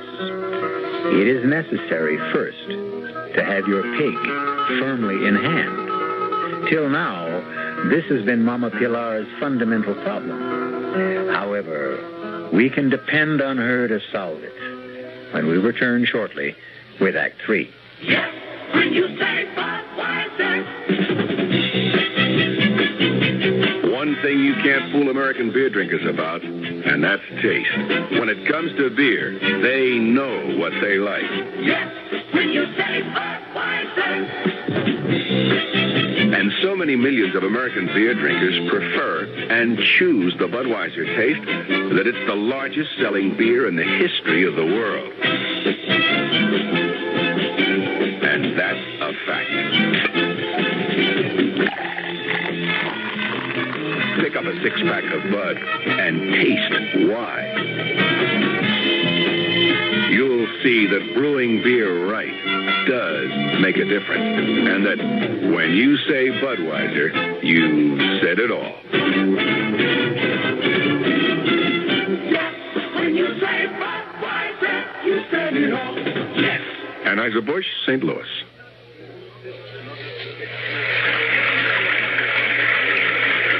Sometimes a gentle rain in one place adds up to a raging torrent in another. A torrent that can uproot lives as well as trees. To remedy the things that can be remedied in a disaster, America has a unique emergency force, the American Red Cross, America's good neighbor. Red Cross is on call 24 hours a day, every day, to cope with emergencies, whether they're on the next block or a continent away. Most of the help that's given is from volunteers. The money's from volunteers, too. Volunteers like you. If you need help, join us. If you can give help, join us. The American Red Cross. Help us help people just like you.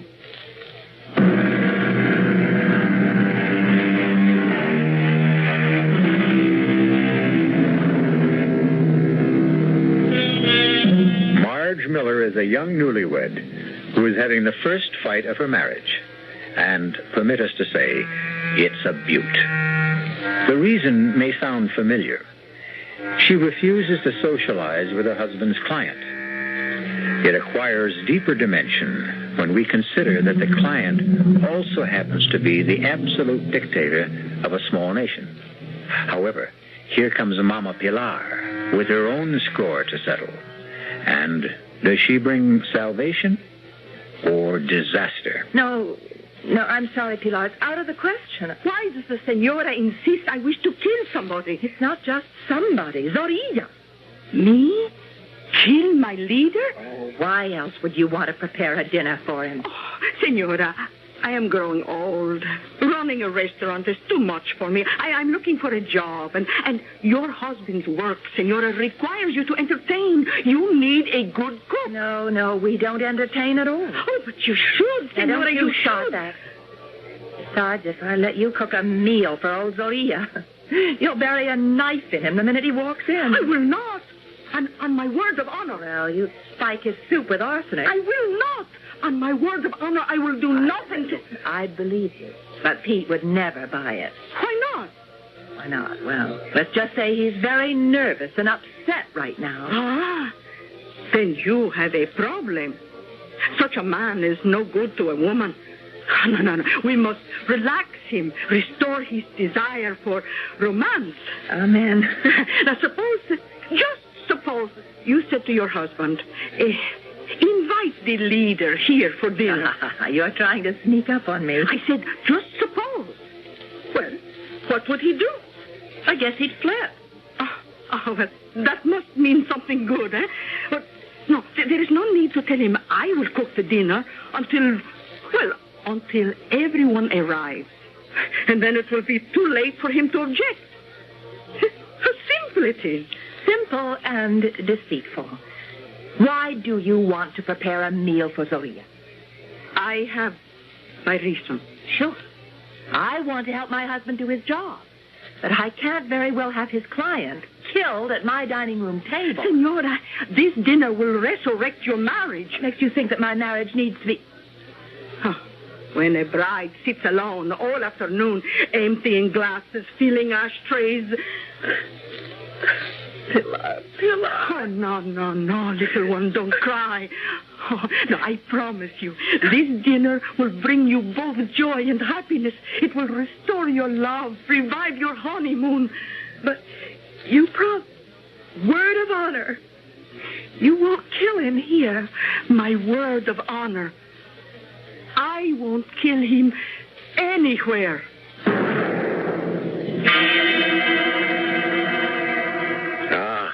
Mr. Miller, now I understand. If my wife were as charming as yours, I would also keep her hidden. Oh, thank you, Your Excellency. Well, we want you to share an important event with us, Your Excellency. This is to be Marge's first home-cooked meal. Oh, now, dear, I didn't say I would cook the dinner myself. I hired some help. We even have music. Siriaco, play for us, please. Excellency, your eating schedule. Oh, yes. Yes, Escobar. Thank you. My dearest Mrs. Miller, someone to cook. Oh, certainly. Pilar! Marge, what are you doing? Relax. No matter what happens, remember, I love you. Your Excellency. Your name is Pilar? Yes, my leader. You are not from the city. I would know that hill country accent anywhere. Now, don't tell me. Puerto San Jorge. I was born there, my leader. That's the real country. Those are the real people. Now, my good Pilar, prepare for me 2 boiled eggs, 3 minutes. You tell the time? Oh, yes, my leader. 3 minutes, no more, no less. Tea with 1 teaspoon of skim milk. Toast, 1 dry slice thin. But, Your Excellency, I am on the strictest diet, my dear. Oh, forgive me. Please, forgive me. I didn't know. Pilar, you'll serve all of us eggs, tea, and toast. I forbid it. No, you are so sweet, sympathetic, sensitive, my dear, but I must forbid it. Pilar, you will serve your master, mistress, and Captain Escobar the prepared meal. Yes, my leader. But, Your Excellency, we have no right to enjoy something I must learn to live with. It's for the best. What is food? Merely a fuel. And with me, it was once a passion. Now that passion is spent, it is burned out completely. May I serve now, Senora? Well, yes, I suppose so. The true passion stuck, that one. Where on earth did you find her? Oh, sir, you must never ask a lady where she finds her help. These must remain our little secret. Oh, smell that. Oh, smell that. I have not seen beef marinated San Jorge style in years. Oh, Pilar, you are a genius. Thank you, my leader. I don't know if I'm hungry. I command you to eat. But we have no right to enjoy gourmet cooking while you My dear, this is not gourmet cooking. This is hill country cooking. Oh, I was weaned on it. That meat before you. Let me tell you how that divine fragrance and flavor is achieved. The meat is first soaked in specially spiced wine, and then marinated in a special spice and garlic sauce. The exact recipe is a secret handed down from mother to daughter. But, Your Excellency, we have no right to do this to you. We should send it back to the kitchen. No, I curb my passions. And so enjoy yourselves. I command you to enjoy yourselves. My leader, your eggs, tea, and toast. Thank you, my dear Pilar. Thank you. There you go. See? You see how quickly I have fueled my engine. Half a dozen bites, a couple of swallows, and I am done. You will scarcely begun. You will fritter away your lives at the table. Whereas I shall have endless hours free for work, for study, and for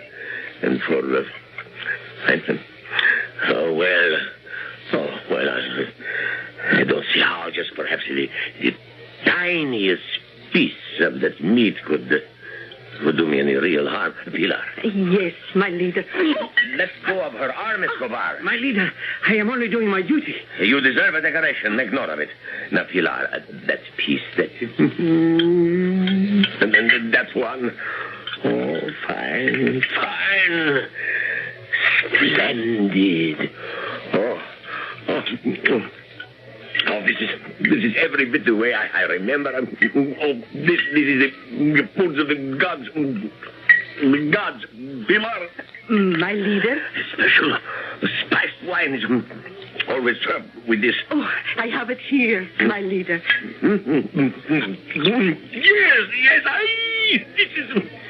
Oh, good. I'm renewing myself.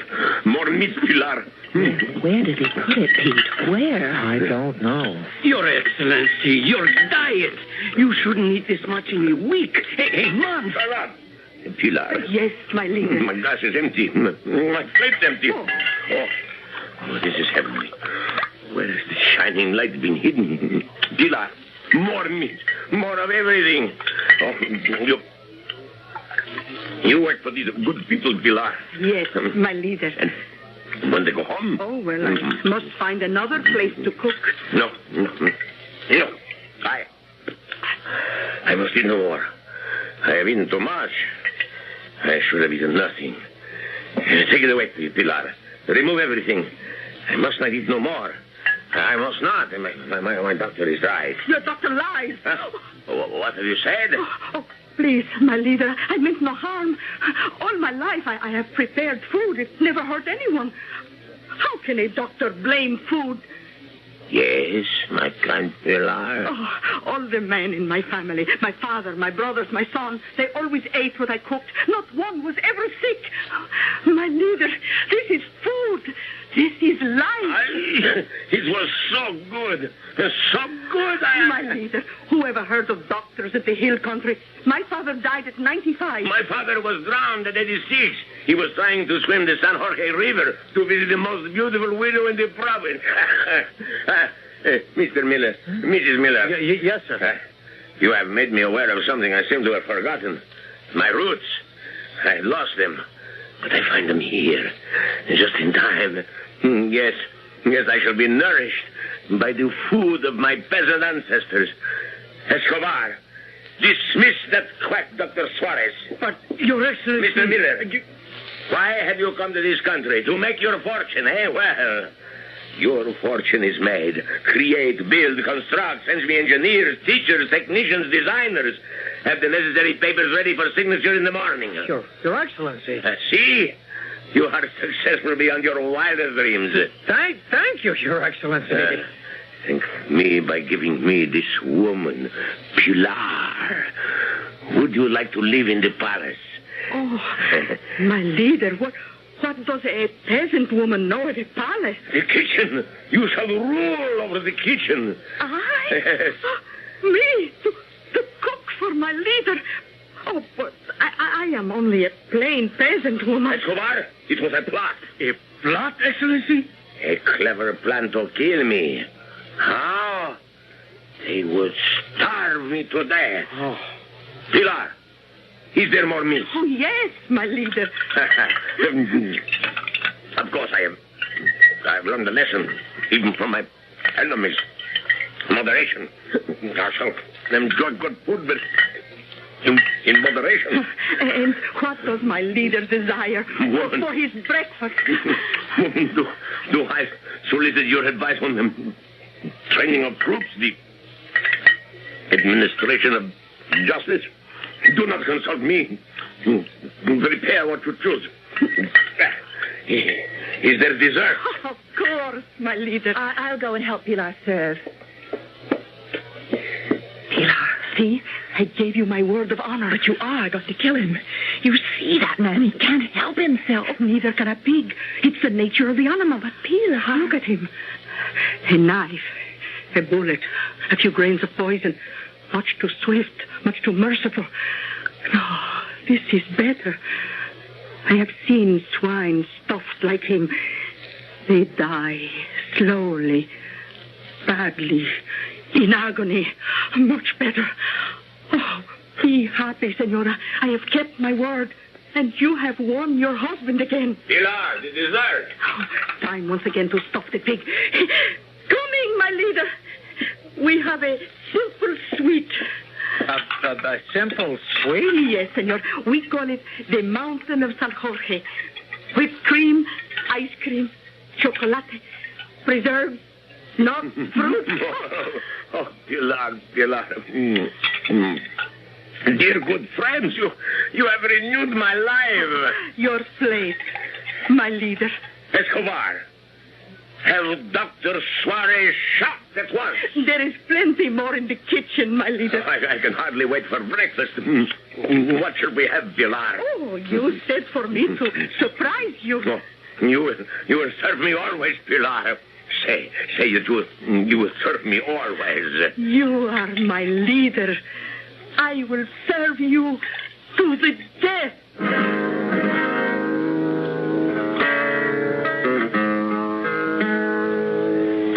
As some people might say, what a way to go.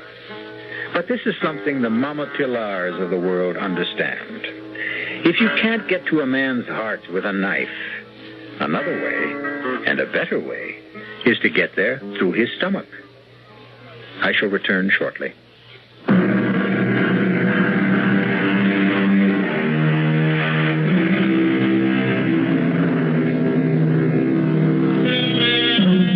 You may have heard it said, the pen is mightier than the sword.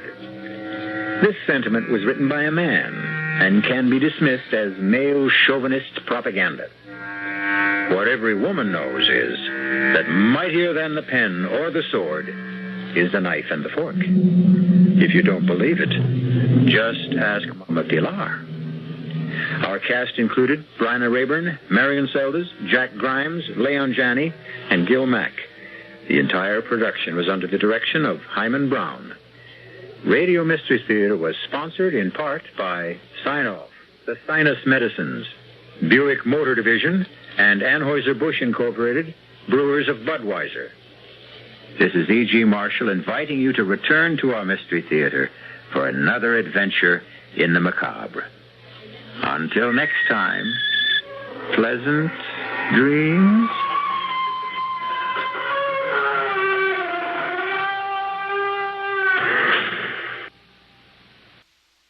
Stock station, Sports Radio 78, WBBM, Chicago.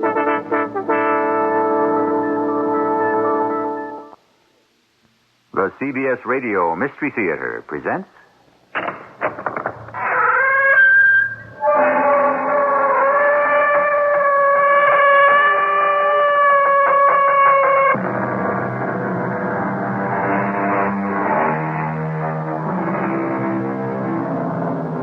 Come in.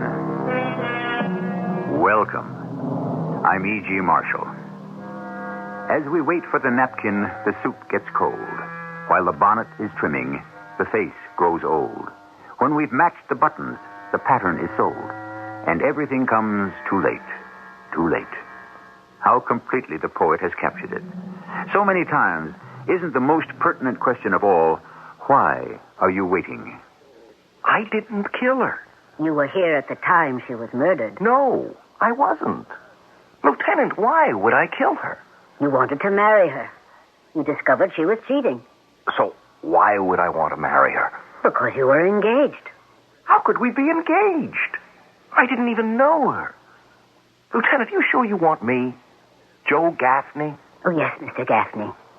We want you.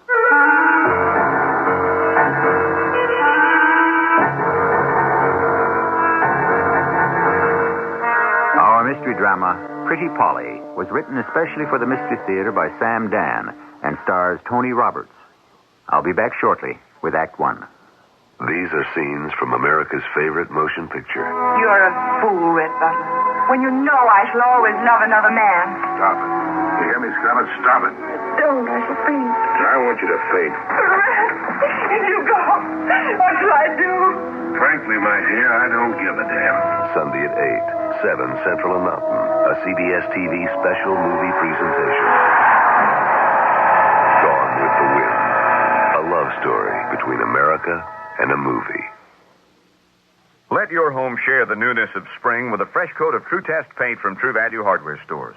Hi, Pat Summerall to tell you that True Test Easy Care Latex Flat Wall and Trim Finish will give your walls a fresh, scrubbable finish. Easy Care has earned the Good Housekeeping seal, and it comes in 44 decorator colors in white. And for a soft, velvety, smooth finish for walls and ceilings, try Satin Hue, a thick, creamy, flat latex wall paint in 44 distinctive colors in white. You'll find True Test paints exclusively at participating True Value Hardware Stores. Welcome to Meet the Media. Thank you very much. Today I am interviewing radio. Hello. Television. Take a look at this. Oh, newspaper. I've been around the longest. Yeah, but you can't change channels on a newspaper. Well, you can't put a TV in the bottom of a bird cage. Interesting debate. Radio. Mm-hmm. How's your listenership? It's up 66% since 1967. Newspaper? Yes. How's your circulation? It's, Right. But I'm happy to say our advertising rates have gone up. Radio? Because the cost of radio advertising has not increased as much as the other major media, it's a better deal. And what about the cost of television? Film at 11. Radio in background. Mm-hmm. What about creativity? Well, there are 4 of us sitting in a room pretending to be a radio, a television, a newspaper, and a human being. That's amusing. Just an example of radio's creativity. Radio. Red hot. Because it works. For the advertiser trying to fight the rising costs of TV and print. The Radio Advertising Bureau can send you more facts. This station can send you more customers.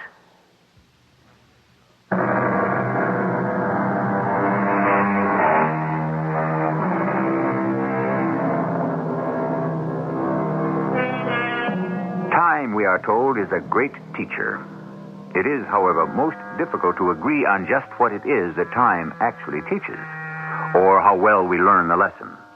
After all, time goes on, and so many of us keep making the same mistakes. And it must be said, some of us actually become pretty good at it.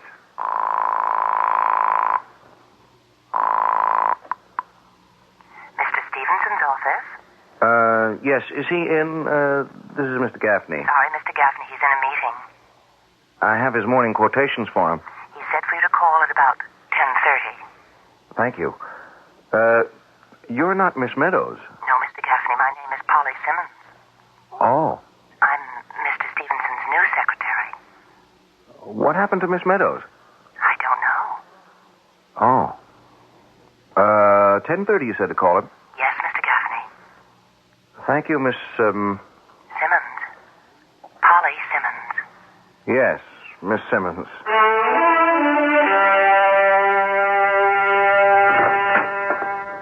Joe? Joe? Huh? What? Joe, I've been trying to reach you for the past 15 minutes. I've been here, Walt. Yeah, but you didn't answer your phone. Oh, maybe I fell asleep. Look, I just saw the morning gold and silver prices. Do you want to give a buy signal to some of your customers? What? Joe, what's the matter with you? Nothing. Your hearing hasn't suddenly become... Walt, there's nothing the matter with me. Okay. Joe Gaffney. Mr. Gaffney, this is Polly Simmons, Mr. Stevenson's secretary. Yes, I know. Mr. Stevenson had to fly to Chicago on some urgent business, but he does want you to call him at the office first thing tomorrow morning. Yes, I'll do that. Thank you. Thank you very much, Miss... Simmons. You're quite welcome. Now, look, Joe, this could be just another swing of the seesaw. On the other hand, it could be the big move up. Now, what kind of position do we want to take? Joe? Yeah. Joe, are you listening to me? There's something going on here. It's something very personal. I just don't want to talk about it. Do you mind? Look, I don't mind if we can just get down to the day's work. Now, what do you think? About what? What have we been talking about? Taking a position in gold or silver? Either? Neither? Both? Oh, I want to think about that. I should imagine you'd been thinking about it all morning. I'll get back to you. When? I have to make some calls, talk to some people within the hour. Just remember, Joe, if it's going to take off and our people miss the boat, they'll make us walk the plank. That's kind of a mixed-up metaphor, isn't it? Just as long as you get the point.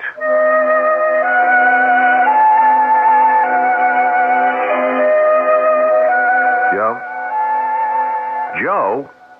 Huh? Oh, Walt, Joe, what am I going to do with it? Did you fall asleep again? No, I didn't. I wasn't sleeping. What are you up to, Joe? I think you should see a doctor. I told you, it's something very private and very personal, and I just don't want to discuss it.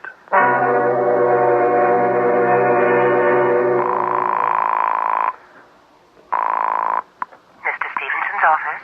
Good morning, Miss Simmons. Mr. Gaffney, I was about to call you. And Mr. Stevenson isn't back yet. He isn't? No. They decided to go to Colorado. They want to inspect their ski resort. Oh, that's nice. Yeah. I wish I could have gone along. Oh? Do you like to ski, Miss Simmons? Love it. Skiing in the winter and sailing in the summer. That's my idea of heaven. Yeah. When he checks in, I'll tell Mr. Stevenson you called. Thank you, Miss Simmons. Not at all.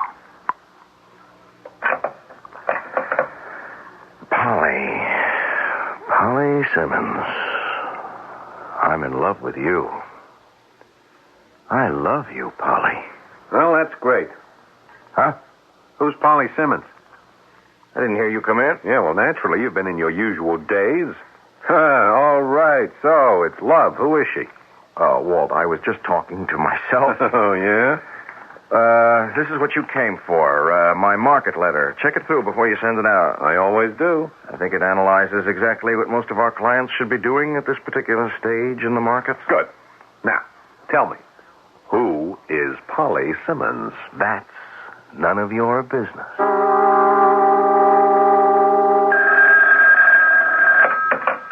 Walter Evans. Oh, I'd asked for Mr. Gaffney. Yeah, well, Joe Gaffney's out at the moment. May I help? I'm his associate. Would you tell Mr. Gaffney that Mr. Stevenson will telephone him from Colorado this this afternoon at 4 o'clock? Sure will. Thank you, Mr. Evans. Thank you, Miss, Simmons. Polly Simmons. Simmons. Polly Simmons. Yes, Santa Claus, there is a Virginia. I mean, a Polly.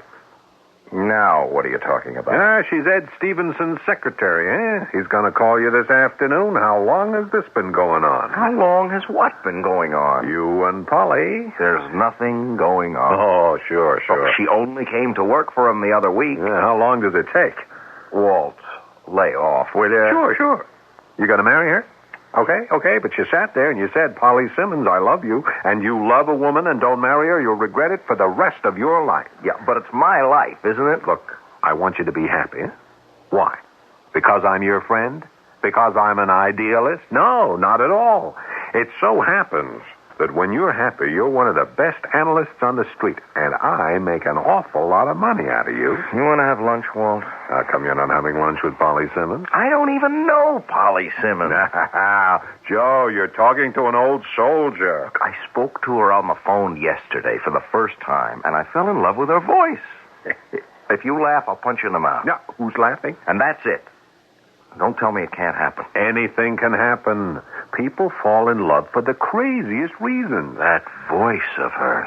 Yeah, now that you mention it, it does sound sexy. It's more than sexy. It's so warm. It's so alive. It's so vital. That's what I said, sexy. And that's the whole story. It's only the beginning. Ask her for a date. What if she's married? Her name is Miss Simmons. She could be using her maiden name at work. Okay, so she's married. If you're in love, that won't stop you. Walt, this is no concern of yours. I just explained a minute ago it is. Well, all right, what if the voice is just... she doesn't have to look like her voice. She could be an old hag. You can always come up with a million reasons why not to do something. Don't knock it. That's how I made you rich. Yeah, but this is different. Do you or don't you want to go to lunch?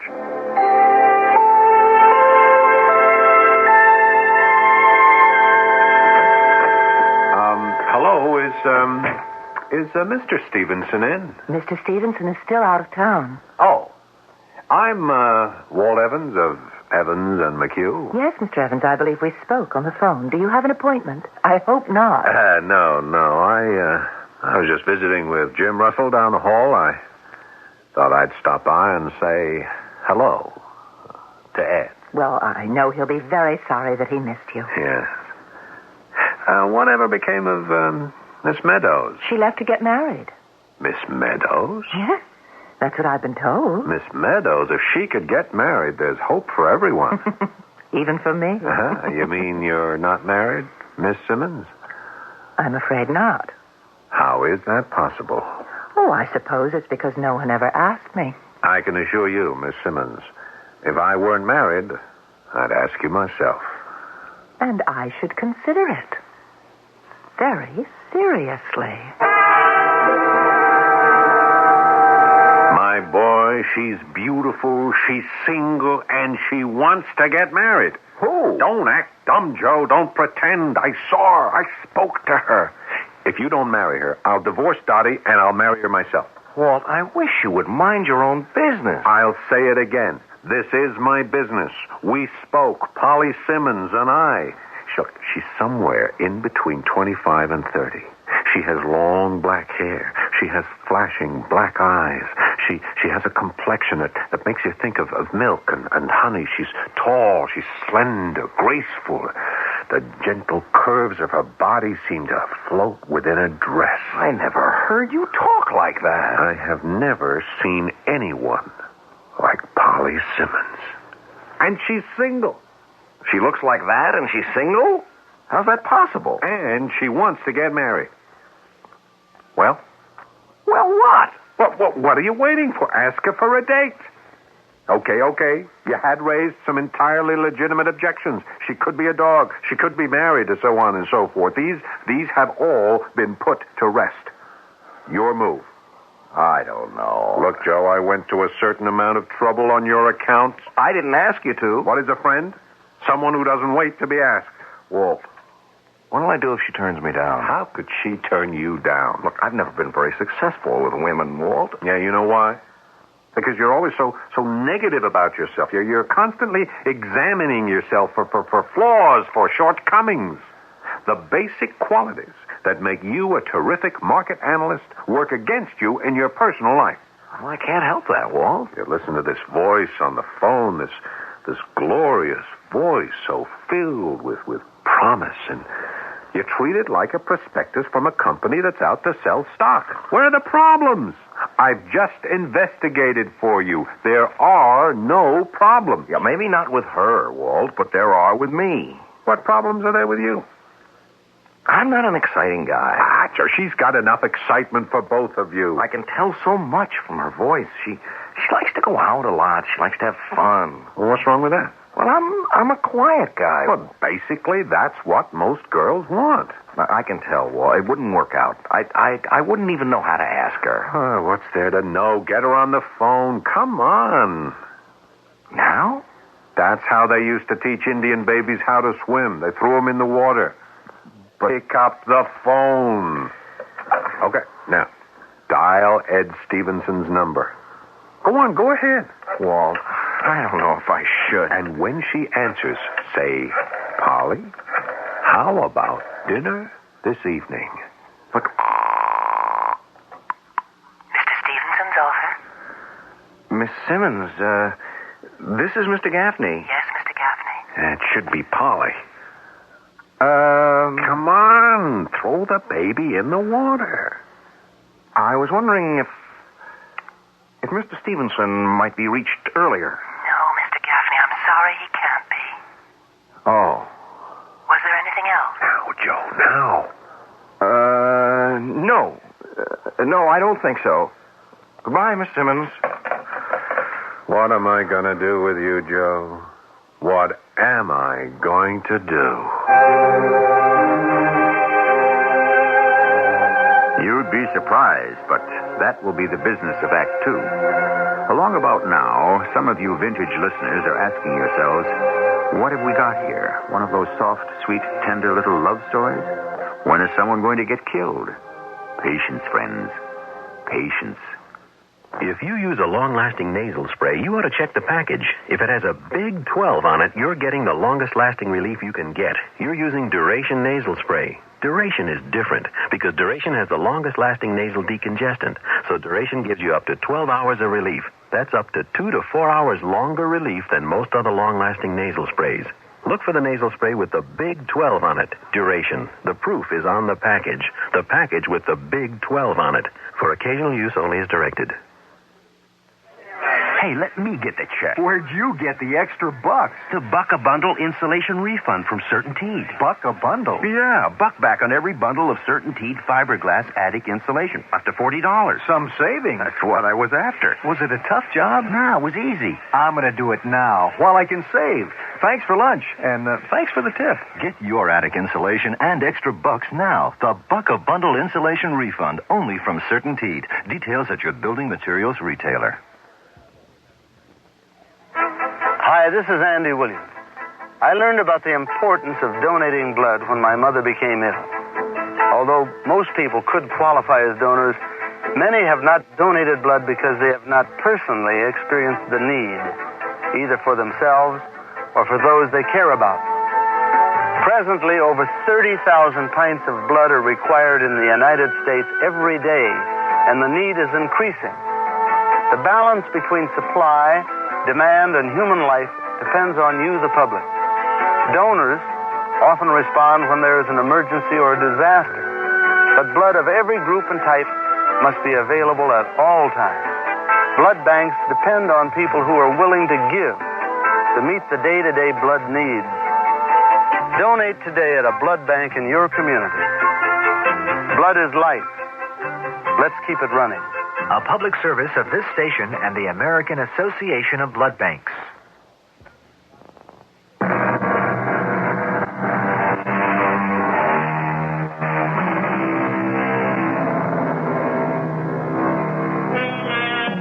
They say that faint heart never won fair lady, to which we might add, there's many a fellow who wishes he hadn't been quite so courageous.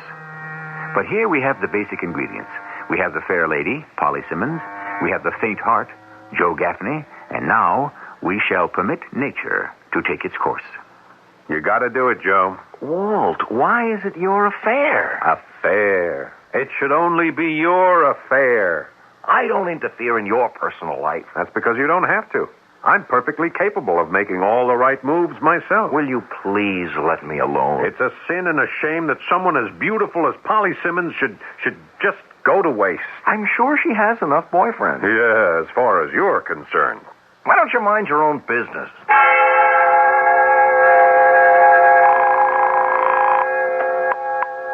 Mr. Stevenson's office? Good morning, Miss Simmons. Good morning, Mr. Gaffney. Oh, you recognize my voice? Yes, it's quite distinctive. Really? Is Mr. Stevenson in?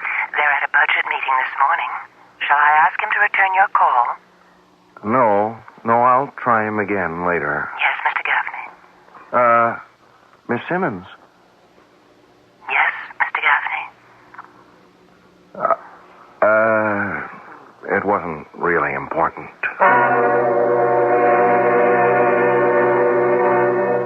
What do you want to see me about, Walt? What's the meaning of this? These 5 sheets of paper? That's this week's market letter. You mean this week's alleged market letter? Did you read through this after you wrote it? I don't know what you're talking about. This girl has not only got you talking to yourself, she has you writing to yourself. Listen, this week's Best Buy, Polly Simmons. What? The group that should outperform the market, Polly Simmons. Now, Joe. Oh, I should have checked it out. Joe, you have to resolve this thing. Oh, you find it hard to understand. I'm scared. Oh, come on. Please, Walt. Look, guys like you, big, competent, aggressive, you can't believe there are fellows like me. You must either get this girl or forget this girl. But, Walt... It's all in your own head now.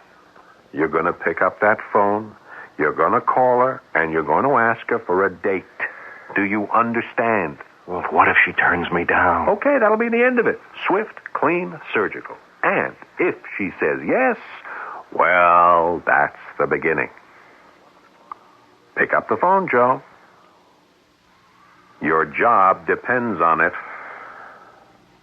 All right, I'll do it. Good. Well, go ahead. I can't do it with you hanging over my shoulder. Mr. Stevenson's office? Miss Simmons, this is Joe Gaffney. Yes, Mr. Gaffney. I was wondering... Yes? I was wondering if Mr. Stevenson were back yet. Oh. No, sir. Then I guess I'll just have to keep trying. Yes. You do that, Mr. Gaffney. Well? We have a date. Good. You see, you keep listening to your old Uncle Walt. So, tell me, what did she say, huh? What did you say? I just said, Miss Simmons, would you like to have dinner with me tonight? Miss Simmons, huh? Well, I don't know, maybe I said Polly, and she said, yes. So, who had this thing figured out from square one, eh? Now, you take her to a nice quiet place where you can talk, you understand, and you make sure you talk about her. Most women like that. Oh, look, Walt, do you mind if I get back to work now?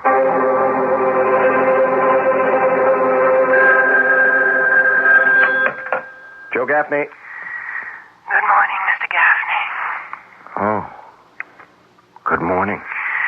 Mr. Stevenson would like you to send him an up-to-date copy of his portfolio with a list of suggestions. Certainly. Thank you. Miss Simmons, are you all right this morning? Does it show? I beg your pardon? I was out rather late last night. It was quite a... I shouldn't say brawl, but none of us was feeling much pain. Oh. And I'll sure be glad when this day is over. Joe? Oh, hello, Dolly. Walt's out with a client. I know. I came here to see you. Me? Tell me, are congratulations in order? For what? Oh, Walt told me all about her. About who? Well, really, Joe, how many of them are there? Polly. Oh, Polly. Walt tells me you've been going steady with her for almost 3 months. Is it still called going steady? Look, Dottie. I can't tell you how happy this makes me. What is it with you married people? You're always trying to get everyone into the same boat you're in. Oh, now you need a wife, Joe. You're lonely. Repressed. Hey, what is all this? Well, that is, you were. Look at yourself now. You've got a new self-confidence. That's what a woman's love does for a man. I'm glad to hear it. Is there going to be a wedding? Now, Dottie, Well, it's fashionable today, I suppose, to laugh at that piece of paper. But in the long run, your relationship can't really go anywhere without it. Joe, do you want us to make the wedding for you? Dottie, I'm really quite busy. Well, you don't have any family. If I don't finish this work... Oh, relax. I'm your partner's wife. You won't get into any trouble. No, it's just that... All your life you've lived in a shell. You were always afraid to reach out to people. Suppose it's because you found that people could turn on you, huh? People did. So you surrounded yourself with facts and figures and statistics. Those you could trust. Now that you've psychoanalyzed me, are you going to send me a bill? I'd like to meet her. Why don't you bring her to dinner one night? Well... Or the 4 of us could go out. Sure. Okay. And let's make it soon, shall we? Mr. Stevenson's office? Miss Simmons. Yes, Mr. Gaffney. I sent Mr. Stevenson a list of attractive situations, particularly in commodities. It's on his desk. Oh, I just wondered if he'd received it. He did, Mr. Gaffney. Oh, well, that's what I wanted to know. Well, wow, it's been quite warm these past few weeks. Yes, it has. I wish I could spend more time at the beach. Oh? Do you like swimming? Swimming, surfing, sailing. Anything that lets me wear a bathing suit. Yes. Well, I'm glad Mr. Stevenson received my letter. I think people wear too many clothes these days. And I feel that they're so confining. Don't you? Oh, yes. Yes, I do.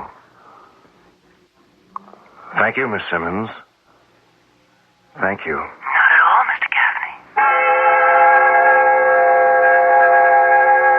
So, what did you and Polly do last night? Oh, the usual. Yeah? We went out to dinner, took a little drive, and we went back to her place. Oh, yeah. There's a little mining company I'd like to call to your attention. That's some woman, that Polly Simmons. Look, here's an outfit whose earnings have gone up over 120% over the last 3 years. And to think I practically had to force you. Do you want to hear about this terrific special situation, or don't you? I can't think of a more terrific special situation than the one you have with Polly Simmons.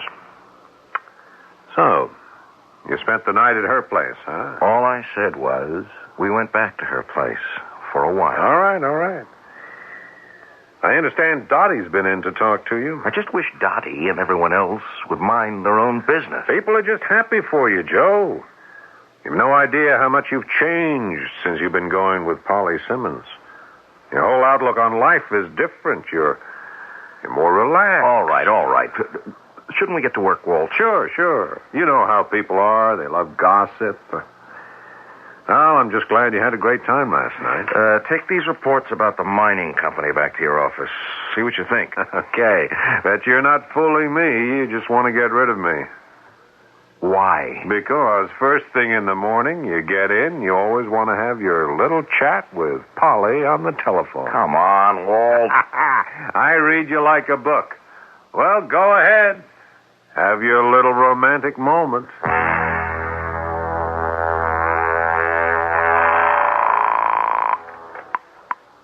Mr. Stevenson's office? Oh. This This is Mr. Gaffney. Yes? Of Evans and McHugh. Yes, sir? Is Mr. Stevenson in? I'm afraid he can't talk to anyone right now. Oh. Is Miss Simmons in? Miss Simmons? Yes, Polly Simmons. No. Was she off today? Miss Simmons is dead. What did you say? I suppose it'll be on the radio news any time now. The police just found her body. She's been murdered. You can't be serious. The police are here now. They're talking to Mr. Stevenson. She's dead? No. No, she can't be.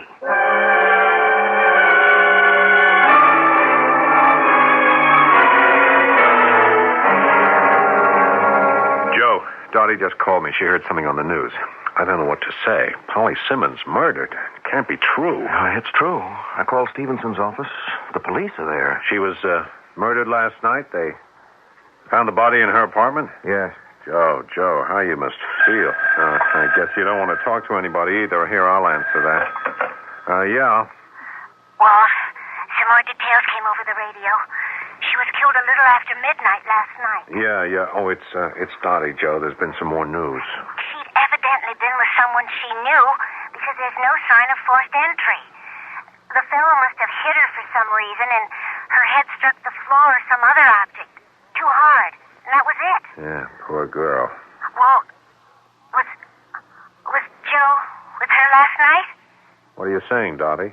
What I'm saying is, the police are asking everybody who may have any sort of information to call a special number. Yeah. Oh, look, Dottie, I'll talk to you later, okay? Joe, what time did you leave Polly's apartment last night? Last night? Yeah, you said you were with her last night. Oh. So, what time did you leave? Well... Police say she was killed around, midnight. Oh. Well, I guess it was sometime before. Are you going to tell the police you were with her last night? Do I have to? They're going to find out. How are they going to find out? Nobody really knew about us except you and Dottie. And would you or Dottie... Would you tell the police?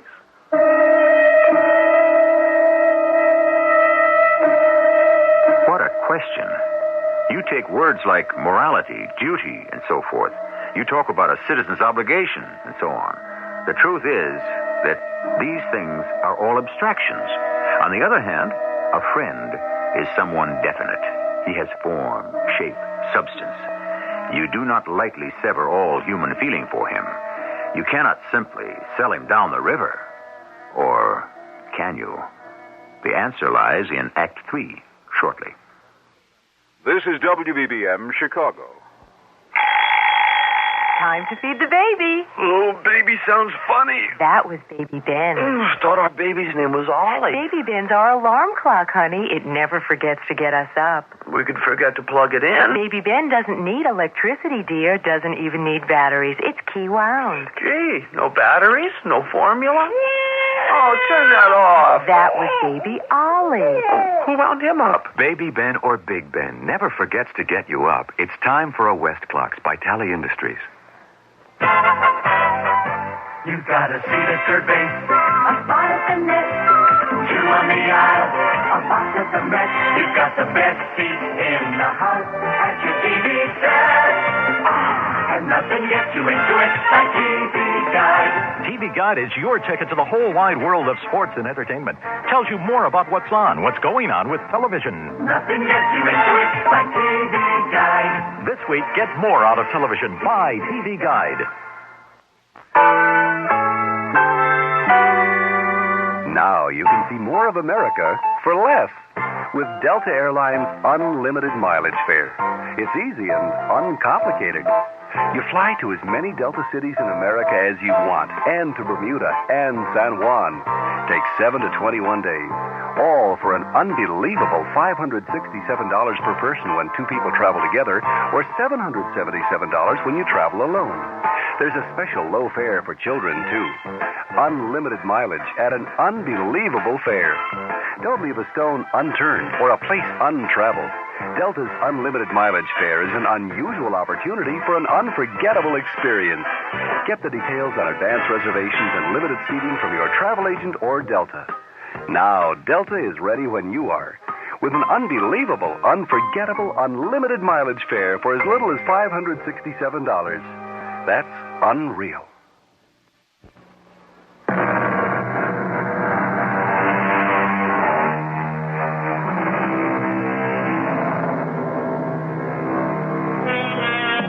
What a tangled web we weave when first we practice to deceive, the poet said. And the strands of this web can wind themselves into the rope that will hang us. Our friend Joe Gaffney has been playing at a game of love. And as it happens, the game of love has become a game of death. Walt, you wouldn't go to the police, would you? Did you kill her, Joe? What are you saying? You were with her last night. Walt, you're talking to me. You said you went to dinner with her. Yeah, but wait a minute. We had a late meeting here yesterday afternoon. You didn't leave till 6:30. So the earliest you could have gone to dinner was maybe 7 o'clock. Walt, listen. Dinner 1 hour and a half maybe. It's now 8:30. What are you trying to build? Then you said you went for a drive. How long? An hour? 2 hours? So what? It's now 10:30, and then you went to her place. I will quote you for a while. What's a while? Walt, listen to me. Midnight, she's murdered. How long was that while you spent with her? Starting at about 10:30. Walt, I swear I didn't kill her. Yeah. Walt! Walt! Where are you going? Right now, at this minute, I don't know.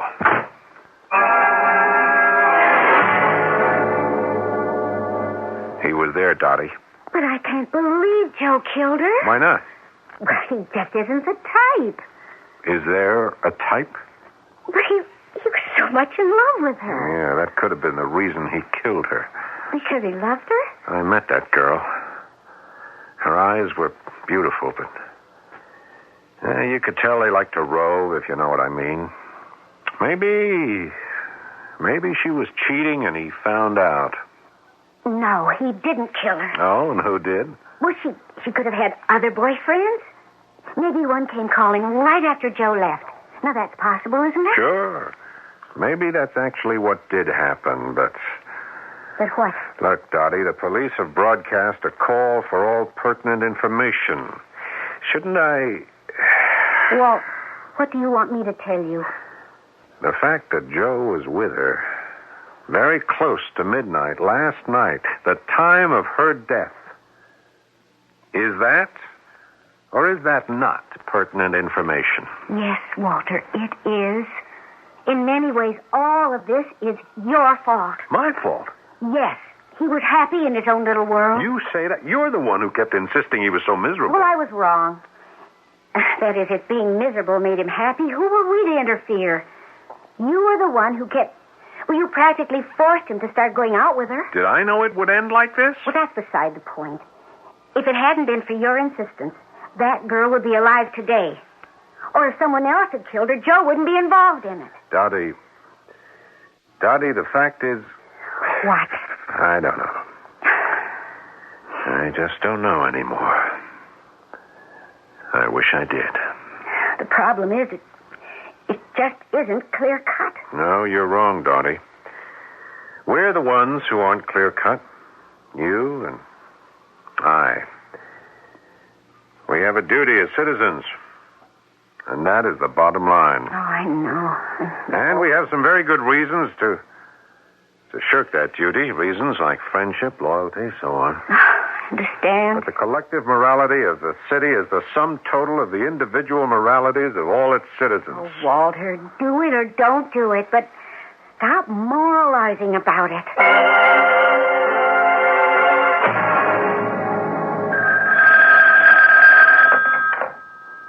Hello, Joe Gaffney. Mr. Gaffney, this is Mr. Stevenson's secretary.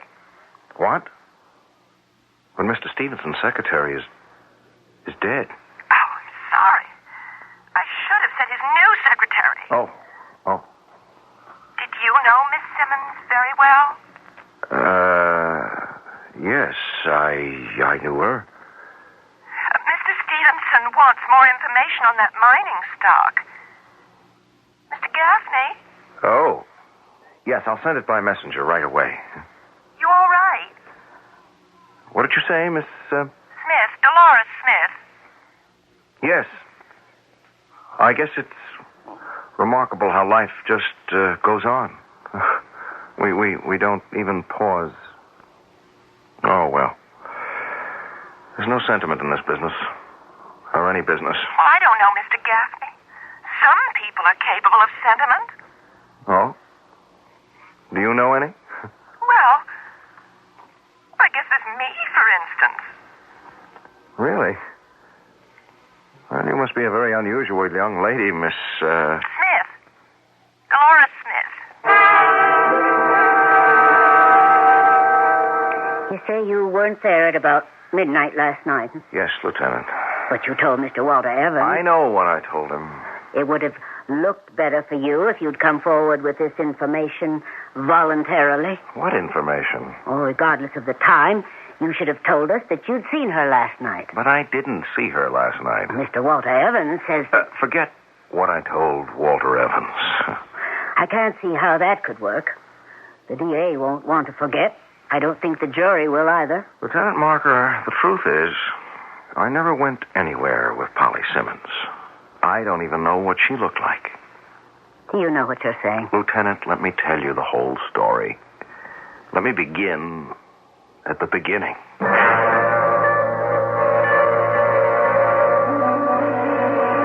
I never went out with her. Never. And that is your story? Lieutenant, please, believe me. It's not a great one or even a very good one, but it's a new one. Well, it's true. There's some holes. Why didn't you just tell Walter Evans to mind his own business? I did, but when a man's your partner and he has this idea that he's going to do you a good turn... Very well. So you lied to him when you said you'd asked her for a date? Yes, Lieutenant, that was a lie. Then why couldn't you at least tell a lie that would get you off the hook? Why couldn't you say she turned you down and that would have been the end of it? Yes, but that wouldn't have been the end of it. You don't know Walter. He'd have said, if at first you don't succeed, he'd have made my life miserable. But you knew you couldn't maintain this deception indefinitely, if that's what it was. You knew you were getting in deeper after a couple of weeks. Why couldn't you tell Walter Evans that you and Miss Simmons had broken off? Because after a while, it began to be real. Real? Yes, I would tell Walter lies about the things Polly and I had done the night before. But as I told them, they began to get real. As if we had gone out and had a good time and made love. You think I'm crazy? Please continue, Mr. Gaffney. I felt just wonderful. I was finally someone who appealed to women, and as we would walk down a street or sit in a restaurant or whatever, this was all in my mind, you know. Why didn't you ask her for a date on the phone and make it real? Because if she turned me down, it would have been the end of everything. Why are you so sure she'd have turned you down? Oh, well, look at me, Lieutenant. I'm not so hot looking. I don't have $1 million. I mean, what would she want with me? This way, at least, I had something with her. In your imagination. It was better than nothing. Very well. What we're saying here is that you are living in an unreal world. There are cases like this. A person creates a fantasy world. Yeah, well, that's what it was. In the daytime, you work here in your office. You do your job. That's reality. But where are you at night? Where? When you're supposed to be out with her, having dinner or dancing or going to a show or making love. Where are you? I don't know. Home, I guess. Can you be sure? Do you really know? Is it possible you're not somewhere around her apartment house, watching for her? Maybe on this night you see her come home with another man. Maybe it looks very much like they're going into her place to have a real good time. Lieutenant. Did you wait for him to leave? Did you go up there afterwards, furious and a feeling of betrayal? Did you start to hit her? And did she fall down and strike her head? No. No? I don't know. Mr. Gaffney, I don't know either. I was told to have you booked as a material witness. What does that mean? In simple English, it means we think you did it. But we'd like to have a little more evidence before we say so.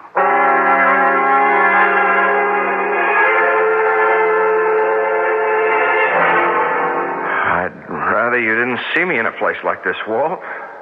It's all right, Joe. No, it's not all right. It's a cell. It's a prison cell. We're going to have bail set for you. Did I really kill her, Walt? Joe, who knows? I don't know what to believe anymore. Was I actually going out with her? Or was it all something I built up in my mind because I wanted to fool you? I'm sorry I put that kind of pressure on you, but not that it helps. I meant well. No. It must have been real. I must have killed her. I mean, who else? It had to be someone who knew her, who was with her. I don't think about it anymore. Oh, time's up. Here's the guard. I'll come visit you tomorrow. Thanks, Fred.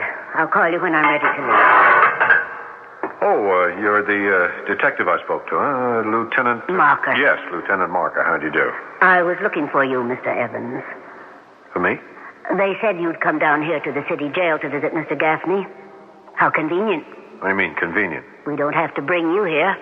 For what? We're going to read you your rights and book you as material witness. Oh, now, Hatch, just a Miss minute. Dolores Smith, who replaced Miss Simmons, happened to be clearing out her desk. And deep in a bottom drawer were some typewritten letters Miss Simmons may have been planning to mail. What does this have to do with me? Well, let me read one of them to you. Mrs. Walter Evans, 9 Albemarle Crescent. Dear Mrs. Evans, did you know your husband is having an affair with a Miss Polly Simmons? Miss Simmons has photographs showing herself and Mr. Evans in various affectionate... That's a lie, Walter. Plus various other proofs of his devotion. We now have those proofs. I demand the right to call my attorney. Certainly. I didn't kill her. There are letters addressed to 3 other men. One of you thought to shut her up. Walt, it's your fault, Joe. Why didn't you take her out? How could I just let someone like that go to waste?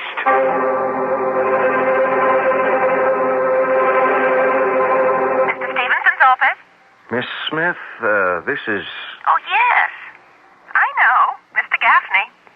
I want to thank you for... Well... Oh, I was just cleaning out her desk, and well, it was my duty to go to the police, wasn't it? Yes, of course. I want to thank you. Mr. Gaffney, do you mind if I say something? You have absolutely the most terrific voice I ever heard in all my life. What? I'm speaking out of turn. No. Go ahead. If you're anything at all the way you sound, you must really be something. How'd you like to find out? Have dinner with me. Tonight.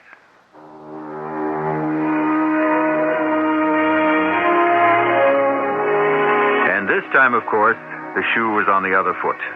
After all, what did Miss Dolores Smith look like? And was he disappointed in her? Was she disappointed in him? I can't say, but I do know that you won't be disappointed if you wait for me to return. Some job, standing all day, and now I've got hemorrhoids. Better not neglect them. I was hoping they'd go away. When I get a flare-up, Preparation H often gives me fast temporary relief from pain and itch. You have hemorrhoids? Lots of people do. But Preparation H even helps shrink swelling of hemorrhoidal tissues caused by inflammation. I'll try Preparation H tonight. Good morning. Ready for the big sale today? Thanks to Preparation H. Preparation H relieves pain and itch, even helps shrink swelling. Use only as directed. Hi, I'm Charlie Daniels, and I'm very concerned about hunger in our world. Every minute, 21 children die because they don't have enough to eat. There is enough food to go around for everybody. What's needed now is for each of us to care enough to get involved in this issue. Now, I know you care. What can you do? Write politicians about your concern and support hunger organizations. Thank you. For further information, write Impact on Hunger, 145 East 49th Street, New York, 10017.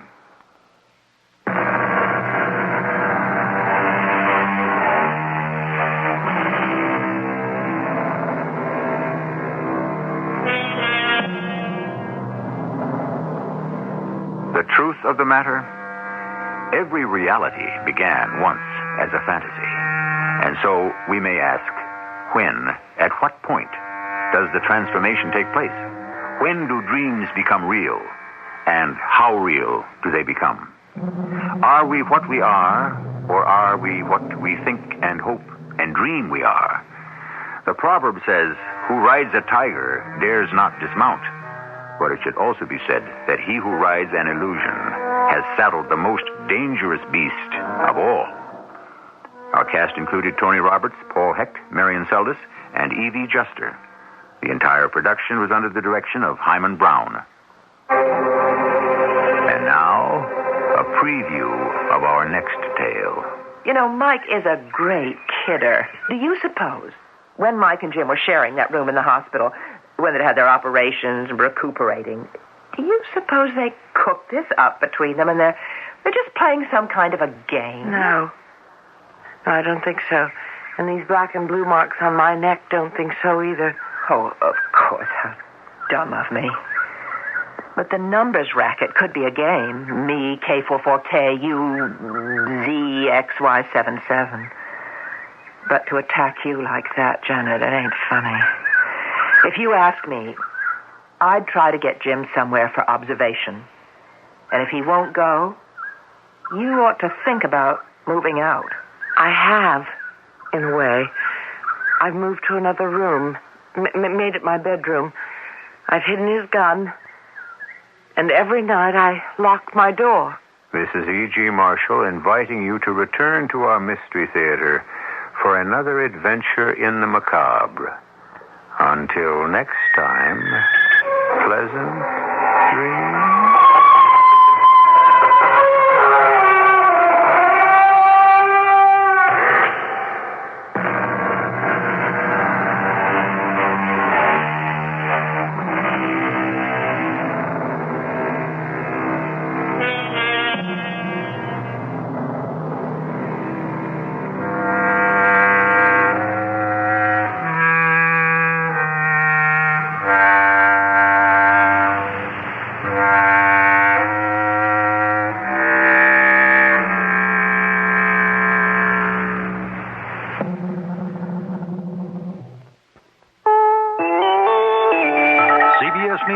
Senate Budget Committee hangs up its axe for the night after chopping more than President Reagan has asked.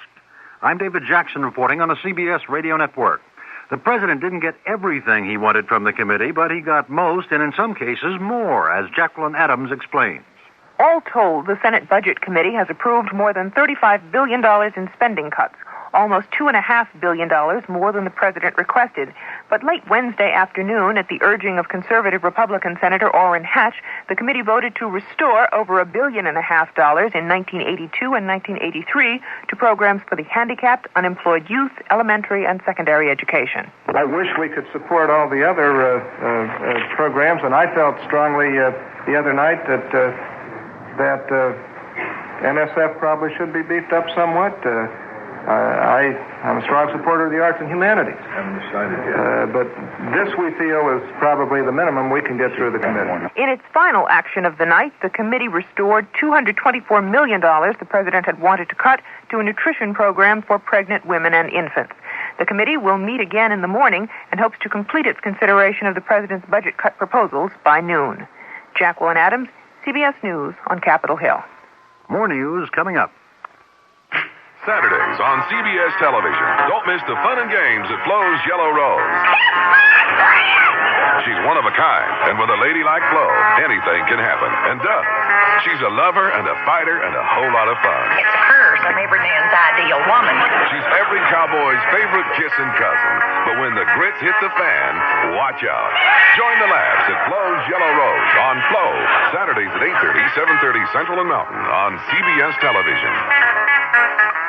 Only Bayer. Bayer aspirin. Bayer, of course. Ask mothers, which is the only pain reliever you'll need in your home this colds and flu season? And the answer from millions would be... Bayer, of course. Bayer, because the whole family can use it. Bayer, because nothing else, short of a prescription, can do more for the aches, fever, and sore throat pain. Remember, rest, fluids, and all you need is... Bayer. Only Bayer. Bayer aspirin. Use only as directed. Secretary of State Haig sums up Soviet interests in Central America, saying, in effect, 1 down, 1 in the works, and 2 to go. Nicaragua, he told Congress, was phase 1 of a Soviet plan to dominate the area, a phase completed with the leftist takeover there. Phase 2, Haig says, is El Salvador, and he wants continued U.S. military support of the junta there. Haig claims the Kremlin has a 4-point hit list with Honduras and Guatemala next in line, and he says the U.S. must stand firm against that Kremlin strategy. The State Department is praising what it says have been recent improvements in the human rights situation in Argentina. And one official says by the end of this week, Congress will be asked to at least partially repeal the U.S. ban on weapons sales to that country. The word comes just a day after Argentina's Nobel Peace Prize winner, Adolfo Pérez Esquivel, a human rights activist, said things there are getting worse. The judge presiding over the Carol Burnett libel suit against the National Enquirer has ruled that the Enquirer is a magazine, not a newspaper, and so is not covered by California's retraction law. That law says newspapers are protected from libel suits if they retract articles in question. So in the Burnett case, the Enquirer's retraction of the controversial story about the entertainer will not provide an automatic defense. More than 14,000 coal miners have now joined wildcat strikes, shutting down mines in 7 eastern and midwestern states. Still, the National United Mine Workers Union says those miners should get back to work. No strike, says the UMW, until the current contract expires March 27th. A strike then appears inevitable, but there is word that the UMW is trying to revive negotiations to head off a full-scale walkout. White House News Secretary James Brady says the administration is monitoring the coal negotiations, saying a coal strike would be a serious matter, but he says there are no plans right now for the administration to become directly involved in the labor dispute. CBS News will continue in a minute. Shine it up, shine it down, spread that glass, shine around, shine all around. If I've got to clean, I want something to show for it. I clean with Glass Plus and show off the shine. Windows to chrome, plus a whole lot more. Look anywhere in my house. There's a shine all around. Shine it here, shine it there. Glass Plus shines up everywhere. It shines glass, plus a whole lot more. Hey, let me get the check. Where'd you get the extra bucks? The Buck a Bundle insulation refund from CertainTeed. Buck a bundle? Yeah, buck back on every bundle of CertainTeed fiberglass attic insulation. Up to $40. Some savings. That's what I was after. Was it a tough job? Nah, it was easy. I'm going to do it now while I can save. Thanks for lunch, and thanks for the tip. Get your attic insulation and extra bucks now. The Buck a Bundle insulation refund, only from CertainTeed. Details at your building materials retailer. 2 lava flows from Sicily's Mount Etna volcano have split into 3, one of which is stalled within a half-mile of Randazzo, population 12,000. Soldiers are standing by for possible evacuation duty. Another lava stream is approaching a river which feeds an electric generating plant. It could cut off the water and shut down the plant. So far, no one's been hurt from this eruption at Etna, but some vacation homes and vineyards have been destroyed. David Jackson, CBS... It's just past 11 o'clock, and it's time for the WIP Mystery Theater. Why don't you join us? Just sit back and relax, if you can.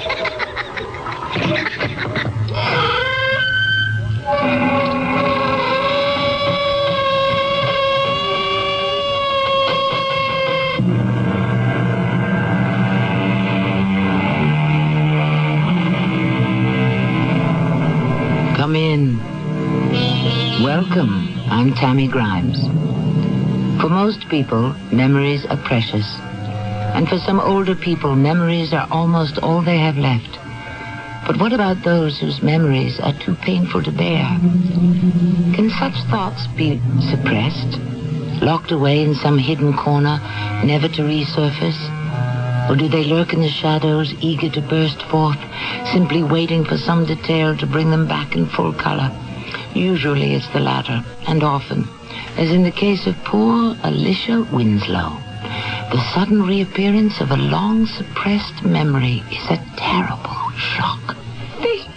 These photographs, where did they come from? From a roll of film that I found in an old camera at the same auction where my wife bought the old box of letters. Oh, dear Lord. Miss Winslow, are you all right? These photographs, get them out of here. Get them out of my sight. But I don't Get out, both of you, please, leave. Or I'll call the police.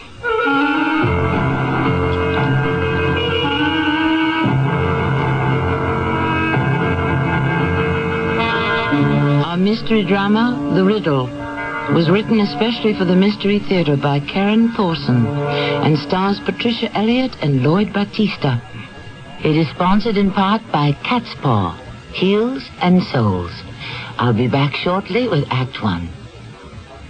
Weekdays on CBS television. Watch your favorite daytime dramas. Follow the continuing story of people locked in a struggle of passion, right and wrong, coming face to face with themselves and their desires on The Young and the Restless. Then, it's drama you'll never forget as intrigue, triumph, and tragedy take center stage on As the World Turns. Don't miss The Young and the Restless and As the World Turns, weekdays on CBS television. Check your local listings for the time. Pause for a moment and listen to your shoes. They may need to be cat's pawed. Hey, stop! What do you think you're doing? We just need heels and soles. How could you throw us out in the street when we've been so good to you and your feet? New shoe prices out of sight. Look for the sign of the cat and make your tried and true shoes as good as new shoes. With Cat's Paw, heels and soles. Take us to the shop. Come on and get us Cat's Paw. Mommy, I cut my hair. Oh, no. Oh, what should I do? Oh, Mommy, I'm bleeding. Can you stop the bleeding? Can you clean a wound properly? What if he stops breathing? What if his heart stops too? How do you handle an emergency at home? Many of us panic when prompt action may be needed to save a life. If you'd like to learn what to do and how to do it before you're faced with an emergency, contact Red Cross. We'll help you learn how to prevent accidents. We'll teach you first aid, Red Cross CPR, family health and home care. Countless lives have been saved through safety and health care skills learned through Red Cross courses. And because of these skills, millions of Americans live safer, happier, healthier lives. Learn how to take better care of yourself and your family. Call Red Cross. We'll help. Will you?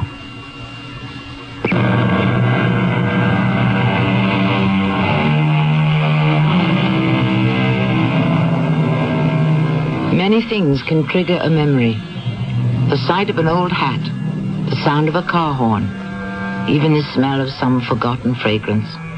But recall varies, of course, from person to person. A particular object may remind you of one thing and me of another. Take the characters in our story today. For young Barton Baxter, the old camera he bought at an estate sale brings back memories of his grandfather's attic. But for old Alicia Winslow, the same camera revives an old childhood nightmare. At first, no one knew why. But if you listen, it all begins at an auction. $6.50 from back in the corner. I have $6.50 for, oh, do I hear $7? Who'll give me $7 for this old folding camera? A real antique, folks. $7 from the man in front here. I have $7. Do I hear $7.50? Who'll give me $7.50 for this genuine working camera, Kodak Autographic? It says right here on the nameplate. I have $7. Do I hear $7.50? Do I hear $7.50? $7 once, $7 twice. Sold to the man in the red plaid, $7. Hi, Bart. How's it going? Oh, Penny, I just bought an old camera. That was you? Oh, Bart, honestly, I should have known. Known what? It was only $7, and besides, it's a beaut. Pre-World War I, red bellows and all. Just wait till you see. I already saw it at the start of the auction, and I've seen plenty more like it, all down in our basement. Not like this one. It's an autographic. Come on, walk me to the cashier. What's an autographic? Well, it comes with a little pen and an opening in the back so you can actually write on the film after each picture is taken. You mean so you can write captions? Exactly. Here, just let me pay my $7 to the lady here, and I will show you. Now, here you go, ma'am. $7. That's for number 173. 173. Very good, sir. Let's see now, 173. It's a camera. Ah, there it is. Kind of like the one I had when I was a kid. Sign here. Enjoy your purchase, sir. Ooh, that I will. Thank you. Now, here, Penny, look. See that little pen setting next to the lens? You just slide it out of its holder, flip open this little window in the back of the camera, and then... Oh, Penny. Look, there's a roll of film in here. Exposed film? Well, it'd have to be. The number in the little red window is already on 9. But if that film is as old as the camera... Well, all that matters is whether or not it's been exposed to any light. Well, I won't open it up until I'm inside my darkroom, and who knows? Maybe I'll come up with some valuable photos. Well, can I take one right now? What, with this camera? Well, you can try. Here, just let me roll ahead so we get to an unexposed part. Here. Yeah, now try it. Now turn your face so it catches the light. Ah, that's it. Now, for the caption, I just write what I want in this little opening? You got it. Just press down good and hard. Barton, Baxter, camera, freak. Uh-huh. That's your caption?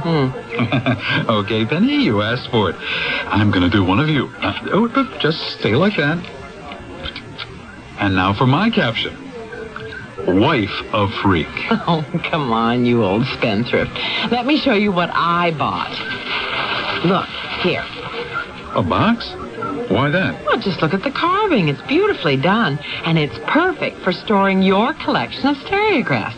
And guess what? What? My purchase came with a surprise bonus, too. Inside the box, a whole stack of letters all dated back in the 20s. Just like your film. Oh, you're too much. I can see you already poring over those letters, piecing together some love story or something. Come on, honey, let's get home. Your box is just right for our stereographs. And I want to get back to my darkroom.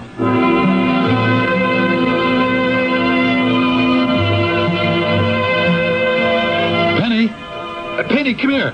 Come and see. See what? These old pictures. Bart? But they're all streaky. Hey, come on. This is pretty darn good for a 60-year-old film. Look here. Even those snapshots of us work. And look down here at the bottom. See the captions? I can actually read them. But look there. In the photo, standing behind me. What? That old man in the background. He followed me around the whole auction, trying to buy my old box. I kept telling him no, but he wouldn't quit. Oh, he really gave me the creeps. Well, maybe you better get that box appraised. Maybe it's valuable. I'll do it tomorrow. But how about these old photos? Anything valuable here? Well, not really. Except maybe this one. You know, because of the clothing. Oh, my gosh. Will you look at those outfits?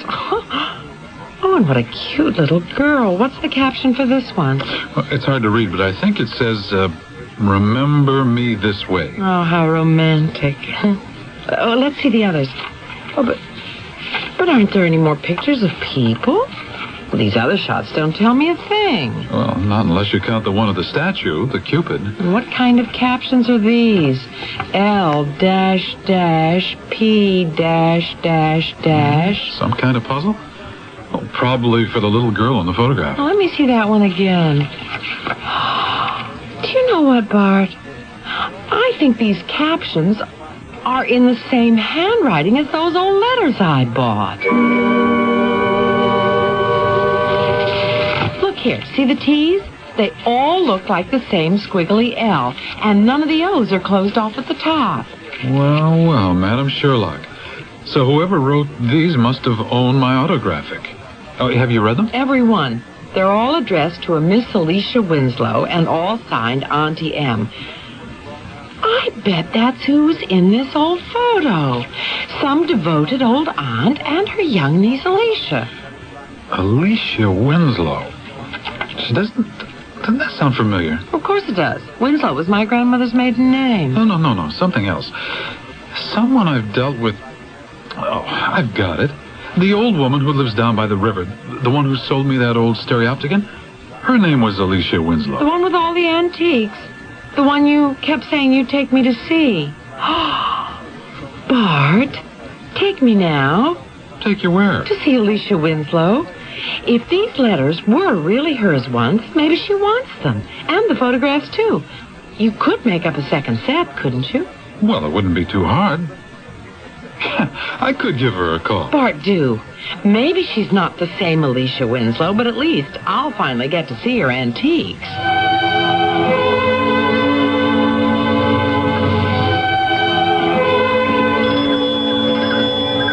Here goes.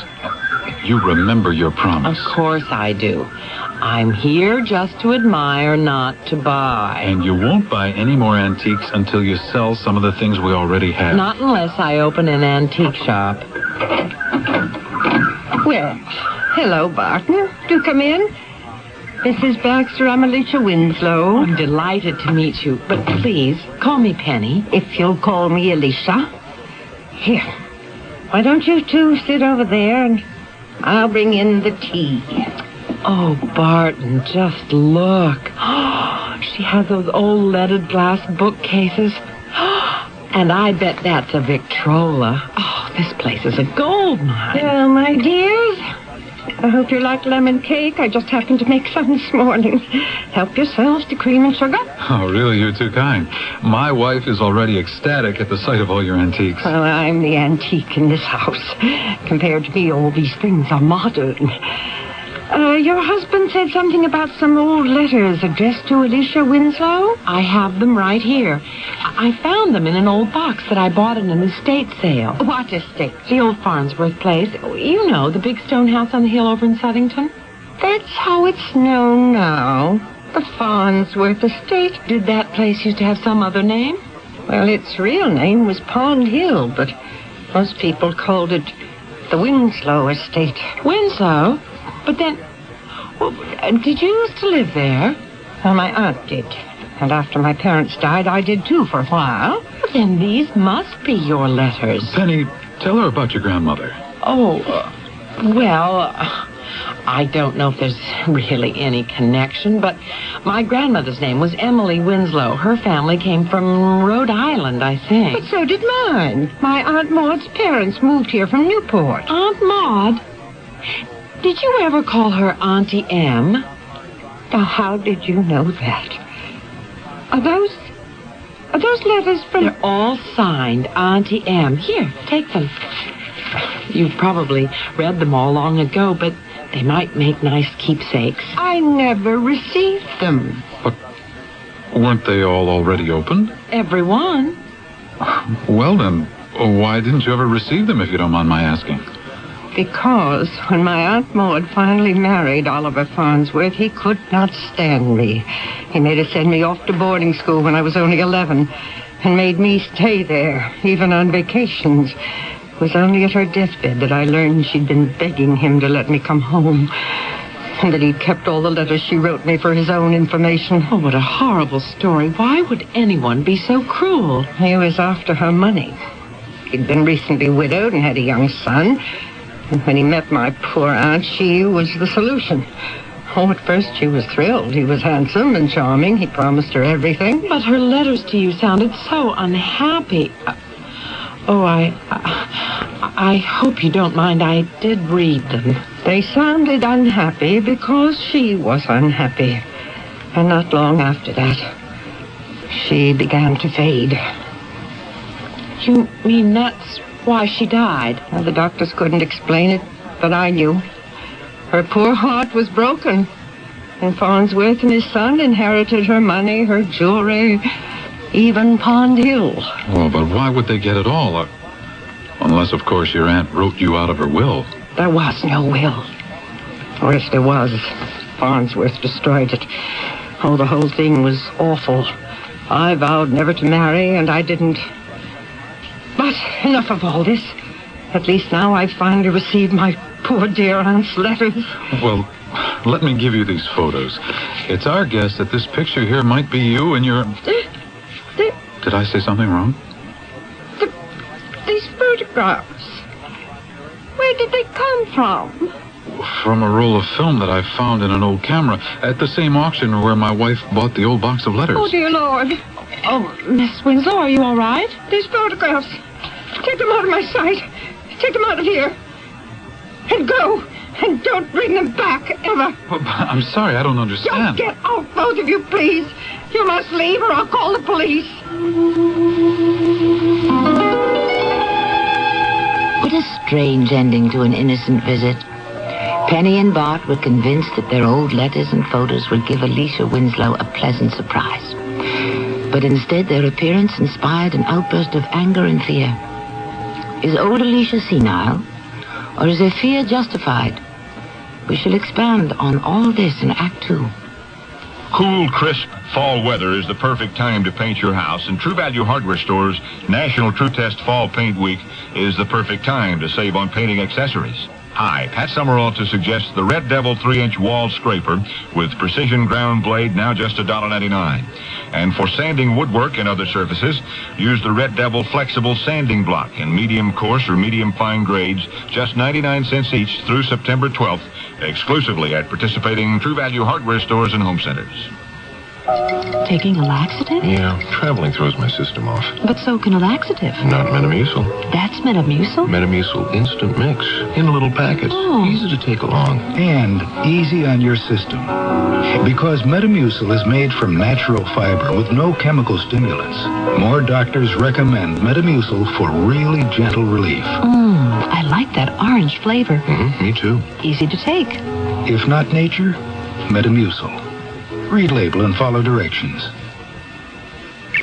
The following is presented by the National Urban League. You know, Alan, when you walked in here and said, I want to be a salesman, I wouldn't have bet a plug nickel you could make it. Sales takes hard work and tenacity and guts. Well, I just didn't think a black man could measure up. Too often in today's society, people are judged solely by the color of their skin rather than by what they can do. But when people are given a chance to make something of themselves, there's no limit to what they can do. And now here you are, our newest district manager. What do you say to that? All I ever needed was a chance. Everybody deserves a chance to make it on their own, regardless of race, creed, color, or sex. The Urban League is dedicated to achieving that, and you can help by opening your heart and your mind and giving someone that chance. To find out exactly what you can do, write National Urban League, 500 East 62nd Street, New York, New York, 10021. A public service message of this station, the Urban League, and the Advertising Council.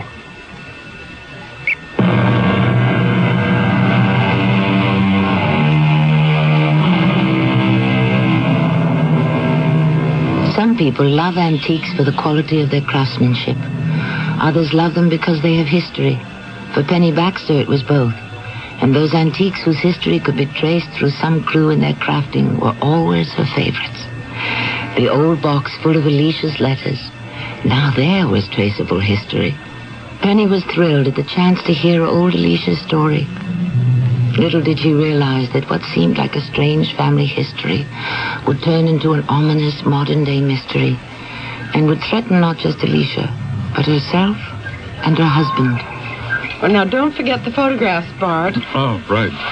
I still can't figure out why they threw such a scare into Alicia Winslow. That was some send-off she gave us. Well, it's my guess that whatever she's scared of, it's probably all in her mind. She's become senile. Hey, Penny, I thought you locked up. I did. You saw me. Well, then why isn't this door locked now? I tried using my key and it just opened. Oh, no. What? Bart, what is it? Take a look. Oh, we've been burgled. Oh, they got my cameras. I'm going downstairs. Bart, be careful. What if someone's still down there? No, don't worry. Don't worry, nobody's down here. All my equipment's still here. Oh, Bart, I'm so relieved. Maybe they never even went down there. They sure went through things up here. Oh, what a mess. Can you tell if anything's missing? Well, not yet. The TV, the stereo, they're all in their places. Let's go check the bedroom. Oh, what kind of burglars were they? My jewelry's still here. I don't know. Well, none of our clothes have been touched. Look here. They did go through my desk. All the papers are disturbed. And the books in the living room bookcase were all on the floor. And that's the first thing I noticed when we came in. Bart, you don't suppose they were after those letters? What letters? Alicia's letters, the ones that came in my old wooden box. Well, why would anyone want... Don't know why, but I think I know who. Who? That old man who kept trying to buy back the box, remember? I told you. He followed me all around the auction, and he was still right behind me when you took that snapshot. Oh, Penny, come on. I admit he was weird. But I can't imagine an old geezer like that breaking into our house. Well, then who else? Well, I don't know yet. But I'm sure going to find out. Oh. Hello. Is this, Barton Baxter? Who's calling? This is Alicia Winslow. I just called to apologize for my abrupt behavior. I don't blame you for being upset. No, we're not upset. I sound angry because we've just been burgled. Oh, no. You mean while you were here having tea? Yes, that's right. Did you lose any valuables? Well, so far nothing's missing. But everything's so topsy-turvy, it's hard to tell. They went through all our papers. Your papers? Oh, that's right. As if they were looking for something specific. Penny even wondered if they mightn't have been after all those old letters of yours. But listen, I better hang up and call the police. Oh, Barton, please, just one moment. Penny may be right. That's what I called up to tell you. Those letters and photographs may be worth a lot more than you realize. Don't you see? That's why I was so abrupt with you. I was scared. No, I'm afraid I don't see. Scared of what? Oh, it's too involved to explain over the telephone.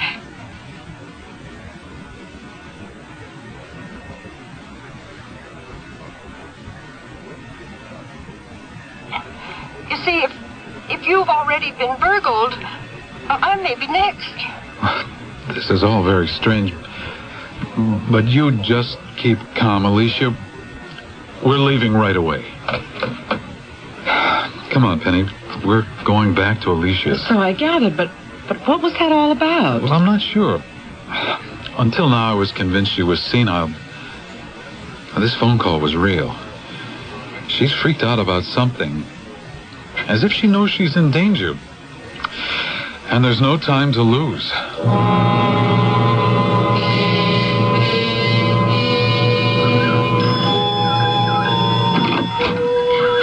Thank goodness it's you. Did you bring the photographs? Yes, I've got them right here. Oh, good. Now I know all this seems most mysterious, but I can't explain. First, let me apologize. I knew the moment you left that I'd behaved badly. It was the shock of those photographs. They were so unexpected. I started thinking that maybe you two weren't as innocent as you said. Oh, but I'm getting ahead of myself, and I'm terribly rude. Please do sit down. No, just tell us your story, and we'll help all we can. And in the meantime, I'll just have a little piece of this cake here. Oh, good. Yes, please do. You too, Barton. Just let me put some water on to boil, and then I'll tell you everything. You were right, Bart. She really is freaked out about something, but I still don't understand why. There. That's done. Now, let's see. I told you about Oliver Farnsworth and how he married my aunt for her money. And I told you how I was brought home from school to her deathbed. The first time I'd been allowed to see her in 2 years. It was a terrible shock. From the healthy, handsome woman you saw in that photo, I came home to find my aunt shrunken and faded. How old were you at that time? I had just turned 13. She knew Farnsworth would wind up with everything, but she told me not to fight him. He's too evil, she said. He won't let anything stand in the path of his greed. And besides, she said, Money doesn't bring happiness. You'll be much better off if you work for a living, be self-sufficient. Well, it was good advice, and I took it. And added one little twist of my own. I never married. Do you ever wish that you had? Well, perhaps I could have found happiness. Oh dear, there's the kettle. Here, read this while I go get our fresh tea. Oh, what's that? One of her aunt's letters? Oh, I thought you read them all already. I did. But I didn't read this one. It wasn't in the box I bought. This isn't a letter. It's some kind of riddle. Well, let me see it. 3 times round the L blank, P blank, due north from B blank, B blank. All right, it's just another word game. Alicia, look. This riddle is just like the captions under those old photos. Exactly. Here, give me a teacups and I'll finish my story. This riddle letter wasn't among the letters I gave you from the box. No, it wasn't. It was never mailed. My poor aunt pressed it into my hand just before she died. And at the same time, she whispered, "The camera. Make sure you take the camera." Those were her last words. But then, well, that means the captions must have something to do with this riddle. If you solve one, maybe you'll solve the other. Oh, I was sure of it as soon as you showed me the photos. Of course, back when my aunt died, I couldn't figure out what a camera could have to do with my unsolvable riddle. I knew which one she meant, the old Kodak we'd had so much fun with before I was sent off to school. But try as I might, I couldn't find that old camera anywhere. It wasn't till you came here today that I realized you'd found it, and the key to my riddle. But why did you get so frightened? I would think you'd be happy. I would be, if I didn't know that Farnsworth is ready to pounce. Alicia, old man Farnsworth died years ago. I mean Farnsworth Jr. Remember I told you? Oliver had a boy my age from a previous marriage. Michael Farnsworth, his name was. And he hated me from the moment we met. But why should this Michael Farnsworth worry you now? All those days are over and done with. So I thought. Till just a few weeks ago, the last I'd heard, he'd gone off to Europe or somewhere, probably Monte Carlo. All my aunt's money thrown away in gambling casinos. And then suddenly he was back here, in this house, demanding that I turn over my aunt's amethyst brooch. What brooch? I thought you said that the Farnsworths inherited all her valuables when she died. They did, all except for that brooch. It was her most treasured possession. A big stone of rare color, set in the finest gold. It had been in her family for years. She'd always said I would inherit it. And the Farnsworths knew that. But then somehow the brooch disappeared. The Farnsworths searched me, they quizzed me. They never found it. But when Michael Farnsworth finally went broke from his gambling, he remembered. He came all the way back here to scare the brooch out of me. And what happened? I told him the truth. That my aunt must have hidden it, that I'd never found it. I also told him that if he ever came here again, I would call the police. I thought it was a trap. I'm terribly sorry. Oh, think nothing of it. What's more important is that we solve that riddle. Well, who knows? Maybe it's a guide to your aunt's long-lost brooch. And maybe that old man at the auction was old Michael Farnsworth. Alicia said he was her age. What old man? Well, an old man who followed Penny all around the estate sale, trying to buy the box full of letters she'd just purchased. We figured he was some kind of antique dealer interested in the box, but now I'm beginning to think that he was after the letters. I'm sure of it. And what's more, I think he's the one who broke into our house. He must think that those letters hold some kind of clue. You know, he obviously doesn't know about the camera. Bart, I'm worried. Whether he knows about it or not, the man is obsessed. He'll keep coming back. And if he ever finds out that we've been here with Alicia... Well, you're right. He could be dangerous. Bart, should we leave? Oh, no, please. I'd be lost without you. It's the brooch, don't you see? Even if I'm finally able to solve this old riddle, what good will it do me? I can't go hunting up buried treasure at my age. Oh, you must help me, please. Aunt's brooch is more important than her own personal safety. But she hasn't said why. Is it money? Is it sentiment? Is it because her old mind has gone senile? Or is it for revenge, to inflict some final punishment on old Michael Farnsworth? Penny and Bart don't know the answer, but we all will very soon, once we hear Act 3. Dinner's done, the day is ended. Peace and quiet have descended. Night's just the two of you and you, Maxwell House. For a cup of joy and flavor, talk about what's new.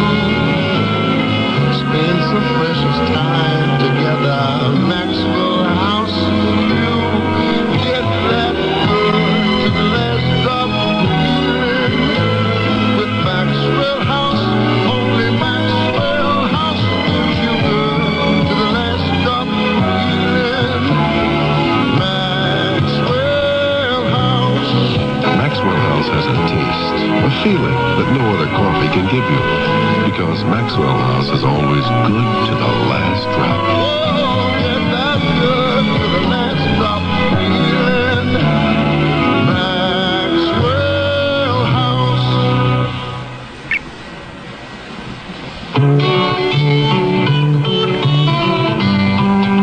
At a restaurant in Louisville, Kentucky, blind people don't have to ask what's on the menu.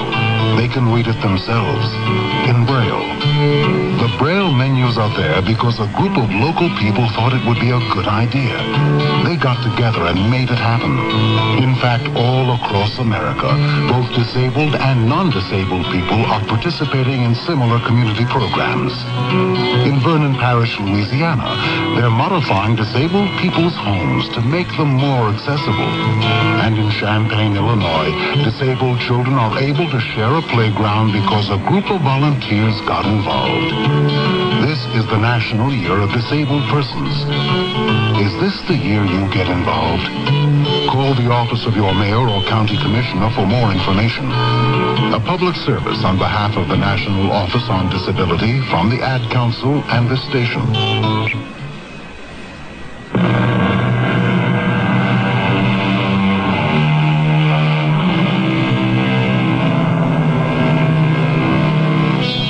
Riddles are innocent pastimes, favorites of children.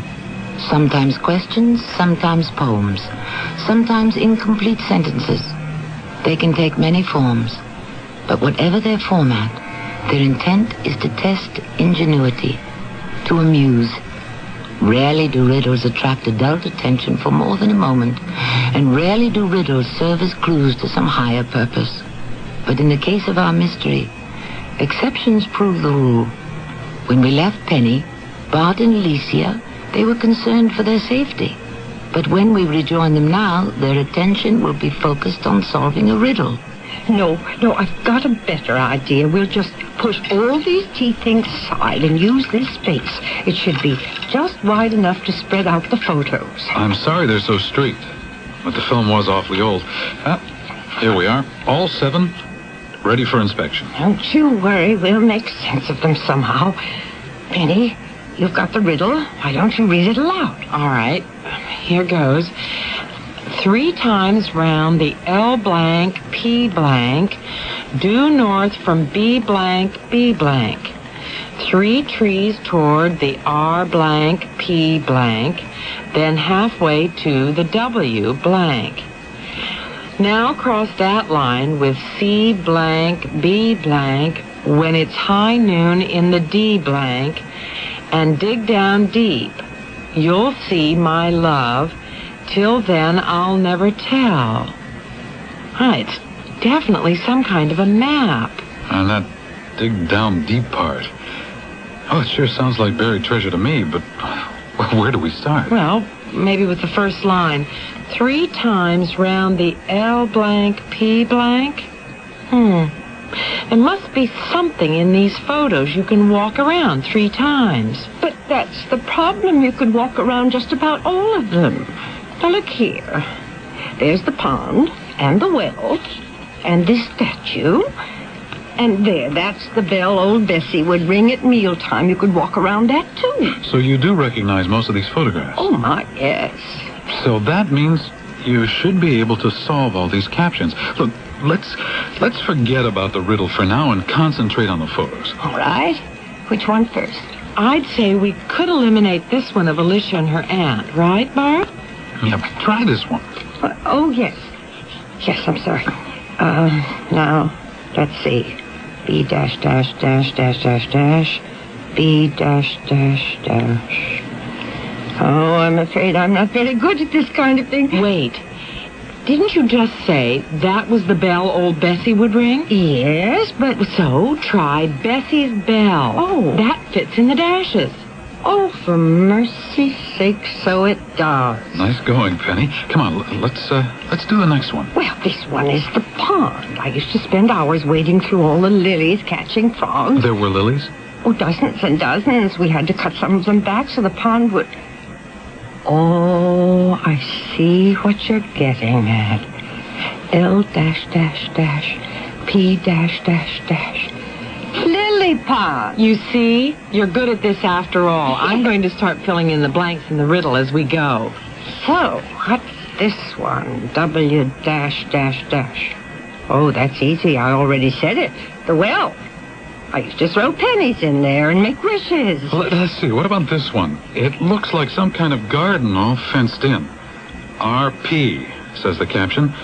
Ooh, with lots of dashes. RP? That's the rhubarb patch. Here, try this one of the statue. CB. I bet the first word is Cupid, but the second word, B dash dash. Oh, that's a tough one. Let me see it. Oh, that's easy, too. Cupid's bow. My aunt used to tease me some night while I'd be sleeping. This Cupid would let fly an arrow straight for my bedroom, and I'd be in love. Just like that. Do you realize we've got 5 out of 6? The blanks are all filled in, but 1. Oh, so let's finish. Here, Alicia. This one's the last one. Oh, I'm afraid the caption's too blurred to read. Oh, but maybe you can decipher the picture. I can't say I recognize it straight off. The whole thing is blurry. Well, then why don't we use the riddle to help figure it out? Look here. From the blanks I've already filled in, you can see it's a poem. A poem? Penny's right. Bell, well, tell. So this last photo should rhyme with all those words. What rhymes with bell, Alicia? Well, let's see now. The photo does look like some kind of a forest. Bell. Cell. Oh, I've got it. Dell. This must be the circle of trees that my aunt called the dell. Alicia, you've done it. Here, let me read it. 3 times round the lily pond, due north from Bessie's bell, 3 trees toward the rhubarb patch, then halfway to the well. Now cross that line with Cupid's bow when it's high noon in the dell, and dig down deep. You'll see my love, till then I'll never tell. What a wonderful poem. And what a complicated treasure map. And then even though we've solved the riddle, we still have to make sure we interpret the directions correctly. And like this first line. 3 times round the lily pond. Well, the only way I make sense of it is that we're supposed to measure the distance round the lily pond and multiply it by 3. And then pace out that distance heading due north from Bessie's bell. Oh, my goodness, you two are clever. What about this part? Now cross that line with Cupid's bow when it's high noon in the dell. I think we just have to make sure we're there at high noon, and wherever Cupid's shadow falls, that's where we start drawing our line. Now, if we do that, we'll end up with 2 lines, one heading toward the well, and one heading away from the Cupid. And where the lines cross, X marks the spot. Bart, I think we've got it. No, not yet. But I sure plan to be back tomorrow morning, waiting for high noon. Oh, wonderful. The sooner the better. Just watch out for that Farnsworth fellow. Something tells me we have to move fast.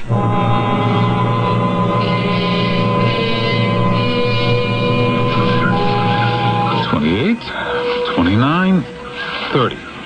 31. All right, I've got it, Penny. 31 pieces. So then, 3 times round the lily pond would mean 93 paces? You got it. What? No, don't talk. I've got to count out 93 paces heading north from this bell. 1, 2, 3, 4. Bart, quick. Stop counting. Somebody's coming. Huh? Where? Over there, by the trees. Bart, it looks... It is. It's the old man from the auction, Michael Farnsworth. Don't let on you know. Hello there. Hey, this here is private property. You're trespassing. I'm sorry, sir. Please excuse us. We heard the estate was for sale, so we were just taking a look around. Well, it's already been bought. I'm the caretaker here. You better get off before I call the police. We're leaving now. Come on, Bart. Tell me, you said the place has been sold. That's what I said. Somebody bought it this morning. That's too bad. It's a beautiful property. But there's one thing that puzzles me.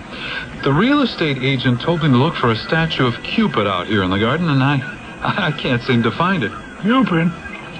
Well, yeah, there used to be one right over here. Somebody must have bought it. I mean, see there, you can still see the old base sticking up out of the grass. Hey, tell me, why are you asking? Well, it's just that I collect old statues. But if the statue's sold too, well, there's not much left here to look at. Come on, sweetheart. Wait a minute there. Don't I know you from somewhere? I can't remember where, but anyway, we're sorry to disturb you. We won't trouble you again.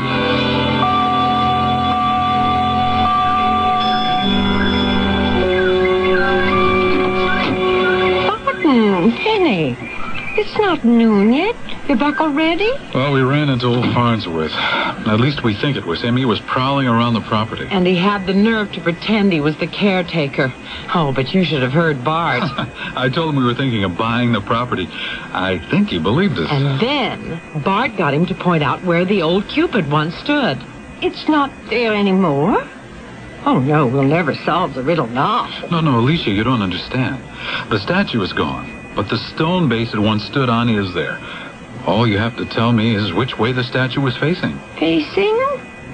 Well, it was always facing right toward the house. That's why my aunt said his arrow would fly straight into my bedroom. It was pointed that way. Oh, perfect. And you know what?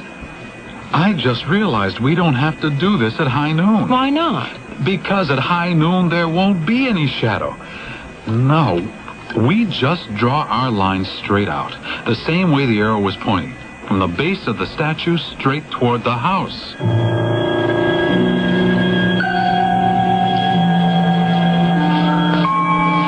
Oh, Bart, I'm scared.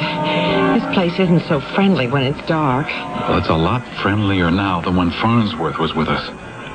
Okay, start counting. I'll lay out the string so you can walk in a straight line. Atta girl. 1, 2, 3, 4.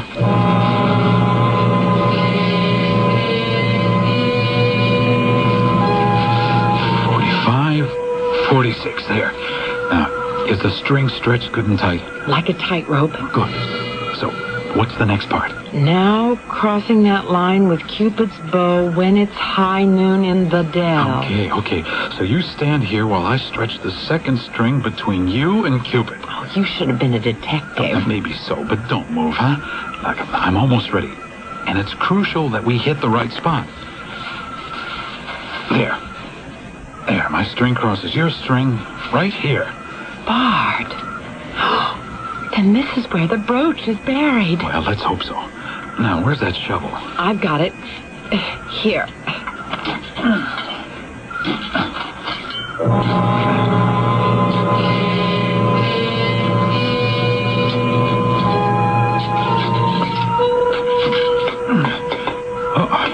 Oh, wait a minute. It's a chest. It feels like one end of a small wooden chest. Wait, I think I can get it free. Oh, there. Oh, Penny, we've done it. Does it open? It has a small padlock, but listen. Oh, there's something inside it. Well, we'll have to wait until we're home before we break it open. I don't want to use something as crude as a shovel. Let's go. I'll fill up this hole while you're gathering the string.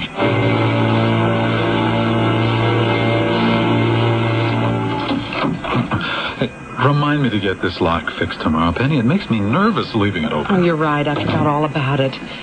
Goodness, I hope that old Farnsworth doesn't show up tonight. Don't worry, I'll stick a chair under the doorknob. Now, come on, let's open this chest up and see what we've got. Here, hand me that hammer. There. Neat as can be. And now... Oh, Bart, it's beautiful. I can't believe it. We actually found her aunt's amethyst brooch. I wonder how much it's worth.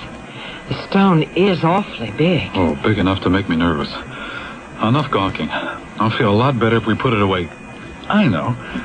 I'll hide it down in my darkroom inside my enlarger. Stop where you are. Farnsworth, where did you come from? You're thieves. I heard the whole thing. Now you give me that chest. Hey, give that back. That belongs to Alicia Winslow. I knew you two were up to no good when I caught you today. And then I remembered. You were at the auction. You bought those letters, and you found the map to a jewel that is rightfully mine. What's Alicia's? You won't get away with this, Farnsworth. Oh, Bart, be careful. The stairs. Farnsworth. Penny, he's fallen. I didn't push him. All of a sudden, he just clutched at his chest and he fell. He stopped breathing. Oh, Bart. We'd better call a doctor. Penny, I'm afraid it may be too late.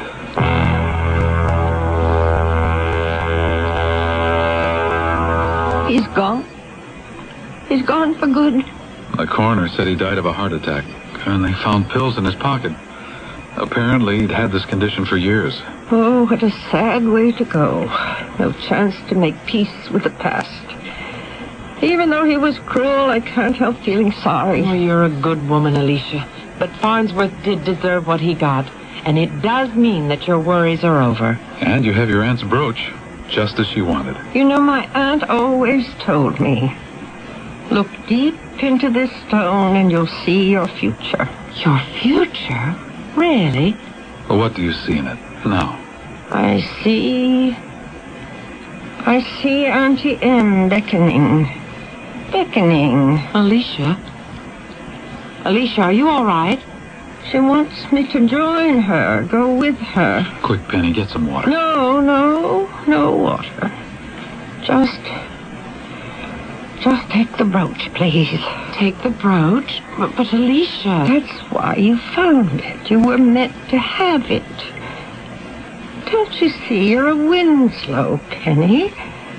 And my life is complete thanks to you. No, you can't die now. Alicia, please. It's too late, Penny. She knew it was time. She even said that we had to move fast a few days ago. Do you mean she knew she was dying? I'd say she welcomed it. But until she had the brooch, she couldn't stop living. Well, she's at peace now. Here. Take the brooch, Penny Winslow. You deserve it.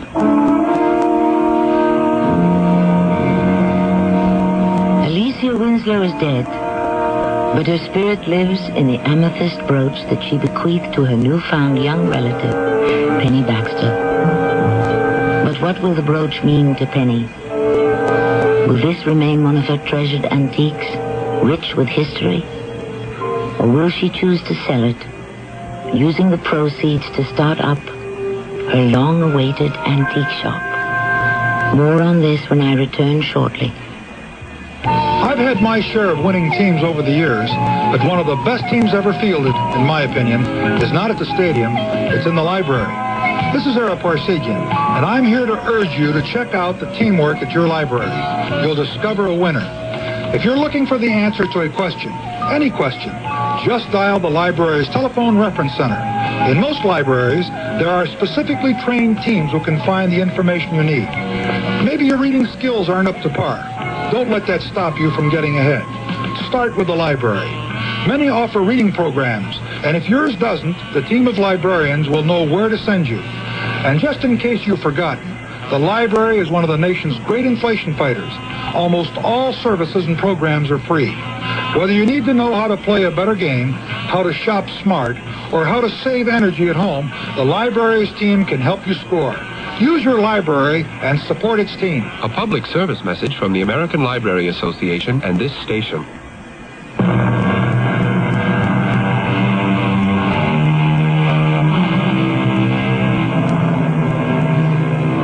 After Alicia died, another letter was found. This one written by Alicia herself on the morning of the very day that she died. It willed all her belongings to Penny, not just her brooch, but her antiques as well.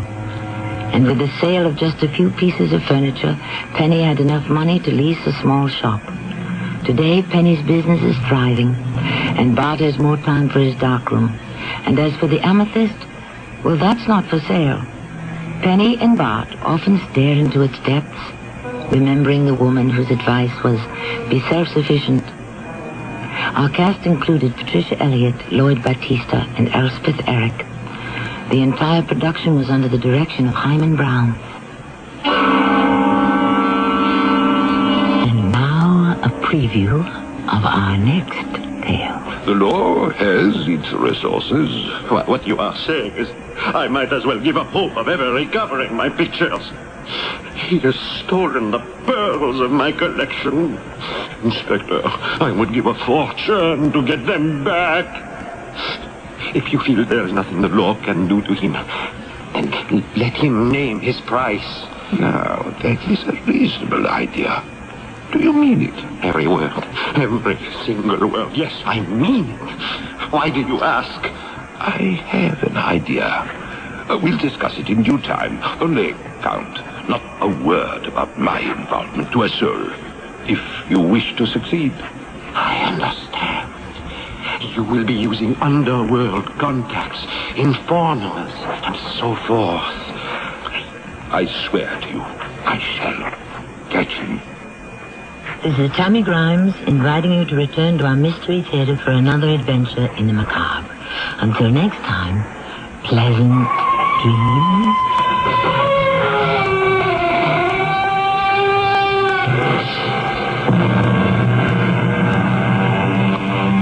This is Nat Wright. Stay tuned for the Dawn Patrol flight, where we'll be playing your songs all night long after the news. It's midnight, and this is WIP, Metro Media Radio, in front of the CBS Radio Mystery Theater presents...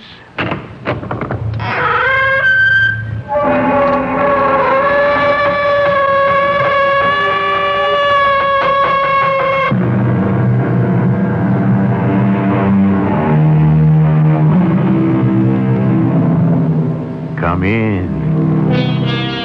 Welcome. I'm E.G. Marshall. Every once and so often, I run across an account in a newspaper which is so inexplicably odd, I feel that if I could get to the bottom of it, it would make for great telling to my Mystery Theater friends. And this story fits that premise, fills that bill, and concerns a doorway between dimensions, a passageway I call the threshold.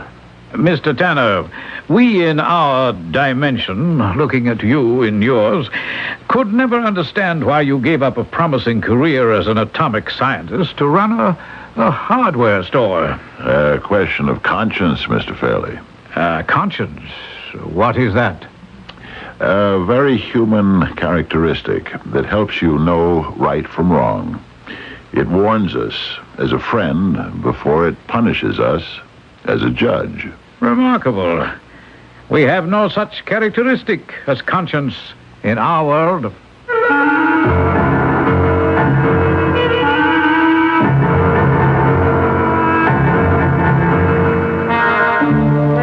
Our mystery drama, The Threshold, was written especially for the Mystery Theater by G. Frederick Lewis and stars Fred Gwynne. I shall return shortly with Act One.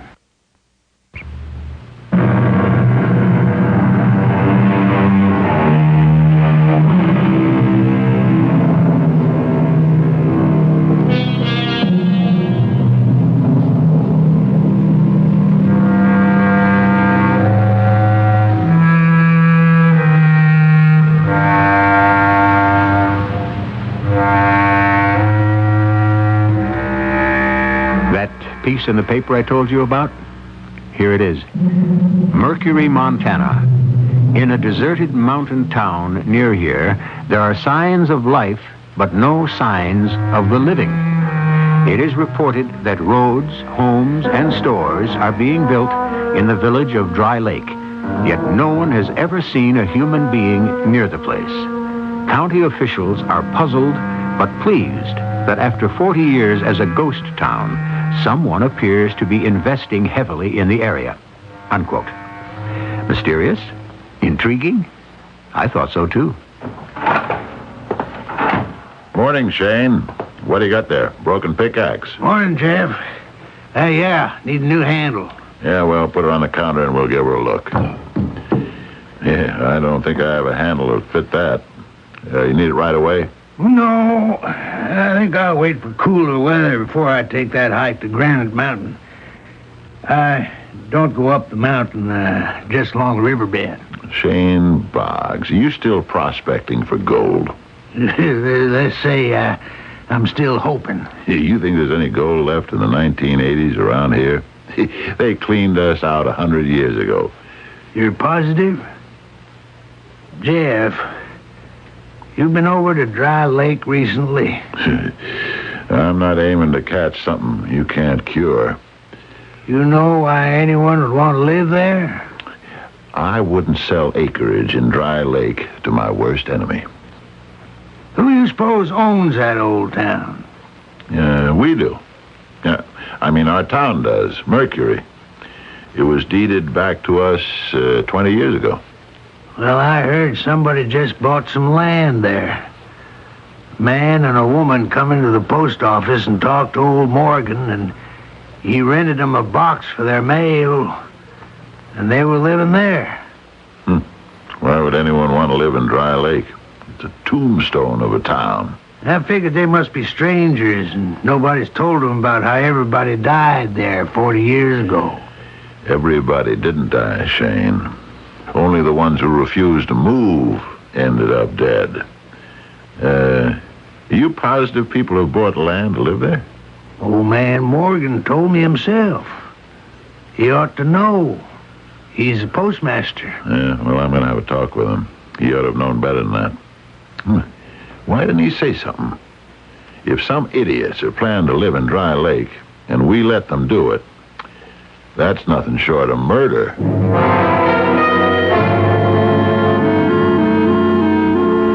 Say, Morgan, where's the June issue of my science fiction magazine? Don't ask me. I don't print it. I just put it in people's boxes. Well, it gets later every month. What's this about a couple who gave you their address in Dry Lake? That's so, just the other day. And you said nothing about that atomic experiment 40 years ago? And how the people who crawled into the woods hoping to go back were all found dead? Nope. Why should I? Well, the area may still be contaminated. Well, they got a house right there on Main Street. A house? The whole town's nothing but broken bricks and boards. What house? 55 Main Street, they said. What are they talking about? Even snakes don't live there. There's no street. The rains have washed everything away. 55 Main Street is what they told me. What are these people's names? Mr. and Mrs. Fairley. Fairley? Well, they're not from around here. That's not a family name in the Bitterroot range. They don't have any children, do they, Morgan? Nope. Just Mr. and Mrs. Charles Fairley. Well, at least that's something. I wouldn't want children to live in Dry Lake. Duke, I've closed my store for the rest of the day because I'm very disturbed about something, and you're the mayor of Mercury, and I aim to get this off my chest. Well, sure, Jeff. Speak out. I heard today about a man and his wife who bought themselves a couple of lots over in Dry Lake. Now, I figure they must be strangers, and someone sold them a pig in a poke. Now, hold on, Jeff. You can't close your eyes to what the town was used for in 1940, and the tragedy that resulted from that. Jeff, I've got to tell you something. I have not finished yet, Duke. Our postmaster tells me their name is Mr. and Mrs. Fairley, and they're going to live at 55 Main Street. And you and I know there's no 55, and there's no Main Street. It's a ghost town. It's worse than that. It's a dead town, and living people should not be living there. You finished now, Jeff? Yes, for the moment. I know all that. Mr. and Mrs. Charles Fairley.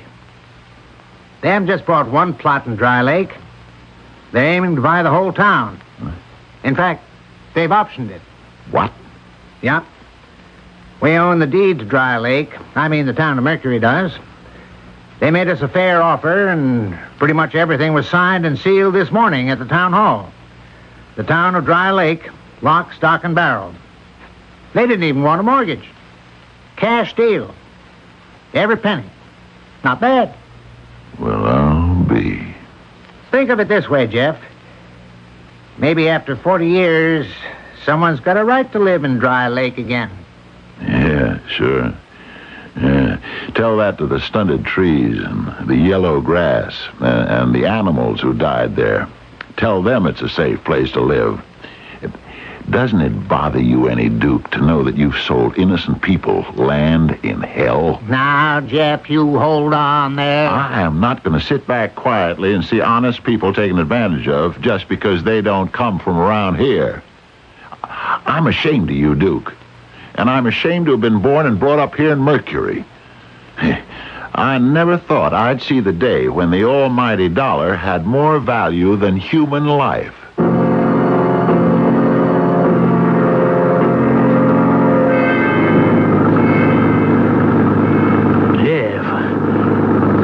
I don't understand what's come over you. I'm mad. I'm mad because I'm ashamed. And that's why we're riding over to Dry Lake? I'm disgusted with the mayor of our town selling off ruined land. May even have a residue of atomic waste on it. You don't think the Fairleys knew that? Now, could they? Of course not. Well, what you aim to do? I'm going to find them and tell them. They've been robbed. And I'm going to help them get their money back. Well, if Dry Lake is all fire dangerous, should we be going there? Well, we're just visiting. We're not drinking the water, not eating anything grown there. Do you know what the Fairleys look like? Yeah, well, if we see a man and a woman, who else is it going to be? Say, what did I do wrong? Did I miss that turn into Lake Road? No, I wasn't looking. No, this looks okay to me. I sort of remember this road. Wait a minute. How did I wind up here? That's the second time we've passed Old Indian Rock. I know I passed it half an hour ago. How come we're right back where we were? Well, it is Old Indian Rock. Son of a gun. You distracted me, that's why. I don't know how I missed that turnoff into Lake Road. I was so sure I took it.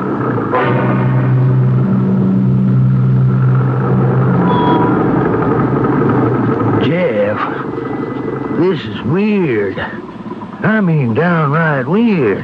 You're telling me. We've been around this road 4 times. And no matter which way we go, we end up here at Old Indian Rock. I can't explain it. And I have a funny feeling, even if I could, I wouldn't want to know. Let's hoof it. It's not too far from here. Yeah, okay. If the moon had come out, it'd be easier. Let's leave the pickup here. If we climb that ridge, Dry Lake ought to be straight ahead, across the valley. Yeah. You okay, Jeff? 4 times around in a circle. It's as if Dry Lake doesn't want anybody to find it.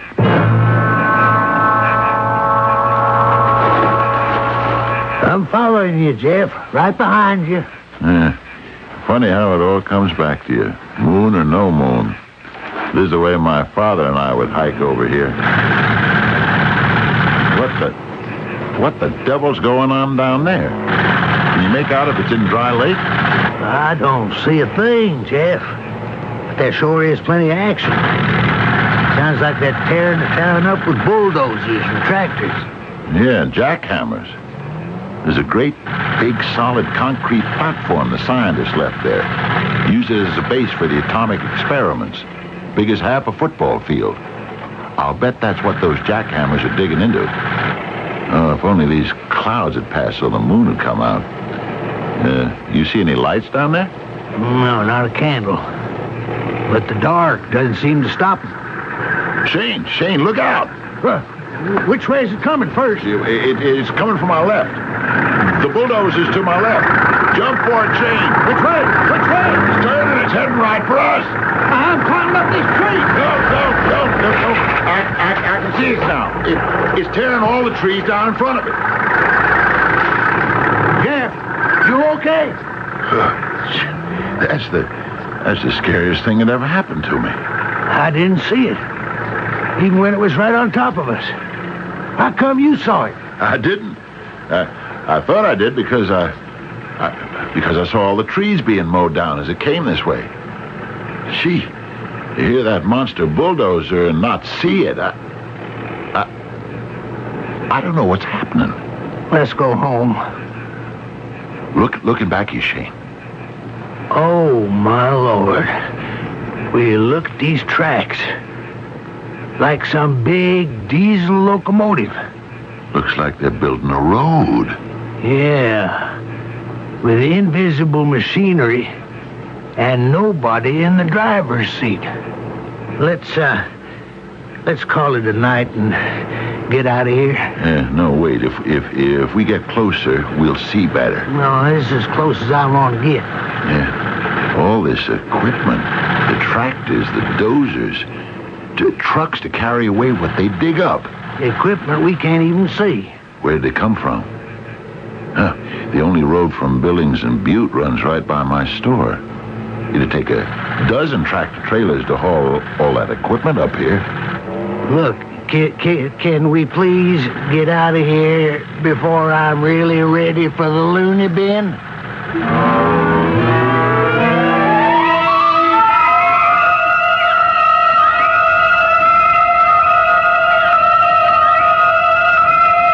There you have it.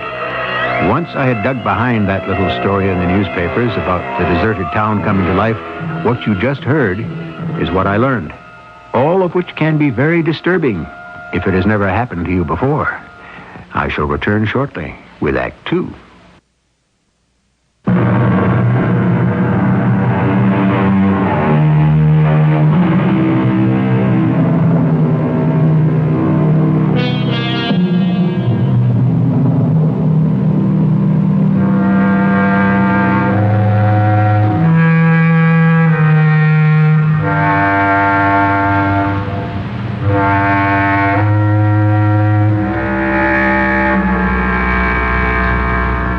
The month of June came and went, and Jeff Tanner and his friend Shane Boggs kept mum about what they'd seen from the hill overlooking the town of Dry Lake.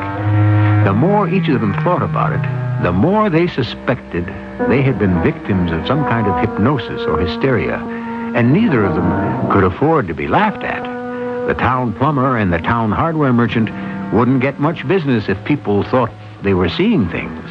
So it became their unspoken secret until the night of the fireworks display on the 4th of July. I always have a good time on these 4th of July picnics. Yeah. How about another beer, Jeff? Shane, I'm ashamed to say.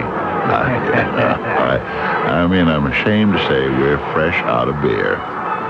No. Yeah, I brought 2 six-packs and we started in at 3 this afternoon, but we just had the last one. No kidding. No more beer? I can let you have an egg salad sandwich. Got one of those left. Say, there's a beautiful rocket. Look at the way she's spins. I wonder if they celebrate the 4th like we do. Who? That Mr. and Mrs. Fairley.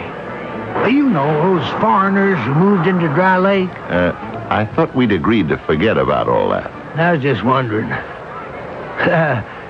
Probably if they have firecrackers, you can hear them, but you can't see them. Am I right?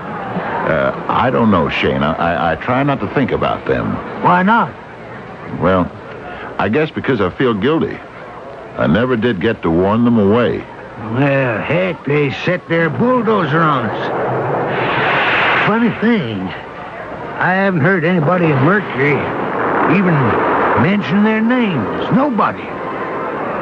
They must know something's going on over at Dry Lake. They must. Yeah, I wonder about that, too. I mean, don't they hear it? I hear it. Some nights, all kinds of building sounds coming clean across the range. Shane, I've had enough fireworks and beer. What do you say we go over there? Where? Dry Lake. I thought we weren't going near the place anymore. Well, we'll go as far as we can in the truck, then walk the rest of the way. You sure? Ain't scared? Yeah, sure I'm scared. But that don't stop me from being curious. We found it.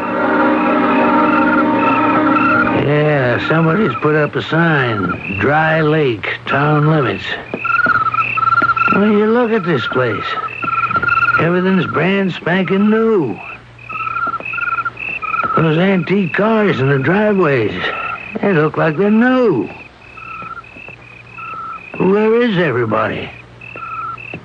The town's all built for people, I guess. They just haven't arrived yet. Oh, here's a school. Want to go into the playground? Look around? They got swings and everything. Here, let's open the gate. Jeff. What is it? You feel something funny? Like a prickling on your skin? It was always cold when the sun went down. Even in summer. Oh, it's not cold. More like a tingling sensation. Like a hand sort of crawling up my throat. Hey, do you see what I see? Them? Uh-huh. Every one of the doors to the playground have children standing in front of them. They're just standing there, watching us. Don't turn around now, Jeff. There's one of them right behind you. Oh, well, hello, young fella. Is this your school? Well, I think he's scared. That's why he isn't saying anything. How would you like me to give you a push on the swing? Or maybe let's get on the seesaw? He just keeps looking at me. Hey, that's nice red hair you got. I used to have red hair. When I had hair. Shane, here comes the rest of them. There must be at least, one after the other coming out of the school doors. Jeff, those doors are closed. They're walking right through them. What? They're not coming very close. Think they're afraid? Say, any of you kids speak English? Yeah, that's what it is. They don't speak English. Maybe they're boat people or refugees. Oh, they sure look American. Especially this little red-headed one. Yeah, see what he's got in his hand. An American flag. Hey, you should have come to our 4th of July picnic over at Mercury.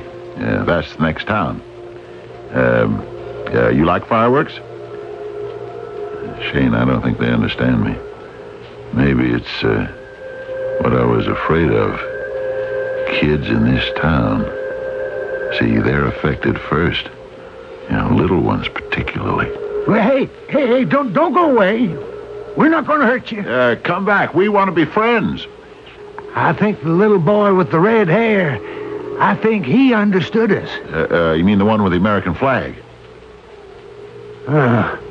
He's gone too. Jeff, if it's all the same to you, I think I've done all the looking I want to for one day. Every one of those children who are here didn't say a word. Hey, look. One of them dropped the flag here. The redhead. That's his. The way they suddenly disappear. Out of nowhere, into nowhere. And not making a sound. Not a footfall. Explain that, if you can, Jeff. I can't. It's beyond me.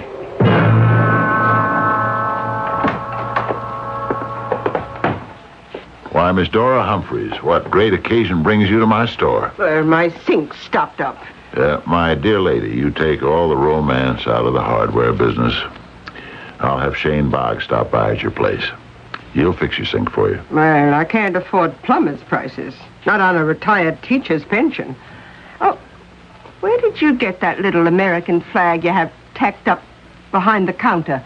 A little boy dropped it, and I picked it up. Oh, well, would you mind taking it off the wall and letting me look at it more closely? Of course not. It's just thumbtacked in. Oh. 1, 2, 3, 4. There you go. It's all yours, Dora. Oh. Excuse me, Dora. I got a customer. Jeff, did you get that pickaxe handle for me yet? Not yet, but you'll have it. Say, isn't that Miss Humphreys? My old school teacher? Don't tell me you use a pickaxe when you repair pipes. Shane, you arrived just in the nick. Dora's got a stopped-up sink.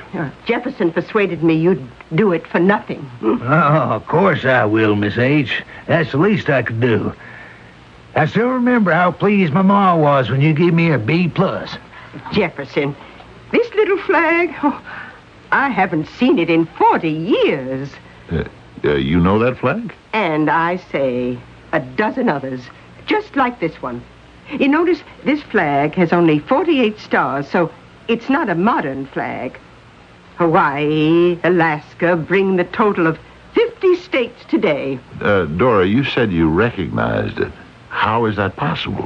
Well, when I was teaching 3rd grade part-time in Dry Lake, I got the whole class to make their own American flag for the 4th of July. I gave them the material. The red and white stripes are part of the dress I had. I cut out the stars, and each child sewed their own. Now, how a little boy dropped it when it was made back in 1940, I can't even guess.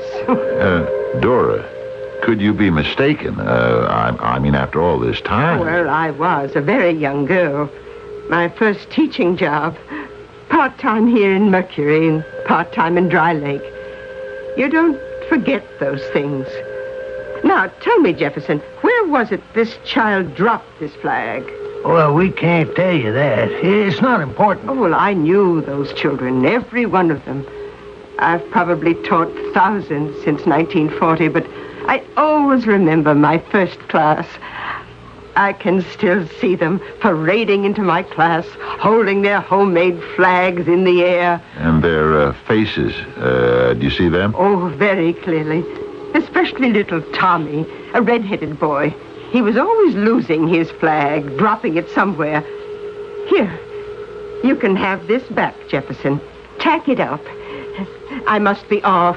Shane, come as soon as you can to fix my sink, will you? It's just not possible, Shane. Well, you heard what Miss H said. Does it fit the description of the child we saw in the playground? Red hair, always dropping his flag? But it doesn't add up. Her little Tommy's been dead for 40 years. Does any of it add up, Jeff? A town rebuilt to look like it did when we were children? Empty? No one except those children anywhere? No way to get there except on foot? Roads seem to be scrambled and one goes round in circles? Does any of that make sense? Well, there's only one way we're ever going to get an explanation of what this is all about. What way? There is no way. Find the Fairleys. They own Dry Lake. They must know the answers. Got any extra large pipe wrenches, Jeff? Take a look in the cellar. Okay, I will. I have an idea Miss H's drain will need looking at. I'll be back up in a few minutes. Is this, Mr. Tanner's Hardware Emporium. Good afternoon. Something I can do for you? No, Mr. Tanner, but there is something my wife and I can do for you. You are Jefferson Tanner. Yes, ma'am. And the man who just went down into your cellar, that would be Mr. Shane Boggs. Yes, he is. I didn't catch your names. I didn't tell you. We are Mr. and Mrs. Charles Fairley.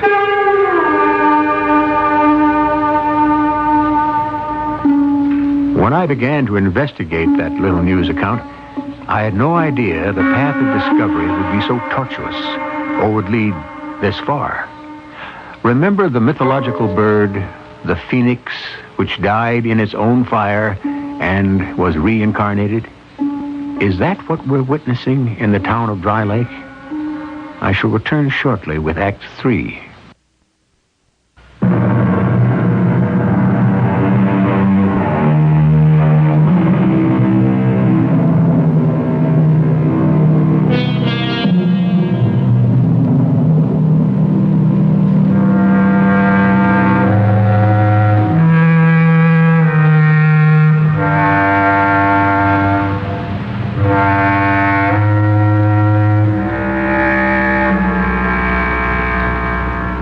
Is abandoned 40 years ago to enable scientists to conduct atomic experiments. Of course, in those days, it was all top secret. Nobody fully realized the dangers. Nobody was frightened, which explains why so many families didn't relocate but hid nearby, planning to return. Later, all of the bodies were finally found. Now, today, this town is reborn at the instigation of the very couple who have just entered Jeff Tanner's hardware store. Did you say Fairley? Mr. and Mrs. Charles Fairley? Who have bought the town of Dry Lake. Yes, that is us. I'm very glad to meet you. Perhaps you can clear up for me the mystery of what's going on at Dry Lake. Oh, I think we can, don't you, Mrs. Fairley? I think Mr. Tanner is just the man who would understand. And perhaps even help us. I think he could. Mr. Tanner, we'd like it very much if you could drive over to Dry Lake tonight, say at 10 o'clock your time. I have tried to drive there, Mr. Fairley, but somehow I never get there. I always seem to go around in a circle. Well, come tonight and you can drive right past the town limits down Main Street. Come to the railroad station. 10 o'clock, your time. We shall await you. I'll be there with Shane. Shane Boggs. We'd rather you came alone, Mr. Tanner. Isn't that so, dear? Yes, we would. At 10 o'clock, then, your time. Boy, that sure beats all. Got just a wrench. Yeah. What is it, Jeff? You look awful. You didn't hear or see anyone come in just now. Well, I was down in the cellar. I thought maybe when you came upstairs. Shane, maybe it was a mistake for the two of us to have gone down to Dry Lake. It still could be contaminated. Honest? After all these years? How can you tell? I suppose I could walk over it with a Geiger counter. Hey, you sound like a real scientist. I thought science fiction was your beat. It is now. But I'll tell you something, Shane, which I've never told anybody else. Once I was a real scientist. At least the makings of one. I was 20 years old. My professors and research associates would say to me, if I worked hard at it someday, I might even be awarded the Nobel Prize. You're kidding me. What were you working in? Splitting the atom. Shane, I want you to forget everything we saw at Dry Lake. And don't go back. It's for the best. There are some things we're better off not knowing. That's a very unscientific point of view, I know. But it's mine. I can never forget it, Jeff. I would rather you remembered all the good times we've had together. If you ever get around to thinking about me in the future. The good things.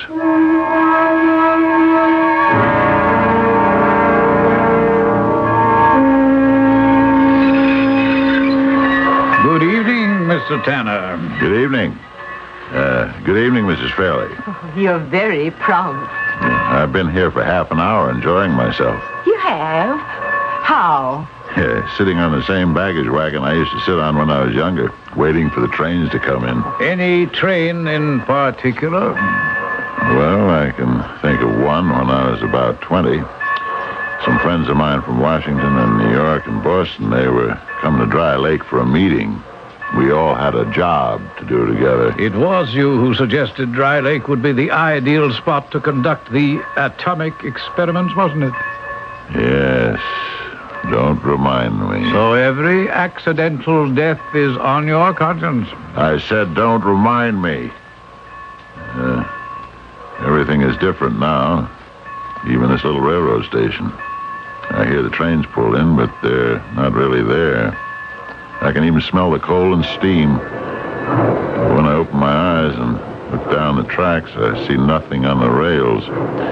No cars, no engines, no nothing. Only because you are not equipped to see reality. Well, then why do I hear the trains?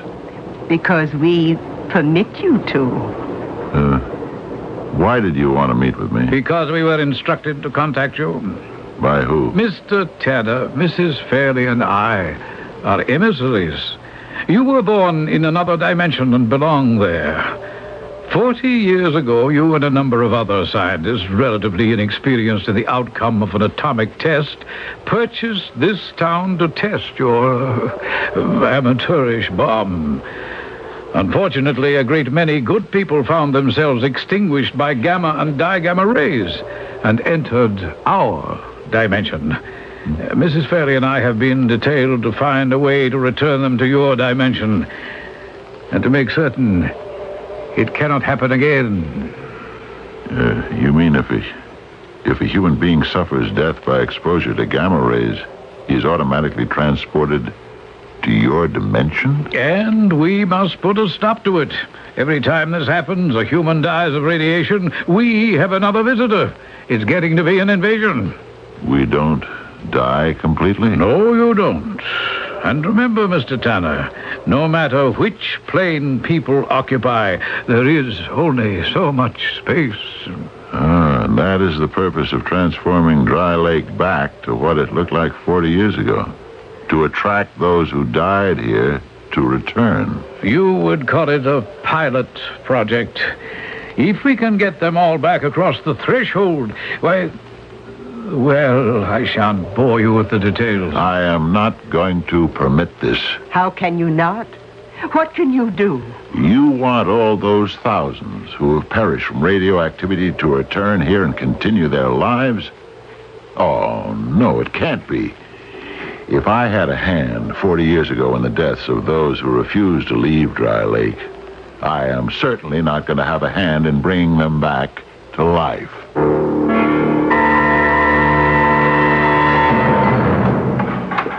Jeff? Jeff, where are you? I'm in the back. Be right out. Well, where you been the past week?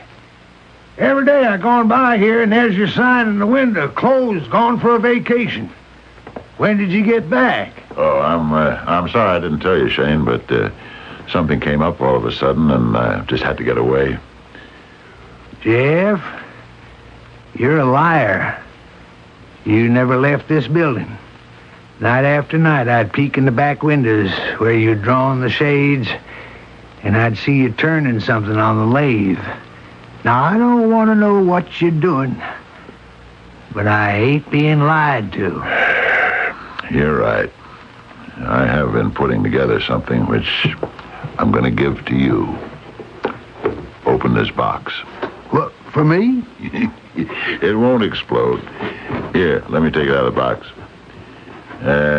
You happen to have any gold nuggets on you? Sure. Okay, lay them on the counter. In today's market, this hobby is going to pay for itself. Hold on, watch me. Now, I hold this invention over the gold, and you listen. The only thing wrong with that gadget is if I can see the gold, I don't need the gadget. You hold it. I'll put the nuggets under the counter. Now, go ahead. Point it. Say, that's not bad. 3 feet away. Uh-huh. Now, I'll take them down in the cellar near where the counter is. You aim the machine and try to locate them. Mr. Tanner, welcome back to Dry Lake. We're delighted you returned. You've decided to help us get those who are in our dimension across the threshold. I'll do what I can to solve the problem for everyone. Why did you wait 40 years for this? We have no time spans like you. For us, time is all one. When we live forever. When we die forever. You probably wondered what's in this box that I brought. I call it the Tanner counter. I made one for a friend who uses it to find gold. I made this one to reveal the unseen spirits in your dimension, who I shall be dealing with. I remove it from its box, and can you hear that? Right here with us are one or more souls in your dimension. Mrs. Fairley, would you like to hold this counter? Oh, no. I'll stand next to the two of you and listen. Why don't you try it, Mr. Fairley? That's right. Now point it upwards. Hold it steady. Mr. and Mrs. Fairley, we shall meet in another place.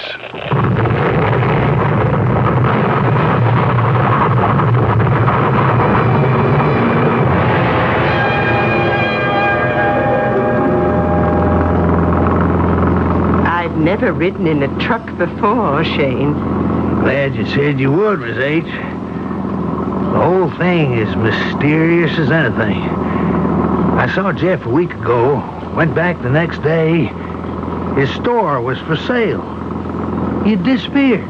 Is it because you think he's at Dry Lake that we're going there? No, I thought I'd have a look around and see for myself. Now, we're coming into the main street in a minute, Miss H. I want to warn you, you're in for a surprise. A lot of improvements have been made. I know this place, and what a shambles it is. Tragedy, really. What is it? Well, what's the matter? Why did you stop like that? What's happened? The paved street, the lawns, those beautiful cars in the driveways. What on earth are you talking about? This is Dry Lake, the ghost town it's always been. Believe me, Miss H., this isn't the way it looked last time I was here. You mean when you were a child, 45 years ago? No, just the other day. After the 4th of July picnic. I wish Jeff was here right now. I'm sure he could explain all this. It's beyond me. Did you say Jefferson? Where did you say he was? I don't know. He's just left town. I haven't seen him. Oh, well, what's that? Did you hear something? Yes. Did I leave the radio on in the truck where we parked it? Oh, no, it doesn't work. Oh, it's not music. I hear voices, don't you?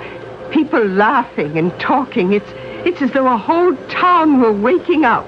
And it's right here, in this abandoned playground. All around us. So strange. As if there were people right here, right now, living a life which we can hear but can't see. Do you suppose it's this town? That it somehow affected us? Could it be our imagination? No, Miss H. I don't think it is. What's that you just picked up? I think we've both seen this before. A small, handmade American flag with thumbtack holes in each corner.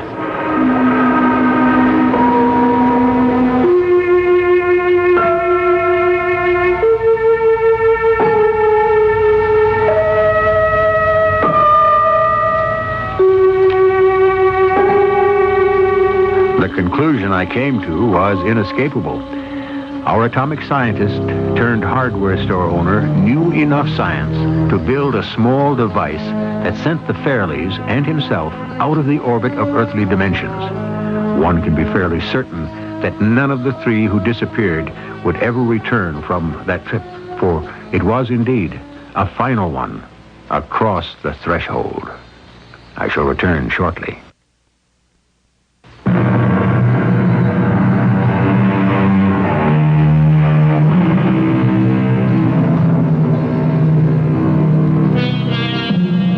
Can we ever cross the threshold into other dimensions? Are they there? Do they exist? Because today we cannot discover them does not mean they don't exist. Because we cannot see does not mean we never shall. Ultimately, man will know much more about himself and his universe. Almost 2,000 years ago, Mark Antony said, "Nothing is now left remarkable beneath the visiting moon." I think we'll still be saying that 2,000 years from now. Our cast included Fred Gwynne, Robert Dryden, Bryna Rayburn, and Ian Martin. The entire production was under the direction of Hyman Brown. And now, a preview of our next tale. Lang is too busy breathing.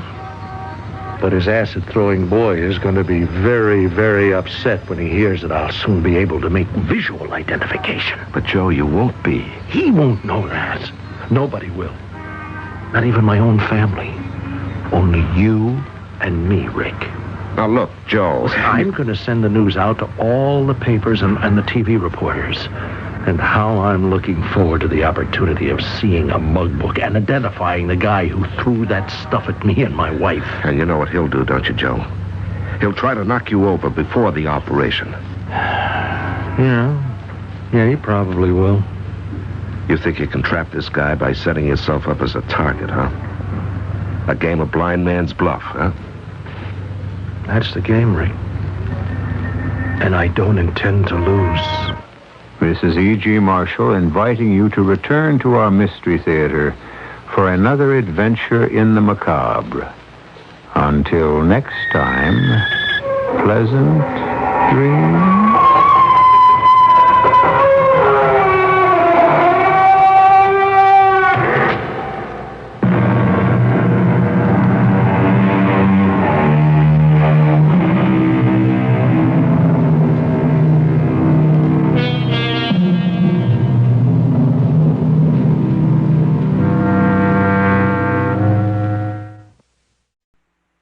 A lot, Troy. Do appreciate you being with us tonight. CBS Mystery Theater's up next. WFAA News Time, 10:31. The CBS Radio Mystery Theater presents...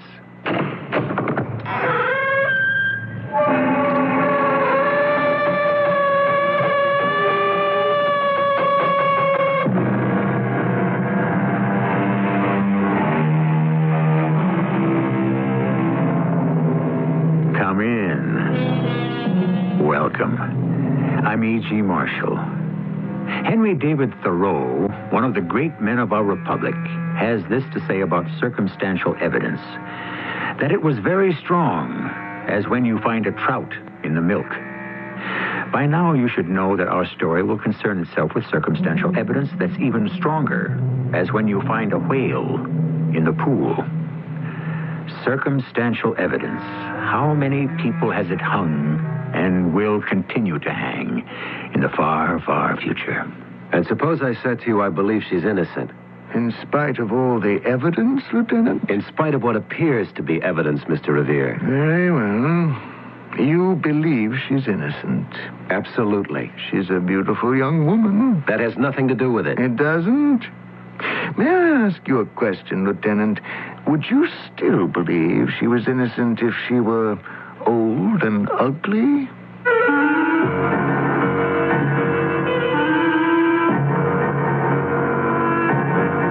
Our mystery drama, Shadow of a Lover, was written especially for the Mystery Theater by Sam Dan and stars Michael Tolan. I'll be back shortly with Act One. Show 'em your pops. It's time to get away. We'll be right out. Here we come, America. Show 'em your pops. Master Charge. Taking a trip, whether you go by plane or car, around the country, around the world, show the world you carry Master Charge. Hey, they know clout when they see it. Show 'em your clout when they find out. Show 'em your clout. Show 'em your Master Charge.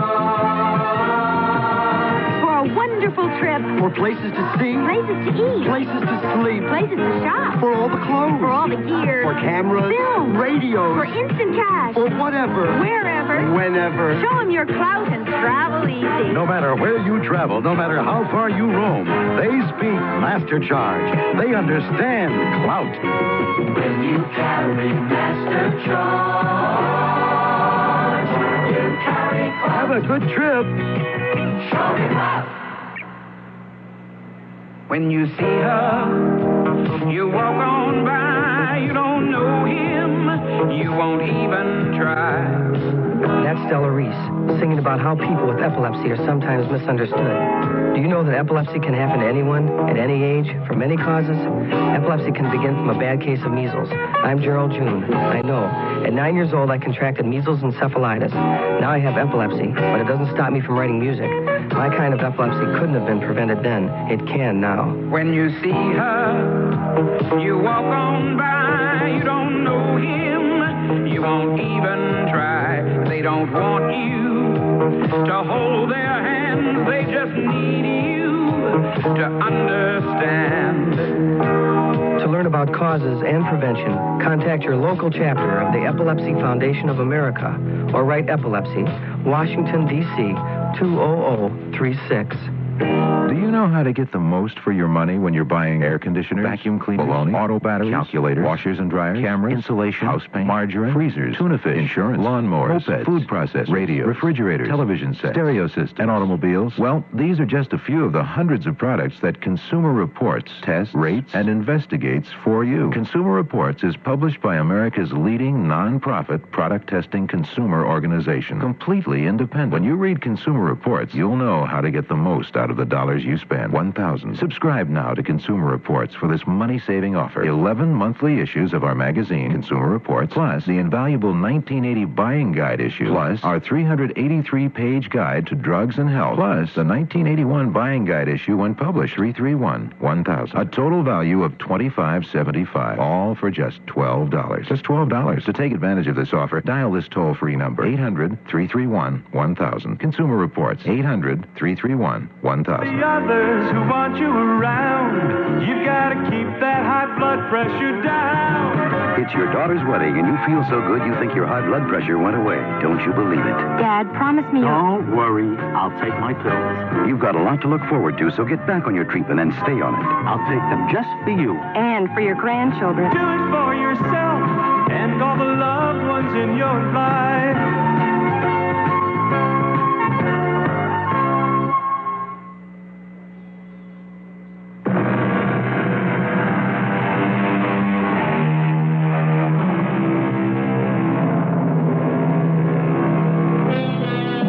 Beautiful dreamer, wake unto me. Starlight and dewdrop are waiting for thee.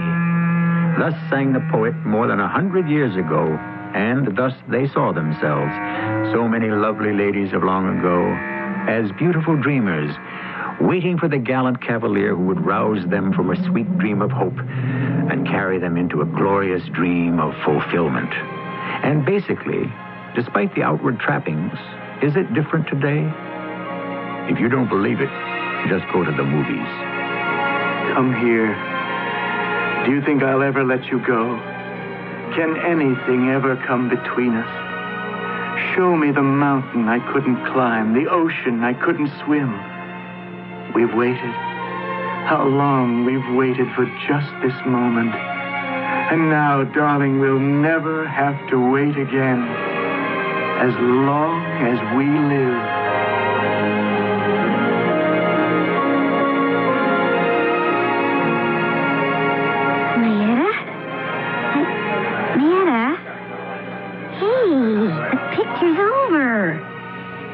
Marietta, you okay?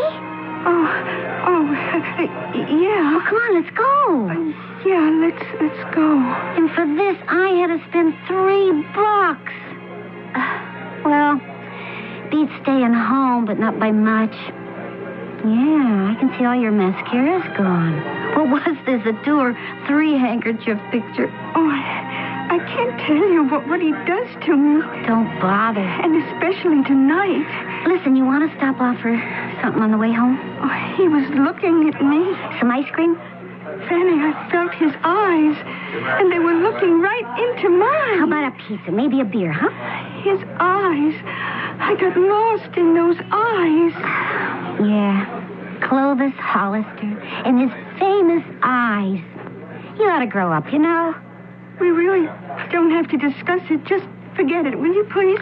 This Clovis Hollister, who is he? What is he? A person like you could never understand. Clovis Hollister is one of them Hollywood illusions. That's the word I'm looking for? Yeah, illusions. I don't care to discuss it. They take a face, put it on a screen. They say to this face, open up your mouth. He opens his mouth. They say, hey, speak these words. All right, Fanny. We're going to miss the bus. You want to know what I think? You missed the bus a long time ago.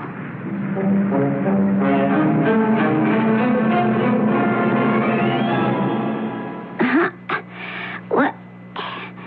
Hey, I didn't hear the alarm go off. It didn't. I'm sorry I woke you. Oh, what are you doing? What are you doing up? Can't you sleep? Hey, you're all dressed. Yeah. What do you mean, yeah? It's only 2:30 in the morning. I know. I got to catch that last past 4 plane to Hollywood. Hey, come on. This is no time for jokes. Oh, I'm being serious, Fanny. You're packing a bag. What's going on? Oh, I'm going out there to him. You're going out there to who, Mayetta? You know perfectly well to who, Fanny. Clovis Hollister. You're going out there to Clovis Hollister? Uh-huh. Okay, I see. And why are you going out there to Clovis Hollister, may I ask? Oh, because he called to me. He called to you? All right. When? When was this? Tonight. Tonight? Tonight, while I was in the theater. Oh, sure. Well, I was in the theater, too. Well, I didn't hear him call. Well, no matter how it sounds, I know there's something between him and me. I know he's reaching out to me. Oh, I know that look in his eyes is for me. For you and for 50 million other dames sitting in a movie house. No, it's just for me. And we're not going to argue about it. But I can't leave you just walk out of here and go... I called for a cab to take me to the airport. He should be here any minute. Mayetta, these guys, they have all kinds of people surrounding them. You won't even get a chance to get near him. I'll get to see him, Fanny. And I'll keep sending you my half of the rent till the lease is up. Mayetta. He's waiting for me. Oh, the cab is here. There's nothing I can tell you, is there, Mayetta? No, nothing at all. Tomorrow's your birthday, you know? And I bought you a present. I was saving it. Here, I got it in my drawer. I better give it to you now. Oh, gee, what is it? Well, I went into Smallwoods and... Hey, wow. Oh, you must have spent a fortune. Yeah. It's these special imported handkerchiefs. And I had them sew on your initials. Oh, Fanny. I figure you use them up every time you see one of the Clovis Hollister pictures. All you do is weep for crying out loud. Oh, yeah. Oh, hey, the cab's waiting. Look, thanks a million. But my weepy days are over. Oh, I hope so, kiddo. I sure hope so.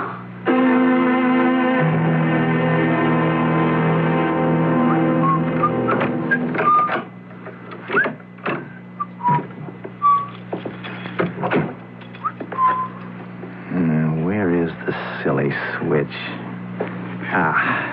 Here we are. And there was light, but... Oh. Wow. Who might you be, and what are you doing in my apartment? Oh, is this your apartment? I could produce a copy of the lease. Oh, excuse me. I guess I must be in the wrong place. I would assume so. How did you get in here, anyhow, with all that fantastic security we're supposed to have in the building? Oh, well, I just sneaked past the doorman, got onto the roof, climbed down, and let myself in through the window. Just think it was all for nothing. You know, you don't look like a thief. Oh, I'm not. Well, then why did you have to sneak in? Oh, well, they don't leave anybody get close to him. Him? Clovis Hollister. I guess he must live in the next apartment. No, he doesn't. No? You sure? Oh, well, maybe I got the wrong building. No, you're in the right building. You mean you know where Clovis Hollister lives? Yes. Where? Right here. Are you sure? No, I should know. I'm Clovis Hollister. You're Clovis Hollister? Guilty as charged. Well, you can't be Clovis Hollister. And, why not? Well, because you don't talk like Clovis Hollister. Indeed. That's what I mean. Indeed. I mean, Clovis Hollister don't speak like that. He talks like a regular guy. You sound like maybe a college professor. You don't look like Clovis Hollister. Indeed. Oh, there we got indeed again. Clovis Hollister has those eyes that look right into yours and... Look into my eyes. You cannot disguise your eyes. Are these or are these not the eyes of Clovis Hollister? Well? Yes, you're Clovis Hollister. What am I going to do now? What am I going to do? Whatever you do, don't start crying. I can't help it. There is nothing to cry about. Yes, there is. Look, even though you broke in here, I'm not going to call the police or anything like that. It was nothing. All the time up there on the screen, it was nothing. Now look, cheer up. Here. Take my handkerchief. No, thank you. I can use my own. Well, then please use it. And can we stop the crying? Please? I'm sorry. I'll try. I'm just silly. I guess I never grew up. Well, don't worry about it. Neither do most people. Now, would you tell me what you're doing here? I can't. Why? Because you'll laugh at me. No, I won't. Promise. You won't laugh at me. I promise. Now, why did you come here? Because I thought you sent for me. I sent for you? How? Your eyes. They looked into mine. When was this? Oh, so many times. Where? They looked at me from the screen. Oh, I see. I thought they were looking at me alone. And they were saying, I love you, Mayetta Mosby. I love you and you alone. You promised you wouldn't laugh. I can't help it. I came here all the way from Newark, New Jersey. You didn't have to make up such a story. Make up? It's true. You're very good-looking girl. You know that, Mayetta? Is that it? Mosby? That can't be your real name. It is. But does it matter why you came? The fact is you're here. Now, how about a drink? Oh, but I don't... And then we might both get into something a bit more comfortable? No, I better be going. Going? Why? Because I made a mistake. Hey, wait a minute. No, I want to go. But I don't want you to go. I'm sorry. I like you. Take your hands off me. Be reasonable. I don't expect you to do this for nothing. Do what for nothing? Get a very nice gift later. What do you think I am? Let go. No. Oh, please. What were you doing in my apartment? Do you want me to tell that to the police? Oh, please. I'm a very silly, foolish girl. Let me go. You're also very lovely. Come back here. No. Hey, put that thing down. I'm warning you. I know you have a sense of the dramatic, but you wouldn't swing that poker at me, and you know it. I'm warning you. Don't come closer. Now put that down. No. I had this dream that Clovis Hollister loved me. Why did you destroy the dream? I didn't do anything. You did. Look, I really think you should go home. I can't. All right, I'll give you your plane fare back to Newark, New Jersey. First class. What do you say to that? Oh. I'll even throw in a couple of $100. That'll make us even, won't it? Oh, you think money makes everything all right? Listen, money fixes everything. Money cannot fix a broken heart. Stay here and get a job as a screenwriter. Everything's a joke to you. Hey, wait a minute. Make fun of everybody. Don't. Destroy everybody's dream.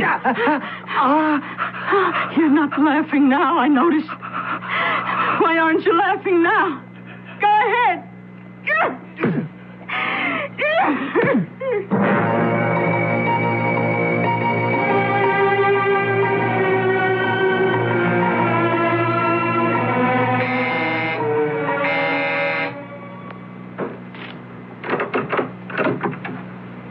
Yes? Miss Melissa Merriweather? Yes. I'm Lieutenant Miller, police. My identification. Oh? Well, what can I do for you, Lieutenant? I must ask you to accompany me to police headquarters, Miss Merriweather. Why? First, we will read you your rights, and then we shall question you about the murder of Clovis Hollister.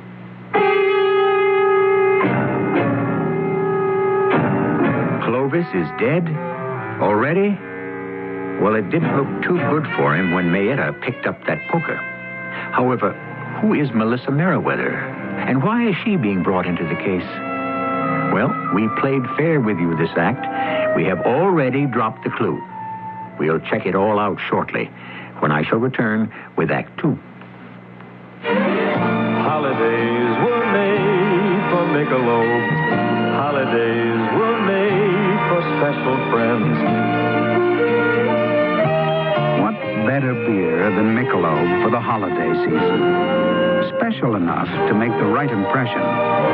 Friendly enough to show you care. No wonder Michelob has become a holiday tradition.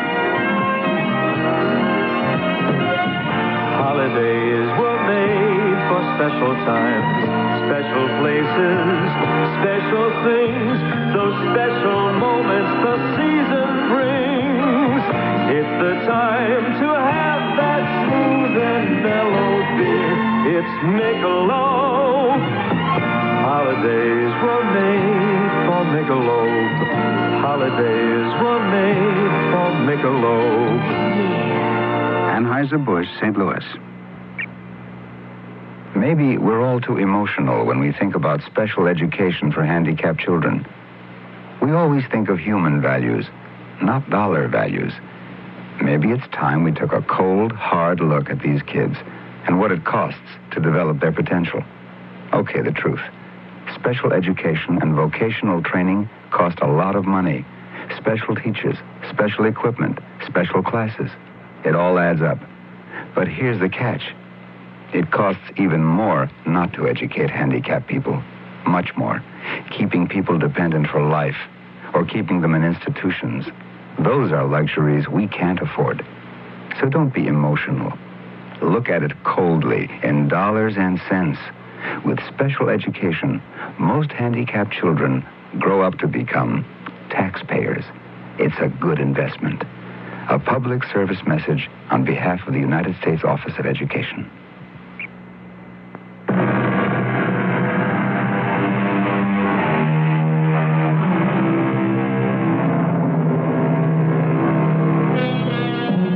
What have we learned so far? It's dangerous to tell lies to a woman, true enough. We should, therefore, never lie to a woman we know. We should, moreover, never lie to women we don't know either. A wise man should go even further. He should never say anything that some woman somewhere might even think is a lie. Mr. Clovis Hollister didn't follow this useful advice, which is why he is the late Mr. Clovis Hollister. Lieutenant, why am I being held here? Have you telephoned your attorney? Yes. Very well. He'll help arrange for bail. Bail? Why do I need bail? There's a considerable body of evidence against you. I didn't kill Clovis, I swear. I was hoping you'd make a statement. What kind of statement? One that would make it easier on everybody. And what would be the gist of such a statement?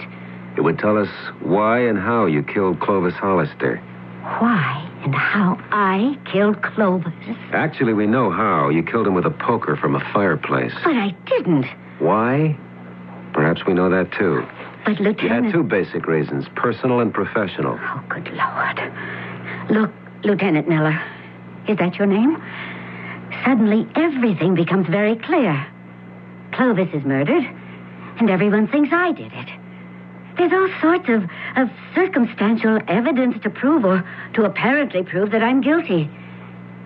Is that what we're talking about? Yes, Miss Merriweather. But don't you see? It's still circumstantial evidence.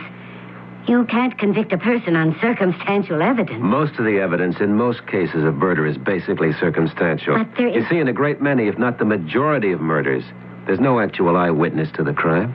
Circumstantial evidence.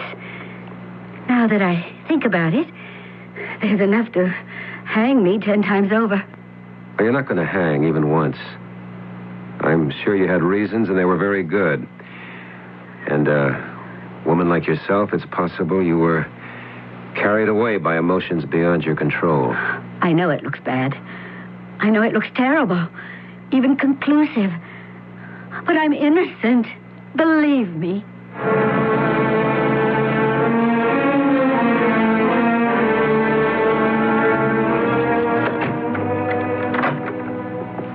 Hey, Nana, you back already?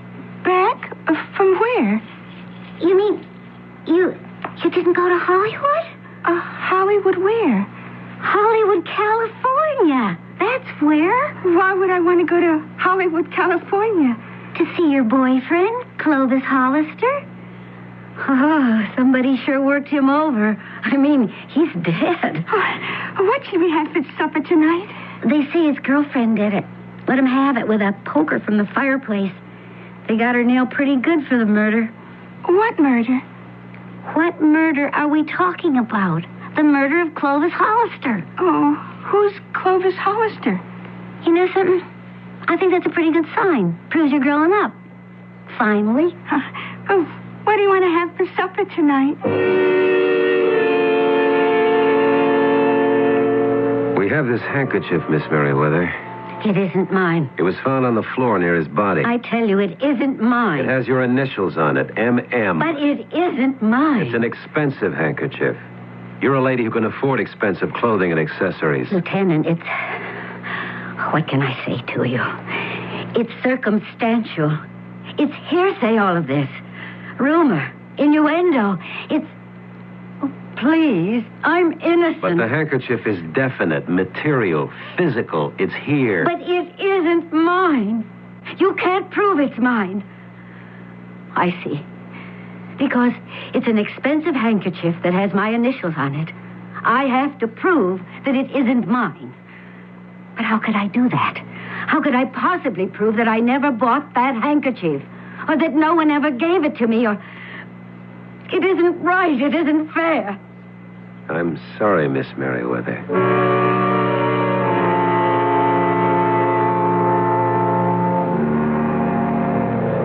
Please sit down, Lieutenant Miller. Thank you, Mr. Revere.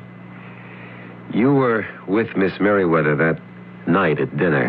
Yes, I'd taken her to Lauricio's. Bad mistake. Yes? I wanted to take her mind off the situation. The situation? As her agent, I should have found a way to break the news gradually. What news was this? That she was not going to be in his next picture. It happens. Actually, she's kind of older than he is, or was. That didn't help, and then there was a reversal of roles. What are you talking about, Mr. Revere? Oh, it's an old story. She was the big star. She discovered him, gave him his break. After a while, he began to outshine her. Oh? I knew the kiss-off was in the works, but you always try to postpone the bad news. So she read about it in one of the columns. I figured I'd take her to dinner, get her mind off it. But no, she has to run into him at the restaurant. Bad timing, huh? I think so. And he's with this Dolores DeVore woman, so it's not just one thing that's burning her up now, but two. She had to have a scene. She threatened him, said a lot of crazy, wild things in front of 100 witnesses. The mildest thing of all was the statement that she would kill him with her own 2 hands. Yes, I know. Lieutenant, this girl has been my meal ticket for the past 15 years. I'd like to help her, but I can't go on the witness stand and perjure myself, can I? You think she killed him? Off the record between you and me, what else can I think?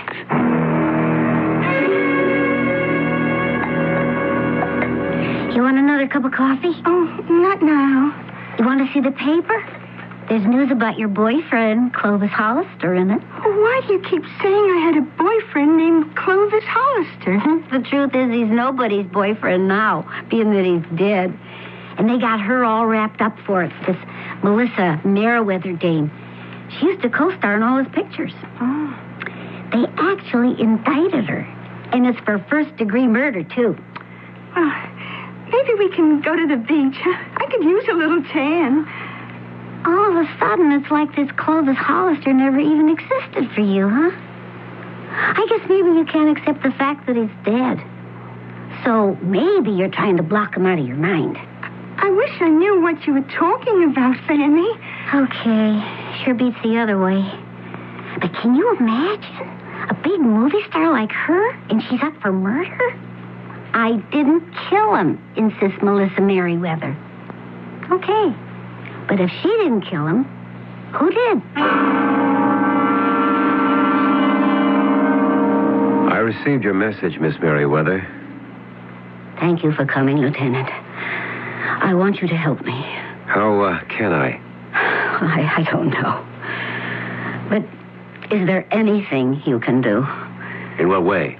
To prove that I'm innocent. You'll have that opportunity in court. It should never go that far. I tell you, I didn't kill Clovis Hollister. I understand. Believe me, Miss Merriweather, I'd like to help you. I don't suppose you understand the function of a homicide detective. I shouldn't have asked you to come here. See, a crime is committed in the homicide division using clues, evidence, deduction, whatever comes to hand rounds up likely suspects. Yes, I know that. And at that point, we're out of it. We've done our job. It's up to the prosecutor to decide whether or not he has, well, what he would call a viable case. Do you believe I'm guilty, Lieutenant? It doesn't matter. But do you believe it? I believe there's very strong evidence against you. But do you believe that I actually picked up that poker and beat Clovis Hollister to death? Look, even if I believed you're innocent, and I'm not saying necessarily that I do, there's nothing I could do about it. Nothing? That's right. I couldn't do a thing. I'm already assigned to another case. I see. Lieutenant, I'm sorry I bothered you. Please forgive me.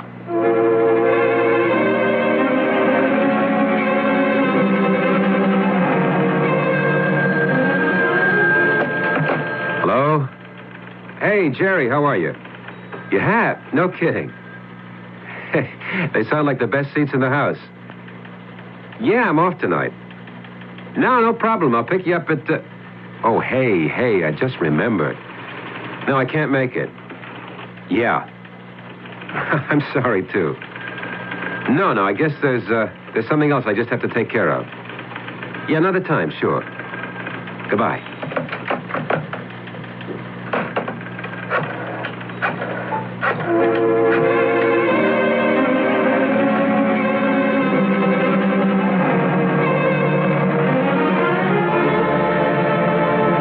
Sorry to bother you again, Mr. Revere. It's okay. I have to meet with some people later on in this joint anyhow. What'd you call me about? Melissa Merriweather. Figures. She got you, huh? What does that mean? You married? No, but what difference would that make? Not at all. She's a very effective lady. She can sure work on a guy. Mr. Revere, what if she's innocent? Innocent? You mean not guilty? She didn't do it? That's what you're saying? I'm raising the possibility, and it worries me. It worries you that maybe an innocent woman might be convicted of first-degree murder, huh? Yes. Well, you've got nothing to worry about. She'll go free. How can you say that? You already said it for me. You said, what if she's innocent? Now, what does that mean? It means you have doubts about whether or not she's guilty. Why do you have those doubts? Why? Never mind. I can answer my own question. Something about her voice, her manner, makes you think maybe she's telling the truth. Okay. If she can make you feel that way, an experienced seasoned cop, she could make the jury feel that way, too. As long as there's the shadow of a doubt, she has to go free. Tell me, Mr. Revere, do you think she's guilty? You asked me that once before. Yeah. I think she killed him. I know she killed him. Then you must know something I don't know. I know something you don't want to admit. What's that? You're in love with her. Aren't you?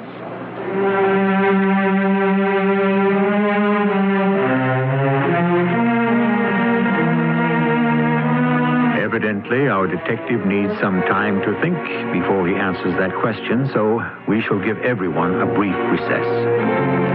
Love. Within the context of our story, it can assume many different shapes, take on many different meanings, and create many different problems. But it will all come together in the third act shortly.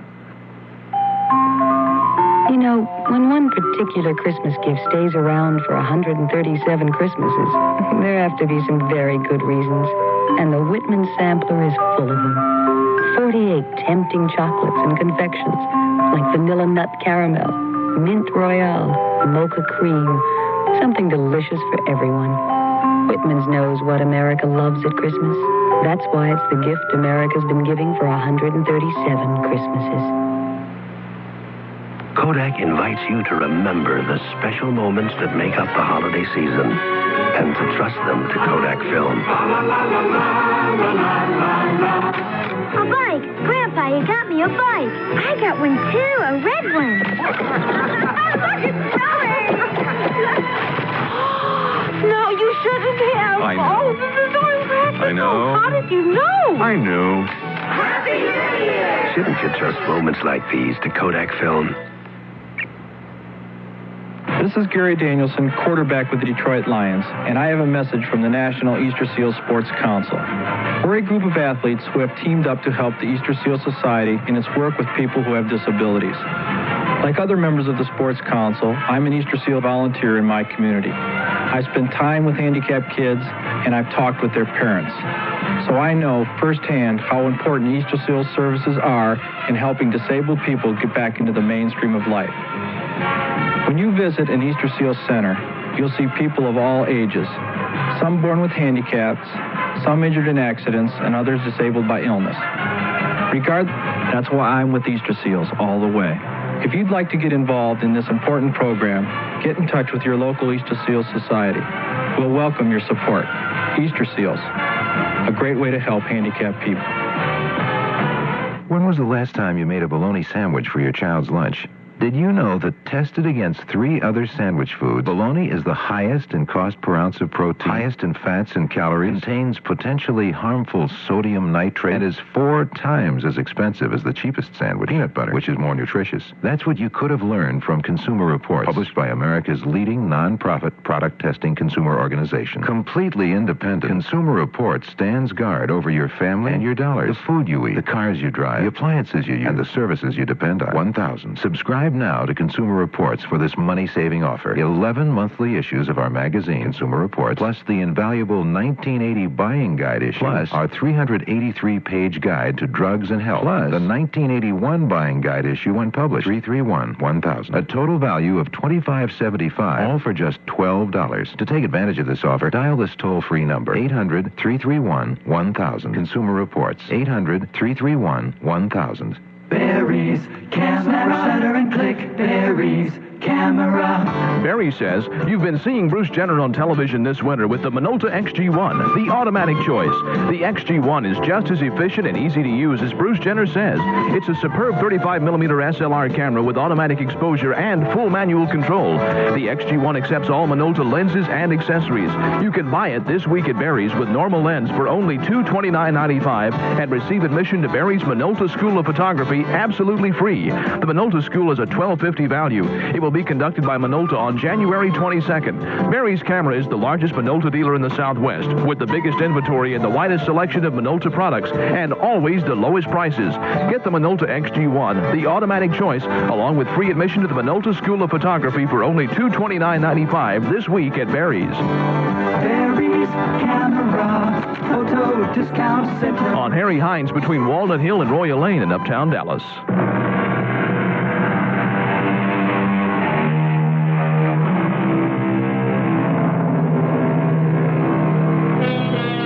A possibility has been raised. Is our detective in love with his suspect? Whether he is or not, it opens the door to a host of interesting speculations. What happens to the emotions of people who must deal with the lives of others? Is it possible to remain completely impersonal? Is it human? And in any adversary relationship between a man and a woman, can sex ever be discounted completely? What makes you say I'm in love with her, Mr. Revere? Lieutenant, it's nothing to be ashamed of. Mr. Revere, you and all your people, you live in a make-believe world. Your concern is with shadows on a screen. That's right. Shadows. And they flash on and off across a great white sheet, and for $3 or $4 you get to see a couple hours worth. And do you know why millions and millions of people, yourself included, go to see them? To kill time. To fall in love. Now, I would question that. But after all, this is not the subject. It's right on the subject. I've been in this business all my adult life. I know what we're selling. Mr. Revere, I want to talk to you about Miss Merriweather. That's exactly who we are talking about. All the Melissa Merriweathers, all the Clovis Hollisters, and all the millions of people whose lives aren't perfect, who are looking to escape somewhere with a beautiful woman, with a handsome guy. It's a very complex question. Sure. And in the darkness, in the privacy of that theater, there's that stunning face. And it's looking at you, right at you. That smile is for you. Those eyes are for you. And at that moment, during that moment, you're in love? Mr. Revere, that may very well be. My encounters with Miss Merriweather are not taking place in a movie theater, but in a cell. I am not indulging any... well, erotic fantasies. In the privacy of a prison cell or in the privacy of a movie theater, Miss Merriweather is still working. Working? At being a movie actress. She's working on you. I think she's having enough problems without your casting aspersions it's on how she's made, Lieutenant. She has to work on people. In the ordinary, everyday course of business without even meaning to. She'd even work on me. Mr. Revere, I'm sorry I bothered you. Her talent. It's an actress's talent, an ability to convince people, to make people believe. To me, it's a technical thing. I can take it apart, like you can take apart your revolver. There's that smile, that slightly troubled smile. She knows how to talk, to bring her voice up from her diaphragm. But, Mr. Revere, what if I believe her? Great. And the jury's gonna believe her. And, Lieutenant, this'll give her career a fantastic boost. Which I don't mind telling you it needs. What are you worried about? Everything's gonna turn out just fine. Well, for everybody but you. And what does that mean? You're a cop. When the jury acquits her and this is all over, you think she'll even remember who you are? You'll have company, too. She'll probably even dump me and get herself a bigger, better, more high-powered agent. But that's the world. Your world, maybe, Mr. Revere. Everybody's world, Lieutenant Miller.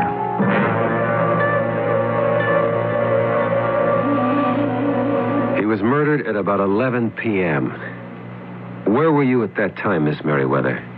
At home. Can you prove it? Was anyone with you? No. No. Can you get anyone to verify that? No. Which means you don't have an alibi. I didn't know I'd need one. We have the bad blood, the threats. I didn't mean what I said. Yeah, that's what people would believe if he was still alive. But you believe me. I know you do. I can feel it. Oh, cut it out. Quit working on me. Look at me. Do you believe I'm lying? It's better if I don't look at you. I know what's taking place inside your mind. You think I'm trying to seduce you. Aren't you? Oh, probably. I can't help it. What do you want me to do? I'm using what I have. I'm doing what always worked for me. All right, moving along. There was no sign of forced entry. If the killer didn't break into the apartment, it had to be somebody he knew. Someone whose presence in the building wouldn't arouse suspicion. Someone he would open the door for. Or someone who would let herself in with her own key. You did have a key to his apartment, didn't you? Yes. Then we have the handkerchief on the floor. It isn't mine. How did it get there? I don't know. I don't know anything except that I'm innocent. Can't you help me? I don't know what I can do. You're a detective. But I can't work as a detective. The case is closed. My hands are tied. I swear to you, I am innocent. And I believe you. I'm a chump because there isn't a thing I can do about it.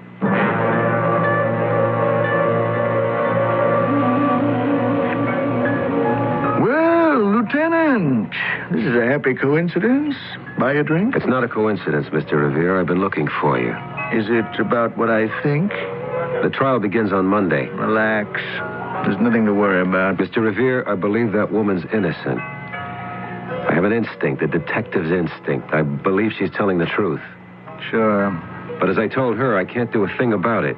Why not? I don't have the resources. Go along with me. Say she didn't kill him. All right. And it stands to reason somebody else did. Absolutely. Who was that somebody else? You might find out. Me? You and people like you. People who made money on her all these years. The studios, the producers, her friends. What is there we could do? You could hire a top-drawer private detective. I can give you the names of one or two companies that are terrific. I'm sure you could. All it takes is money. It takes a great deal more. And I'm afraid we don't have it. It takes loyalty, conviction, a complete break with a basic rule around here, which is run with the winner. Oh. You can't drum up much enthusiasm for lost causes, for has-beens. And you wouldn't kick in? Oh, sure. Put me down for a couple of hundred, maybe more. But somebody has to organize this. Stand up in front and stick his neck out. Can't be me. Can't be me, Lieutenant. I have other clients. I can't risk their careers by alienating all those fans who worshipped Clovis Hollister.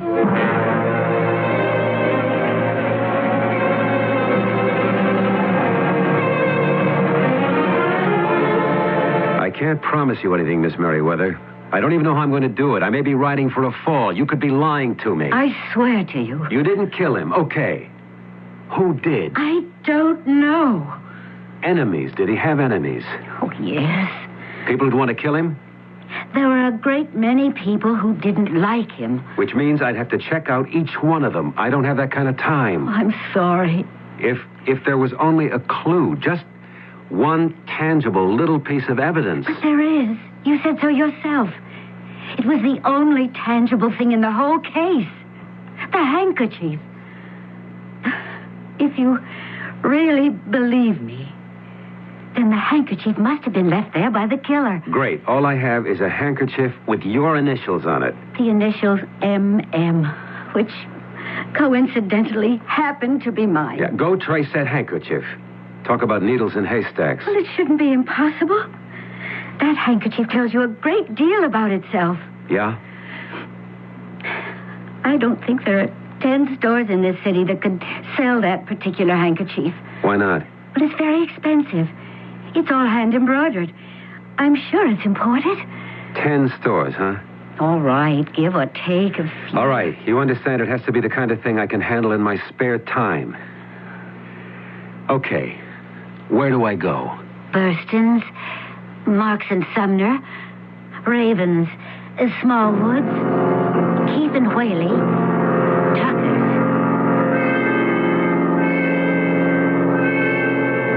Yes, my name is Loretta Spooner. Did you wish to see me? I'm a police officer. A police officer? Are you sure you've come to the right place? I hope so. Well, I can't imagine why anyone here at Smallwoods might have summoned a policeman. No one did. I'm trying to run down a lead. Oh, my goodness. Here? No one at Smallwoods has ever been remotely involved in any sort of crime. This handkerchief, Miss Spooner. Does your store sell it? Oh, may I? No. Oh. Well, I'm sorry I troubled you. But I've been just about everywhere. Could you tell me where I might find a place that sells it? And of course, in New York. New York? That's a pretty big place. Well, the only place would be our New York branch. We were supposed to get them out here, too, but that won't be until Christmas. You mean they sell these in your New York branch? Smallwoods, New York. They're specially imported from Brittany. That's in France. Could there be a record of the people who bought them? Oh, yes. They could give you the name and address of the person who bought this particular handkerchief. No trouble at all. No trouble, you say? Oh, a handkerchief like this, it costs so much, you would never have the initials on it to begin with. You'd sew them on, especially for each person who bought them. So you'd take their name, address, phone number, and call them when it was ready. M.M. You could call our New York store and ask who bought the Brittany handkerchiefs initialed M.M.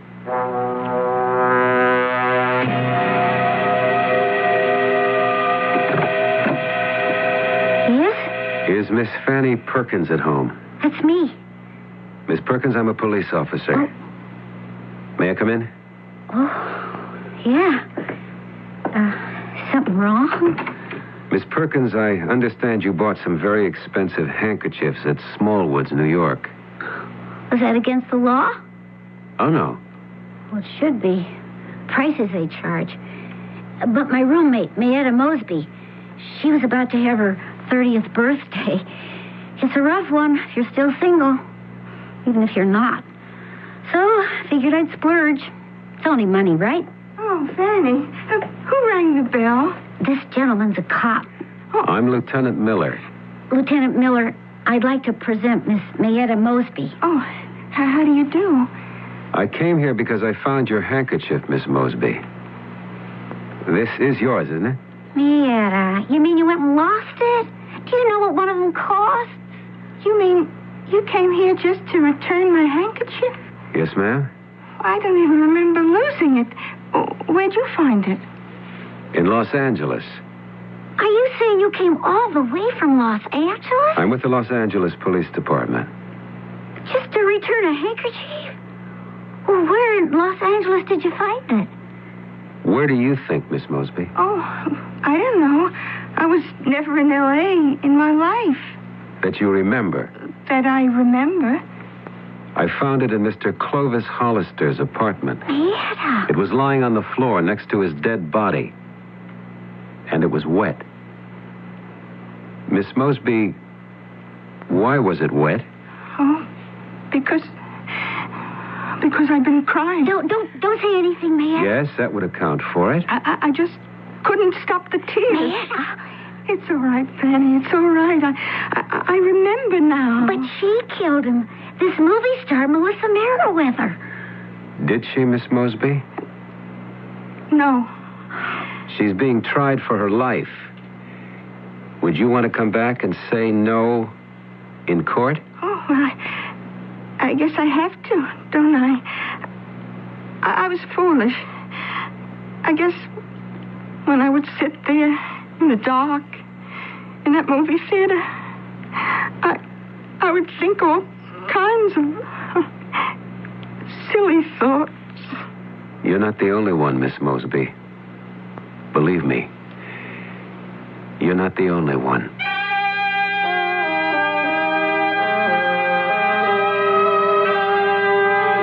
Definitely not. Yes, when her beautiful or when his handsome face is in that big close-up on the screen, and those brilliant hypnotic eyes are seemingly locked into your own, what thoughts pass through your mind? in that darkened privacy of your very own reverie as we gaze on the shadow of a lover. I shall return shortly. Fellow Americans, if you're still shopping here and there and everywhere for shoes, hold it right where you are. Put your feet together, stop running around. Just step around a Kinney and you'll cover the ground. Anywhere you want to go, head your feet in our direction. Kinney's got it all and more. Wow, what a store!